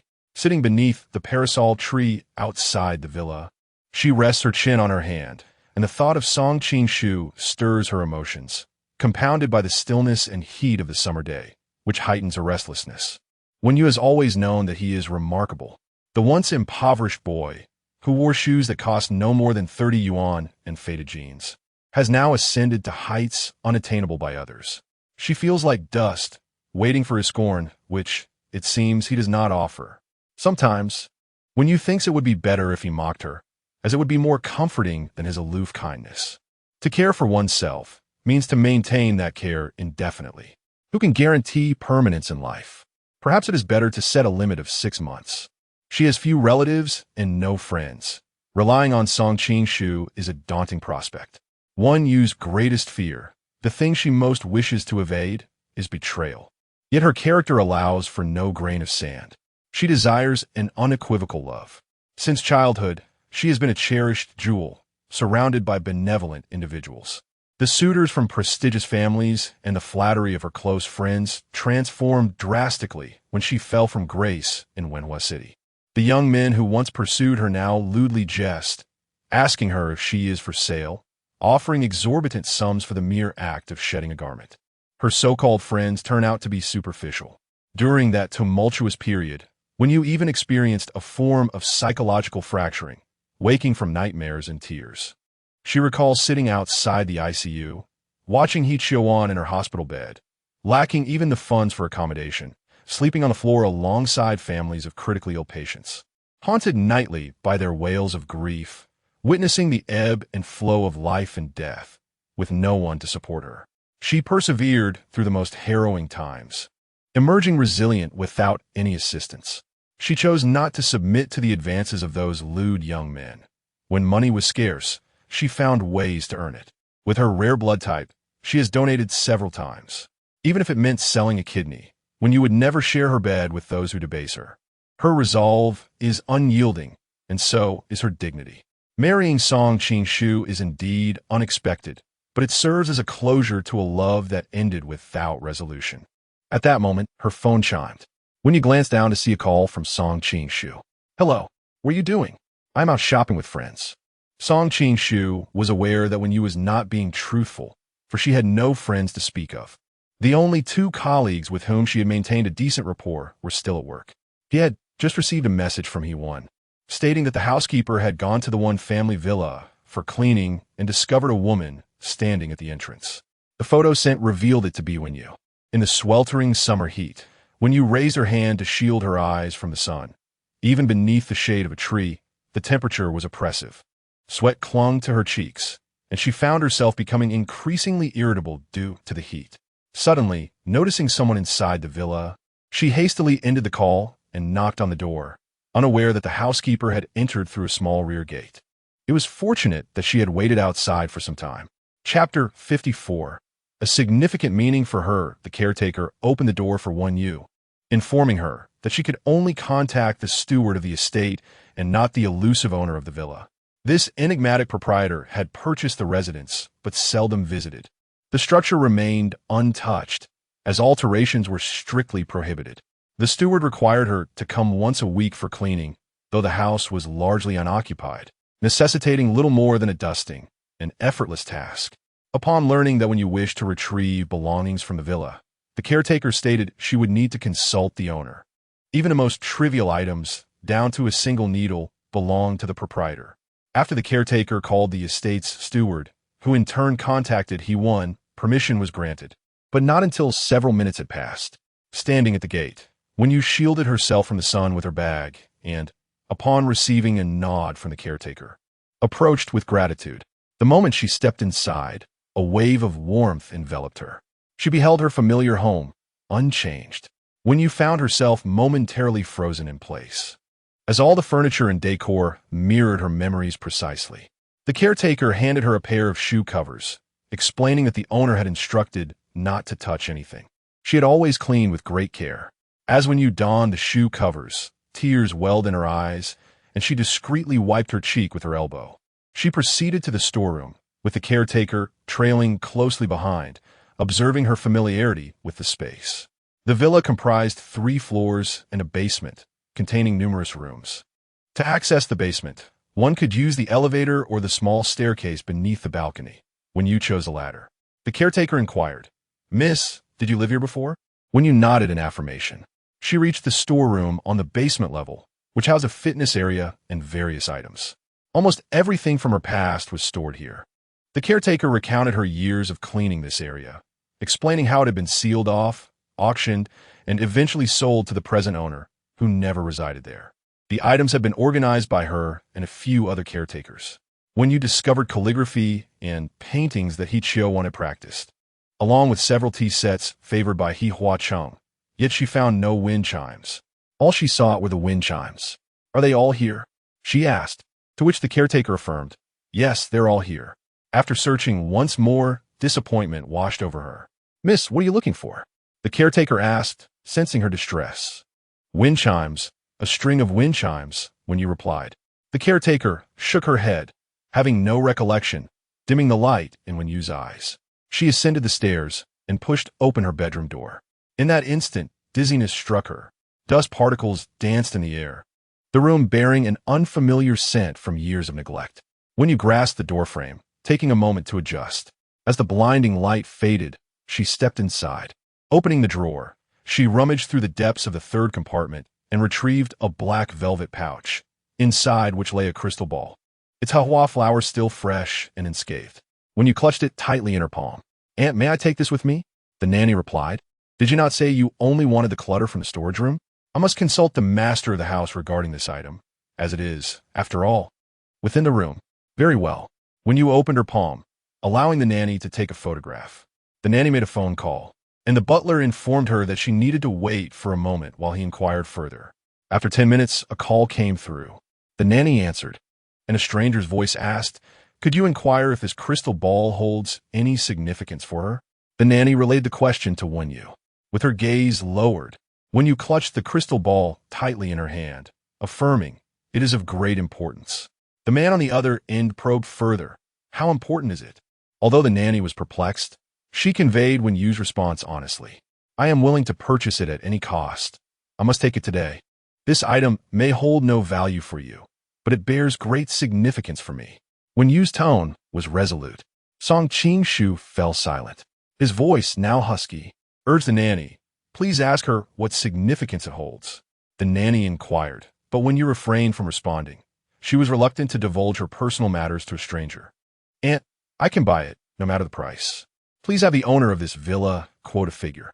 Wen Yu was determined to acquire the crystal ball, even if it meant being taken advantage of. Ultimately, when you left the Wen family villa with the crystal ball in hand, she was unsure why the other party had suddenly relented, but having secured the item, she graciously expressed her gratitude. Instead of returning to Xie Villa, she made a detour to Manning, placing the crystal ball in her locker and securing it with a lock. Suddenly, she stumbled upon a relic from 7 years ago, as if traversing a vast temporal river, leaving Wen Yu in a daze until the evening. The next encounter with Song Shuya occurred in the hospital. Wen Yu visited her mother over the weekend and unexpectedly ran into her. "Song Shuya, I've changed jobs. After dealing with that harassing pharmaceutical representative, my brother was concerned for my safety. Moreover, the community hospital was a bit far from where I live, so he arranged for me to come here. Wen Yu was surprised to learn that she had a brother. Having grown up as an only child, she had envied families with siblings. Then, yeah, are you free tomorrow? There's a comic convention, and my friend is also going. We could go together. We still need one more person for a casual outing. Seeing the round-faced girl with sparkling eyes, Wen Yu nodded, all right. Wen Yu envisioned her attendance at the event as an opportunity to take photos, enhance her social media with aesthetically pleasing images, and perhaps admire some attractive individuals from the anime world or even capture a few popular group shots. However, the following day, Wen Yu found herself at the convention center, nervously tugging at her skirt and adjusting her pink hair. So, do I have to wear this? The clothing and styling have been provided by Fei Jio and her friend, Fei Jio number 2. A few individuals placed their personal belongings into a large bag. Wen Yu hesitated for a moment before removing the ring from her finger, not carelessly discarding it for fear of losing it, but instead hanging it on her clavicle chain. Song Shuya observed her ring and exclaimed, Wen Yu, where did you purchase that exquisite ring? Your taste is remarkable. Wen Yu found herself enjoying the company of Song Shuya, who was always supportive and engaging, ensuring that the conversation never faltered with her lively enthusiasm. Even when Wen Yu casually remarked that the milk tea was delightful, Song Shuya would eagerly chime in, indeed, this place serves the most delicious drinks. The last time I ordered a certain variety from here. Wen Yu donned her mask, adjusted her bangs, and revealed her long pink wig, which cascaded down to her waist. Her eye makeup was bold and extravagant, perfectly complementing her striking appearance. Ah, this is my wedding band with my husband. What? Song Shuya exclaimed, her eyes widening in astonishment. Chapter 55. What she needed. He happened to have abundantly. Her voice resonated loudly, drawing the attention of passers-by. Some onlookers even raised their phones to capture the moment. When you cast a puzzled glance at Song Shuya, inquiring, what's the matter? You, how did you get married? Song Shuya seemed slightly flustered, gripping Wen Yu's arm tightly. Aren't you single? What about your brother? If he finds out you tied the knot, he might go mad. Please don't isolate yourself in your room again. Song Shuya was on the verge of tears. Wen Yu found herself at a loss for how to explain the situation to Song Shuya. Their relationship was merely superficial, though the girl was innocent and endearing. Keeping secrets from her felt wrong. Throughout their time together, Wen Yu had come to see Song Shuya as a genuinely sincere young woman. However, how could she possibly articulate the circumstances of her marriage to Song Qing-shu? Well, he was drawn to my beauty, and I was attracted to his wealth. Hence the impulsive marriage, she explained. The term impulsive marriage seemed to overwhelm Song Shuya. Beneath her heavy makeup, Wen Yu couldn't discern Song Shuya's expression, but the despondence on her face prompted a smile. If one didn't know better, they might think you had feelings for me. What is there to be upset about? Song Shuya bowed her head in silence, taking a moment to process. Does your husband provide you with plenty of money? Yes. Do you like your current husband? Like is an elusive term, Song Shuya. Have you ever had a boyfriend? Do you truly understand what it feels like to be fond of someone? Yet, there is someone who is utterly enamored with you. In a fit of urgency, Song Shuya stomped her foot, declaring, No, I must help my brother. Meanwhile, Song Qing-shu was still at the office when he received a call from his sister. Brother, I'm currently at the Comic Exhibition International with Sister Wen Yu. Are you coming? Let me tell you a secret. She didn't recognize me. I've infiltrated Hajil. Song Qing-shu rubbed his temples, feeling a headache coming on. Xiao Shui. Brother, if you like her, you must pursue her. Someone has already made their move. Sister Wen Yu is married. She married a wealthy man. But don't be disheartened. I've inquired, and it seems Sister Wen Yu is only interested in his money, not in him as a person. In that instant, Song Qing-shu tightened his grip on the phone, his knuckles whitening. For several seconds, he remained silent. He went entered, delivering documents, and noticed Song Qing-shu's furrowed brow and weary, shadowed eyes. Xiao Shui, have you asked her if she truly has no feelings for her husband? Yes, brother. This is your golden opportunity. I must go. My friends are waiting for me with Sister Wen Yu, and I can't linger in the restroom too long. Please hurry. He hesitated briefly before approaching. Mr. Song, Here are the project materials for Qing Tang Ancient Town, along with the agreement that requires your signature. Song Qing Shu massaged his temples and took the pen, signing the document. His fingers clenched tightly, and the ink left a dark smudge on the page. Brother, I found out that Sister Wenyu is only interested in that man's wealth, not in him as an individual. Brother, I have inquired, and it seems that Sister Wenyu is only interested in that man's wealth, not in him as a person. However, he possesses a considerable fortune, one that aligns perfectly with her needs. Reflecting on this, Song Qingshu's emotions steadied. He instructed he went to reprint the documents, signed them, and taking his suit, he rose to brief. He went on subsequent matters before departing the office. Wenyu's dress was a white bubble skirt interwoven with strands of golden silk, complemented by white stockings. At a distance, her face was obscured, yet her flowing pink hair, slender waist, and exceedingly long, straight legs were visible. The event concluded at 5 o'clock. The residences of several attendees were situated in 3 different directions, rendering carpooling impossible. Wenyu bid farewell to Song Shuya and her friend. It seemed that Song Shuya had much she wished to express, but Wenyu, exhausted from the day's activities, merely waved her hand. Preparing to summon a taxi, she noticed a black Continental parked not far away. The license plate appeared somewhat familiar. Wenyu pursed her lips and approached, confirming her suspicion. It was indeed Song Qingshu's vehicle. The man exited to assist her into the car, and upon sitting down, the refreshing air conditioning revitalized her instantly.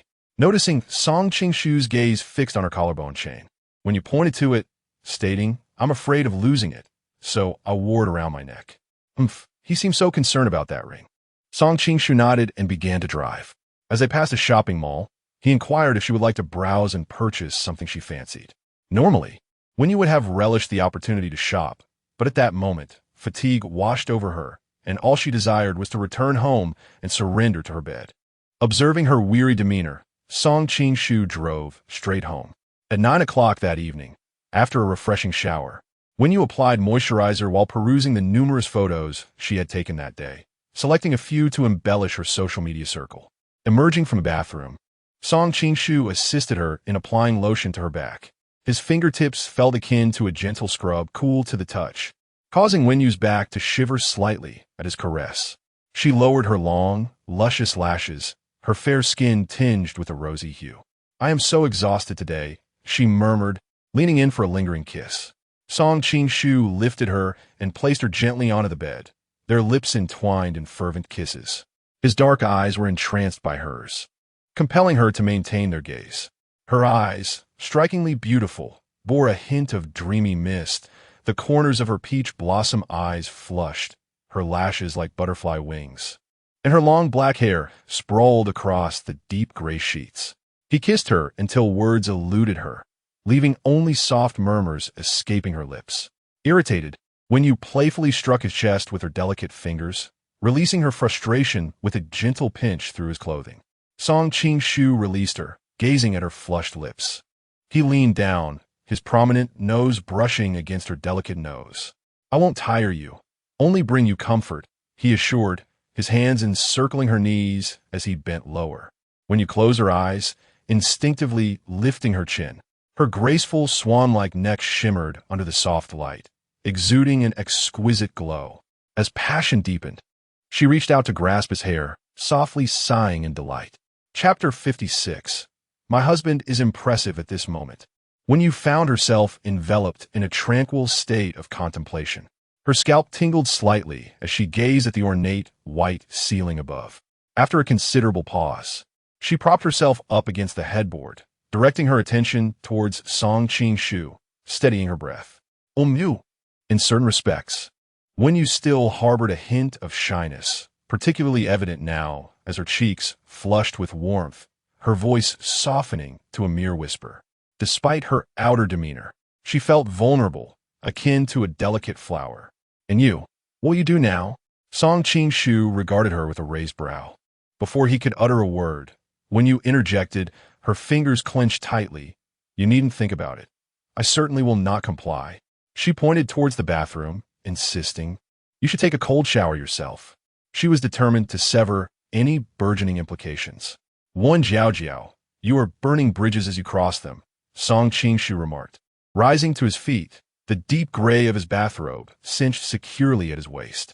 I haven't even said a word. When you turned away, grasping her phone from the bedside table, and tucked herself beneath the covers. Don't think I'm oblivious to what men like you ponder. You undoubtedly harbor unsavory thoughts, akin to those entitled scions who pressured me into stripping. What did you say? Song Qingshu approached, lifting the edge of her blanket. Did you just mention stripping? When you retaliated from beneath the covers, playfully punching and kicking. Song Qingshu, you are exceedingly bothersome.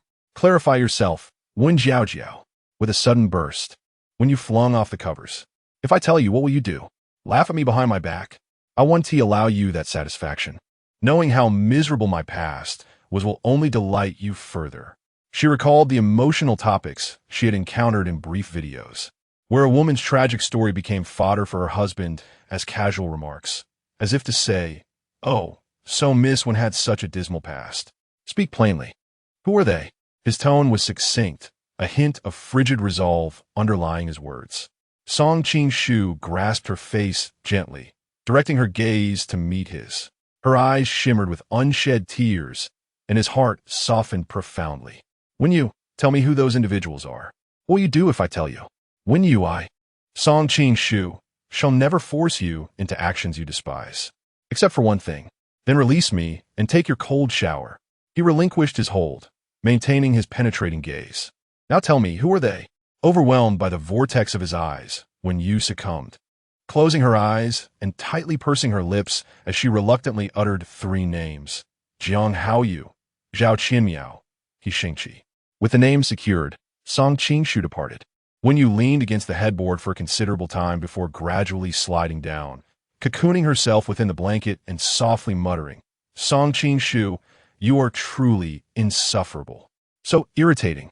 After more than 20 minutes, Song Qingshu returned, lying beside her and enveloping her in his embrace, his hands encircling her waist, drawing her soft form closer. When you nuzzled against him, inhaling the crisp scent of the shower gel, remaining still in his arms. How annoying, she murmured. Could you loosen your hold just a little? Furthermore, could you refrain from resting your legs upon hers while sleeping? Such long legs, they weigh upon her. When you felt somewhat drowsy, yet nestled in the embrace of the man, she found a profound sense of security. Fresh from shower, her skin felt cool to the touch, imbued with the fragrance of shower gel. Unable to resist, she murmured, Song Qingshu, the housekeeper used to say when I was a child. This might hinder one's growth. Yet, Jiao was already quite tall. Tonight, Su Li was treating everyone. She had recently befriended a dashing 22-year-old named Alan, with whom she co-managed a bar, inviting all to support their venture. Tonight, beverages and dining were complimentary. When you contemplated for a moment, then retrieve her phone to open the profile of a tree. I have a gathering this evening. I will come to fetch you. Please have a driver pick me up. If he came to collect her, it would be seen by others at the hotel, wouldn't it? What about their secret marriage? Inside the bar, several individuals occupied a booth. Su Li's charming companion, Alan, sported golden hair and a trendy appearance, adorned with a lip piercing. The bar was in its trial phase, offering an 80 discount, drawing a considerable crowd. The night was just beginning as Alan presented several cocktails, kissing Su Li amidst the cheers of onlookers. Su Li handled such matters of the heart with remarkable ease. Once off duty, she immersed herself in her own world. She preferred not to linger in any one relationship, relishing the company of various youthful suitors, reveling in the sparks of adulthood and the freedom of the soul. Meng Qianqian whipped out her phone for a photo. Her cheeks flushed. Su Li, when you kiss him, does it feel uncomfortable with that lip piercing? Yuan Chue looked on with curiosity. Other female colleagues from the hotel joined in. Su Li, with a playful squint, recounted her romantic history and the tale of how she met this young man, eventually discussing the nuances of love during the sultry hours of the night. You young ladies, yet to marry, must choose your partners wisely.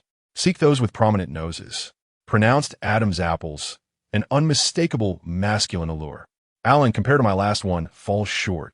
Su Li's life was bold and open. Her studio flourished with exceptional talent and agile thinking, and in private, she bore no airs. When she spoke of these matters, it was as if a floodgate had opened. Meng Qianqian and Yu Wenxue, the younger girls, listened with flushed cheeks as Meng Qianqian approached Wenyu. Sister Wenyu, have you ever had a boyfriend? Is what Sister Suli says true? Wenyu took a sip of her cocktail, the intense flavor of passion fruit almost causing her to choke. She gazed into Meng Qianqian's innocent, curious eyes. Yes, that's the case. Suddenly, the visage of Song Qingshu surfaced in her mind. Cold, taciturn, tall, with a high nose and a pronounced Adam's apple, long fingers. Wenyu's face turned crimson. She gulped her drink, and although the topic seemed to have passed, a colleague began recounting tales of her ex-tall and slender, yet ultimately a rather pathetic figure. After 6 months of dating, on their first night together, guess what happened? In the dead of night, he ordered takeout to deliver medicine. Can you guess what he sent? Meng Qianqian, cold medicine. Yu Wenxue, stomach medication. With clenched fists and rolling eyes, your two innocent young friends decided to carve out a private space for themselves. What began as a casual gathering swiftly transformed into an animated session of venting about past and present partners. A few drinks in, accompanied by pulsating music, the atmosphere became lively, and as the conversation flowed freely among the women, the pace quickened. When it was her turn to speak, when you felt an urge to share her grievances, instinctively blurting out, "My husband, he is quite impressive every night." Rather lacking. The alcohol had clearly loosened her tongue, almost leading her to praise him.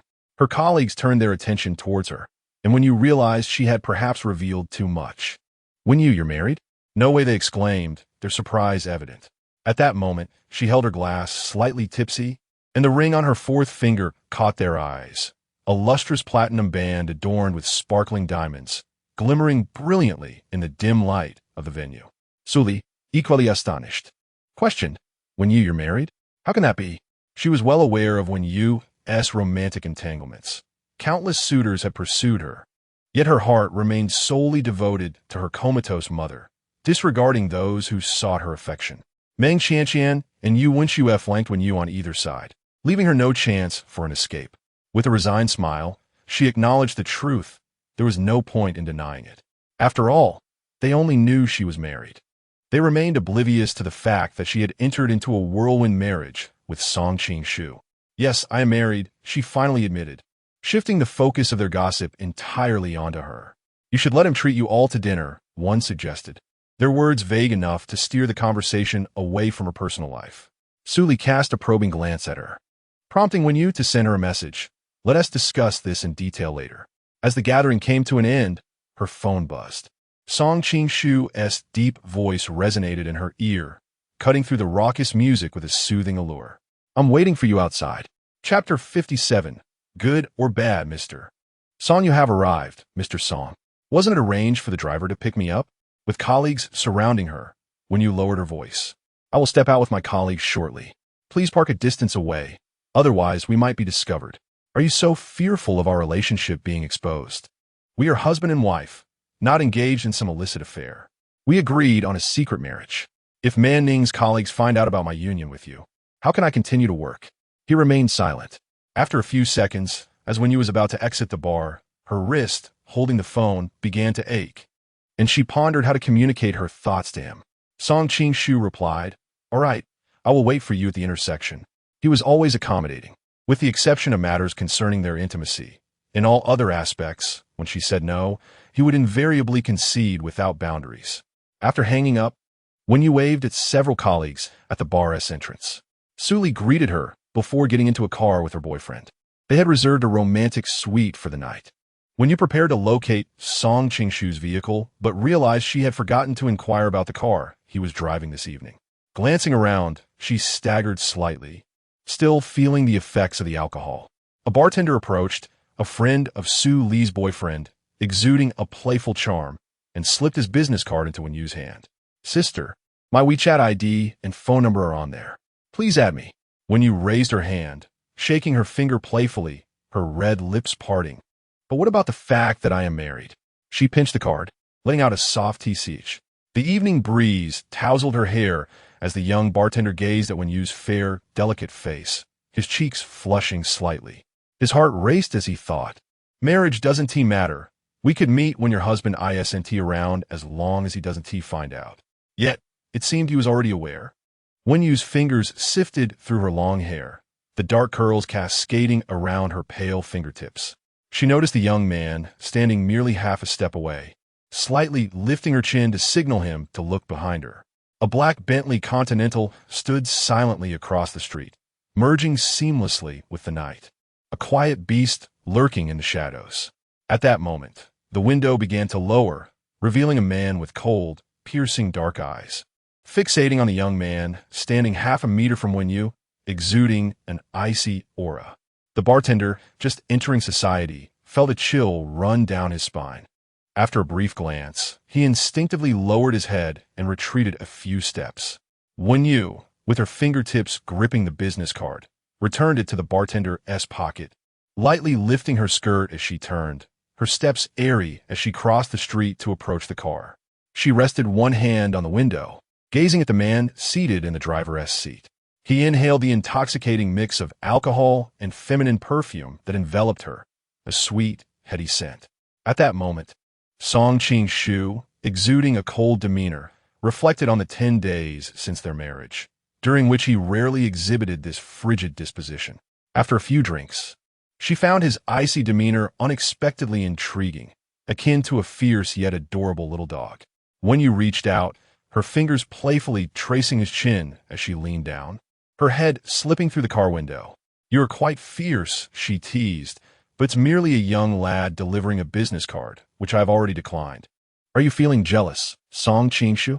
Her lips, tinted a vibrant red, exhaled a sweet breath laced with the scent of alcohol. Song Qing-shu gazed at her, contemplating opening the car door to invite her inside.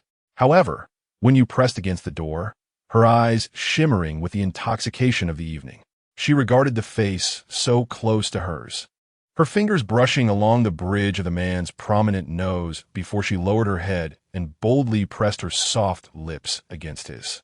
Song Qing-shu steadied her shoulders, his pupils dilating slightly. Her lips were soft as honey, the sweetness reminiscent of ripe peaches, and he could taste the remnants of alcohol upon her. Noticing the faint blush on Wenyu's cheeks, he realized she had indulged a bit that night. With a firm grip, he held the back of her head, deepening the kiss as she prepared to pull away. Initially, her intent was merely to soften his icy demeanor, yet she found herself breathless, her slightly intoxicated state leaving her dazed. Her delicate fingers instinctively clutched at his collar. He eventually released her. Wenyu, unsteady against the car door, watched as Song Qing-shu exited the vehicle, opening the door to carry her inside. Upon arriving home, he cradled her in his arms as she playfully tapped his shoulder, insisting, "Don't carry me. I want you to give me a piggyback ride." He complied, bending low, her soft form resting against his broad back, her gentle breaths warming the nape of his neck, causing him to soften his breathing. Yet when you squirmed, her voice husky with intoxication, "I don't want to go back. Song Qing-shu, let's bask in the moonlight." As she spoke, her arms tightened around his neck, feeling the coolness of his skin against her cheek, which she could not resist nuzzling. Song Qing-shu's breath caught in his throat when Aunt Zhou and Aunt Xiong, hearing the commotion, awaited at the door, eager to assist. However, Song Qing-shu shook his head, cradling Wenyu and savoring the warmth of her gentle, heated breath. "Very well, we shall enjoy the moonlight." At that moment, the tranquil road appeared to harbor only the two of them, as he strolled through the villa district, the summer night breeze enveloping them. She felt weightless, akin to a soft feather. Moonlight cascaded upon the ground, elongating their shadows. Song Qing-shu wished for the road ahead to stretch endlessly, allowing him to carry her forever. "Wenyu," he called softly. She offered no reply, her breathing steady as she had succumbed to slumber upon his back. In the early hours, Song Qing-shu returned home, gently placing her on the bed, her long black hair glistening like a waterfall. While asleep, she was anything but serene, kicking off the covers and tossing from side to side, sometimes perilously close to the edge of the bed, her blanket becoming a tangled mess. He gazed at her face for a long while before leaning down to tenderly kiss her hairline. At last, when you receive a call from the Mian team, Mr. Mian had just returned to Yen City, and she had taken the afternoon off to bring He Chioan's medical records, hurrying to the hospital. Mr. Mian welcomed her. Miss Wen, I have come to understand your mother's condition, and we can commence preliminary treatment immediately. I am also profoundly grateful for the unwavering support you and Mr. Song have extended towards our research endeavor. When you gazed at the speaker, a hint of astonishment in her eyes. Are you referring to Mr. Song? The young assistant beside my interjected. Mr. Song Qing-shu from SY Group generously sponsored $50 million for this medical project. When you stood in the hospital room, her gaze fixed on her mother, He Chio-wan, who lay on the hospital bed. She reached out, gently touching her mother's face, yet her thoughts were tumultuous. Swirling with my aunt's words, it was Mr. Song Qing-shu who had backed this medical initiative. Mine had mentioned that he had received He Chio-wan's medical records, which had been sent by Song Qing-shu. He had not disclosed this to her. Wen Yu's heart was in disarray. Why would he do such a thing? Upon returning to the hotel that afternoon, as she stepped inside, Meng Qianqian pointed at a bouquet of roses on the front desk. Sister Wen Yu, a delivery boy brought these 10 minutes ago. They are for you. When you picked them up and noticed a rather sentimental poem inscribed on a card. The bouquet, from a high-end florist, must have cost a fortune. Who could have sent this? Examining the printed text on the card, she found no signature. Perhaps it was from a suitor, she mused, placing the flowers on the front desk. Suddenly, Meng Qianqian exclaimed, look at the trending topic. It's gossip from our Yin city. It was a typically quiet afternoon, and with Manning recently undergoing renovations and not open for guests. The group was engaged in casual conversation at the front desk. Oh, how shocking. 3 men performing a striptease. I even saw an uncensored video. It's utterly embarrassing. Who can save my eyes from this? Are they deranged? Seeking attention, dancing while shouting their own names, as if afraid of being forgotten. They are aware of how to cover their faces, yet they still choose to embarrass themselves. My goodness, it's truly repulsive and far too brief. Isn't that Jiang Xiao? Jiang Xiao from Taihe Electronics? He stayed at our hotel with his young girlfriend not long ago. When you don't remember? That day was Valentine's Day. I recall it vividly. Jiang Xiao's girlfriend is an internet celebrity model with over 3 million followers. Because Jiang Xiao glanced at you several times, that model even went out of her way to create trouble for you. A colleague, watching the video, frowned slightly. When you had yet to check her phone, busy cleaning the lost and found cabinet beside the front desk. She certainly remembered Jiang Haoyu, that scoundrel of a second-generation heir. But what did that have to do with the striptease? She pulled out a wet tissue to clean her hands and then reached for her phone. Chapter 58, My Wife and I, a first love, not merely a trending topic. As soon as I opened my phone, a local news notification popped up. The accompanying photo was quite shocking, with certain areas censored, yet the faces remained visible. Just last night, at Yinqing's largest bar, Nightshade, 3 young men took the stage to perform an exuberant dance, shedding their garments while shouting their names. The Weibo trending hashtag 3men strip dance at bar garnered a video from an audience member, racking up over 10 million views, with tens of thousands of comments beneath it. The top comment lamented, "Who will save my eyes?" The trio in question comprised Jiang Haoyu, Zhao Qimiao, and He Xingqi. When you watch the video, her brow furrowed tightly, primarily in shock. These 3 were all scions of respectable families, not lacking in wealth. So why are they suddenly? Disgusted by what she saw, she promptly closed the video. The clip spread like wildfire, maintaining its position at the top of the trending list well into the evening. Upon returning home that night, when you overheard the maids discussing the incident. "Aunt Jo, I heard them talking about it at the market this afternoon. It's truly scandalous. What on earth are these young people doing? My goodness, I can't even bear to watch that video." Aunt Xiong, if their parents were to see this, goodness, which family's children would dare to engage in such audacity? Imagine if the neighbors found out. How disgraceful. As when you savored her osmanthus red bean dumplings, she found the situation perplexing. Had these young men offended some powerful figure? After all, they hailed from well-to-do families and typically wanted for nothing. Yet, perhaps this was their comeuppance. In a buoyant mood, when you indulged in another bowl of dumplings. Song Qing-shu had yet to return. Aunt Xiong received a call informing her that he would be home later than 9, around 10 o'clock, as the dinner engagement was lengthy. Snuggling with her cat in the living room while watching a series, when you instinctively remarked, "Oh, drink less. Last time you had gastric bleeding." Aunt Xiong chuckled. Relaying to the caller, Madam says to drink less wine and take care of your health and come home early. Wenyu, cradling her white cat, sprang to her feet, exclaiming, I never said that. The call had already ended, and Aunt Xiong, with her round face beaming, replied, Yes, yes, I said it. Madam, would you like some fruit? We have freshly cut watermelon and peaches. They're quite sweet. With that, she headed to the kitchen to fetch some.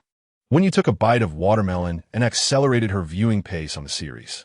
As the hour grew late, she suggested Aunt Zhou and Aunt Xiong retire for the night, casually switching to a film. Qin Yuan, adorned with intricately carved beams and lush greenery, lay quiet that evening. Outside, a dozen luxury cars were parked.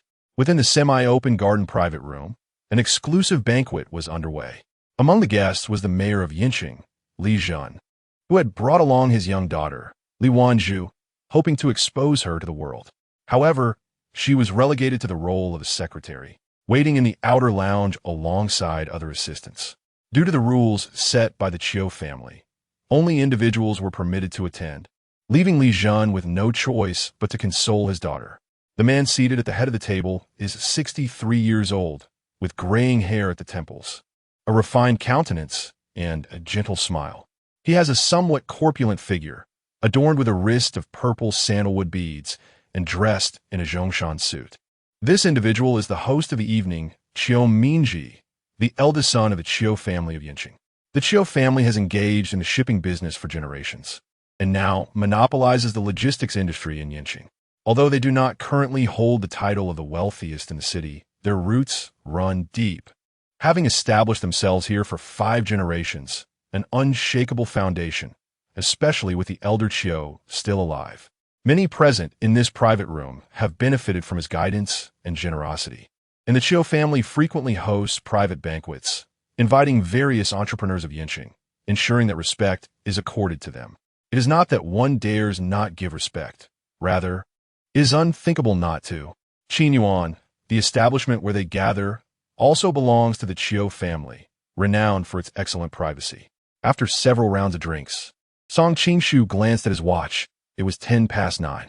He then accepted a glass of wine handed to him by Qiu Mingji and took a sip. The man wore a black suit, slightly unbuttoned, revealing a crescent white shirt and a silver-gray striped tie. His hair was slicked back, with pronounced brow bones and a smoothly contoured jawline.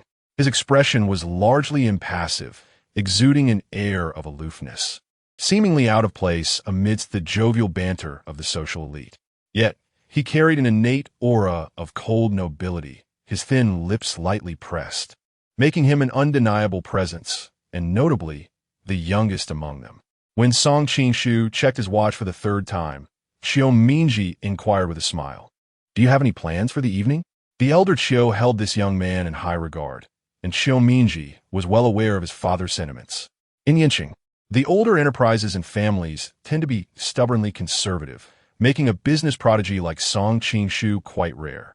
His presence could significantly contribute to the stability and renewal of the Yinqing Chamber of Commerce. The Qiu family aimed not only to dominate the chamber, but also to forge alliances. Song Qingshu replied nonchalantly, My wife is waiting for me at home. Qiu Mingji was taken aback.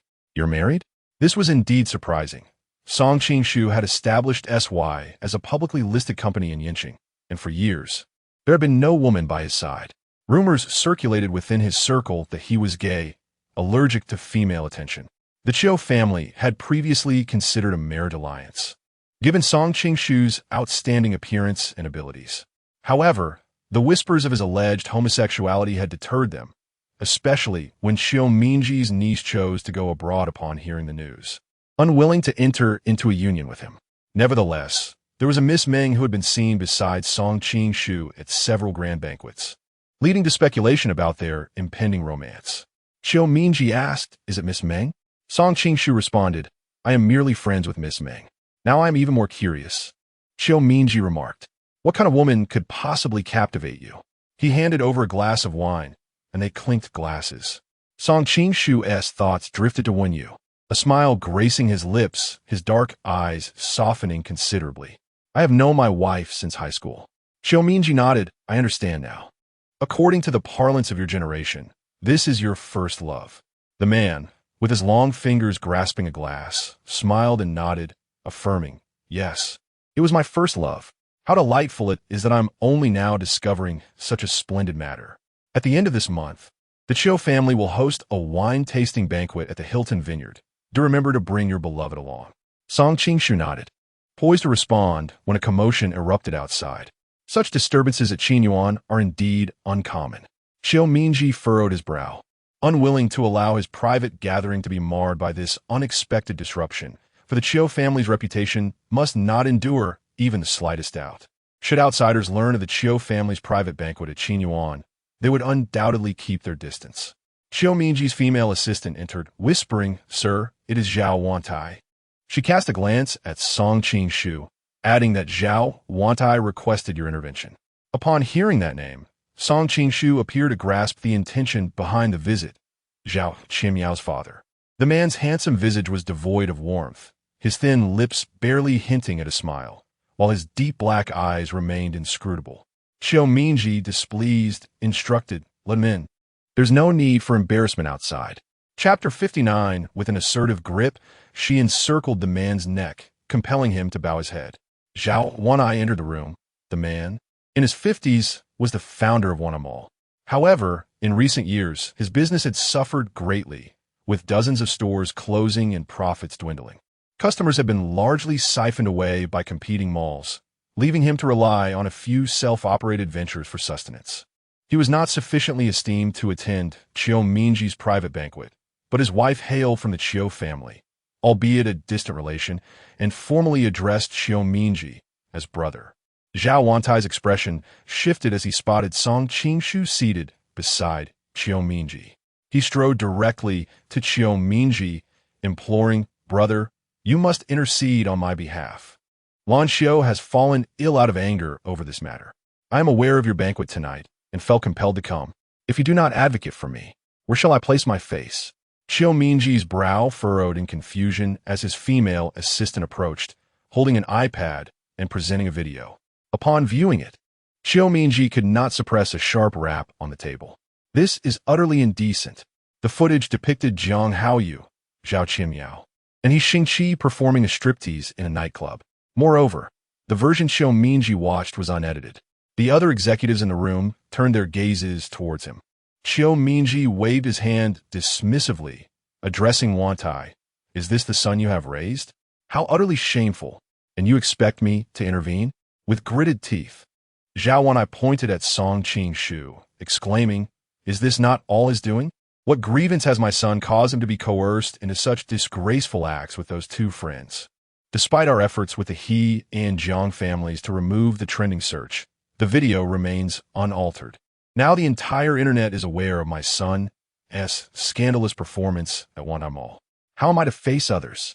This incident had rendered him a laughingstock, stripping him of his dignity. While the He and Jiang families were barred from this private gathering, Zhao Wantai had managed to attend. Even if Song Qingshu was the CEO of SY, could he truly bully others with such impunity? This evening, Zhao Wantai was determined to extract a resolution from Chiu Mingji. The other attendees in the private room focused their attention on the confrontation between Zhao Wantai and Song Qingshu. Chiu Mingji turned to Song Qingshu, inquiring, "Qingshu, is there perhaps some misunderstanding in this situation?" The man picked up a nearby towel, wiping his hands with long, graceful fingers, as if he were a flawless work of art. Song Qingshu smiled lightly, his gaze cool and devoid of mirth. "There is no misunderstanding. It was indeed my orchestrating." He continued, "Mr. Chiu, I act without justification." Zhao Wantai, seething, retorted, "Song Qingshu, your arrogance knows no bounds. Brother, you must take a stand for me." Chiu Mingji remained non-committal, and the other executives offered no opinions, failing to take sides. Li Jin sipped his drink, choosing not to engage. Chiu Mingji locked eyes with Song Qingshu, their silent exchange imbued with intensity. After a prolonged pause, Chiu Mingji finally spoke. "One, such trivial disputes are hardly significant. There must be some misunderstanding that needs clarification. This evening, I shall mediate. Let us raise a toast and consider this matter resolved." Zhao Wantai, however, was unwilling to concede. His reputation was at stake, tarnished by the viral video of his son's striptease, which had amassed billions of views. How could such a grave matter be dismissed with a mere toast? This is no trivial matter. However, it is evident that Xiaominji is not inclined to side with him. He pours himself a drink, and Xiaominji likewise raises his glass, declaring that they should resolve this matter amicably. He then casts a glance at Zhao Wantai, who, despite Xiaominji's typically amiable and refined demeanor, knows there lies a depth of cunning beneath. Zhao Wantai lowers his head, reluctantly lifting his glass and drinking. Yet, the cup before Song Qingshu remains full. He raises an eyebrow, leisurely taking a sip, a glint of coldness in his gaze, and remarks to Mr. Zhao, "In the future, please educate your son properly." Within the villa, Bai Yidian lies beside his sister, one paw resting on her leg, while she leans against her chest. As when you gazes down at the dark-furred Bai Yidian, the pronounced contours of his hindquarters become quite conspicuous. She suppresses the impulse to flick at him, pondering if even the cat mirrors its owner in such giftedness. This film is an art piece reminiscent of the European cinematic era of the previous century, a time when you admires for its intricate costumes. The romance between the leads is consistently pure and innocent, beautifully captured by the director. As they kiss, a gentle blush creeps across Wen Yu's face. The kiss lingers, complemented by the heroine's doe-like eyes. Just then, a sound interrupts her reverie. Vehicles entering the courtyard at 10 o'clock in the evening. Bai Yidian and his sister rest on the sofa, asleep, donning a white feather shawl. Wen Yu steps outside, only to witness Hewen assisting Song Qingshu from the car. Hewen glances at her, saying, "Madam, tonight's dinner gathering is quite significant. The sir has indulged a bit." Such gatherings inevitably involve the exchange of cups, a scenario Wen Yu is familiar with, recalling how her father would often find himself in similar unavoidable situations. Observing the man's unsteadiness, she instinctively reaches out to steady his arm. "Madam, I shall take my leave now," Hewen states. "Very well," Wen Yu nods, helping Song Qingshu change his shoes at the entrance. Supporting his arm, the pungent scent of alcohol wafts towards her. "How much have you had to drink?" she inquires softly, one hand resting on her waist. Song Qingshu feels the softness of her skin, perplexed by the woman's delicate form, akin to a piece of taffy. His vision blurs, and squinting at her fair face, he desires to see her more clearly. Breathing becomes slightly labored, and the constriction of his tie is uncomfortable. He raises his hand to loosen it, but to no avail. Wen Yu assists him, her gentle fingertips easing the tie. As she does not fully support him, Song Qingshu, a tall man, sways, and Wen Yu clutches the tie, scrambling to embrace his waist, regretting that she allowed Hewen to leave. How can she manage to support such a man, especially with stairs to ascend? Zhao Zhao not hearing her response, Song Qingshu calls again. Wen Yu replies, guiding him further inside. With Aunt Zhou and Aunt Xiong already asleep, she sighs, "Song Qingshu, steady yourself. Oh dear, don't topple over." The weight of his towering form bears down upon her. Wen Yu stumbled a couple of steps, the white feather shawl draped over her shoulders cascading to the floor, revealing a delicate, pale pink silk camisole beneath, accentuating her luminous, fair skin. In her embrace, the woman's shoulders gleamed with a pearly whiteness, while the soft pink silk clung gently to her curves, revealing the enchanting contours of her figure. Song Qingshu lowered his gaze, mildly intoxicated, his warm breath cascading over her neck, and in a fleeting moment, his supple lips brushed against her earlobe. How sweet, how fragrant. Jittery, Wen Yu shivered slightly. She felt a surge of fluster. Song Qingshu, grasping the man's back, she half supported, half leaned on him as they ascended the staircase. After a few steps, she decided that the elevator would be closer and tightened her grip on his clothing, steering them toward the lift. What was usually a mere few steps felt extraordinarily arduous that evening. Finally stepping into the elevator, Wen Yu had yet to catch her breath. Her breath was stolen away as the man pressed her against the cool stainless steel wall, her back conforming entirely to his warmth. She gasped softly in surprise, feeling the heat of his palm resting against her back, offering her support, oscillating between warmth and coolness. Frantically pressing the elevator buttons, The seconds of gradual ascent brought a fleeting sensation of weightlessness, leaving her momentarily breathless. The overhead lights were blindingly bright. She blinked, gazing at Song Qingshu's face. So close that she could discern the sharpness of his high nose, the deep, austere lines of his brows and eyes. His pallid skin tinged with a hint of crimson from inebriation. The mingling of their breaths was thick with the scent of alcohol. This slightly tipsy demeanor was not new to Wen Yu, having witnessed it before in the hotel. However, what set this moment apart was the blinding white light enveloping him, illuminating his features with an air of striking handsomeness, casting shadows that accentuated the perfection of his jawline. Wen Yu's heart raced in the confined space of the elevator, making it difficult for her to maintain her balance. The bright lights created an ethereal haze, and she could hear her own breath quickening, the rhythm of their heartbeats echoing prominently in the small enclosure. Song Qingshu's kiss, unrefined and instinctual, was devoid of technique, driven purely by primal desire. When you felt her lips ache from the collision, discomfort by his towering height, she instinctively raised her delicately slender arm, encircling his neck to draw his head lower. It seemed she too had succumbed to the intoxicating atmosphere, catching his inebriated spirit. Chapter 60. Infatuated with every aspect of her stepping out of the elevator. Wen Yu's delicate pink slip dress clung precariously to her form, its strap having succumbed to wear. The man's figure loomed over her, his weight pressing her down as she braced herself against his waist, laboriously guiding him into the bedroom. Song Qingshu stumbled, and just as he reached the edge of the bed, he lost his balance, both of them collapsing onto the soft mattress. Song Qingshu, you are quite heavy. When you struggled to push him away, her neck dampened by his tender yet disordered kisses. His voice, tinged with a low timbre from intoxication, repeatedly called out her name. Jiao Jiao. He radiated warmth, while the woman in his arms seemed as ethereal as the cool moonlight.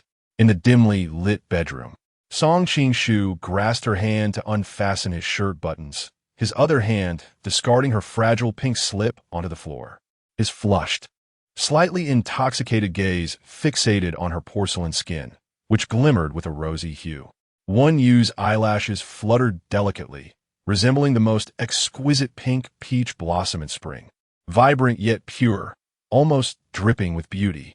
Her lips, slightly swollen from his kisses, bore a hint of playful reproach for his fervor. The woman he adored was so close, her beauty tantalizingly vivid. Song Qingshu's breath hitched. The alcohol coursing through him ignited a fervor as he beheld her flawless visage, adorned with a veil of translucent softness. Jiao Jiao, you're so beautiful. No woman is immune to flattery, and Wen Yu was no exception. Her fingers traced circles on his chest, pondering whether she truly was the most beautiful woman in the world. Indeed, your answer is so decisive, it must be insincere. Wen Yu, confident in her looks, was not one to indulge in narcissism, knowing there were countless beautiful women. Do you like me? Yes. His response was raspy, unequivocal, devoid of hesitation. When you remained skeptical, you didn't even contemplate your answer. Words spoken in the heat of the moment often bear no truth. Who would believe a man's sweet nothings in bed? Those who do are destined for misfortune. Even in such a drunken state, he still thought about this matter. Song Qingshu, you must be feigning intoxication. When you pushed against his chest, concerned that he might suffer from stomach ache due to excessive drinking. Yet, seeing him in such a state, it seemed unlikely. As she attempted to rise, he swiftly wrapped his arms around her, pulling her back onto the bed. The mattress cushioned their fall, absorbing the weight of his figure. Their breaths mingled, laced with the scent of alcohol. Beneath his moonlit white shirt lay a torso exuding a potent masculine allure. Song Qingshu's hand slid through her soft hair, his thumb pressing against the most sensitive part of her ear, gently caressing it. When you found it unbearable, she was particularly sensitive to tickling. Each time Song Qingshu caressed her neck in such a manner, she was involuntarily compelled to tilt her head back, inciting his kisses to grow more fervent. When you gazed into his eyes, the proximity palpable. She could see the depths of his dark, swirling gaze. It was evident to her that he was genuinely drunk. She scoffed inwardly. Even inebriated, he still yearned to return to her side, leaving her at a loss for words. In the fortnight since her marriage to him, Wenyu has found it increasingly difficult to cope. "You scoundrel, we agreed on twice a week," she exclaimed, using her limbs to kick and punch him playfully. The following dawn, Song Qing-shu awoke first, the woman beside him still enveloped in slumber. The thin blanket had slipped from their bodies, revealing her sleeping form at his side. With clarity in his gaze, he welcomed the first rays of morning light into the bedroom and drew her closer, resting his chin gently atop her head. Inhaling the faint scent of jasmine. "She has changed her shampoo again," he mused. His own personal care items remained steadfastly the same, a singular brand he consistently favored, or selected by the housekeeper according to his preferences. In contrast, when U.S. array of bottles and jars, shampoos, conditioners, hair masks, and essential oils fascinated him. Previously, he had found the scent of women's perfumes overwhelming. Yet for Wenyu, he was utterly captivated by everything about her. He yearned to keep her forever ensconced in his embrace. From the moment he first laid eyes on Wenyu, a singular thought crossed his mind. He wished to confine her eternally within these walls, an impulse as genuine as it was fierce, ensuring she could never escape. He vowed to provide her with the finest life possible, allowing her to continue playing the role of a princess. Once the cherished daughter of the one family, now she could still be his princess. The dark, hidden aspects of his nature he had managed to control time and again. He did not wish to witness her sorrow or to provoke her disdain. He longed for Wenyu to bear him a child. Yet he could not bear the thought that the arrival of such a child might lead her to resent him. The risk associated with her rare blood type during childbirth weighed heavily on his mind. Eventually, he saw Ming Dongting's daughter standing alongside her, resembling a family of three. He observed Ming Dongting's vehicle parked beneath her building. The sole thought occupying Song Qing-shu's mind was a desire for her to marry him. Even if only for half a year, day after day, she would be his wife. Wenyu, still lost in sleep, turned and instinctively wrapped her arms around him like an octopus, sleepily inquiring about the time. 7 o'clock. Then I'll sleep for another 10 minutes. Very well. I shall call you. Song Qing-shu leaned down to plant a gentle kiss on her forehead. Wenyu nestled deeper into his embrace, drifting into dreams. Half awake, she murmured, "Have the flowers at your doorstep bloomed?" "They have, Wenyu. Would you like to see?" But she offered no further reply. When Wenyu finally roused again, half an hour had slipped away. She hurried to Manning, having missed the clock in by 15 minutes. Grabbing her phone, she messaged Song Qing-shu. "Why didn't you wake me? I wasted my morning," she added, frustration evident in her words. As Song Qing-shu's calls came through, she declined the first, ignored the second, and then, on the third, he sent a WeChat transfer of 888 yuan. "Madam Song, would you be so kind as to accept this?" Wenyu's fingers brushed the screen as she replied with 4 words. "This shall not be a precedent." Su Li approached, adjusting Wenyu silkfeth. "My dear, open your camera and see how you look right now." Wenyu glanced at her phone and was taken aback by the marks on her neck. Instinctively, she covered it, her cheeks flushing crimson. Su Li handed her a compact cushioned foundation, which Wenyu used to conceal her blush. Observing Wenyu's demeanor, Su Li remarked, "Should I say you didn't rest well last night, given the faint blood vessels in your eyes? Or should I comment on how splendidly vibrant you look? Your cheeks rosy like a ripe peach? Have you truly eloped?"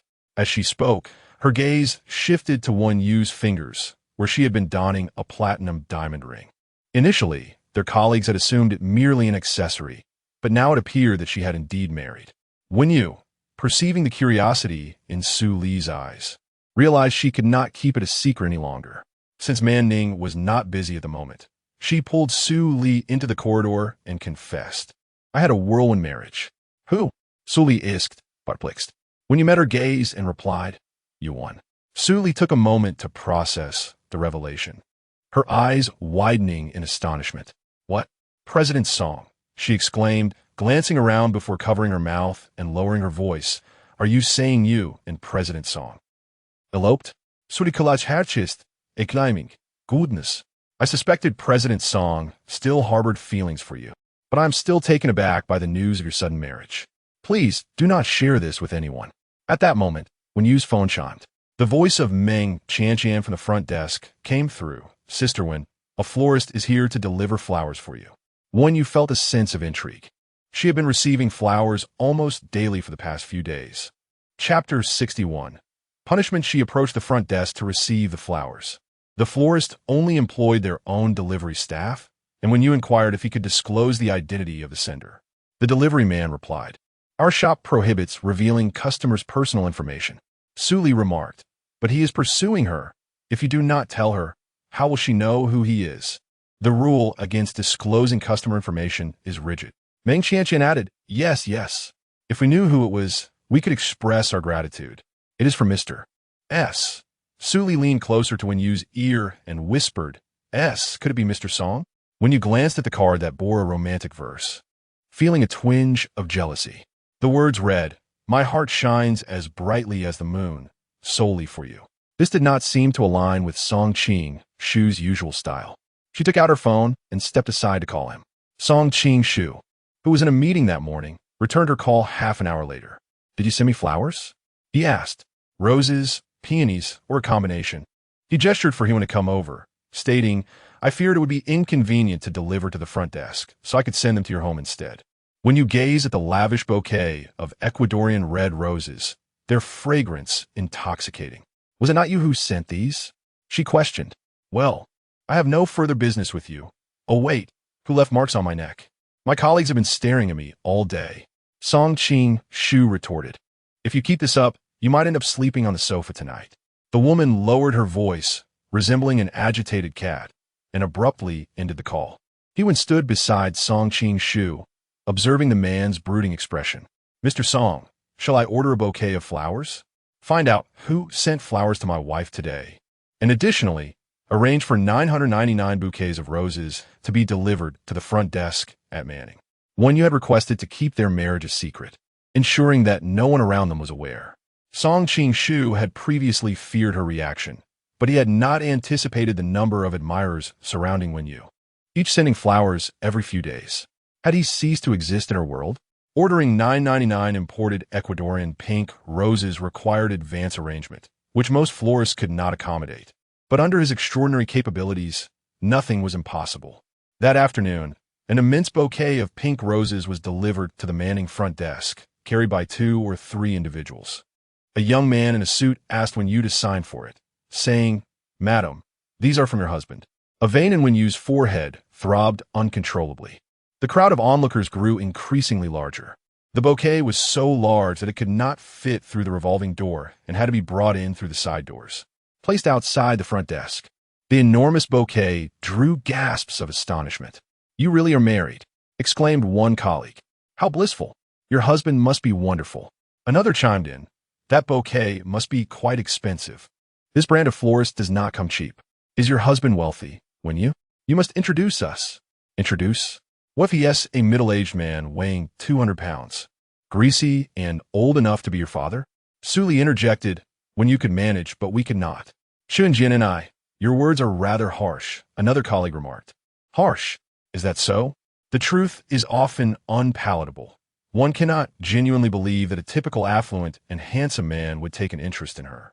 I have inquired and learned that during her high school years, classmates would slyly place condoms in her backpack. She is indeed a master of the romantic arena with a wealth of experience in matters of the heart. Suli glanced at Chenjiani. Relying on her uncle's position in the upper echelons of Manning, Suli would refrain from directly confronting her in the hotel. Soon enough, this position would rightfully belong to Chunjiani, but for now, Suli smiled, cautioning Chunjiani that some words should not be carelessly spoken, lest she pay the price for them. Chunjiani shrugged, asserting that everyone in Manning knows how it was when you applied for a position. Her qualifications were lacking, yet it was Suli who insisted on keeping her. It is common knowledge within Manning that Suli has an even more extensive romantic history, illustrating how like-minded individuals tend to gravitate towards one another. Chunjiani, emboldened by her connections, displayed no fear, while those around, being Su Li's subordinates, dared not voice their opinions and sulkily fell silent. Su Li, unperturbed, merely smiled and nodded, hoping that Chunjiani would still find joy in the future. Wenyu was busy preparing to organize the magnificent bouquet before her when Su Li remarked on its beauty, suggesting it remain as is, as it certainly brightened her mood. Approaching Wenyu, she whispered, revealing her surprise at how romantic Mr. Song could be. Wenyu moved to a secluded corner to call Song Qing-shu, attempting twice but finding the line busy. In the SY group office, Song Qing-shu was engaged in a conversation with his sister, Song Shuya. To his astonishment, it was his own sister sending flowers to Wenyu under his name, and for several consecutive days no less. On the other end of the line, Song Shuya crouched in a hospital stairwell, insisting, "Brother, you don't understand. You are too aloof. Women must be pursued, and I am merely assisting you. If you have feelings for Wenyu, go after her, send flowers, gifts, whatever you need. I have not even asked you to reimburse me for this. I've been arranging these exquisite imported roses for half a month, and I've instructed the staff to include a romantic poem with each delivery. I'm also orchestrating a chance encounter for you. I will call you when the time comes. Remember to dress handsomely, not that you aren't already, but you must appear especially refined in front of Wenyu." Without allowing him a moment to respond, she concluded the call, promptly messaging Wenyu, "Sister Wenyu, are you free this weekend? Let's have dinner together. I know a fantastic Western restaurant." Wenyu replied, "How about hot pot? I just bought a group coupon." Hot pot won't do. The atmosphere is lacking, and there will be too many people on the weekend, diminishing the beauty of a chance encounter, Song Shuya quickly countered. "I have already secured the group booking. Let us go for Western cuisine instead. This restaurant has an excellent reputation, and the dishes are visually stunning." "Very well. See you on Saturday, when you conceded." Immediately, Song Shuya sent another message to Song Qing-shu, "Brother, clear your schedule for Saturday. I have something important." Sighing at his sister's insistence, Song Qing-shu contemplated her message as he returned home that evening. At 9 o'clock in the evening, Wenyu finished her shower and sat before the vanity, applying a refreshing body oil spray. As she indulged in the soothing ritual, Song Qing-shu approached her, assisting in the application. His warm palm glided across her back, gradually moving to her waist. A sidelong glance from Wenyu revealed her awareness of his intentions. "You will sleep in the study tonight," she declared, gesturing towards the marks on her neck. "Look at what you've done. Even the cushion cannot conceal it." "I apologize. I shall exercise more restraint in the future," Song Qing-shu replied, lowering his head to gently brush his cheek against hers, his voice a raspy whisper. "Otherwise, you must consider a different form of punishment for me. No sleeping in the study. That is unacceptable." His eyes burned with a fervent intensity as he gazed at the delicate traces on her fair neck, akin to a blush of rouge. He leaned down, his lips barely grazing her skin. "Wen Jiao Jiao, I delight in leaving my mark upon you." Wenyu observed the mirror, noting the unmistakable heat in his gaze, as if he were poised to consume her entirely, yet his touch remained soft and fleeting. While applying a hand mask, she mused, "I could never dare to punish you."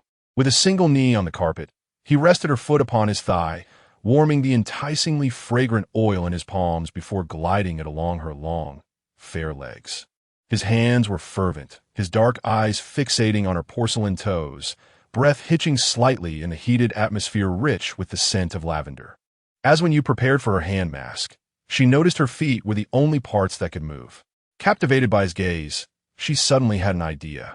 Slowly lifting her foot, her snowy toes brushed against his Adam's apple, lifting Song Qing-shu's chin. "Shall we play a game?" Under the soft light, she appeared enchanting in her aqua blue sleep robe, loosely draped over her delicate shoulders, the neckline casually open. Her cheeks flushed with the lingering warmth of the steam from the bathroom, resembling a beautiful cherry blossom. Song Qing-shu's voice was husky. "What game?" Wenyu's heart raced. The way he looked, both cool and smoldering, reminded her of a scene from a recent film featuring a repressed professor. In that moment, she envisioned the protagonist binding and disciplining him. However, as she contemplated mimicking this, she realized she could not follow through. Withdrawing her foot, she thought it might be better to send him to the sofa instead. Yet Song Qing-shu captured her ankle with one hand, cradling her foot with the other, leaning down to kiss the top of her foot. His gaze was a tumultuous sea, calm yet brimming with intensity, like magma ready to erupt. "Master, what game shall we play?" he asked, his voice a low murmur, resonating in her ears. Chapter 62. Binding oneself, the man's voice trembled slightly in the air, as if it had materialized, effortlessly igniting a warmth within. One Yu's heart fluttered, akin to a current surging chaotically. In truth, it was a mere whim, and she felt a hint of retreat brewing within her. Yet the man's gaze gradually eroded her rationality at that moment. Song Qingshu appeared as if he had cast a spell, entirely devoid of his usual aloof demeanor. Holding her foot, his cheek brushed against hers, his eyes ablaze. When you felt as if she were melting, akin to ice cream under the sun. Taking a deep breath, she recognized the risk of exposure from her current angle. Yet she did not adjust her posture, her cheeks blushing a deeper hue. Finding her voice, she said, "You bind yourself with your tie." Song Qingshu shed his bathrobe, revealing a physique that was a feast for the eyes. The definition of his chest and abdomen held Wen Yu's gaze captive. She stared at his abs for several seconds, then slapped her face in an attempt to cool herself before stepping outside. In her hand was a slender, 3-centimeter wide, translucent black plastic ruler. Her vanity was situated within the confines of the walk-in closet. Upon entering, she beheld Song Qingshu grasping a deep gray tie, his dark hair falling gracefully over his forehead, his eyes cold yet flickering with flames, and a subtle smile gracing his thin lips as if he awaited her arrival. Noticing the black ruler in her hand, he raised an eyebrow, and the flames in his gaze intensified. Wen Yu's throat tightened as she stepped closer. She seized the tie from his hand, binding his wrist with it, wrapping it around in circles. Her eyes traced the sinewy veins of his arms, which protruded through his fair skin like emerald chains. Tightening the knot, her heart raced. "Song Qingshu, I struck you, but you must not retaliate." His lips parted slightly, his breath warming her flushed earlobe, surrendering to her whims. The woman's eyelashes fluttered. Gripping the ruler tightly, she maintained her distance, lifting it to tilt his chin, pressing it against his Adam's apple. The edge of the ruler was sharp yet blunted. The translucent black ruler, approximately 40 centimeters in length, lightly grazed his throat. With his gaze lowered, he suppressed the molten intensity surging within him. Song Qingshu's eyes were fixed on Wen Yu as she shed her water-blue bathrobe, her snow-white shoulders quivering in the still air, a faint fragrance swiftly enveloping his senses. The atmosphere was tranquil, so quiet that one could hear the rhythm of each other's heartbeats. The walk-in closet featured a window with intricately carved wooden sills, adorned with apricot-white curtains. Inside, there was no breeze. The curtains remained motionless, as if time itself had come to a standstill. Slowly, Song Qingshu inclined his head, the black ruler unmoving. His chin brushed against the dull yet sharp edge, akin to a tender caress against her cheek. Yet his gaze remained calm and fervent as it locked onto hers. Their eyes intertwining. Wen Yu bit her crimson lip, her hesitation lingering for mere seconds. Within the depths of his profound eyes, she caught a glimpse of her own reflection, a mere echo of herself. Then, with her other hand, she reached behind to unfasten the clasp of her lingerie, her single hand proving cumbersome. Song Qingshu's hands were bound by a tie, and as he observed her anxious yet helpless demeanor, Wen Yu felt a flicker of irritation, particularly at this moment when she had finally managed to free herself. Her fair skin glistened, and as she raised her gaze to meet his, a blush crept up her neck. Song Qingshu's eyes radiated a dangerous intensity, unabashedly revealing his instinctive attraction. This dangerous sensation was a novel experience for Wen Yu. In previous nights, Song Qingshu had been sufficiently sober and undeniably gentle. The scene before her resembled the world's most exquisite masterpiece, one he longed to cherish for a lifetime. Wen Yu found herself increasingly unsettled by his gaze. After all, she was supposed to be the one in control tonight.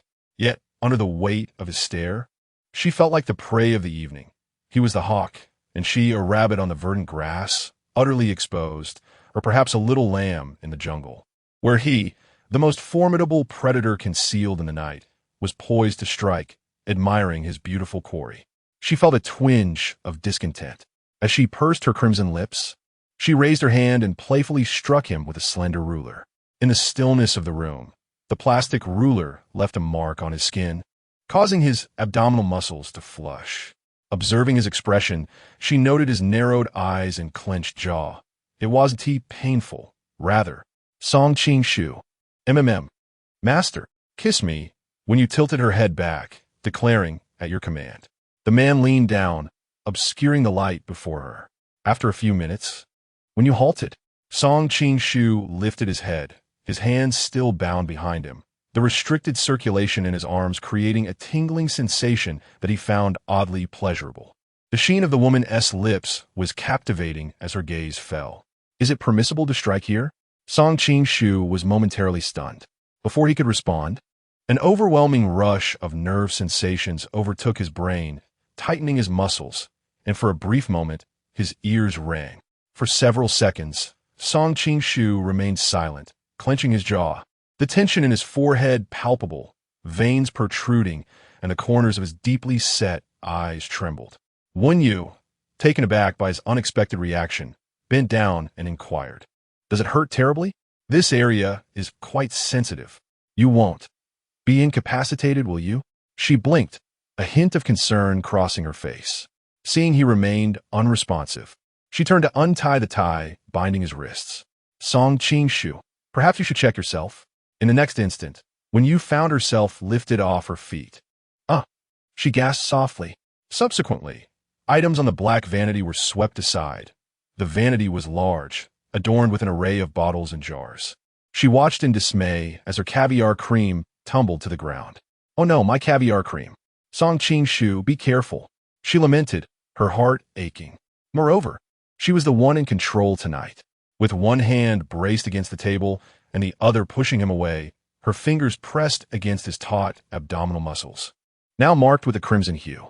Wen Yu hesitated, a fleeting sense of guilt rising within her for just 2 seconds as beneath the surface.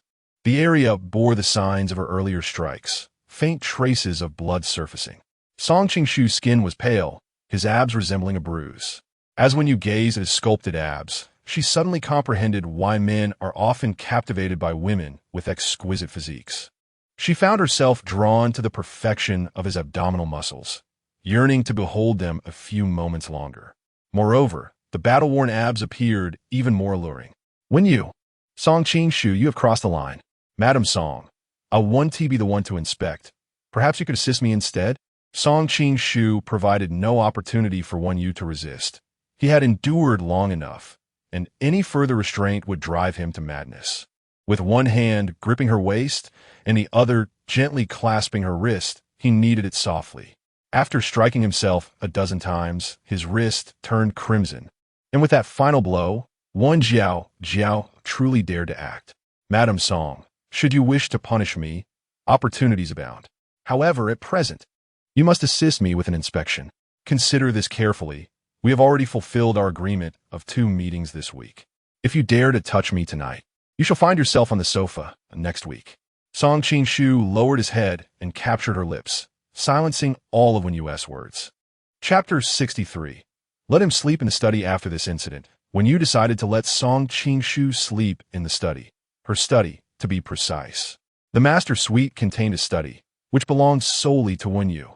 For 4 consecutive nights, she promptly ushered him out at 8 o'clock, forbidding any affectionate gestures. After her bath, she even donned long-sleeve pajamas and sleep pants. However, in these past few days, Wen Yu found her sleep less than restful. Each morning, she awoke to a cold, empty bed beside her. She had grown accustomed to tossing and turning at night, and to her surprise, she found comfort in the presence of a human-shaped pillow. No, Wen Yu, you must not succumb to the allure of male charm, especially that of Song Qing Shu. Wen Yu took out her phone to check the countdown and resolved to maintain a state of emotional detachment for a few days. After all, she had only been married to Song Qing Shu for half a year. On Saturday morning, Song Shuya asked her where she lived as she came to pick her up. Wen Yu replied that she would take a taxi to the restaurant, which was located at the Jiashi Western Restaurant. The ambience was delightful, a popular spot for social media enthusiasts, and indeed, as Song Shuya had mentioned, the photo opportunities were exquisite. They were seated on the 2nd floor. However, the menu items were rather mundane. After contemplating the options for some time, Wen Yu settled on a steak pasta, as today, Song Shuya had insisted on treating her to a meal. Yet, the prices here soared into the 3-digit range, and, as a mere nurse, How could Song Shuya possibly afford such extravagance? A 300 milliliters glass of freshly squeezed juice cost 108 yuan. What a blatant attempt to extort money. In the past, when you would have blocked such places, Song Shuya glanced at her phone and sent a message. Brother, when will you arrive? Song Qingshu. I'll have to wait a bit. There's traffic on the road. Today, as she treated Wenyu to lunch, she naturally allowed Wenyu to order first. After Wenyu had made her selections, she handed the menu to Song Shuya. Wenyu Jia, aren't you going to have something to drink? Wenyu rested her chin on her hand, her slender fingers idly fiddling with her tassel earrings. She wore a light purple knitted long-sleeve dress, slightly fitted with a perfect waistline, while her long, dark, wavy hair cascaded softly down her back. As she sat there, she felt the gaze of countless onlookers upon her. Suddenly, an unusual pair of eyes met hers, dark and appreciative, with a hint of fervor. Wenyu sensed it, but turned to see nothing noteworthy. Isn't there free buckwheat tea? Song Shuya ordered 2 drinks, along with a salad. Wenyu regarded her incredulously. Do you really enjoy eating greens that much? You could just toss some lettuce and cucumber together at home. Did this girl not realize how much that romaine salad cost? 188 yuan. There are far better options than eating greens here. Song Shuya also ordered a pasta dish, 2 desserts, and a serving of cherry foie gras. After a moment's thought, she decided to probe a little. Wenyu Jia, will your husband be upset that you're dining out with me today? Why would he be upset? It's my freedom to dine with friends. He has no control over that. And how is your relationship? I have a colleague who rushed into marriage, but soon faced complications. Song Shuya fabricated a tale. Wenyu took a sip of her lemon water and thought. Let be. She was uncertain about how to broach the subject of her relationship with Song Qingshu with Song Shuya. Perhaps it would have been easier for 2 strangers to marry impulsively than for her to navigate her connection with Song Qingshu. Observing Wenyu's somewhat perfunctory response to the topic, Song Shuya calculated inwardly that their relationship must be strained, as Wenyu seemed reluctant to discuss it, thus providing an opportunity for her brother. She had even enlisted the pianist here to play a melodious tune as soon as her brother arrived, creating an enchanting atmosphere. Furthermore, she had prepared roses and a 3-tier lace cake, ready to signal the waiter to present them as soon as her brother took his seat. Song Shuya meticulously orchestrated this romantic setting, planning to exit gracefully once her brother arrived. The scene felt charged with a sense of destiny and the potential for reconciliation. What did marriage matter, after all? One could always pursue a different path. During this time, Wenyu also yearned for an outlet for her pent-up emotions. With so many thoughts weighing heavily on her heart, she found herself at a loss for whom to confide in. Suli was not a true friend.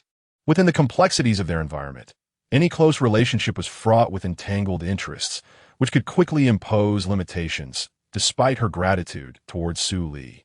In contrast, Song Shuya was young, innocent, and refreshingly uncomplicated. Moreover, there were no conflicting interests between Song Shuya and her own life. Wenyu had very few friends. At this moment, gazing at the round-faced young girl before her, she reflected on her own situation. The marriage was merely a contractual agreement, and she struggled to articulate her feelings. The thought that she would soon be divorced in 5 months filled her with anxiety. Part of her wish time would slow down, while at other moments, she longed for the next day to be 5 months ahead, to cut through the chaos decisively. Wenyu feared becoming too enmeshed in her feelings, aware that she was but a fraction of this person's heart. As Song Shuya was engrossed in sending a WeChat message to Song Qingshu, inquiring about his whereabouts, she suddenly heard the phrase contractual marriage. The shock was palpable on the round, apple-shaped face of the young girl, her mouth forming an O in astonishment. It was the first time she had witnessed such an expression on Wenyu's face, an uncharacteristic melancholy that drew her closer. She suppressed her excitement and said, Wenyu, perhaps it's best to cut through the chaos. There are many who would cherish you. Why not seek someone who genuinely likes you? In times of confusion, the advice of those around her often proved pivotal. Wenyu gazed into Song Shuya's sincere eyes. Biting her red lip, she sighed softly. All right, I need to ponder this seriously. Yes, Wenyu, you deserve the very best. Wenyu then rose to go to the restroom, which was located on the first floor. Meanwhile, Song Shuya, holding her phone, attempted to call Song Qingshu, eager to share this joyful news with her brother, but the call did not connect. At that moment, Song Qing-shu had just arrived and was parking his car. As when you exited the restroom and took a few steps forward, she suddenly spotted a familiar figure entering. Dressed in a black shirt and trousers, his demeanor was strikingly elegant yet aloof. Wasn't this Song Qing-shu? The tall figure ascended to the second floor. What brings him here? What a coincidence. She had arranged to dine with little fat Gio today. Wen Yu's gaze swept around, when suddenly a hand grasped her wrist from behind. Xiaoyu, I never expected it to be you. Wen Yu turned around, momentarily stunned at the sight of the visitor. Chapter 64. Telepathy. Wen Yu was taken aback to encounter Jiang Yang in this place. It was evident that this was not the moment for reminiscence. She withdrew her hand and gave a slight nod. Upon seeing Jiang Yang again, Wen Yu realized that her feelings towards those friends from her past had become rather tranquil. She felt no strong emotions towards Jiang Yang, nor did she harbor any dislike. It was said that Jiang Yang had been residing in Italy for the past few years. The young heir of Hongfeng Bank, he had once stood at the pinnacle of their high school hierarchy, pursuing Wen Yu from junior high through high school. However, she had never reciprocated his affections. They were not childhood sweethearts, although they had known each other since their youth. Now, their unexpected meeting evoked only a hint of surprise within her. I have a friend dining here, so I will head upstairs, Wen Yu remarked. My friend also reserved a table above. When I arrived, I thought I recognized your silhouette, Jiang Yang replied. He had noticed her the moment she ascended to the second floor, clad in a soft, pale purple knitted dress that accentuated her delicate waist. She was even more beautiful than 7 years prior, now possessing an added allure. Her every gesture, smile, and frown remained exquisitely perfect, her graceful figure captivating the attention of those around her. Wen Yu merely nodded and proceeded ahead. A gentle breeze swept through the air, carrying with it a subtle fragrance. Jiang Yang clenched his fist, his gaze drawn to Wen Yu's slender wrist, which appeared exceedingly delicate. The moment he had touched her hand earlier, it had turned slightly red, revealing her fragility. How tender she is. The last time he held her hand was during their high school years.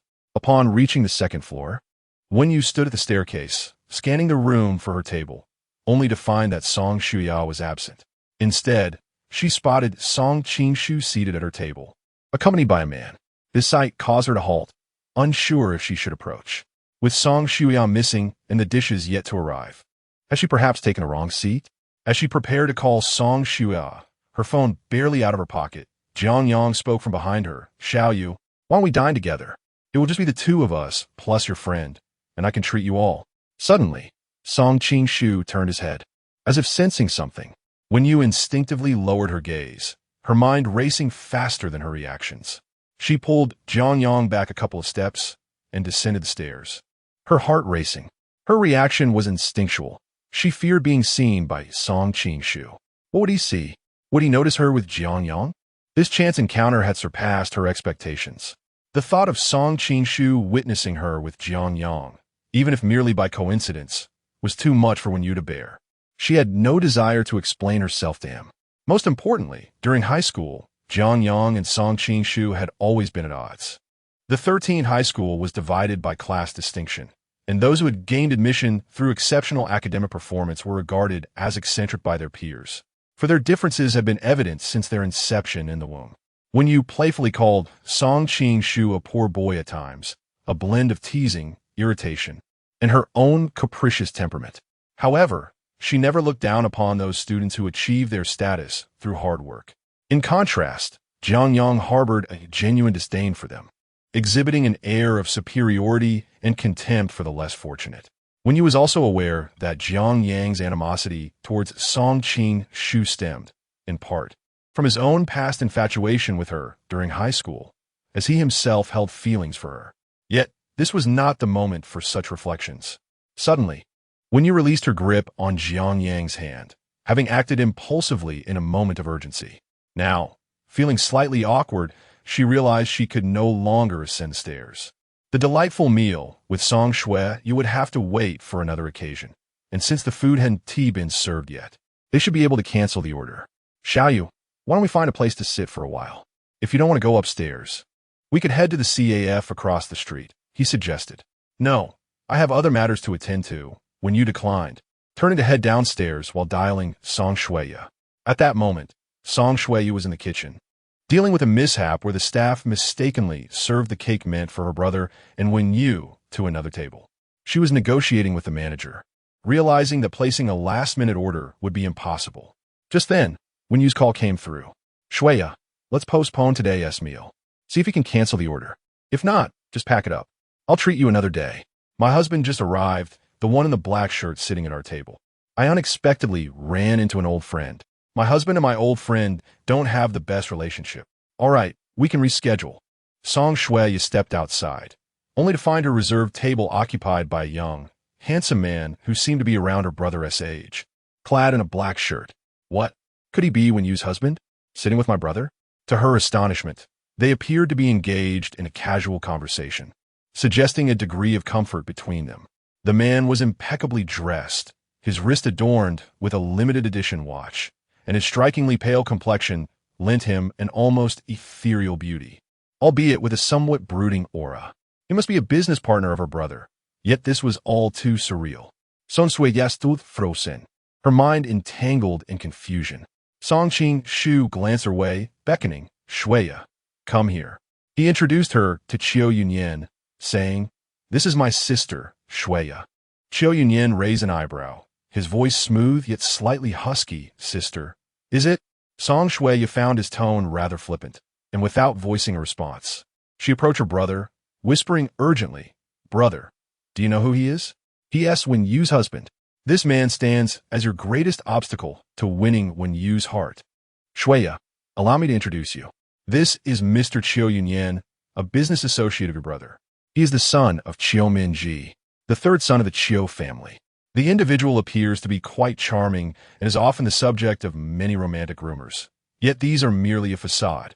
Song Qing-shu has had dealings with him in the business realm. He possesses a profound depth and ruthless tactics, capable of overshadowing even his two elder brothers. Within the Qiu family, he wields significant influence and is the most cherished youngest son of Qiu Min. Hello, Mr. Qiu, greeted Song Shuya. The man smiled. Just call me Brother Enian. Song Shuya furrowed her brows, feeling disinclined to linger in this setting, especially since the arrangement for her sister-in-law to reunite with her brother had fallen through. Her interest waned further as she observed her brother engaging in light-hearted conversation with Qiu Enian. Although she was merely a nurse, she was nevertheless Song Qing-shu's sister and kept herself abreast of the notable news in Yanqing. This is disastrous. My brother's rival is from the Qiu family, a family that commands significant respect in Yanqing. Feeling somewhat disheartened, she said, Brother, I shall take my leave. You may continue your conversation. Song Qing-shu nodded, assuming his sister was merely feeling shy. I'll return home a little later after checking in on Mother. Qiu Enian watched as Song Shuya walked away, noting the roundness of her cheeks and the innocence in her wide eyes, which lent her an endearing quality. Yet, her expression seemed to convey a certain aversion towards him. He had not wronged Song Qing-shu's sister in any way. Qing-shu, it appears your sister harbors a slight discontent towards me. Chapter 65. What kind does he prefer? She possesses a rather tranquil and innocent disposition, devoid of ulterior motives. Song Qing-shu surveyed his surroundings, failing to spot Wen Yu. His sister had also departed, presumably to seek her out. Wen Yu's stipulation was a secret marriage. Should her temper not be appeased, she could at times be as fiery as a little chili pepper. Song Qing-shu had not disclosed the news of his marriage to his family. Only a few friends were aware of his nuptials, yet they remained ignorant of his partner's identity. Turning to Qiu Enian, he remarked, I shall consider the proposal regarding the development of the ancient town you mentioned. I will have you send the relevant planning documents to your email. Very well, Qiu Enian replied, just as the waiter approached with the dishes, including a red heart-shaped mousse cake. The symbolism of the red heart was rather overt. With a smile, Qiu Enian teased, do we still require such romance between us? Are you perhaps preparing to confess your feelings to someone? Song Zone? Am I intruding? Suddenly, a thought struck him. Could it be that you have someone special in mind? I am genuinely curious about the kind of woman who could capture your interest. When my family initially arranged for my sister to be betrothed to you, it was rather ironic that shortly thereafter, gossip circulated claiming that the esteemed Song Zone of SY Group was gay. Was it merely a coincidence? Surely, you did not orchestrate this rumor yourself. The timing was indeed too coincidental. Just as the elder had suggested a union between his daughter and Song Qing-shu, rumors of his disinterest in women began to circulate, insinuating that he might be gay. Qiu Jingli subsequently declined the marriage proposal and ventured abroad. In retrospect, everything appears to follow a discernible pattern. After all, to openly reject the Qiu family would be a perilous gamble. A refusal would equate to a slap in the face to the Qiu family. Thus, it was preferable for their daughter to take the initiative to decline. Song Qing-shu's demeanor seemed to tacitly affirm this. I am genuinely intrigued by the kind of woman who could win your heart, Qiu Yinian continued. Based on his understanding, there had previously been whispers regarding a Meng Xiu in Song Qing-shu's life. Yet his demeanor towards her was one of mere friendship, distant and indifferent. Meanwhile, Miss Meng was filled with unexpressed tenderness. Meng Xiu was gentle, intelligent, and poised, a true lady of grace. However, Song Qing-shu appeared disinterested in such a type. Could it be that he favored a more spirited, tempestuous, or alluringly charming woman? Song Qing-shu seemed to contemplate this, a gentle warmth flickering in his gaze, hinting at a hint of volatility. He poured a glass of water and handed it to Qiu Yinian, who noticed the platinum ring on Song Qing-shu's ring finger, causing his handsome brow to raise in surprise. I am married, Song Qing-shu replied with a smile, his eyes shimmering with a tender wave. That evening, after her shower, when you lay in bed, embracing her sister, Jiang Yang sent her a message, which she chose not to reply to. In truth, when you felt at a loss regarding how to interact with her former friends. Following her father's incident, she had witnessed a multitude of faces, betrayal, indifference, mockery, and opportunism. The Jiang family had been among the first to sever ties. This had occurred during her sophomore year. Upon learning of her father's unfortunate incident while abroad, when you hurriedly returned home, when her mother received the news, she collapsed on the spot due to a cerebral hemorrhage. At that time, He Chioan was with Wen Yu overseas. After Wen Yu concluded her father's funeral, He Chioan was in the ICU, incurring expenses of 80,000 on the first day alone, and remained there for 3 months. Wen Yu sought assistance from Jiang Yang, who had pursued her fervently at school. Jiang Yang's expression was troubled, as if his family had advised him against maintaining contact with the one family, particularly with Wen Yu. Yet, unexpectedly, an additional 300,000 appeared in Wen Yu's account. Jiang Yang messaged her, Xiao Yu, I apologize. My family has arranged for me to go abroad, and I will no longer use this phone number. Please take this money for your urgent needs. Jiang Yang's choice was evident, though his words were delicately phrased. 7 years have passed, and Wen Yu's temperament has changed from her youthful self. In another sense, she remains grateful for the 300,000, for he was the only one who extended a helping hand at that time. For the young master of Hongfeng Bank, 300,000 was but a few months' pocket money, bought at the cost of past affections. However, Wen Yu felt no entitlement to disdain this amount, for it was certainly better than derision. Jiang Yang sent a message to Wen Yu, inquiring if she was free to dine together the next day. Wen Yu replied, I am unavailable. The sound of the door turning echoed as Song Qing-shu approached. Wen Yu buried her phone against her chest while cradling her sister. Song Qing-shu entered the cloakroom and retrieved 2 garments.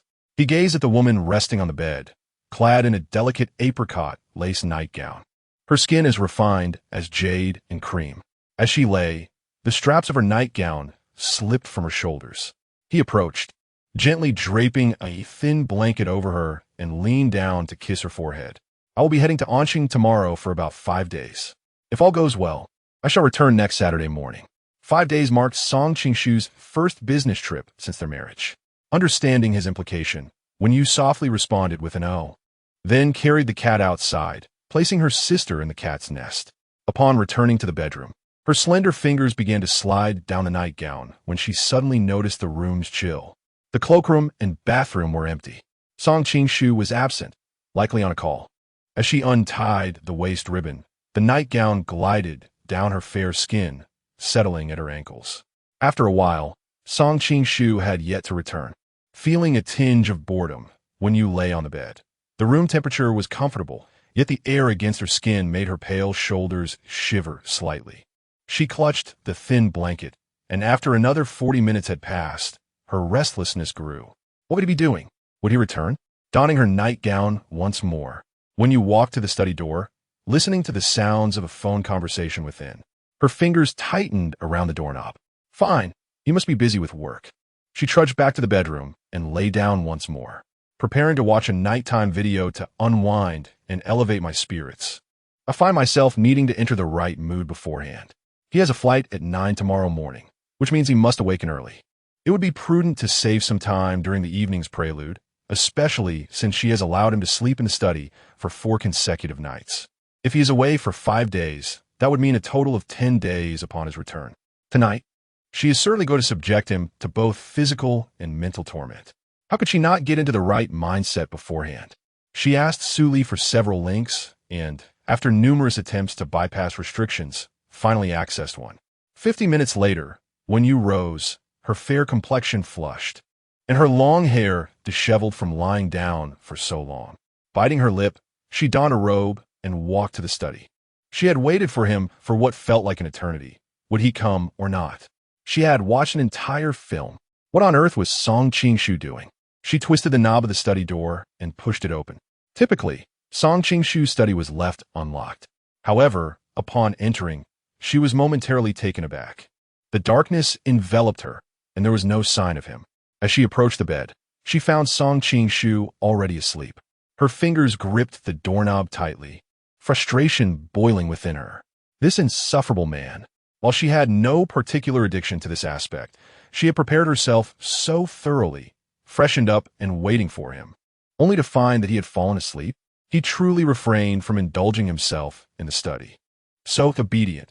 If only he would transfer all his stock funds to me without hesitation. Song Qing-shu, you scoundrel. Chapter 66. Do you want to see me undress? Though slightly vexed, when you gently closed the door, fully aware that Song Qing-shu had an early flight the following day. At 10 a.m.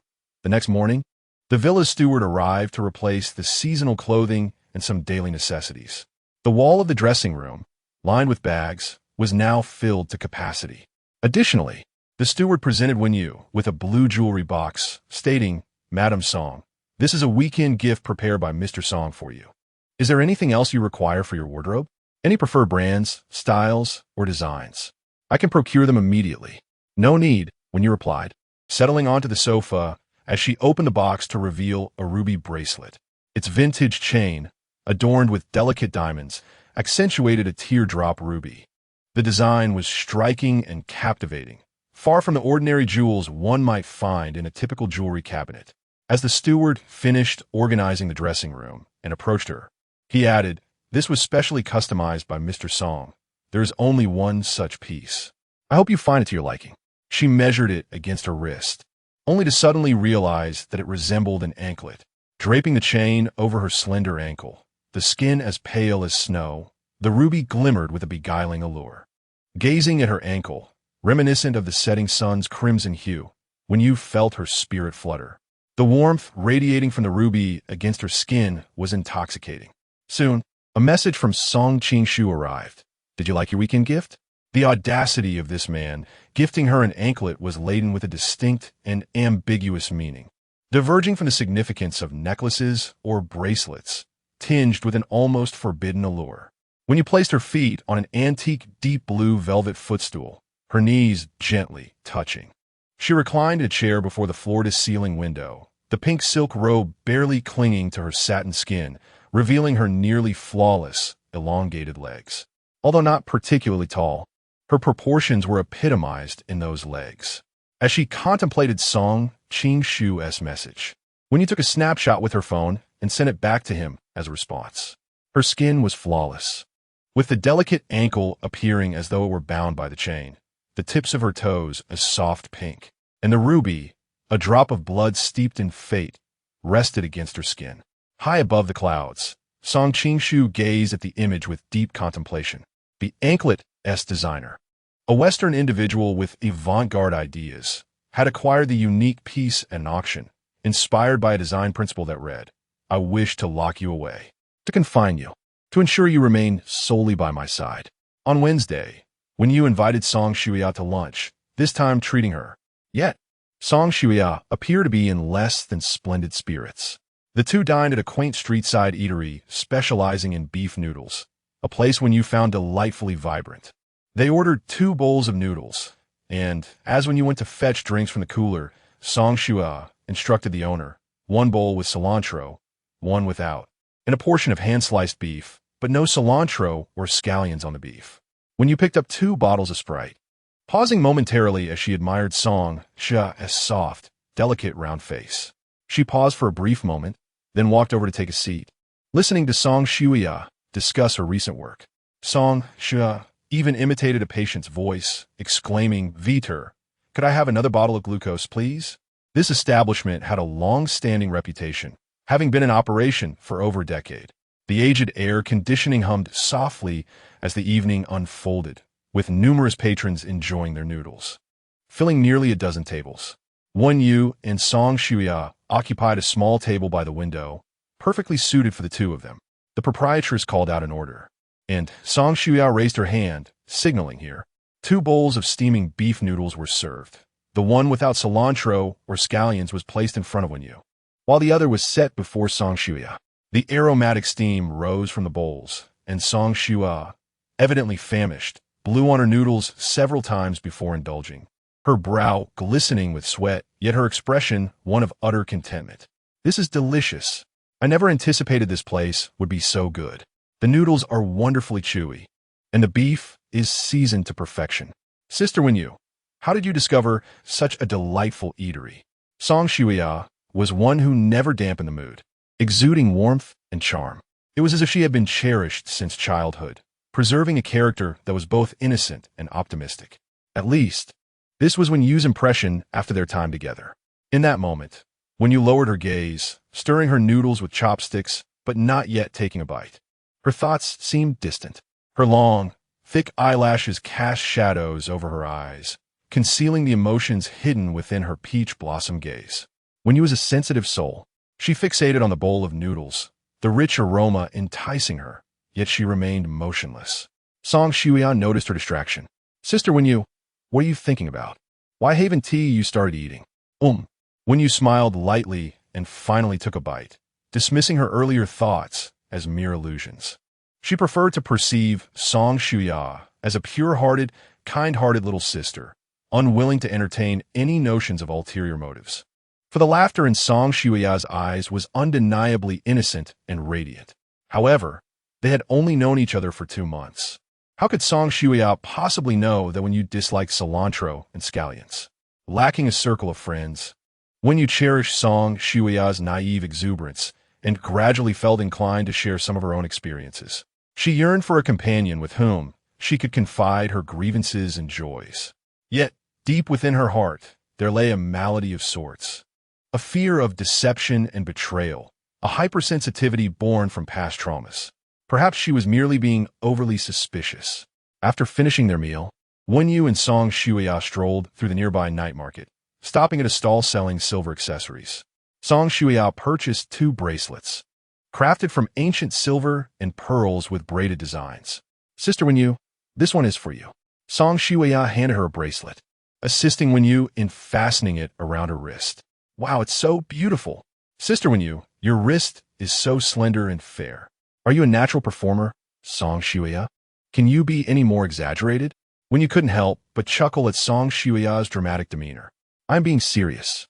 Song Shuya remarked that when she was born, she was dark and slender, and her grandfather named her Shuya, symbolizing the new sprouts that bravely emerged from the snow during the harsh winter, a testament to resilient vitality and unrestrained growth, along with the hope that this little girl would grow fairer.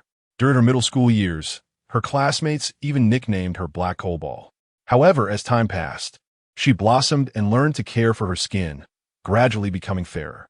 It was in middle school that Song Shuya first encountered Yu, dressed in an indescribably beautiful dress. With her long black hair cascading over her shoulders and skin radiating a luminous whiteness, she stood beside her brother like a painting. "Sister Yu, is it true that you and your husband, have a contractual marriage? You will part ways once the term expires, correct?" When you glanced at the ancient silver bracelet on her wrist, raising her eyes at the inquiry. She sensed that Song Shuya harbored some discontent toward her husband. More often than not, Song Shuya seemed to pry into her romantic affairs. This struck Wen Yu as peculiar and invasive. Yet upon meeting the girl's innocent gaze, she replied, "You seem rather dissatisfied with my husband." Caught off guard, Song Shuya's face flushed. She recalled Qiu Yinyan's charming phoenix eyes and the swirling gossip around him. "Sister Wen Yu, are you aware that there are numerous unflattering rumors about your husband? If it's merely for money, then we could just take the funds and part ways once the term is up, for there are many who genuinely admire you in this world." When you recalled the rumors surrounding Song Qingshu, there seemed to be whispers that CEO Song was gay. Yet, she had experienced his fervor firsthand. The mention of those who genuinely cared for her resonated painfully. It had been 7 years since her only family member had lain in a hospital bed, eternally departed from the mortal realm. When you wished to steer clear of such topics, feeling a wave of discomfort wash over her. The evening breeze brushed against her eyes, stirring a slight ache.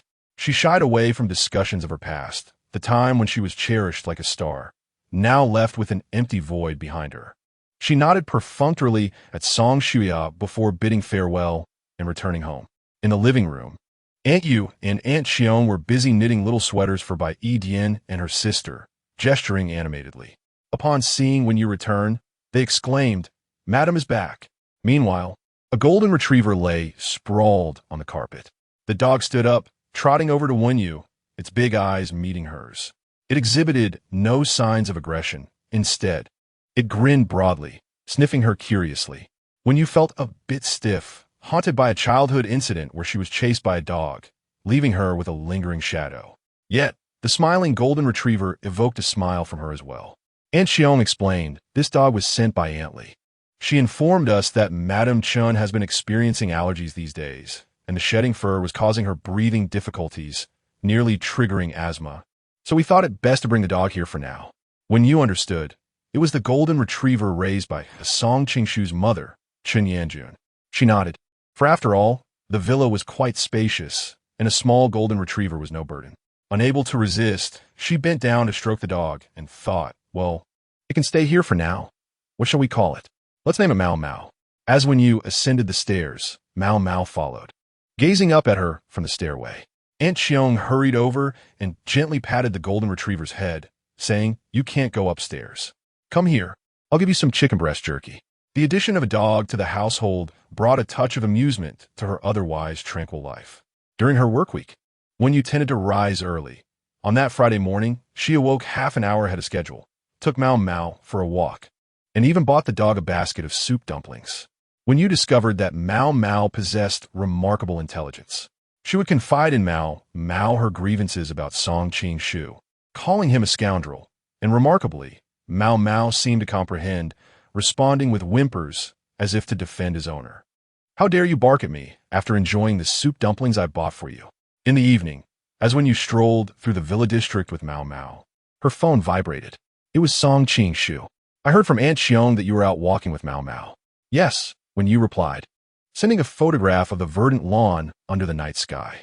She had spread her coat on the ground to sit, with Mao Mao resting beside her, the October breeze gently caressing them. "Mao Mao is quite obedient," she texted. "Indeed, and very perceptive as well. When I call you a scoundrel, Mao Mao growls at me in protest. Wen Yu, are your insults so limited?" She was taken aback by Song Qingshu's unexpected retort. At that moment, a video call came through, and she answered. The man appeared to be in a hotel, dressed in a silver-gray loungewear, freshly emerged from a shower. His black hair naturally damp and falling over his forehead. His eyes were as dark as the night, and due to the angle of his phone, she could see most of his profile, a high nose and deeply set brow, a visage that could only be described as perfectly sculpted. He sat at a desk, gazing at his computer, his eyes briefly meeting the camera, locking with Wen Yu's gaze. Her heart skipped a beat. Sometimes, she found Song Qingshu's stare overwhelmingly direct and profound, like a whirlpool drawing her in. Are my insults really so few? Standing up, she tugged on the leash, leading Mao Mao back home. "You are indeed a scoundrel, a rogue." When you recalled that night, feeling a twinge of frustration as he had chosen to sleep alone on his side. She had experienced a touch of insomnia that evening, and now, It had been 4 days since he left on his business trip.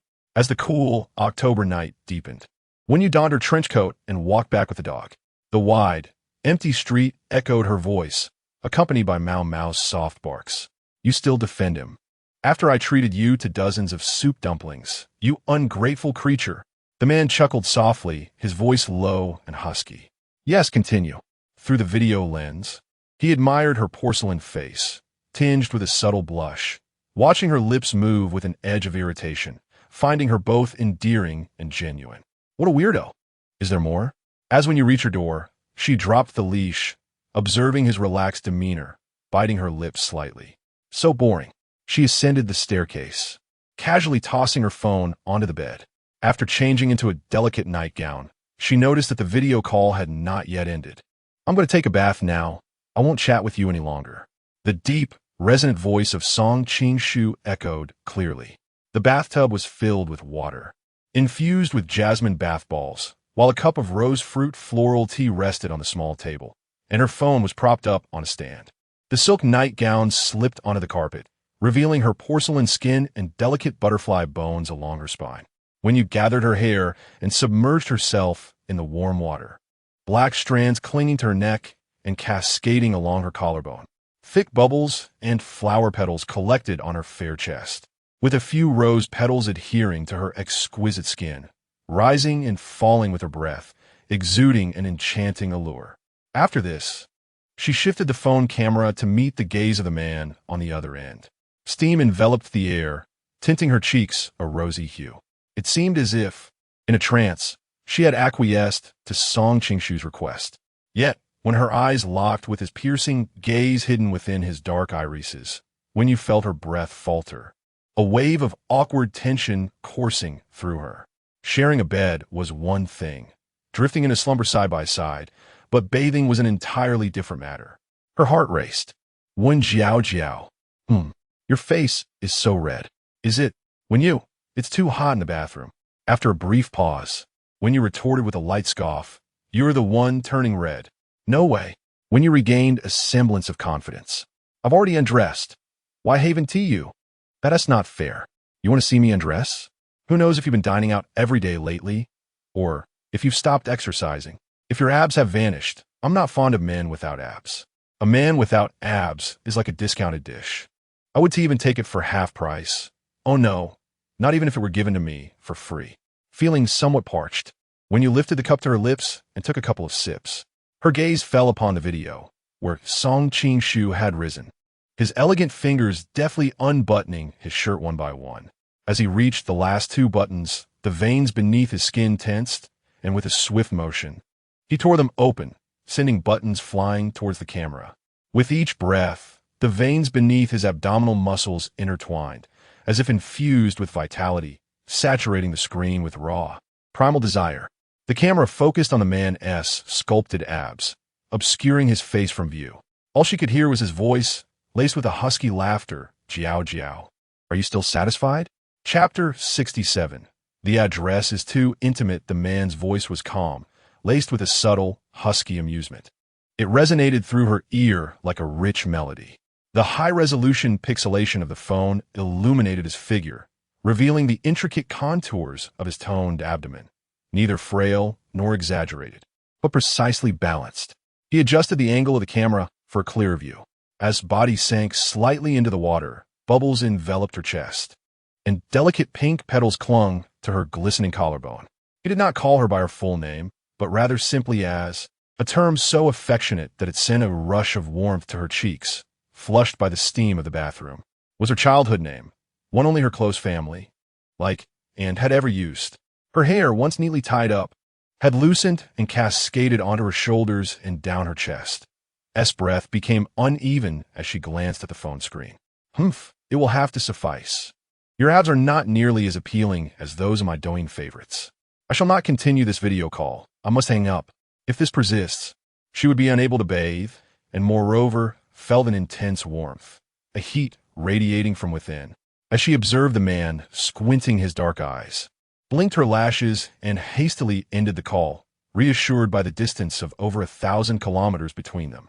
Once the video call was disconnected, she took a deep breath, leaning back to compose herself. She drank a glass of water, yet the lingering warmth within her remained unquenched.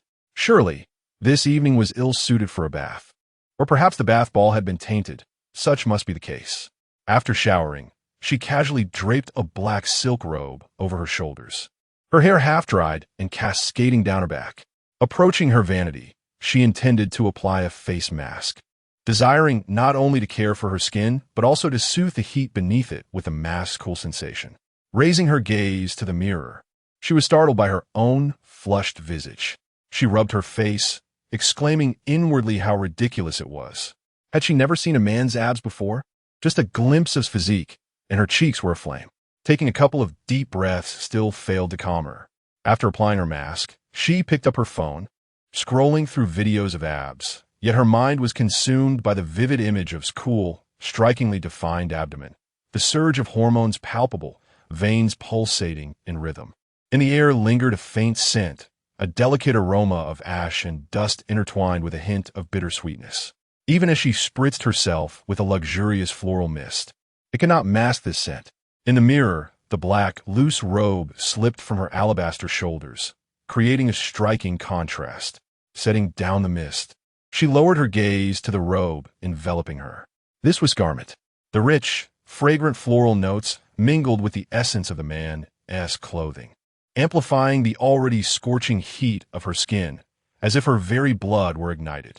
She peeled off the mask, washed her face, and touched her forehead. Could she possibly be feverish? Was it conceivable that there was an aphrodisiac embedded in his clothes? She shed the man's nightgown, donned her own nightdress, and barefoot, returned to the bedroom. After consuming 2 melatonin pills, she continued tossing and turning in bed, plagued by insomnia. Damn it, she was still unable to sleep. One Yu rose from the bed, her exquisite face still flushed, and hurried to the cloakroom, where she picked up the discarded black robe draped over a chair, flung it to the ground, and stomped on it a few times. Then, she grabbed her phone, preparing to seek out the culprit behind her sleeplessness. At 1 o'clock in the morning, Song Qingshu received Wen Yu's video call. He had already fallen asleep. The moment he answered the call, propping himself up on his elbows, he instinctively feared something was amiss. Upon seeing her flushed face, concern washed over him. Do you have a fever? Are you unwell? If only when you were running a fever, at least there would be medicine to alleviate it. Yet, she was enchanted by Song Qingshu, her body ablaze with restlessness, unable to find solace in sleep. Listening to his slightly hoarse yet magnetic voice made her heart race, but as the video call unfolded, she found herself at a loss for words, idly toying with a lock of hair that had fallen across her chest. Song Qingshu, let me see the moon over Anqing. In the dead of night, she longed to glimpse the moon in his city. Song Qingshu rose and approached the window, drawing back the curtains and flipping the camera around. The inky night sky was sparsely dotted with stars, while a bright moon hung high, casting a silvery glow across the landscape. It would be impolite not to reciprocate, so when you prepare to rise and join him by the window, would you like to see the moon from my side? I can already see it, he replied, his gaze fixed on her face. When you paused, sitting back on the bed, her realization dawning. After this topic, she found herself at a loss for further conversation. Silence enveloped them, filled only by the sound of their breathing. Song Qingshu found his sleep slipping away, his mind awakening. Can't sleep? Insomnia. Indeed, when you was suffering from insomnia, even 2 melatonin pills had failed to lull her to rest. It suddenly struck her that this was her first experience of sleeplessness without external pressures. In the past, insomnia had been fueled by anxiety and restless dreams, monthly repayments looming and the uncertainties surrounding He Chuan's medical bills. But now, those burdens had vanished. Yet she found herself unable to sleep. Reluctantly, she acknowledged that it was because Song Qingshu was not by her side. But the truth stung like a slap in the face. Song Qingshu, sing me a song. Her voice was clear and melodic. Song Qingshu could unconditionally fulfill many of her requests, but this one caused him to hesitate. I can't sing. I want to hear you sing. Without a valid reason to refuse, he relented. I rarely listen to music, nor can I sing. The only song I know is our school anthem. Would you still like to hear it? He felt like a rather dull individual, unable to sing. It is not that he is out of touch with the current era. Rather, he seldom listens to the trending songs circulating online, nor does he sing them. The most lucrative venture under SY's name is the smart home industry, which has enlisted a well-known young star from the entertainment world as its spokesperson. He has not even seen any of the star's works. Although the star is quite famous and of the same age as he won, she possesses a comprehensive grasp of these trends. Song Ching-shu wonders if Wen-yu finds him uninteresting. I wish to listen, Wen-yu remarks. Song Ching-shu clears his throat. Wen-yu reclines on the bed, resting her head on a soft yet supportive pillow. The deep, melodious voice of the man pierces through the tranquil night as he sings the school anthem, Ling Yun, composed by the music club's teacher at their school, a song every student knows. Wen-yu hums along softly for a couple of lines. Her thoughts seem to drift back to those days. As Song Ching-shu's voice envelopes her, Wen-yu gradually closes her eyes. Within the span of song, she falls asleep. Song Ching-shu gazes at her face. Wen-yu's sleeping visage is enchanting. In slumber, she appears serene, a stark contrast to her daytime demeanor, which is often proud and somewhat willful. In her sleep, she reveals an unprecedented vulnerability, instinctively curling up. Each night, they share the same bed. Song Ching-shu can sense her restlessness in sleep, and at times, she suffers from nightmares that bring her to tears. In those moments, he embraces her. Chapter 68. May I kiss you? The following morning, Wen-yu arrived at the hotel with dark circles under her eyes. During lunch, she stifled yawns, nibbling on a few vegetables, preparing to book a room for an hour to catch up on sleep. Wen-yu, did you not sleep well last night? Meng Qianqian boldly remarked. Were you perhaps engaged in some nocturnal activities with your brother-in-law? Wen-yu choked on her water, coughing. Such innocent thoughts for a young lady. Whispers circulated within the hotel that Wen-yu had sold herself to an older man for money, a rotund figure reminiscent of a Mediterranean beer belly, even going so far as to name a certain real estate mogul. However, Meng Qianqian and Yu Wenxue were skeptical. For a beauty like Wen-yu surely had countless affluent suitors. Given her standards, she would never settle for an unattractive man. Meng Qianqian even inquired if her brother-in-law was handsome. Initially, the term brother-in-law made Wen-yu shudder, but she had grown numb to it over the days. Is he presentable? How tall is he? Wen-yu pondered him. About 188 centimeters? Yu Wenxue interjected, and his dimensions? After a moment's thought, Wen-yu replied, 18.8?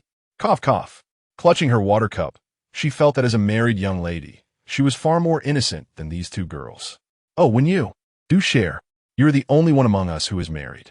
As a married woman, please offer us some advice. Wen-yu, suddenly wide awake, couldn't help but recall Xiao Song Ching-shu. Her meticulously made-up face flushed slightly. You should really consult Su Li. After all, I have no comparisons to offer. Manager Su's experiences are far more extensive. Perhaps I should invite her to dinner, and you can ask her all you like. I've heard that Manager Su has changed boyfriends yet again. Meng Qianqian seized upon this opening, exchanging astonished glances with Yu Wenxue, their laughter ringing out. Wen-yu, is this your first marriage? A few eyes turned toward them in the cafeteria. Wen-yu's cheeks grew warm. She was at a loss for words regarding her relationship with Song Ching-shu. We met in high school. We were classmates, first loves. Meng Qianqian clenched her fist, her eyes sparkling. Wen-yu felt a shiver run down her spine and nodded in affirmation. In the afternoon, she reserved a room for 2 hours to catch some rest. In this slumber, she dreamt, specifically, she dreamt of Song Ching-shu. She envisioned their first time together in a small motel. Although they were both adults, an air of youthful innocence enveloped them. The motel had poor soundproofing, and in the dead of night, sound from the neighboring room crept in. After a shower, the boy emerged, his body refreshed, droplets cascading from his damp hair down his high-bridged nose. As he leaned down, his hand resting on her shoulder, water dripped from his chin on her face. The girl, possessing a certain fastidiousness, found discomfort in such cramped spaces. Beneath her, she felt the warmth of his clothes. His breathing was ragged, infused with the scent of minty shower gel, his dark eyes burning with intensity and danger. Wen-yu, may I kiss you? Wen-yu awoke, the clock reading 2:30 in the afternoon.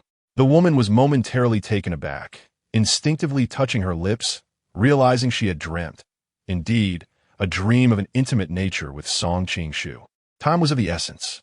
When you rose to tidy her attire and hairstyle before heading to work, a dull ache gripped her abdomen, prompting a visit to the restroom, where she discovered her menstrual cycle had commenced. This particular cycle had been delayed by several days. Upon returning home in the evening, though the abdominal discomfort was bearable, Aunt Jo had prepared dinner. When you took a few bites, but Aunt Jo noticed her frown and lack of appetite. "Is the food not to your liking?" she inquired. When you explained her condition, to which Aunt Jo replied, "I shall prepare some hot tea for you shortly, and I have rose heat patches as well. You should rest early." As the clock approached 9 o'clock, a video call from Song Qing-shu came through. Seated at her desk, when you organized her mother's artwork, Hichio-wan was adept at painting peonies, passionately dedicating her creations as gifts to friends who cherished them, displaying them proudly in their homes. However, after the troubles befell the Wen family, those so-called friends discarded her paintings, deeming them ominous, tossing them into trash bins.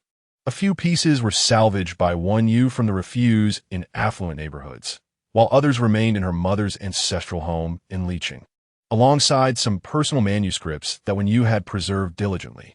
Dressed in a pale apricot spaghetti-strap nightgown, casually draped with a light blue knitted shawl, Wan Yu diligently sorted through Hichio-wan's manuscripts at her desk.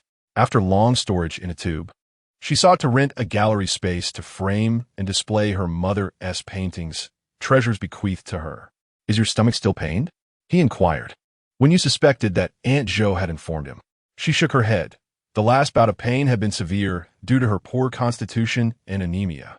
But this time, the discomfort was manageable.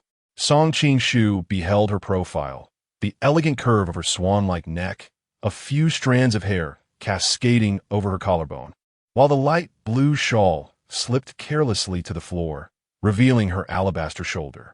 He noticed the painting she held, a vibrant depiction of peonies, unmistakably stamped with Hichio-wan's seal. Both were engrossed in their respective tasks, Song Qing-shu managing emails, and Wan Yu organizing the peony paintings, exchanging casual conversation until fatigue set in. "Good night, Wen Jiao Jiao," he said. "Good night." This evening, as Wan Yu sorted her mother's artwork, her mind was tranquil. When Song Qing-shu requested a good-night kiss, she unexpectedly acquiesced, nodding and leaning closer to the camera for a brief kiss. After ending the call, Wan Yu touched her slightly warm cheeks and soon drifted into slumber. Song Qing-shu returned on Sunday afternoon. Upon seeing him, Mao Mao greeted him with exuberance. Originally brought back by Song Qing-shu and nurtured for 2 months, Mao Mao was now at Chen Yanjun's home, providing companionship to her as she was visually impaired. Had it not been for Chen Yanjun's sudden allergy to fur, Mao Mao would not have been sent here. Aunt Jo and Aunt Qiong busied themselves in the kitchen, preparing the evening meal. Bai Yi and her sister reclined on the sofa when Song Qing-shu approached. 2 cats sauntered over, seemingly welcoming him. Bai Yi, notably affectionate, rubbed against Song Qing-shu's sleeve. The man lifted the black cat into his arms, while her sister, exhibiting a hint of pride akin to Wan Yu, acknowledged him briefly before sprawling out on the couch. Aunt Jo mentioned that Madame had called to inform that she would be working late at the hotel, attending a meeting that would extend past 8 o'clock, and would dine there that evening. Song Qing-shu nodded, took a shower, changed into fresh attire, and took the dog for a walk, placing the gift intended for Wan Yu on the tea table in the bedroom. He organized a suitcase and then parked his car opposite the Manning Hotel, awaiting the appointed time while calling Wan Yu to inform her of his presence outside. At precisely 7:55 p.m., Wan Yu concluded her arduous meeting and received Song Qing-shu's call. She had yet to change from her work attire, intending to take it home for laundering while carrying her personal garments in a tote. As night fell, she quickly spotted Song Qing-shu's vehicle. Meanwhile, inside the hotel, several female colleagues huddled together. "I just saw Wan Yu get into a black G-Class. Could it be your husband's car?" One remarked, "Do you genuinely believe when you married into wealth? What if she is merely someone's mistress?" Another scoffed, "A G-Class isn't an indication of riches." Someone replied dismissively, "You don't understand. The wealthy often maintain a low profile. It could merely be one of many cars in a garage. Do you know how much the bag when you carried a few days ago costs?" If it's authentic, it's only available at the Hong Kong boutique, requiring a substantial purchase commitment and a 6-month wait for delivery. My friend is a purchasing agent, and the black gold, lychee pattern medium bag by Jia and I was what I had her bring back. Among the affluent in Yen City, few can acquire such a bag. Chun Jin and I approached in her high heels. That is clearly a fake. You all should invest in health supplements instead. When you opened the car door and settled into the seat, the vehicle glided along the road for approximately 20 minutes before turning and halting outside a secluded alley, which felt somewhat unfamiliar to her. Curiously, she gazed at a noodle shop ahead, but before she could inquire, a shadow loomed over her as the atmosphere shifted with the man's presence enveloping her. Song Qing-shu unfastened his seatbelt, the click of the buckle resonating distinctly in the quiet space. She turned her face toward him, her cheek captured by his hand, the roughness of his fingers evident. Wen Yu was aware of his passion for carving. She had previously witnessed the butler delivering a renowned piece of wood to his innermost room on the 3rd floor. His fingers bore the marks of a sculptor's craft, the scars more pronounced than usual. She felt the strength of his hand as he lifted her chin, while his other hand glided along her delicate spine, tracing the smoothness of her skin beneath. Song Qing-shu sensed her tremble softly under his touch. Wen Yu locked her gaze with his profound eyes. In this moment, as their lips met, she closed her eyes, her long lashes fluttering like butterfly wings with each breath. Inhaling the scent emanating from the man before her, a familiar aroma enveloping her, she found herself uncontrollably swallowing the excess saliva that pooled in her mouth. Reaching out to grasp his collar, she tilted her head slightly back, surrendering herself to the intimate space that seemed to exist solely for the two of them. Chapter 69. An indelible kiss. The kiss was reminiscent of two lovers reunited after a prolonged separation, filled with an urgency and reluctance to part. Their primal instincts urged them closer, inhaling the intoxicating scent that lingered on one another, serving as a catalyst for desire. Their noses brushed gently, the man's prominent nose grazing the small red mole on her delicate tip. An atmosphere of ambiguity filled the space within the car. This evening, the confines of the vehicle were considerably more spacious. However, the act of kissing within such an environment proved to be challenging. Their movements were restricted, and the safety belt left an imprint across Wen Yu's chest, her white blouse clinging to her skin. As they kissed, her fingers fumbled to unfasten her safety belt. Several attempts landing on the buckle without success, her thoughts soon consumed by the sensation of his fingers loosening the zipper of her fitted skirt. A vehicle approached from the alley, its headlights bright. The car ahead blocked their view, and a horn blared, interrupting their embrace. Song Qing-shu released Wen Yu, and they parted. He pressed the accelerator, steering out of the alley and pulling to the side to allow the car behind them to pass. Wen Yu lowered her gaze to adjust her attire. Her blouse remained intact, though the zipper of her skirt was half undone. Her heart raced, cheeks tingling, her luscious red lips reflecting their natural hue, the lipstick long since smudged away. She brushed a stray strand of hair from her lips to tuck it behind her ear. Inside the dimly lit cabin, shadows danced around them. In her peripheral vision, Wen Yu observed the man beside her, listening to the unsteady rhythm of his breath. He had just returned home today, his skin still imbued with the refreshing scent of shower gel, his short black hair tousled and slightly obscuring his brow, concealing eyes that were deep and dark. Song Qing-shu's voice emerged, husky and low. "Have you eaten? This noodle shop is quite good. Would you like to grab a bite?" Wen Yu nodded, finally freeing herself from the constraints of the safety belt. In the next instant, she swung her legs across the center console, settling onto his lap. In this confined space, her back pressed firmly against the steering wheel, causing a slight discomfort. She shifted, feeling the tautness of his muscles beneath her, her chest now flush against his. The discomfort in her back prompted a subtle furrow of her brow as her long, fair arms encircled Song Qing-shu's neck. In the muted light, she gazed at the chiseled lines of his jaw, locking eyes with his deep, enchanting gaze, before capturing his cool, supple lips with her own. This was a moment she relished, unlike the constrained kisses that preceded it. Song Qing-shu's eyes narrowed slightly, the proximity allowing them to hear each other's heartbeats. The air thick with an enticing sweetness. He admired the flawless beauty of her face, seeing himself reflected in her pupils. He reached out, adjusting the seat with precision, his hands cradling her back, creating a comfortable distance between her spine and the steering wheel. This time, no passing vehicles disturbed their intimacy. Minutes later, the window slid down, allowing a fresh breeze to sweep in, dispelling the warmth that had enveloped them. When you inhaled deeply, her long black hair cascading down her chest, she delicately ran her fingers through her long hair, gazing at the man before her. Song Qing-shu had come to pick her up from work that evening, clad in a light gray casual suit. In this season, his 2 layers of thin clothing were insufficient protection against the chill. One Jiao Jiao felt the intensity of his gaze, which seemed to burn her. Lowering her eyes, she toyed with a strand of her long hair, stating, "My period hasn't finished yet. You'll have to manage on your own." The kiss was initiated by her, and the flame was ignited by her choice. However, when you felt helpless at that moment, noticing the intensity of his gaze increasing, her cheeks, already warm, flushed even more. She decided to leave it unresolved for now. "I was on a business trip last week, twice, and this makes 3.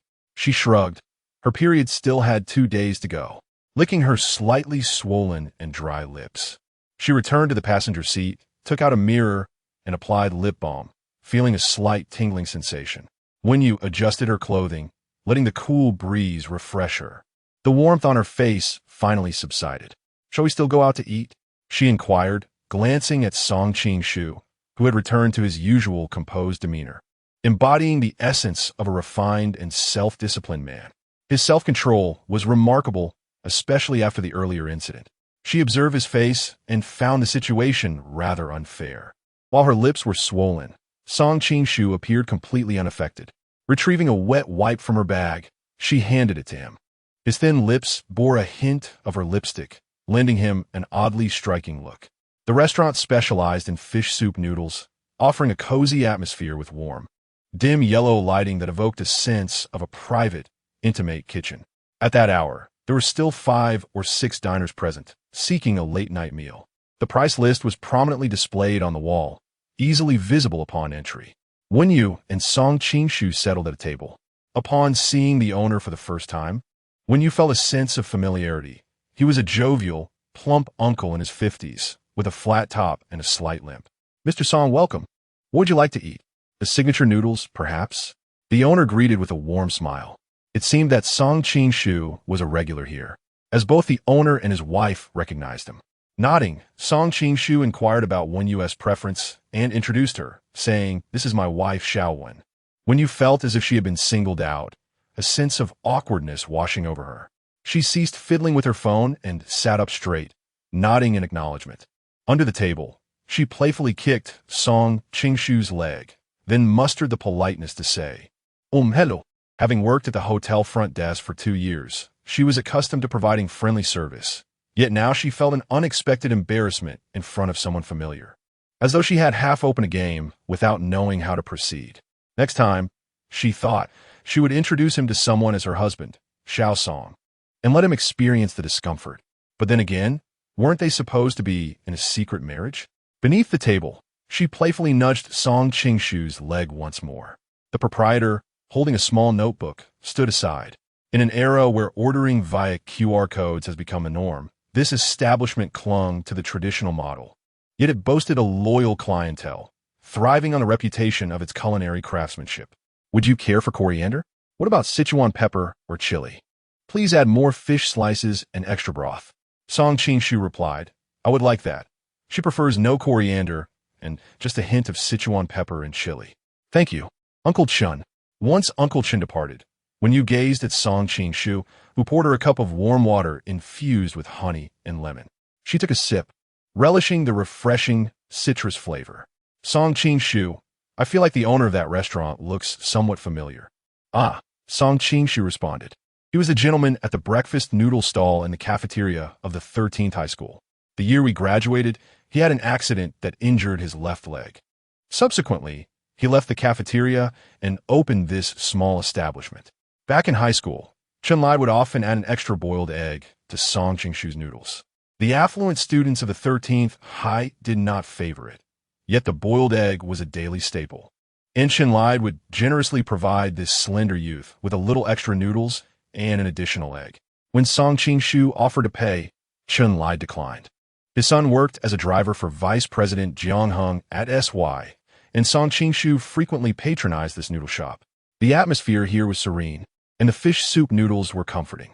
Song Qing-shu enjoyed visiting alone during moments of ennui, relishing a bowl of noodles until 10 at night.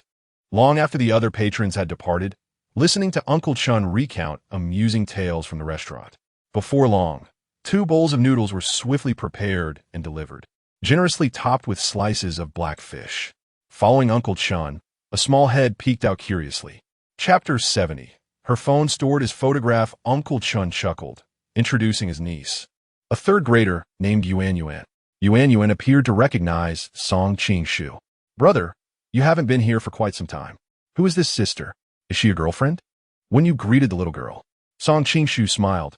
It's quite late, Yuan Yuan. Why aren't you resting? I'm working on my art assignment. Brother, can you draw? I can't seem to manage my hand-copied poster, and neither can my uncle. The girl's small face bore a look of sorrow. When you, while eating, watched as Song Qing-shu took up a watercolor brush at another table, helping Yuan Yuan with her project. His long fingers, reminiscent of jade, moved delicately. With his dark lashes lowered, he was earnestly assisting the girl, an unusual warmth emanating from him, dispelling the usual aloofness. His profile was strikingly handsome, with a high nose bridge, akin to a beautiful oil painting. When you gazed at him, resting her chin on her hand, and retrieved her phone to capture a few images. Realizing her actions, she felt a surge of regret. Why had she taken candid shots of him? Had she truly succumbed to his charm? Yet, when she opened her album to delete the photos, her fingers hesitated. Perhaps it was best to keep them. After all, her phone had ample storage. Just a few pictures. At 10:30 in the evening, the shop was closing.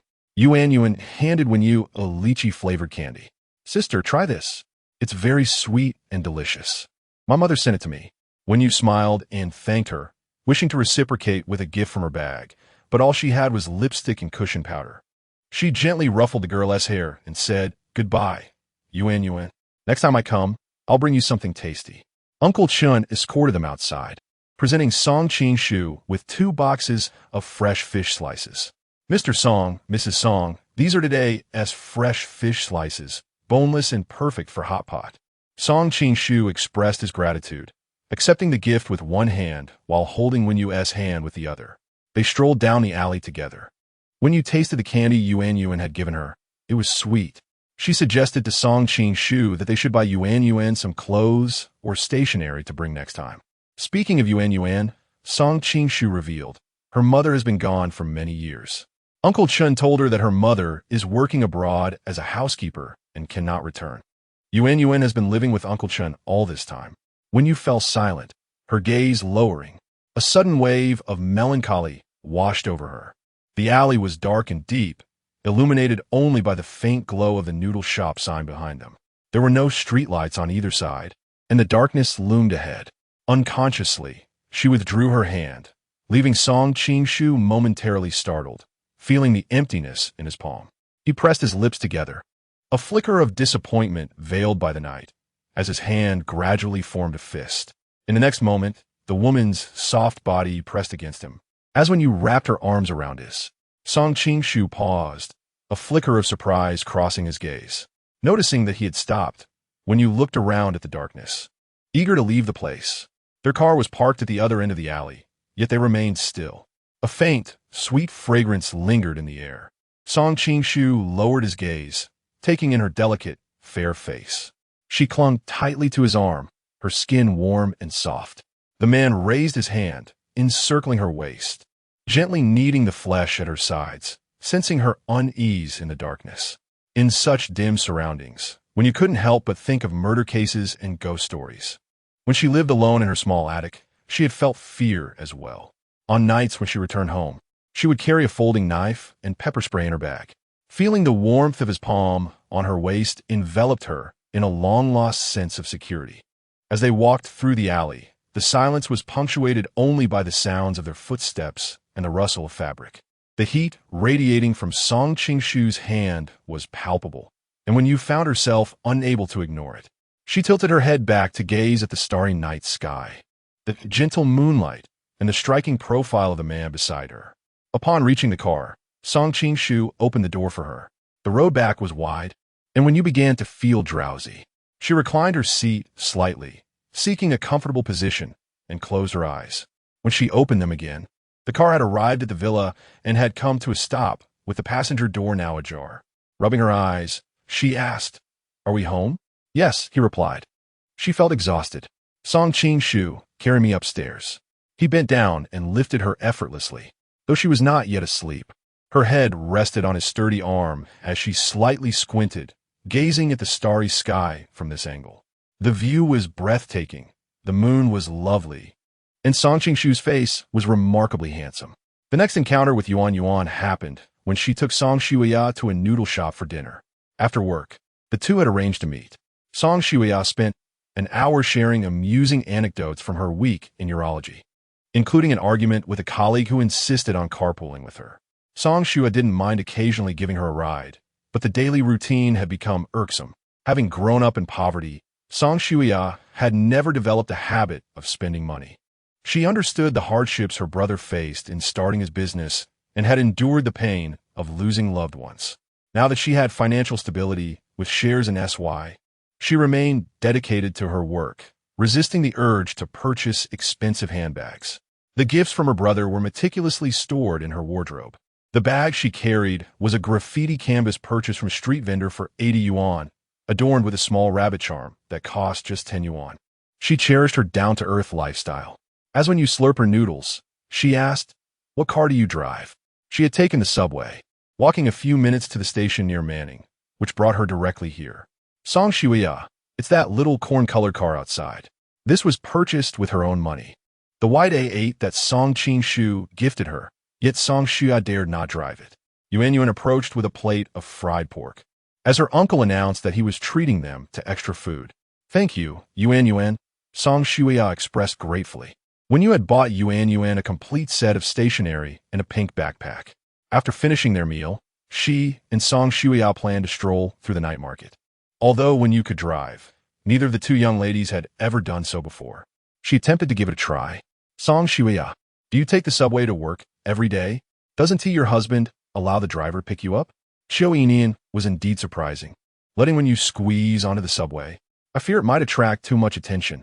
I dislike it." The garage housed numerous vehicles, each worth a considerable sum. However, upon trying Song Shuya's little car, when you found it rather delightful, with its adorable and exquisite appearance and commendable performance, providing a stable driving experience. "Song Shuya, I was quite frightened when I first took my driving test at night. I had my brother accompany me on smooth roads for practice, and it took me a week before I dared to drive. When you are quite impressive. Your driving is very steady." Yet the next moment, when you rear-ended a Ferrari directly in front of them, Song Shuya blinked in surprise. When you bit her lip, Song Shuya, if you weren't a nurse, you could easily become a kindergarten teacher. The red Ferrari's door swung open, and a man emerged. When you did not expect it to be Jiang Yang. Frowning, she prepared to exit the vehicle, but suddenly noticed Song Shuya's pallid complexion. "Shuya, what's wrong?" Song Shuya gazed at Jiang Yang, her fingers clenched tightly. When you assumed Song Shuya was worried about the compensation, especially since they had collided with a luxury car. "It's fine. I'll handle the insurance matters. So don't worry." When you, Song Shuya grasped Wen Yu's wrist, her round eyes fixated on the man outside the car, as if he were her enemy. Song Shuya would never forget who had feigned friendship on the day of her brother's college entrance examination, only to beat him until he coughed up blood. Nor would she forget who had set a trap during her brother's entrepreneurial beginnings, leading to his 4-month imprisonment. His name was Jiang Yang, the young master of Hafeng, and that despicable face was something Song Shuya would never forget for the rest of her life. Chapter 71. Sincerity. Song Shuya tightly grasped Wen Yu's hand with one, while her other hand pressed firmly against her palm. Jiang Yang approached the car, tapping on the window. This was his newly acquired vehicle, showcasing a small model for a joyride, but unexpectedly, it was rear-ended by a modest electric car. Frowning, he struggled to contain his irritation, only to discover that it was Wen Yu who emerged from the vehicle. "Xiao Yu, Jiang Yang's expression shifted dramatically. When you stepped forward to assess the damage, the front of the small car was crumpled, and the Ferrari's headlight lay shattered. Xiaoyu, I didn't anticipate it would be you. I'll call the insurance to handle this shortly. It was my fault for the rear-end collision. Once the damages are assessed, I will transfer the funds to you. When you accepted her responsibility without hesitation, the small car would require repairs at the shop, and with a fresh coat of paint, it would be out of commission for the week. She intended to discuss this with Song Shuya when Jiang Yang interjected. Xiaoyu, I've been trying to reach you. You Haven T replied to my messages. You still hold me responsible for what happened back then, don't you? I had no choice. My mother had suspended my card. That 300,000 was all I could access. For all these years, I've inquired about your whereabouts. At that moment, the passenger door of the Ferrari swung open, revealing a woman with an alluring figure dressed in revealing attire, cooing. A young Jiang Yang frowned, casting her a disapproving glance, prompting her to pout and stomp back into the car. When you raised her gaze to him, the woman's cold eyes sparkled with a hint of feigned sweetness as she casually flicked her hair, leaning against the trunk. Jiang Xiao, your girlfriend is still waiting in the car for you. You should go comfort your little girlfriend now. She's not my girlfriend. When you did not afford Jiang Yang the opportunity to explain, nor did she wish to squander any more time on trivial matters. She was equally disinclined to utilize Song Shua's insurance, as it would unjustly burden her financially. After all, the Ferrari's headlight was no trifling expense. She also had no desire to rekindle any semblance of friendship with Jiang Yang, while she held no animosity towards him. Their connection had diminished to the point that they were no longer even acquaintances worthy of conversation. I will transfer you the funds, including that 300,000 for back then. Consider the headlight of your car as my purchase. Would 200,000 suffice? All right, then let us make it 500,000. Jiang Yang, 7 years have passed. Much has changed.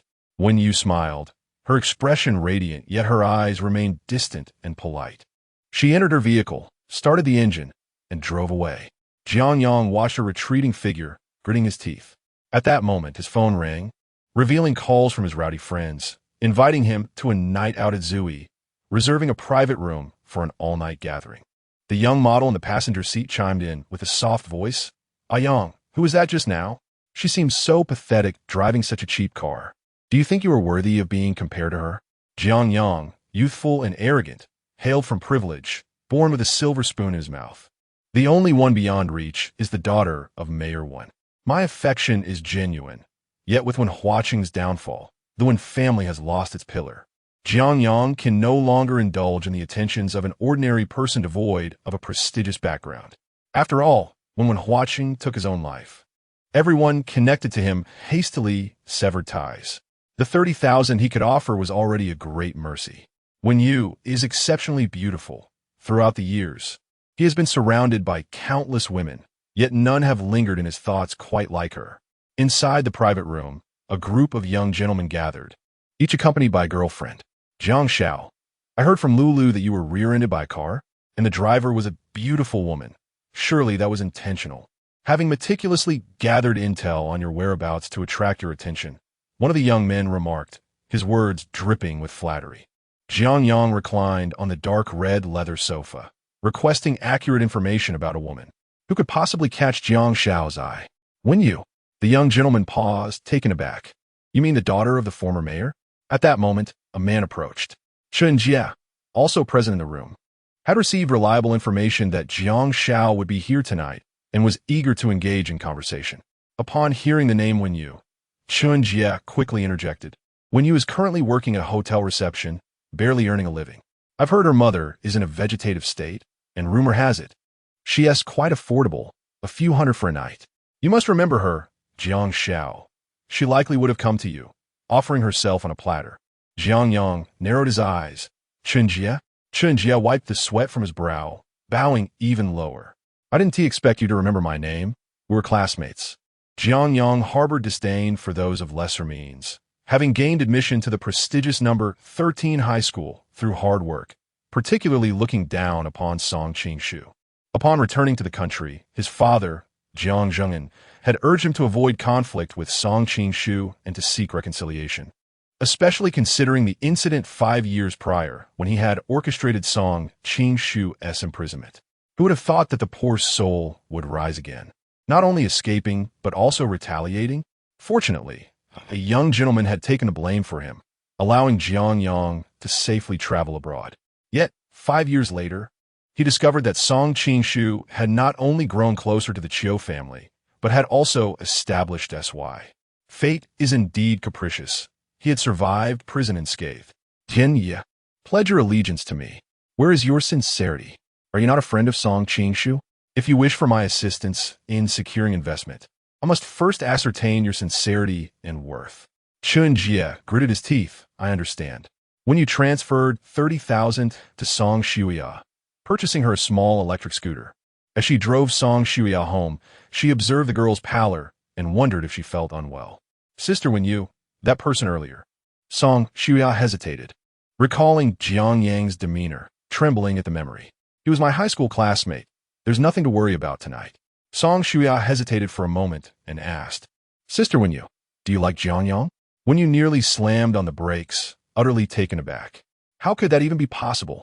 A sigh of relief escaped Song Shuya. It was a comfort to know that when you had no affection for Jiang Yang, many burdens weighed heavily on Wen Yu's heart, and she had no one to confide in. As they drove through the deepening night, the road expansive before them, Wen Yu pursed her lips and shared many thoughts with Song Shuya. Wen Yu's previous environment had been one filled with benevolent individuals, fostering her proud yet innocent nature. It was only after the upheaval that she came to recognize the ugliness of human nature and the harshness of reality. Taking a deep breath, she tightened her grip on the steering wheel, proclaiming, I despise being deceived, and I detest betrayal. Jiang Yang had never intended to study abroad in Italy. The excuse of his card being locked by his mother was merely a fabrication. The 30,000 he had once given her was the sole remnant of their past relationship. A feeble attempt to distance himself from the downfall of the Wen family, while still mingling with the elite at extravagant gatherings, indulging in 50,000 worth of Romani Conti, all while deceiving her about his card being suspended by Mrs. Jiang. Had Jiang Yang been more forthright, acknowledging that the Wen family's decline rendered her worthless in his eyes, Wen Yu might have regarded him with slightly more esteem. Song Shuya observed Wen Yu, a multitude of words lodged in her throat. Listening to Wen Yu's declaration, I despise being deceived, left her at a loss. Sister Wen Yu, my brother is... Chapter 72. The night lingers when Yu's phone rang. On the other end was Meng Chanqian, who wished to swap night shifts this week. Wen Yu consented. After hanging up, she cast a sidelong glance at Song Shuya. What were you about to say? Nothing really. Song Shuya's fleeting courage dissipated. She did not want to deceive Wen Yu. Yet she genuinely hoped Wen Yu would be with her brother.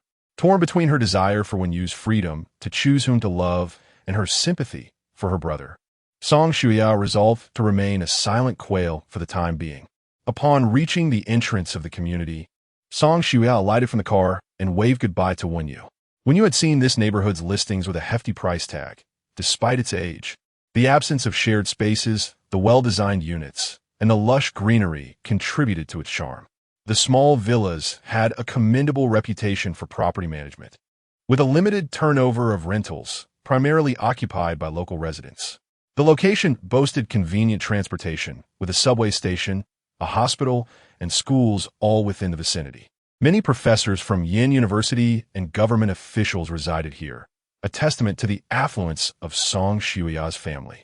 The young woman appeared refreshingly innocent, reminding Wen Yu of her younger self, that carefree high school version of her. On her way back, Wen Yu received a call from Aunt Zhou, who inquired about her return, mentioning that Song Qing-shu had not yet come home. After activating the navigation, she discovered that SY Group was a mere 9 kilometers away, a half-hour drive. At 8 o'clock, Wen Yu parked her milky white vehicle outside the technology park, where the tallest building housed SY Group. She retrieved her phone and dialed Song Qing-shu's number. 1 ring, 2 rings. Please hold for a moment, he answered, his voice deep and warm, as he stepped out of the conference room into a relatively quiet corridor. Did you enjoy your evening with friends? Have you returned home? Did you go shopping? What did you eat? I craved the honey mochi from that old bakery in the west of the city. It's probably closed now. How about tomorrow morning? Song Ching Shu. I want milk tea, thick taro bubble tea, less ice, less sugar. All right, I'll order it for you shortly and have it delivered to your home. But I'm not home right now. When you gaze through the car window at the towering office building, a steel forest illuminated by the neon letters SY, a landmark of Yen City. Song Ching Shu, I'm downstairs at SY. Her voice was clear, slicing through the ambient noise around him, creating an enclosed, intimate space. Suddenly, the commotion around Song Ching Shu faded, leaving only the distinct, slightly husky tone of the woman's voice. As employees passed by the conference room, they greeted him, President Song. President Song, this is the proposal crafted by Vice President Jiang and the team. It's on the conference table, one remarked. Song Ching Shu nodded, then entered the conference room, instructing he would to take the lead momentarily. His suit jacket lay draped over the back of a chair as he quickened his pace. Within the confines of the conference room, an employee inquired about He-1, wondering if there was an urgent matter concerning General Manager Song, who had hastily departed after receiving a phone call. Moments earlier, it seemed that General Manager Song had shared a fleeting smile. One employee leaned against the window, peering down to see a pale, apricot-colored electric vehicle parked outside the technology park. Standing before the car door was Song Ching Shu, his tall figure propped against the window. Wow, who could that be? Surely, the driver must be a woman, someone remarked. Haven't you all noticed? It's quite evident. General Manager Song has been wearing a wedding ring on his ring finger for over a month. Could it truly be Mrs. Song? Another chimed in, he assistant. Do you have any insider information? Hewan rubbed his nose, responding, well, isn't it already quite clear? Could it really be Mrs. Song? To catch General Manager Song's eye, she must be some ethereal beauty. Previously, I had genuinely believed our general manager was gay, cough cough. In late October, with the evening breeze caressing his face, a man clad in a charcoal gray suit exuded an air of cool elegance. His sleeves were rolled up to his forearms, veins visible against his skin. As his palm pressed against the car window, his breath slightly uneven. He hurriedly approached, unable to suppress his panting. His calm black eyes fixed on the lovely face of the woman inside the vehicle. His husky voice gently brushed against her ear. Is Mrs. Song here to pick me up from work? Just passing by, when you stubbornly refused to admit that she had indeed come to collect him. She could only concede that she had driven half an hour over 9 kilometers to do so. Seated in the passenger seat, Song Ching Shu noticed the confined space of the small car left little room for his long legs. Upon entering, he recognized it as his sister Song Shuya's vehicle, adorned with decorations that were entirely reflective of her charming style. Pink bows and cute little figurines hanging from the rearview mirror. The interior was imbued with a delightful floral fragrance, subtly enticing, emanating from the woman herself. He was aware that when he was dining out with Song Shuya that evening, while when you drove steadily when with Song Shuya, the moment she started the car with Song Ching Shu as her passenger, it stalled. Slightly irked, she caught a glimpse of the man's lips curving into a faint smile. She huffed. The moment you got in, the car refused to start. Song Ching Shu, it must not want to take you. A hint of amusement graced the handsome man's features as he replied, it was my fault. The vehicle roared back to life, and when you navigated the roads with confidence. The little electric car encountered no further issues, returning home smoothly. As Song Ching Shu disembarked, he noticed the scratches on the front of the car. When you had mentioned that she had rear-ended another vehicle that afternoon, looking at the parking space filled with luxury cars, the petite electric vehicle seemed like an adorable baby nestled among them. Upon returning to the living room, Mao Mao was still at home, but will be sent back to Chen Yanjun's place next week. Observing Wen Yu's fondness for Mao Mao, Song Ching Shu suggested they could visit the pet market to adopt a golden retriever or a Samoyed. When you waved her hand dismissively, let's not. If I grow attached, why divorce you? Who will take the dog? She was certain she would take it with her. What if Song Ching Shu wants it to? Pets, much like children, are not easily severed from one's heart. When you gently caressed the dog, despite her fear of canines.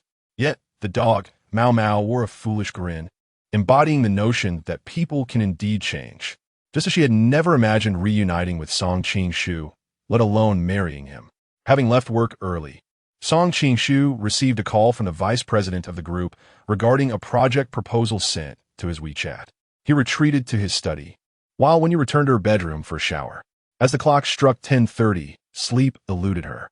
A nagging feeling of incompleteness lingered. After failing to force herself to turn off her thoughts, she donned a robe and made her way to the study, gently knocking before entering. Inside, Song Qing-shu sat at the desk, lifting his gaze towards her. "Aren't you sleeping yet?" he inquired. When you entered, the delicate pink robe enveloping her graceful figure, drawing his attention to her slender ankles. The alabaster skin of her ankles was adorned with a ruby anklet, resembling the world's most exquisite and costly shackle. As vibrant as blood, with her arms crossed, she wore a mere layer of fabric that clung to her delicate skin, rendering the robe almost indistinguishable from nudity. Her long, black hair cascaded softly over her shoulders. "I can't sleep. I came to find a book," she stated. A bit awkwardly, she stepped inside, glancing around before striding directly to the towering bookshelf. Indeed, she had come to seek literature. She reached for a book, casually flipping through its pages, but her peripheral vision caught sight of the man approaching. She closed the book and ascended the wooden ladder to retrieve a volume from the top shelf. Her fair toes pointed delicately as she stretched. As she reached up, the neckline of her robe loosened, revealing her porcelain skin tinged with a hint of pink, exposing a generous portion of her collarbone.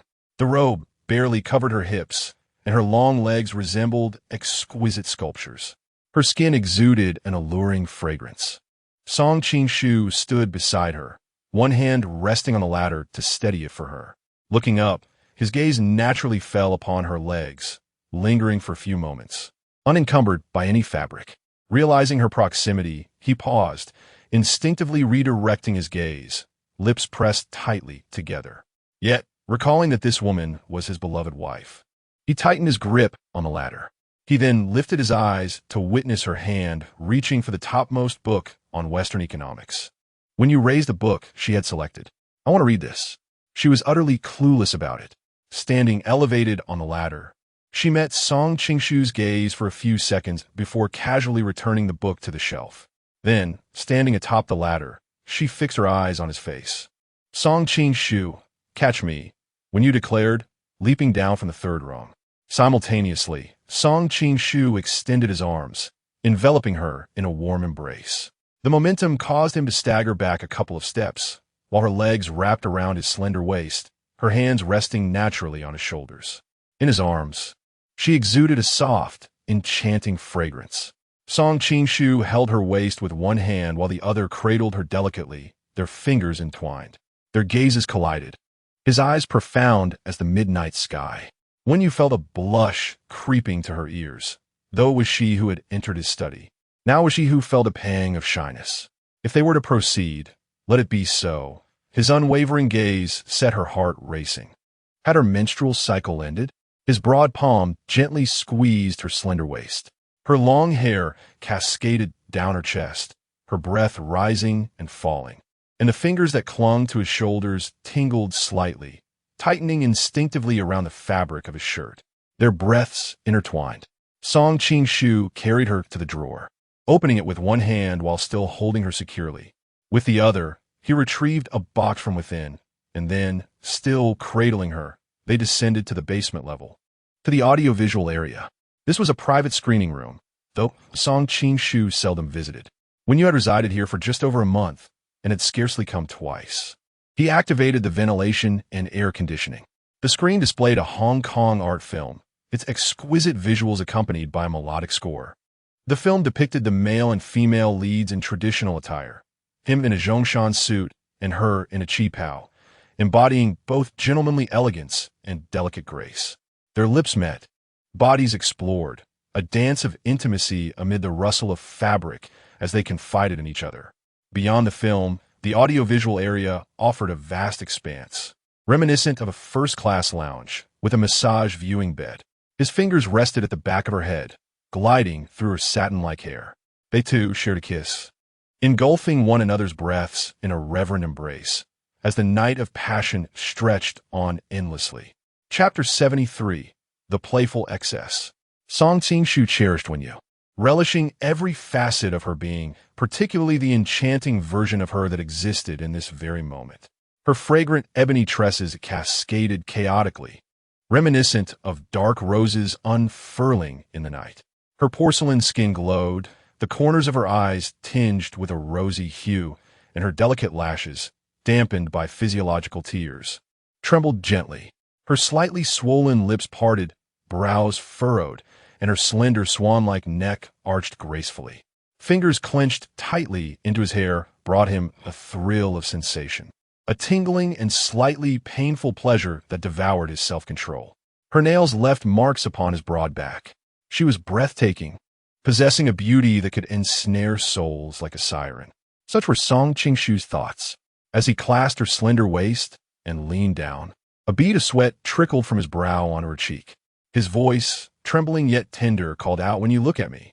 He yearned for her gaze, to see the essence of the man who brought her joy at this moment, hoping she would remember him, even if they were to part ways in the future. And she pursued a life filled with other suitors and spent his wealth in carefree abandon. He wished for her to occasionally reflect upon him. "When you," her eyes hazy and unfocused, was enveloped in a blinding white light. Supporting herself with her arms, she lifted her head, her lips brushing against his in the softness of the gentle glow, before wrapping her arms around his neck, murmuring his name. It was as if she had heard a call, a response to her yearning. Initially taken aback, Song Qingshu soon fervently reciprocated her affection. After their passionate encounter, the woman lay sprawled upon the sofa, utterly spent, lacking the strength to lift a finger. Her curled lashes held remnants of tears, and her ebony hair cascaded along her slender back, unable to conceal the faint crimson marks adorning her body. Song Qingshu retrieved a robe from the floor and draped it over her shoulders, gazing at her serene visage. His lips parted as if to utter a declaration of love. Yet the words remained unspoken, swallowed by his heart. In the obscurity of night, Song Qingshu raised a hand, gently tucking a loose strand of her hair behind her ear, playing with it between his fingers. He then lifted her and carried her back to the bedroom. As he laid her down, her fingers clung to the hem of his robe, turning in her sleep, murmuring his name. He paused at the bedside, momentarily hesitating before covering her with a blanket. In the early hours, Song Qingshu stepped onto the terrace, the evening breeze heavy with a chill that wrapped around him, the fabric of his robe billowing. He gazed into the tranquil night, his deep-set eyes reflecting an inscrutable darkness. Although he was not a habitual smoker, he occasionally indulged. The absence of a nicotine craving rendered the taste of tobacco sharp and jarring to his throat. Yet in moments of inner turmoil, he sought solace in its bitter embrace, the harshness maintaining his composure. After a considerable time, upon returning to the bedroom, he found Wen Yu curled up, having rolled to the edge of the bed. With a sigh, he embraced her, and she stirred, half awake and half dreaming, feeling the chill of his presence. A sensation akin to being enveloped by something cool, accompanied by a familiar fragrance, prompted her to instinctively grasp Song Qingshu's hand and press it against her chest, gently applying pressure. She murmured softly, "Let me warm you." Song Qingshu's hand remained still, his fingertips quivering slightly, the touch delicate, smooth, and soft. For a fleeting moment, the man felt his entire body stiffened before he tightened his embrace around her. Wen Yu found herself immersed in a dream. In this ethereal realm, she witnessed Song Qingshu kneeling in the snow, nearly frozen into an ice sculpture. Anxiously, she rushed towards him, calling out, but he remained unresponsive. Desperation drove her to wrap her arms around him, yet the surroundings appeared desolate and barren. Not a soul was in sight, and communication devices were utterly useless. Frustration bubbled within her, leading to an outburst of expletives. The dreamscape shifted chaotically, resembling a fragmented television drama. One moment, Song Qingshu was encased in ice. The next, she was on a spring outing, climbing a mountain, only to witness Wen Huaqing plunge to his death before her eyes, causing her to tremble violently. Upon awakening, the sunlight flooded the room, and the alarm clock blared insistently. Wen Yu propped herself up on her arms, inhaling deeply, a thin sheen of sweat clinging to her skin. As she moved, a soft hiss escaped her lips. Her legs felt weak as she rose from the bed. Memories of the previous night's events in the screening room flooded her mind, leaving her feeling as if she had been dismantled. Although the space beside her was empty, it still bore a lingering warmth, indicating that Song Qing-shu had only just departed. After a quick shower and a change of clothes, she bypassed the dining hall, opting instead for the basement level. She had come to tidy up the scene. Surely, she could not impose on Aunt Zhou and Aunt Xiong to clean up after her. In this regard, when you felt a twinge of embarrassment, in a hurry, she gathered the used silicone items and paper wads scattered on the floor, tossing them into a garbage bag. After utilizing a pack of wet wipes to clean the massage sofa, she cast a few glances at the carpet before resignedly rolling it up. Had she known, she would have remained in her bedroom last night. The chaos had been excessive. And not only had she wasted a carpet, but she also found herself needing to clean up after her own escapades. When you returned to the dining hall on the first floor, spotting a certain gentleman who had already walked his dog and was now dining, she approached with her arms crossed. Such tasks should rightfully fall to him. Moreover, with the marks on her neck so conspicuous, how could she possibly go to work today? Pulling out a chair, she sat down directly across from Song Qing-shu. The table was adorned with breakfast prepared by Aunt Xiong, dim sum of Hong Kong style. Song Qing-shu deftly placed a crystal shrimp dumpling into her bowl. But when you did not partake, instead, she stood, striding over to him, and pointed at her neck, emphasizing the obvious marks. How am I to go to work like this? Not even concealer can cover it. I'll be more cautious next time. Song Qing-shu squinted his dark eyes, surveying the evident marks on her porcelain skin. Just as he was about to speak, she lowered her head and suddenly bit down on his chin. It was indeed a bite. The man could not suppress a soft grunt, rubbing his chin as he gazed at her, adorned in a white lace nightgown, hands on her hips, resembling a victorious white peacock. Well then, why not present yourself at the office in this state? He teased. A mere bite here? Is that truly sufficient? With that, Song Qing-shu loosened the first button of his shirt, questioning here, with a gentle tap on his Adam's apple. When you felt a rush of warmth in her eyes as she gazed at the man's neck. Beneath the collar lay distinct marks, evidence of her grasp from the previous night. Pushing against his chest, she mused on the striking contrast of his serene visage against his actions, which were anything but composed. This is utterly tedious. I must get to work, she declared. Song Qing-shu, seizing her wrist with one hand, replied, First, let's have breakfast. Afterward, I shall drive you to your workplace. Alternatively, if you wish to take a leave, that is also acceptable. Given that Manning was undergoing extensive renovations, when you felt no need to request a day off. After savoring a few shrimp dumplings and a carton of milk, she opted not to have Song Qing-shu escort her to the car, choosing instead to drive her small vehicle herself, which was due for repairs that very day. Upon arriving at the hotel, when you timed her clocking in perfectly, the marks on her neck were impossible to conceal, prompting her to tie a silk scarf around it. Yet, her attempt at modesty only served to accentuate the evidence of her escapades. Recalling that she too had left her mark on him, a bite on his chin that had left a subtle imprint, she felt a sense of balance restored. Suli ordered milk tea for everyone, discreetly offering when you a cup. Look at you. Tell President Song to take it easy. Ever since your marriage, those marks on your neck have yet to fade. When you retrieve her phone and open the camera to inspect a reflection, how is President Song in that regard? I've recently started seeing a boyfriend whose demeanor mirrors President Song's, outwardly composed. Yet in the hotel, he indulges in extravagant play. He enjoys me calling him daddy. What do you call that? A contrast? Suli chuckled softly. That's merely a bit of playful intimacy between couples. You could address President Song in the same manner. Most men cannot resist. They surrender almost immediately. One Yu's lips twitched slightly. You must be having quite the adventurous time. Chapter 74. Suspected bite marks, she found it quite difficult to utter the word daddy, and in such matters, it seemed she had always been the one to revel in pleasure. Aside from that, he had a penchant for leaving marks upon her neck. She ought to make him call her sister while he indulged himself. What nonsense, what contrast! Meng Qianqian leaned in. Such childishness, one should not heed these discussions. How utterly inappropriate to come to work like this. Who knows how many she attended to last night? Such money is beyond my reach. The mere thought of a corpulent man approaching me makes me feel nauseous, yet when you manage to swallow her breakfast, wouldn't she be cast aside by wealthy men? This morning, she arrived at work on a small electric scooter worth several thousand, which had already sustained damage to its front. Jealousy brewed, and the little plastic sisterhood of Chun Jiani spread rumors. Meng Qianqian frowned and muttered a few retorts, while Yuan Xue tugged gently at her sleeve, reluctant to become embroiled in this matter. It was not that she agreed with the sentiment. She certainly understood the kind of person Wen Yu was.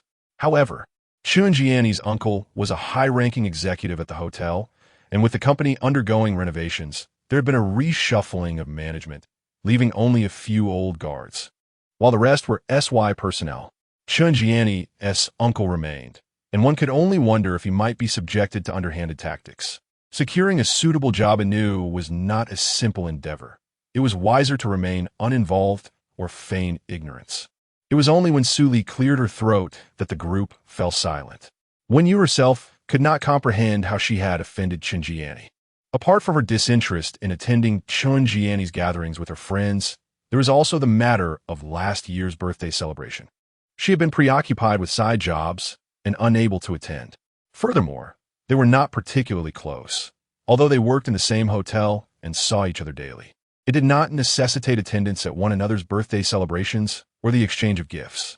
Wen Yu rejected such futile social interactions and had no desire to play the role of a resentful figure gifting to those she barely knew.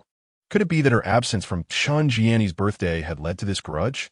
Earning this meager income while navigating such petty rivalries was exasperating. If one bestows gifts upon others, there is an expectation of reciprocity. Yet did Chun Jiani strike one as the type to return favors? She came here to play the role of a princess, with an uncle in management, requiring her plastic sisterhood to fawn over her. If this was indeed the cause of her offense against Chun Jiani, then the latter was quite immature. SY Group. At this moment, the entire company was abuzz in the work group discussing one particular matter. It appeared that President Song bore a bite mark on his chin. Please be precise. A suspected bite mark.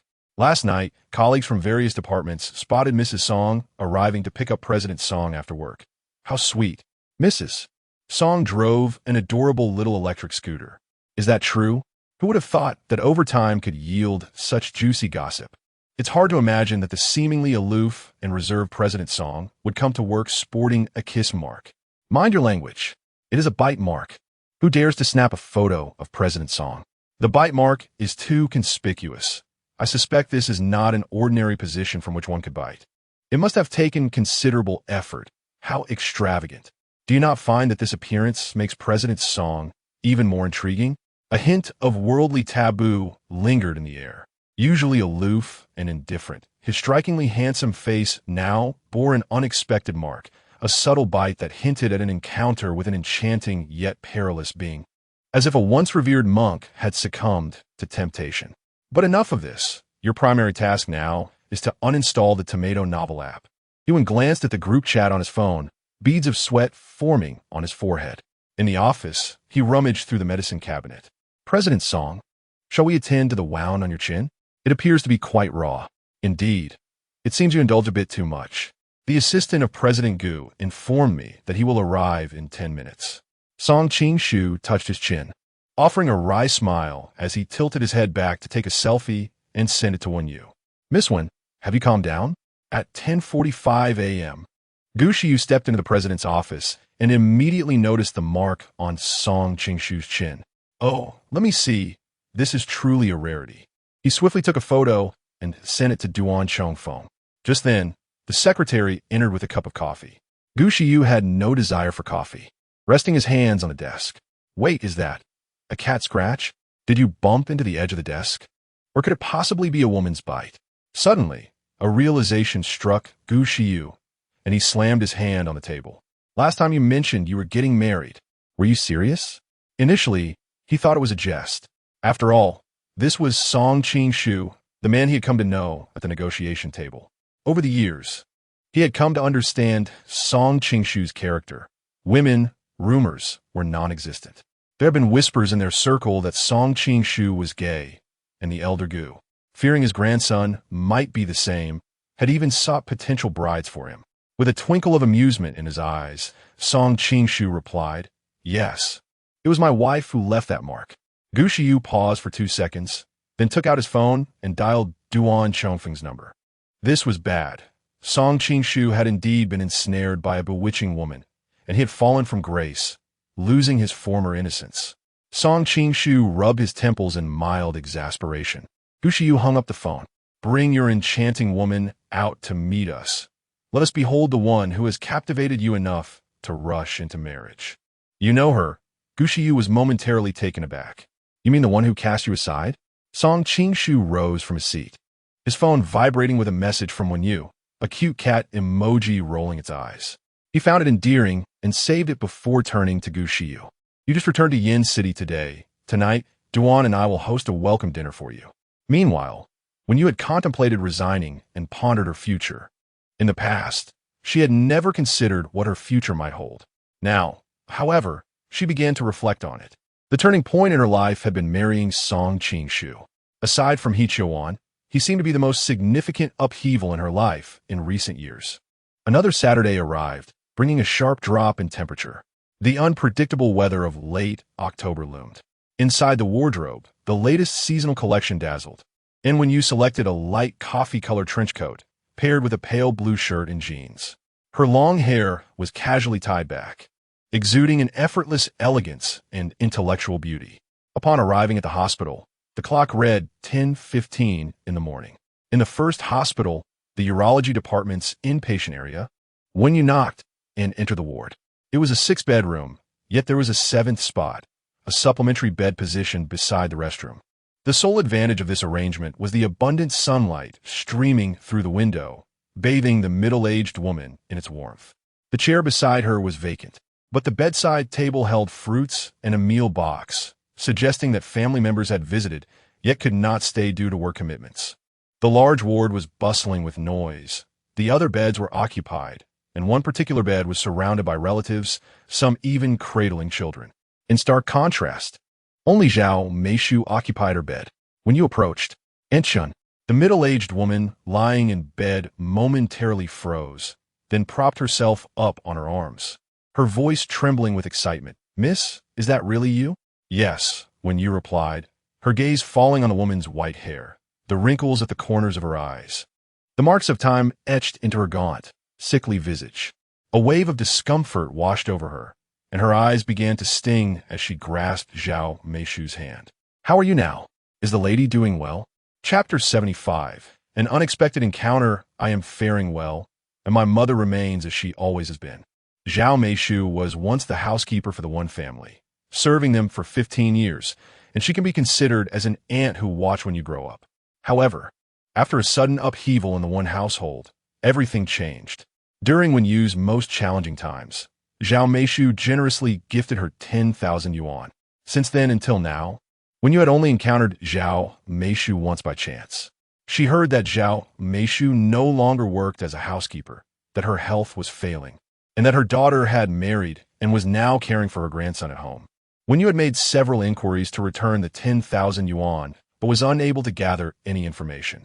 Just recently, she met Zhao Meishu's daughter, who worked during the day and ran a small food stall with her husband at the night market. They were of the same age. During their conversation, Wenyu learned that Zhao Meishu was suffering from kidney failure and was hospitalized. Today, she had come to repay the 10,000 yuan. In the hospital room, as she chatted with Zhao Meishu, reminiscing about the past, Wenyu felt a wave of emotion wash over her, almost brought to tears by the memories and the gravity of Zhao Meishu's illness. Wenyu embraced her, gently patting her frail back. Auntie Zhao, I am married now and living quite well. You need not worry about me. Miss, you're married? Zhao Meishu exclaimed, both surprised and delighted. Wenyu lowered her gaze, recalling past events, her cheeks flushing with embarrassment. Yes, that person. You have met him before. It was during my first semester in college. That night, under the sycamore tree not far from our home. You came out to take out the trash and accidentally bumped into us. It was him. Zhao Meishu remembered, having seen from a distance a tall young man holding a delicate girl in his arms. The girl dressed in a nightgown resembling that of a young lady. As she prepared to leave, Wenyu handed Zhao Meishu a card. Auntie Zhao, there is 1 million yuan on this card, for you to use for a kidney transplant. This is too much. Zhao Meishu stammered, overwhelmed. Auntie Zhao, thank you. I should have visited you long ago. Upon exiting the room, when you took a deep breath, seeing familiar faces from the past stirred a whirlwind of emotions within her. Her eyes glistened with unshed tears as memories of her former home flooded back of Zhao Meishu. The driver, Aunt Dong from the kitchen, the steward, and a myriad of bygone days swirling like a carousel in her mind. The Wen villa had been seized and auctioned off, and those once familiar faces were now rarely encountered in this vast and bustling city. A sense of dryness and itchiness settled in her chest, as if yearning for something to soothe her. She sought out the smoking area and lit a cigarette. After finishing a cigarette, Wen Yu intended to visit her mother, only to unexpectedly run into Song Shuya. Oh, Song Shuya is a nurse in this department. She almost forgot. Sister Wen Yu. Song Shuya rushed over. Are you here for me? Sister Wen Yu, are you free this afternoon? I have the afternoon off, and my mother's birthday is coming up. Let us go shopping. I want to prepare a gift for her. This afternoon? Wen Yu glanced at her watch. In the afternoon, let us meander through the streets together. That sounds delightful. Wen Yu nodded, stating that she would wait for me in the car, as she had brought along her little corn, parked in a hospital lot. I could find her after my shift. The department was rather busy. Song Shuya waved goodbye to Wen Yu, retrieving her phone to arrange a chance encounter with her brother. Before she could send the message, the head nurse instructed her to attend to bed 6. It was still a deluxe ward, with a private space for a case of ureteral stones. Song Shuya nodded, pushed open the door to the ward, and approached the bedside, donning gloves and tearing open a packet. Please lower your trousers, she instructed. However, upon recognizing the individual lying in the bed, Song Shuya was taken aback, her wide eyes staring in disbelief. The man, momentarily bewildered, squinted at her, saying, Sister Shuya, is it appropriate for you to ask your brother to remove his trousers right off the bat? The young nurse's face flushed crimson, her hand trembling as she gripped the catheter. After a brief internal struggle, she bowed her head, hesitating, will you take them off or not? Xiao Inian lay on the hospital bed, flanked by a man resembling an assistant, holding a tablet. Third young master, should we choose this exquisite piece or this limited edition handbag? Xiao Inian mused, is it so hard to please a woman? Of course, one must have both. Song Shuya reminded herself to treat him as an ordinary patient, for she was a professional nurse, eager to complete her task and depart swiftly. Yet, as she lowered her gaze, her cheeks burned even more, grateful for her mask. Your hands are so cold, sister. Be quiet, Song Shuya retorted, flustered, her movements somewhat abrupt. Observing Xiao Inian's furrowed brow and pursed lips, her medical ethics surged within her, only for her to realize something had arisen. She had encountered such situations in this department before, while not uncommon. It was certainly noticeable. As she exited the ward, pushing the cart, her back was drenched in sweat. Earlier, when you had been smoking, her eyes reddened, undoubtedly having come to visit Xiao Inian, then discovering his ambiguous entanglements with another woman, flirting high-end jewels and handbags, with rumors swirling like autumn leaves. She had stormed off in indignation. Indeed, he was a scoundrel. Even a simple catheterization elicited a response from him. Such scum. She should have been more forceful. Inside the ward, Xiao Inian sighed softly, surprised at his own reaction to the slightest touch, seemingly alarming her. After work, Song Shuya glanced at Wen Yu multiple times. Words caught in her throat.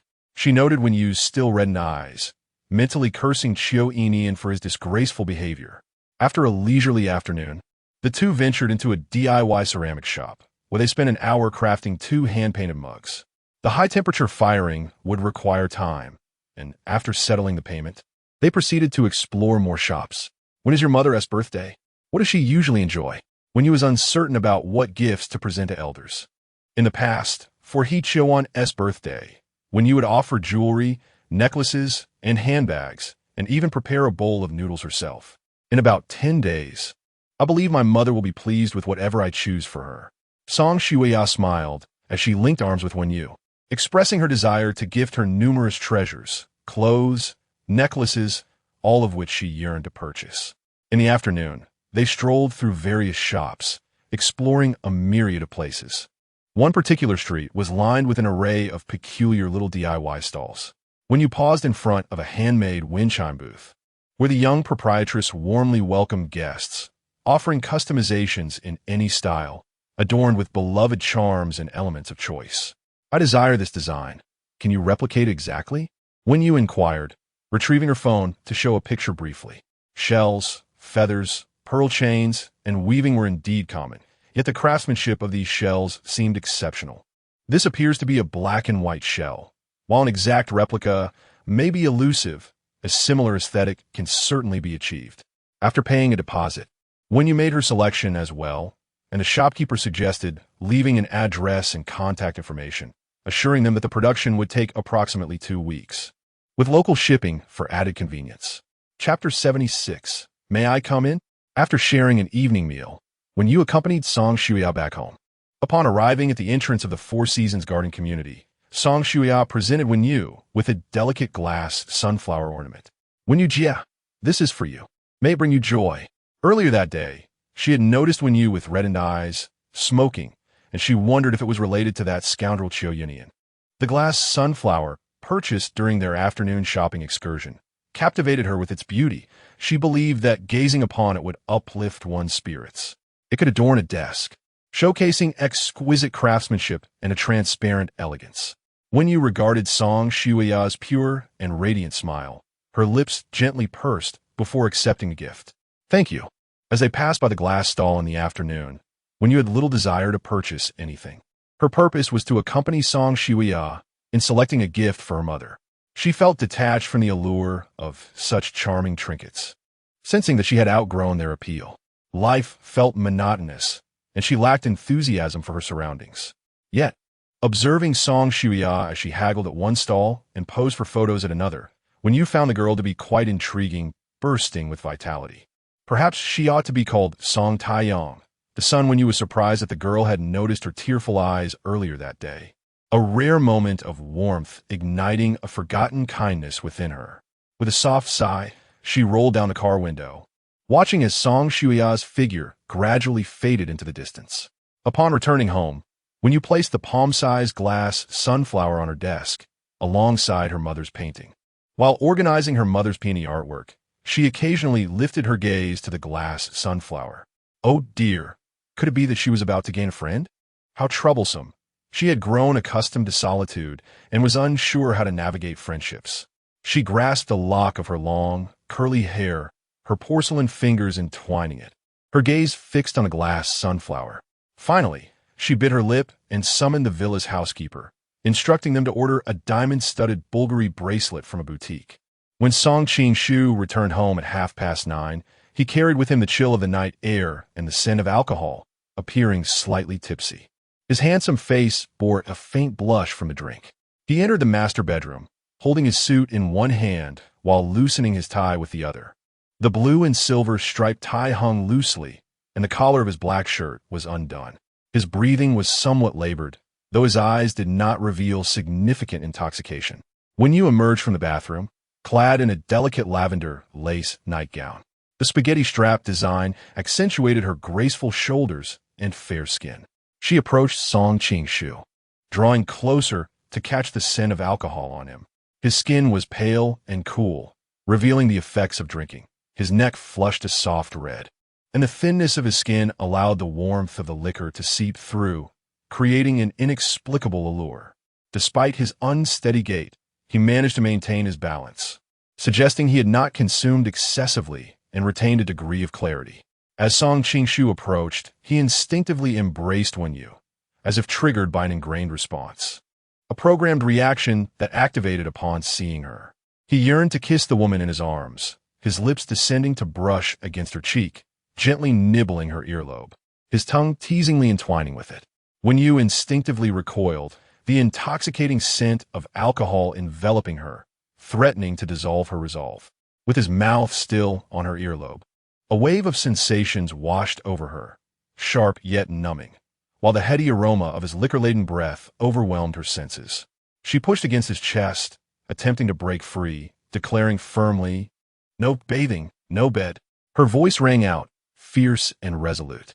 He blinked in confusion for a few moments before nodding, loosening his tie and turning toward the bathroom. When Yu, still catching her breath, realized she hadn't even applied her facial mask. As she stepped into the dressing room, a clattering sound emerged from the bathroom. The unmistakable noise of something crashing to the floor. Rushing over, she instinctively feared that Song Qing-shu had fallen. Inside, the floor was slick, the air infused with the refreshing scent of shower gel. The source of the commotion was him, struggling to hold the shower head that had slipped from his grasp. Crashing to the ground, his tall figure was bent forward, muscles taut and defined. As he leaned against the wall, his head bowed, warm water cascading over him, flowing down from his chin. The scene that unfolded before when Yu was almost ethereal. Steam swirled around, enveloping the bathroom as she leaned against the doorframe. Song Qing-shu stood with his back to her, fingers pressed against the wall, the contours of his back beautifully defined, his shoulder blades accentuating his strength, neither ostentatious nor weak. Suddenly, memories from high school flooded her mind. There had been a girl from the adjacent class who secretly sent love letters to Song Qing-shu. Coming from a modestly wealthy family, she was gentle and lovely, but her advances were met with rejection. When he turned her down, his gaze was cold and detached.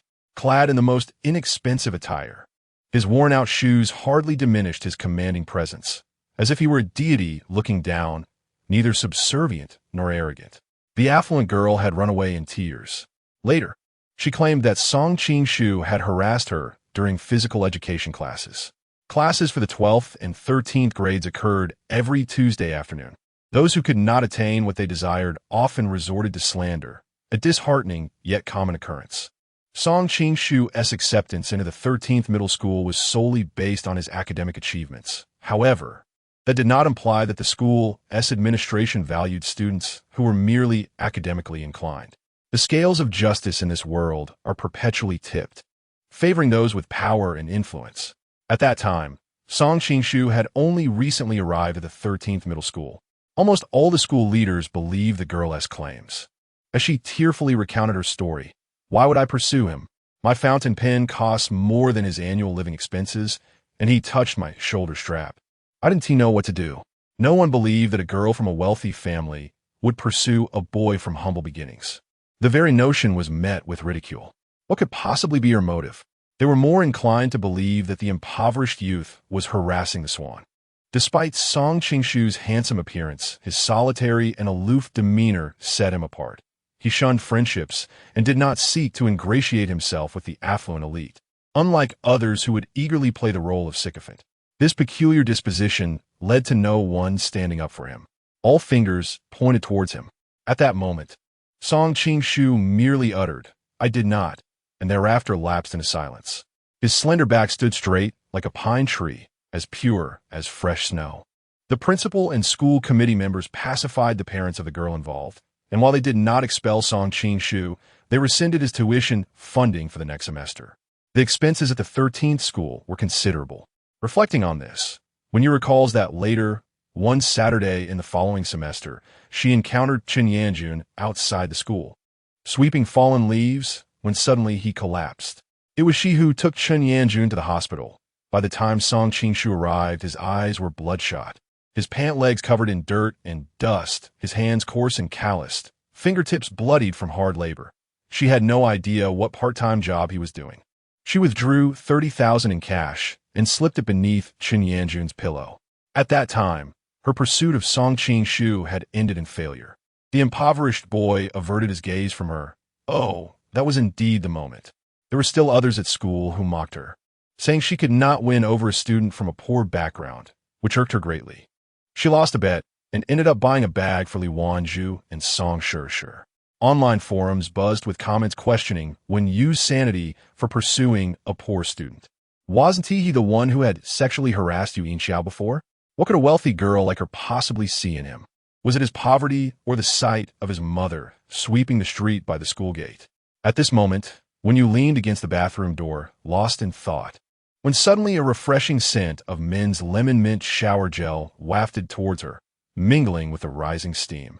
She lifted her gaze to find Song Qing-shu standing before her, casually drying droplets off his chest with a towel. He lowered his head, cradling her face as wet kisses accompanied by droplets from his hair, cascaded upon her cheeks, pushing her directly against the frosted glass door.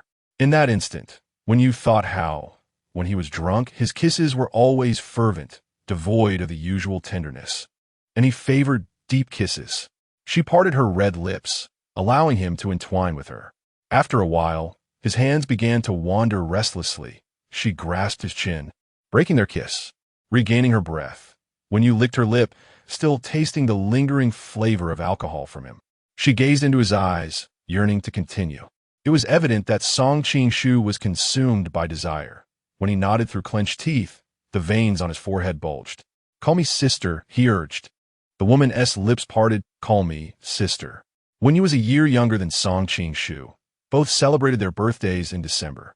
It dawned on her that in 2 months, their birthdays would arrive. He had just showered, his face still glistening with moisture, his deep black eyes cool and profound. A faint flush on his cheeks that could have been from steam or tipsiness, his gaze youthful and glistening. "Sister, may I come in?"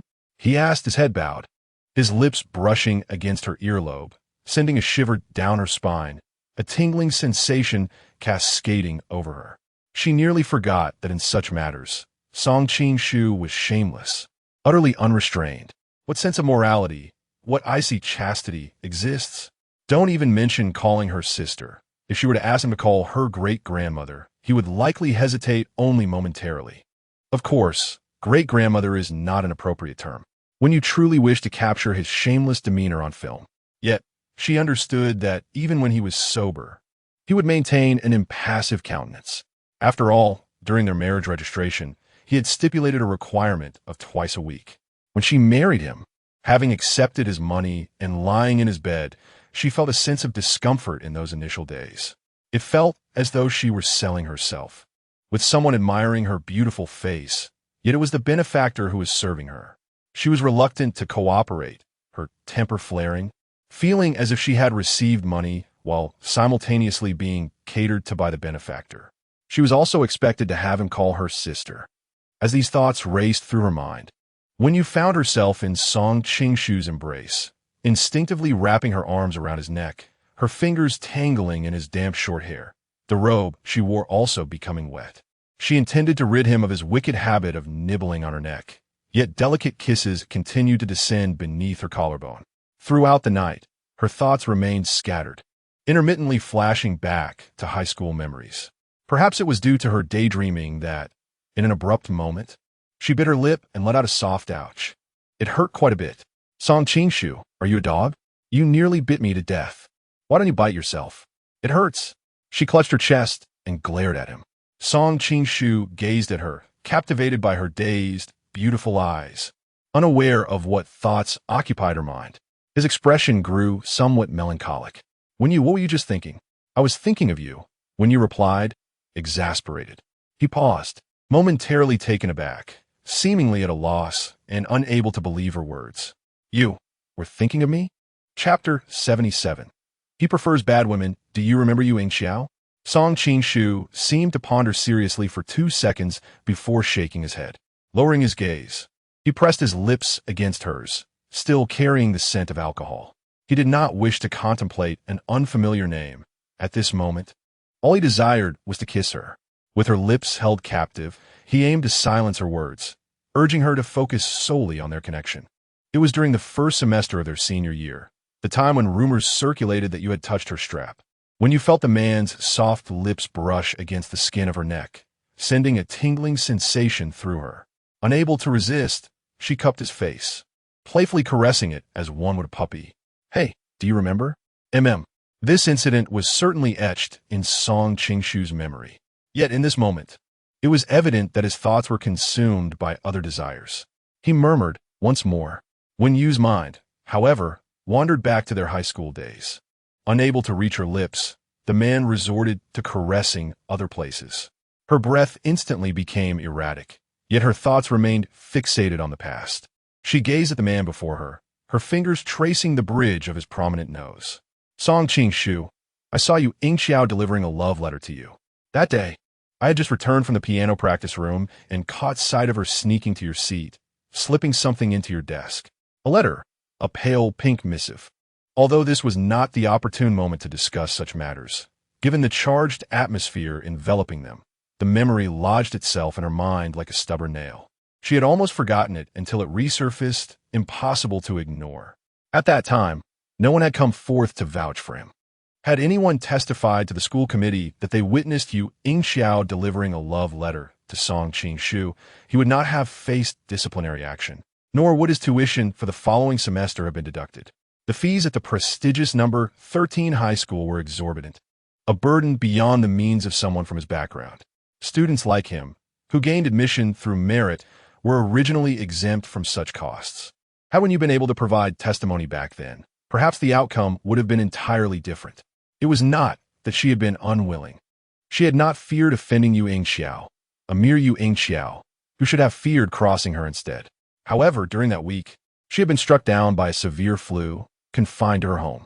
By the time she learned of the situation, the school had already imposed a punishment, announced publicly.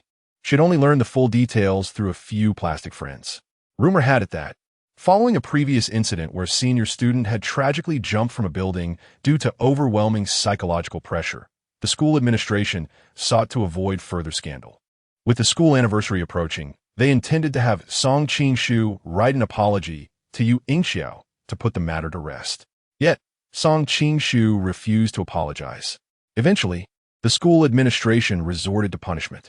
At this moment, the bright, glaring light shone down from above, illuminating the man's sharply defined features, the deep creases in his eyelids, and the swirling depths of his gaze as it met when Yu's bright eyes.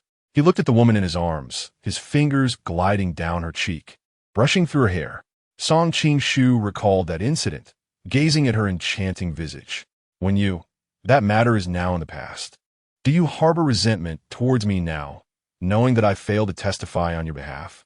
As she gazed into Song Qingshu's profound and inscrutable eyes, so deep, so unfathomable, the more elusive they became, the more when you smiled, her fingers instinctively tightening. Now that you are aware, are you pondering that when you is indeed a wicked woman? A wicked woman who did not come to your aid, which is rather detestable. Upon uttering these words, when Yu's heart raced, she often found herself disliking the act of locking eyes with Song Qingshu, particularly those male eyes, deep like a hidden pool, akin to a dark sea, too serene, too rational. She possessed numerous flaws. At times, when Yu deliberately exposed all her shortcomings, sharp as thorns, unwilling to let anyone draw near, anyone at all. She lacked the capacity for love. 7 years of life had rendered her sensitive, suspicious, and fragile. When others treated her with excessive kindness, when you felt an uncomfortable sense of indebtedness. Yet, during the 2 months spent with him, she sensed that he had given her an abundance, so much that she genuinely felt akin to an ordinary couple. Song Qingshu, do you see? This is my wickedness. She did not wish to explain. It was due to her severe influenza that had confined her to bed that week, not a deliberate choice to refrain from aiding her. However, events had unfolded as they did, and the outcome was set. Under Song Qingshu's gaze, when Yu's cheeks flushed, unable to discern whether it was from lingering desire or a tinge of anger and shame that made her unwilling to meet his eyes any longer. With his arms propped on either side of her face, he tilted his head to capture her lips. But what could she do? She liked wicked women, especially ones as wicked as Yu. A man's sweet nothings are often laced with deceit, particularly those whispered in the throes of passion. Yet, Yu found herself entranced. His voice, husky and warm, enveloped her, echoing in her ears. Even if it were a lie, it was undeniably captivating. Yu mused, as she began to entwine herself around his neck, her delicate, fair fingers gliding along his muscular back, teasingly biting at his Adam's apple, whispering in his ear to be more ferocious. With her alluring red lips, she expressed her desires. She craved intensity and reveled in the sight of his eyes ablaze with primal hunger, akin to a beast poised to devour her. Tonight, she would embrace the role of the prey.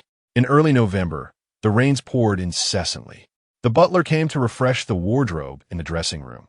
Since Yu's arrival, 3/4 of the space had been filled with her belongings, high-end brands, exquisite styles, and various handbags. Additionally, a selection of everyday wear was curated to her taste. The butler also replenished the supplies in the nightstand, which was crammed with an abundance of contraceptives. So many, in fact, including special editions. During this period, her encounters with Song Qing-shu had been excessively harmonious, perhaps too swift in their consumption.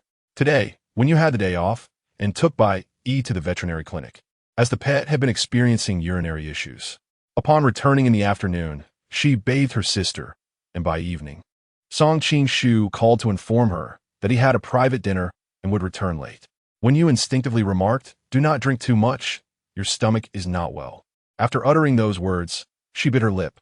It seemed to be the first time she had taken the initiative to advise him on anything, and she felt a twinge of awkwardness, as if it were somehow out of place.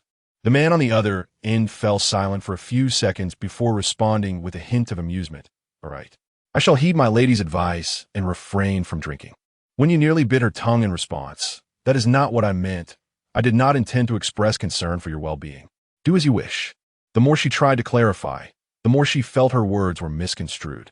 Eventually, when you hung up the phone and carelessly tossed her device onto the sofa, covering her face with a cushion, her beautiful visage tinged with a delicate blush. Qinyuan, the garden exuded an ancient charm, with deep courtyards and a cheongsam-clad waitress smiling as she guided esteemed guests further inside. The intricately carved beams and lush greenery enveloped the surroundings. This was Song Shuya's first visit to the establishment. She had heard that the flowers cultivated here were of exquisite varieties, the hibiscus blooms particularly captivating. Following behind her brother, Song Qing-shu, she sensed his awareness of her unease and curiosity, prompting him to pause momentarily and gently pat her hand. Together, they entered a private room.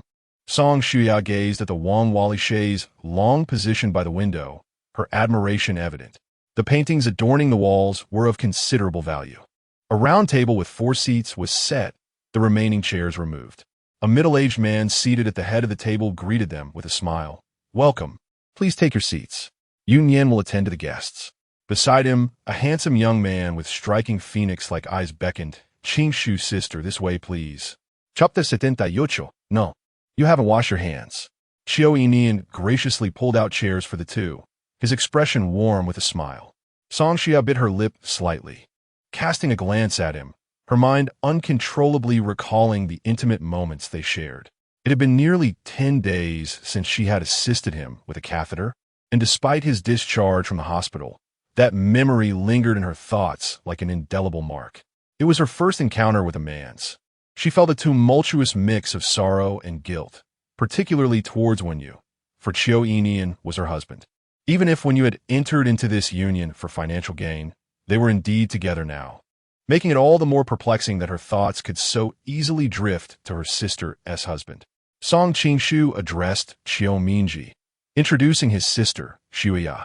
This dinner was an invitation from Qiu Minji, yet Song Qing-shu had not anticipated the presence of Qiu Yinian, the third son of the Qiu family. Although they had met several times in business and had established a somewhat amicable rapport, Song Qing-shu sensed the unusual undertones of this evening's gathering. The Qiu family had previously sought a marriage alliance, which Song Qing-shu had politely declined. However, this refusal did not deter the Qiu family from pursuing their intentions. They did not resort to underhanded tactics, yet the growing prominence of SY in recent years had drawn the attention of the Qiu patriarch. In Yanqing, the Qiu family's roots ran deep, making it a challenge to remain aloof. Song Qing-shu was reluctant to use his sister's marriage as a means for an alliance. Yet the Qiu family's intentions were unmistakable. After the meal, Qiu Minji cheerfully suggested, "Yinian, why don't you take Miss Song to the garden to admire the flowers? There are hibiscus blooms and a scenic viewing platform." Subsequently, he turned to Song Qing-shu and remarked, "Qing-shu, I have matters to discuss with you. Next month, the Chamber of Commerce elections will commence, and the elder hopes you will take up the position of chairman. He will recommend you, and you possess the requisite strength for the role." Song Qing-shu furrowed his brow, watching as Song Shua exited the private room. She turned back for a moment, winking and smiling at him, urging him to focus on business. She soon followed Qiu Yinian outside. Song Qing-shu's expression darkened as he listened to Qiu Minji, refraining from voicing any opinions for the time being. Qiu Minji, glancing towards him several times, sought to discern any emotion from this young man, yet found none. Instead, he felt an unanticipated pressure emanating from him. Though he listened intently, occasionally nodding, his handsome features and well-tailored suit only served to amplify the subtle intensity that compelled Xiao Mingji to adopt a more cautious tone. His father had a keen eye for character. 6 years prior, upon first encountering this young man, he had remarked that, given time, he would prove to be extraordinary. The once proud youth emerging from the detention center had already commanded a measure of respect. Perhaps in a few years, or in the future, the business realm of Yinxing would indeed belong to the younger generation. Uncle Qiu, she is still young and not considering marriage at this time. If she and the third young master Qiu share genuine feelings, it will naturally unfold in due course. Thank you for your hospitality this evening. I will contemplate your proposal. In the tranquil courtyard, the night was serene, with beautifully crafted lanterns casting an enchanting glow beneath the eaves. Song Shuya was far from pleased, her brow furrowed in discontent. She had discerned the ulterior motive behind tonight's dinner and glared at Xiao Yunian, increasingly convinced that he was a scoundrel, with Wenyu already in his life. How could he still seek a union with her? Such aristocratic families must be toxic. What was Wenyu to do in this situation? Even if Wenyu were to divorce him in the future, they were still together now, and with the plethora of scandalous rumors surrounding Xiao Yunian, Song Shuya knew her brother would never consent to such a union. She trudged behind Xiao Yunian, berating him in her mind. It seemed Xiao Yunian sensed her displeasure, halting in his tracks, causing the person behind him to collide with him. Ouch, Song Shuya mumbled, rubbing her nose. Xiao Yunian turned, remarking, "It appears my sister harbors quite a grievance against me." As long as you're aware," she retorted. "Let me make it clear, I will not marry you.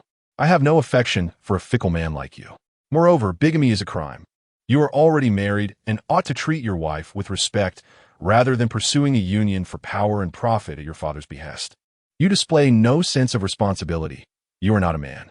Xiao Yunian regarded Song Shuya's indignant expression, resembling a puffer fish. Before he could respond, she unleashed a torrent of words upon him. The man's skin appeared even more pallid under the dim light, lending him an eerie presence. As his captivating phoenix eyes bore into her, Song Shuya instinctively took 2 steps back, maintaining her distance. "Sister," he began. "I am Song Shuya." "Shuya, Miss Song," she retorted. "I am Qiao Yunian. I am uncertain where you have misconstrued me. I assure you, I am indeed a man, as you well know." Song Shuya's face flushed crimson. "Furthermore, as for bigamy, Miss Shuya, where have I committed such an offense?" He took a step closer, his tall figure overshadowing her. Dressed in a dark blue shirt with rolled-up sleeves and an open collar revealing his fair collarbone, he smiled, exuding an almost otherworldly allure, reminiscent of an enchanting demon. As Xiao Yunian spoke, he gradually closed the distance between them, leaving Song Shuya with no escape, her back pressed against the crimson wall. "Miss Shuya," he leaned down to gaze at her. "I am a single man. Are you suggesting I am being falsely accused? How can you be so shameless? You can't even admit it." Song Shuya stammered, her breath uneven. The scent of his cologne enveloped her, distinctly different from her brother's cool fragrance, more enticing and utterly captivating. Her face flushed as if she had consumed strong liquor, and she felt immense sympathy for Wenyu. Listening to his nonchalant yet assertive tone, Song Shuya's mind spun like a chaotic whirlwind. The only conclusion she could fathom was that perhaps Wenyu was not married to Qiao Yunian, but rather was his mistress. Oh heavens! This scoundrel! Anguished and furious, she glared at his playful demeanor and suddenly lunged forward, her forehead colliding with his chest. "Cursed scoundrel!" Hiss! Qiao Yunian did not expect the petite girl to possess such strength. Caught off guard, he inhaled sharply and stepped back 2 paces, only to notice the flush in her reddened eyes, momentarily stunned. In that instant, Song Shuya dashed away. He gazed at the retreating figure of the young girl, rubbed his chest, and shook his head with a soft sigh. Such a delicate little creature, yet undeniably powerful. As Song Shuya reached the entrance of the private room, Song Qingshu had just emerged, ready to depart. "Let's go," he said. Song Shuya could hardly wait to leave this place. On the way back, she watched the flickering lights outside the car, her gaze settling on her brother's face. The air within the vehicle was infused with the scent of leather and a faint hint of men's cologne. Crisp and refreshing, so different from the flowery aroma that clung to Chiyo Yuanian. In the past, her criteria for choosing a partner had always aligned with her brother's type.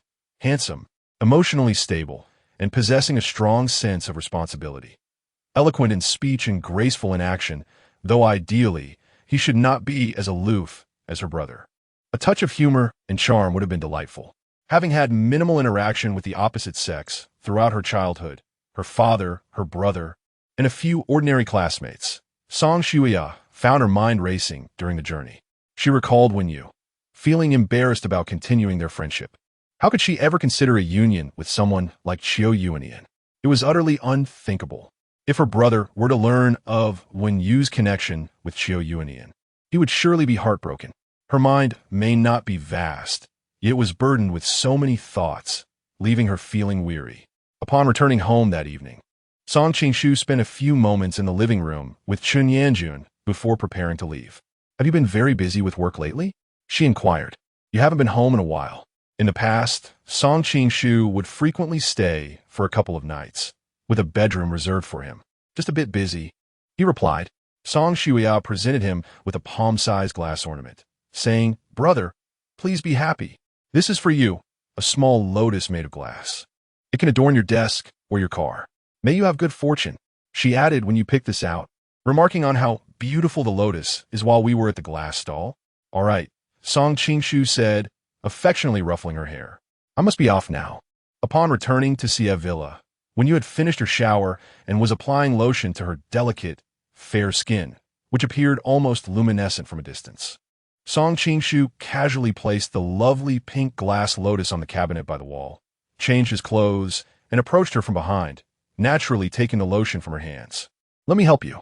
"No, you haven't washed your hands," she protested, the enticing fragrance of her skin wafting towards him, causing his gaze to darken as he fixated on her elegant, elongated neck. When he lowered his head, she covered his mouth with her hand. "Noki-sing, you haven't brushed your teeth. You smell of alcohol." "I haven't had a drop to drink," Song Qingshu asserted, bracing himself against the vanity and enveloping her in his embrace. "Not even a sip. I only had tea this evening." "Well, all right then." Wenyu's long hair, still damp, cascaded down her back, rich and dark. She meticulously groomed it with a comb before applying a nourishing hair oil. Song Qingshu took the comb from her hand and tenderly brushed a strand of her long hair. After ensuring her hair was perfectly arranged, he changed his clothes and took a shower. As Wenyu heard the sound of the razor, she instinctively inquired, "Were you shaving at this hour? It's not like you have an event during the day. You complained last night about my stubble bothering you, incessantly calling out in discomfort." "I did not." Wenyu returned to the bedroom, pulled back the covers, and lay down on the bed. Upon entering, Song Qingshu was greeted by the sight of a small mound beneath the sheets. He sat at the edge of the bed and, reaching across the covers, embraced her. Inside the blanket, Wenyu twisted in a playful manner. "Just find someone who doesn't make a fuss," she suggested.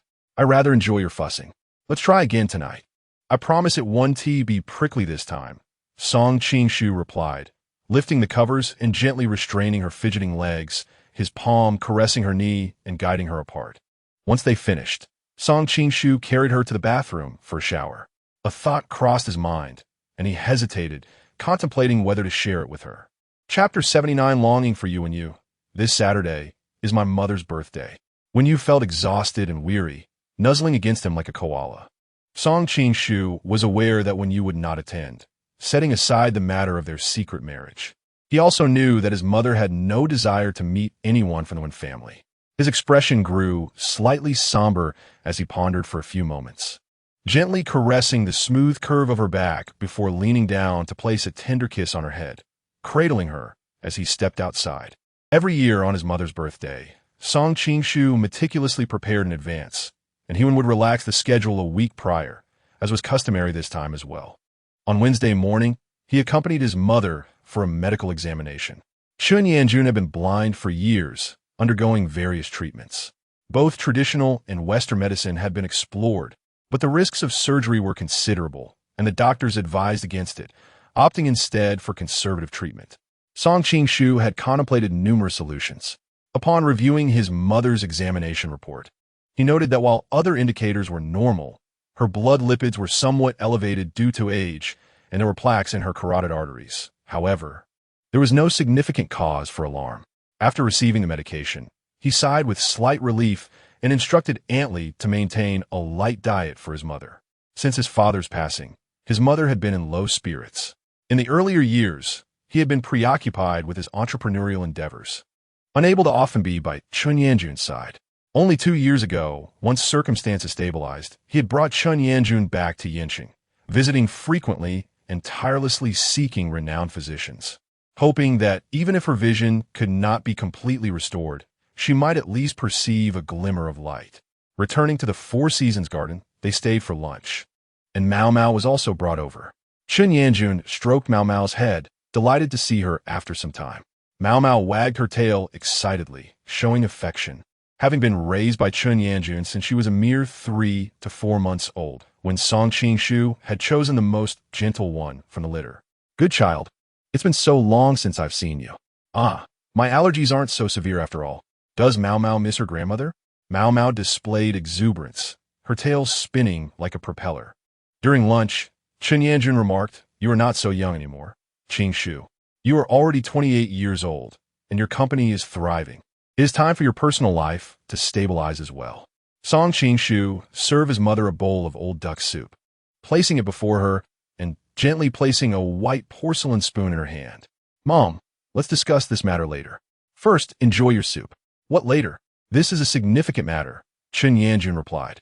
"I dreamt of your father the other night. It has been so many years since he left us." Qing-shu, Aunt Gu's daughter from the community, has returned from overseas. She is an actress at the drama theater, graceful and gentle. Would you like to meet her? Song Shuya glanced at her mother and quietly continued to sip her soup. Antley brought in the final dish, a serving of mushroom and greens, mentioning that she had prepared some sweet plum wine, which she had brewed herself. Song Qing-shu expressed his gratitude, telling her to go have her meal and not to fuss over him. As he lowered his head to drink the soup, Chun Yanjun sighed softly, anticipating that her son would not respond to her inquiry.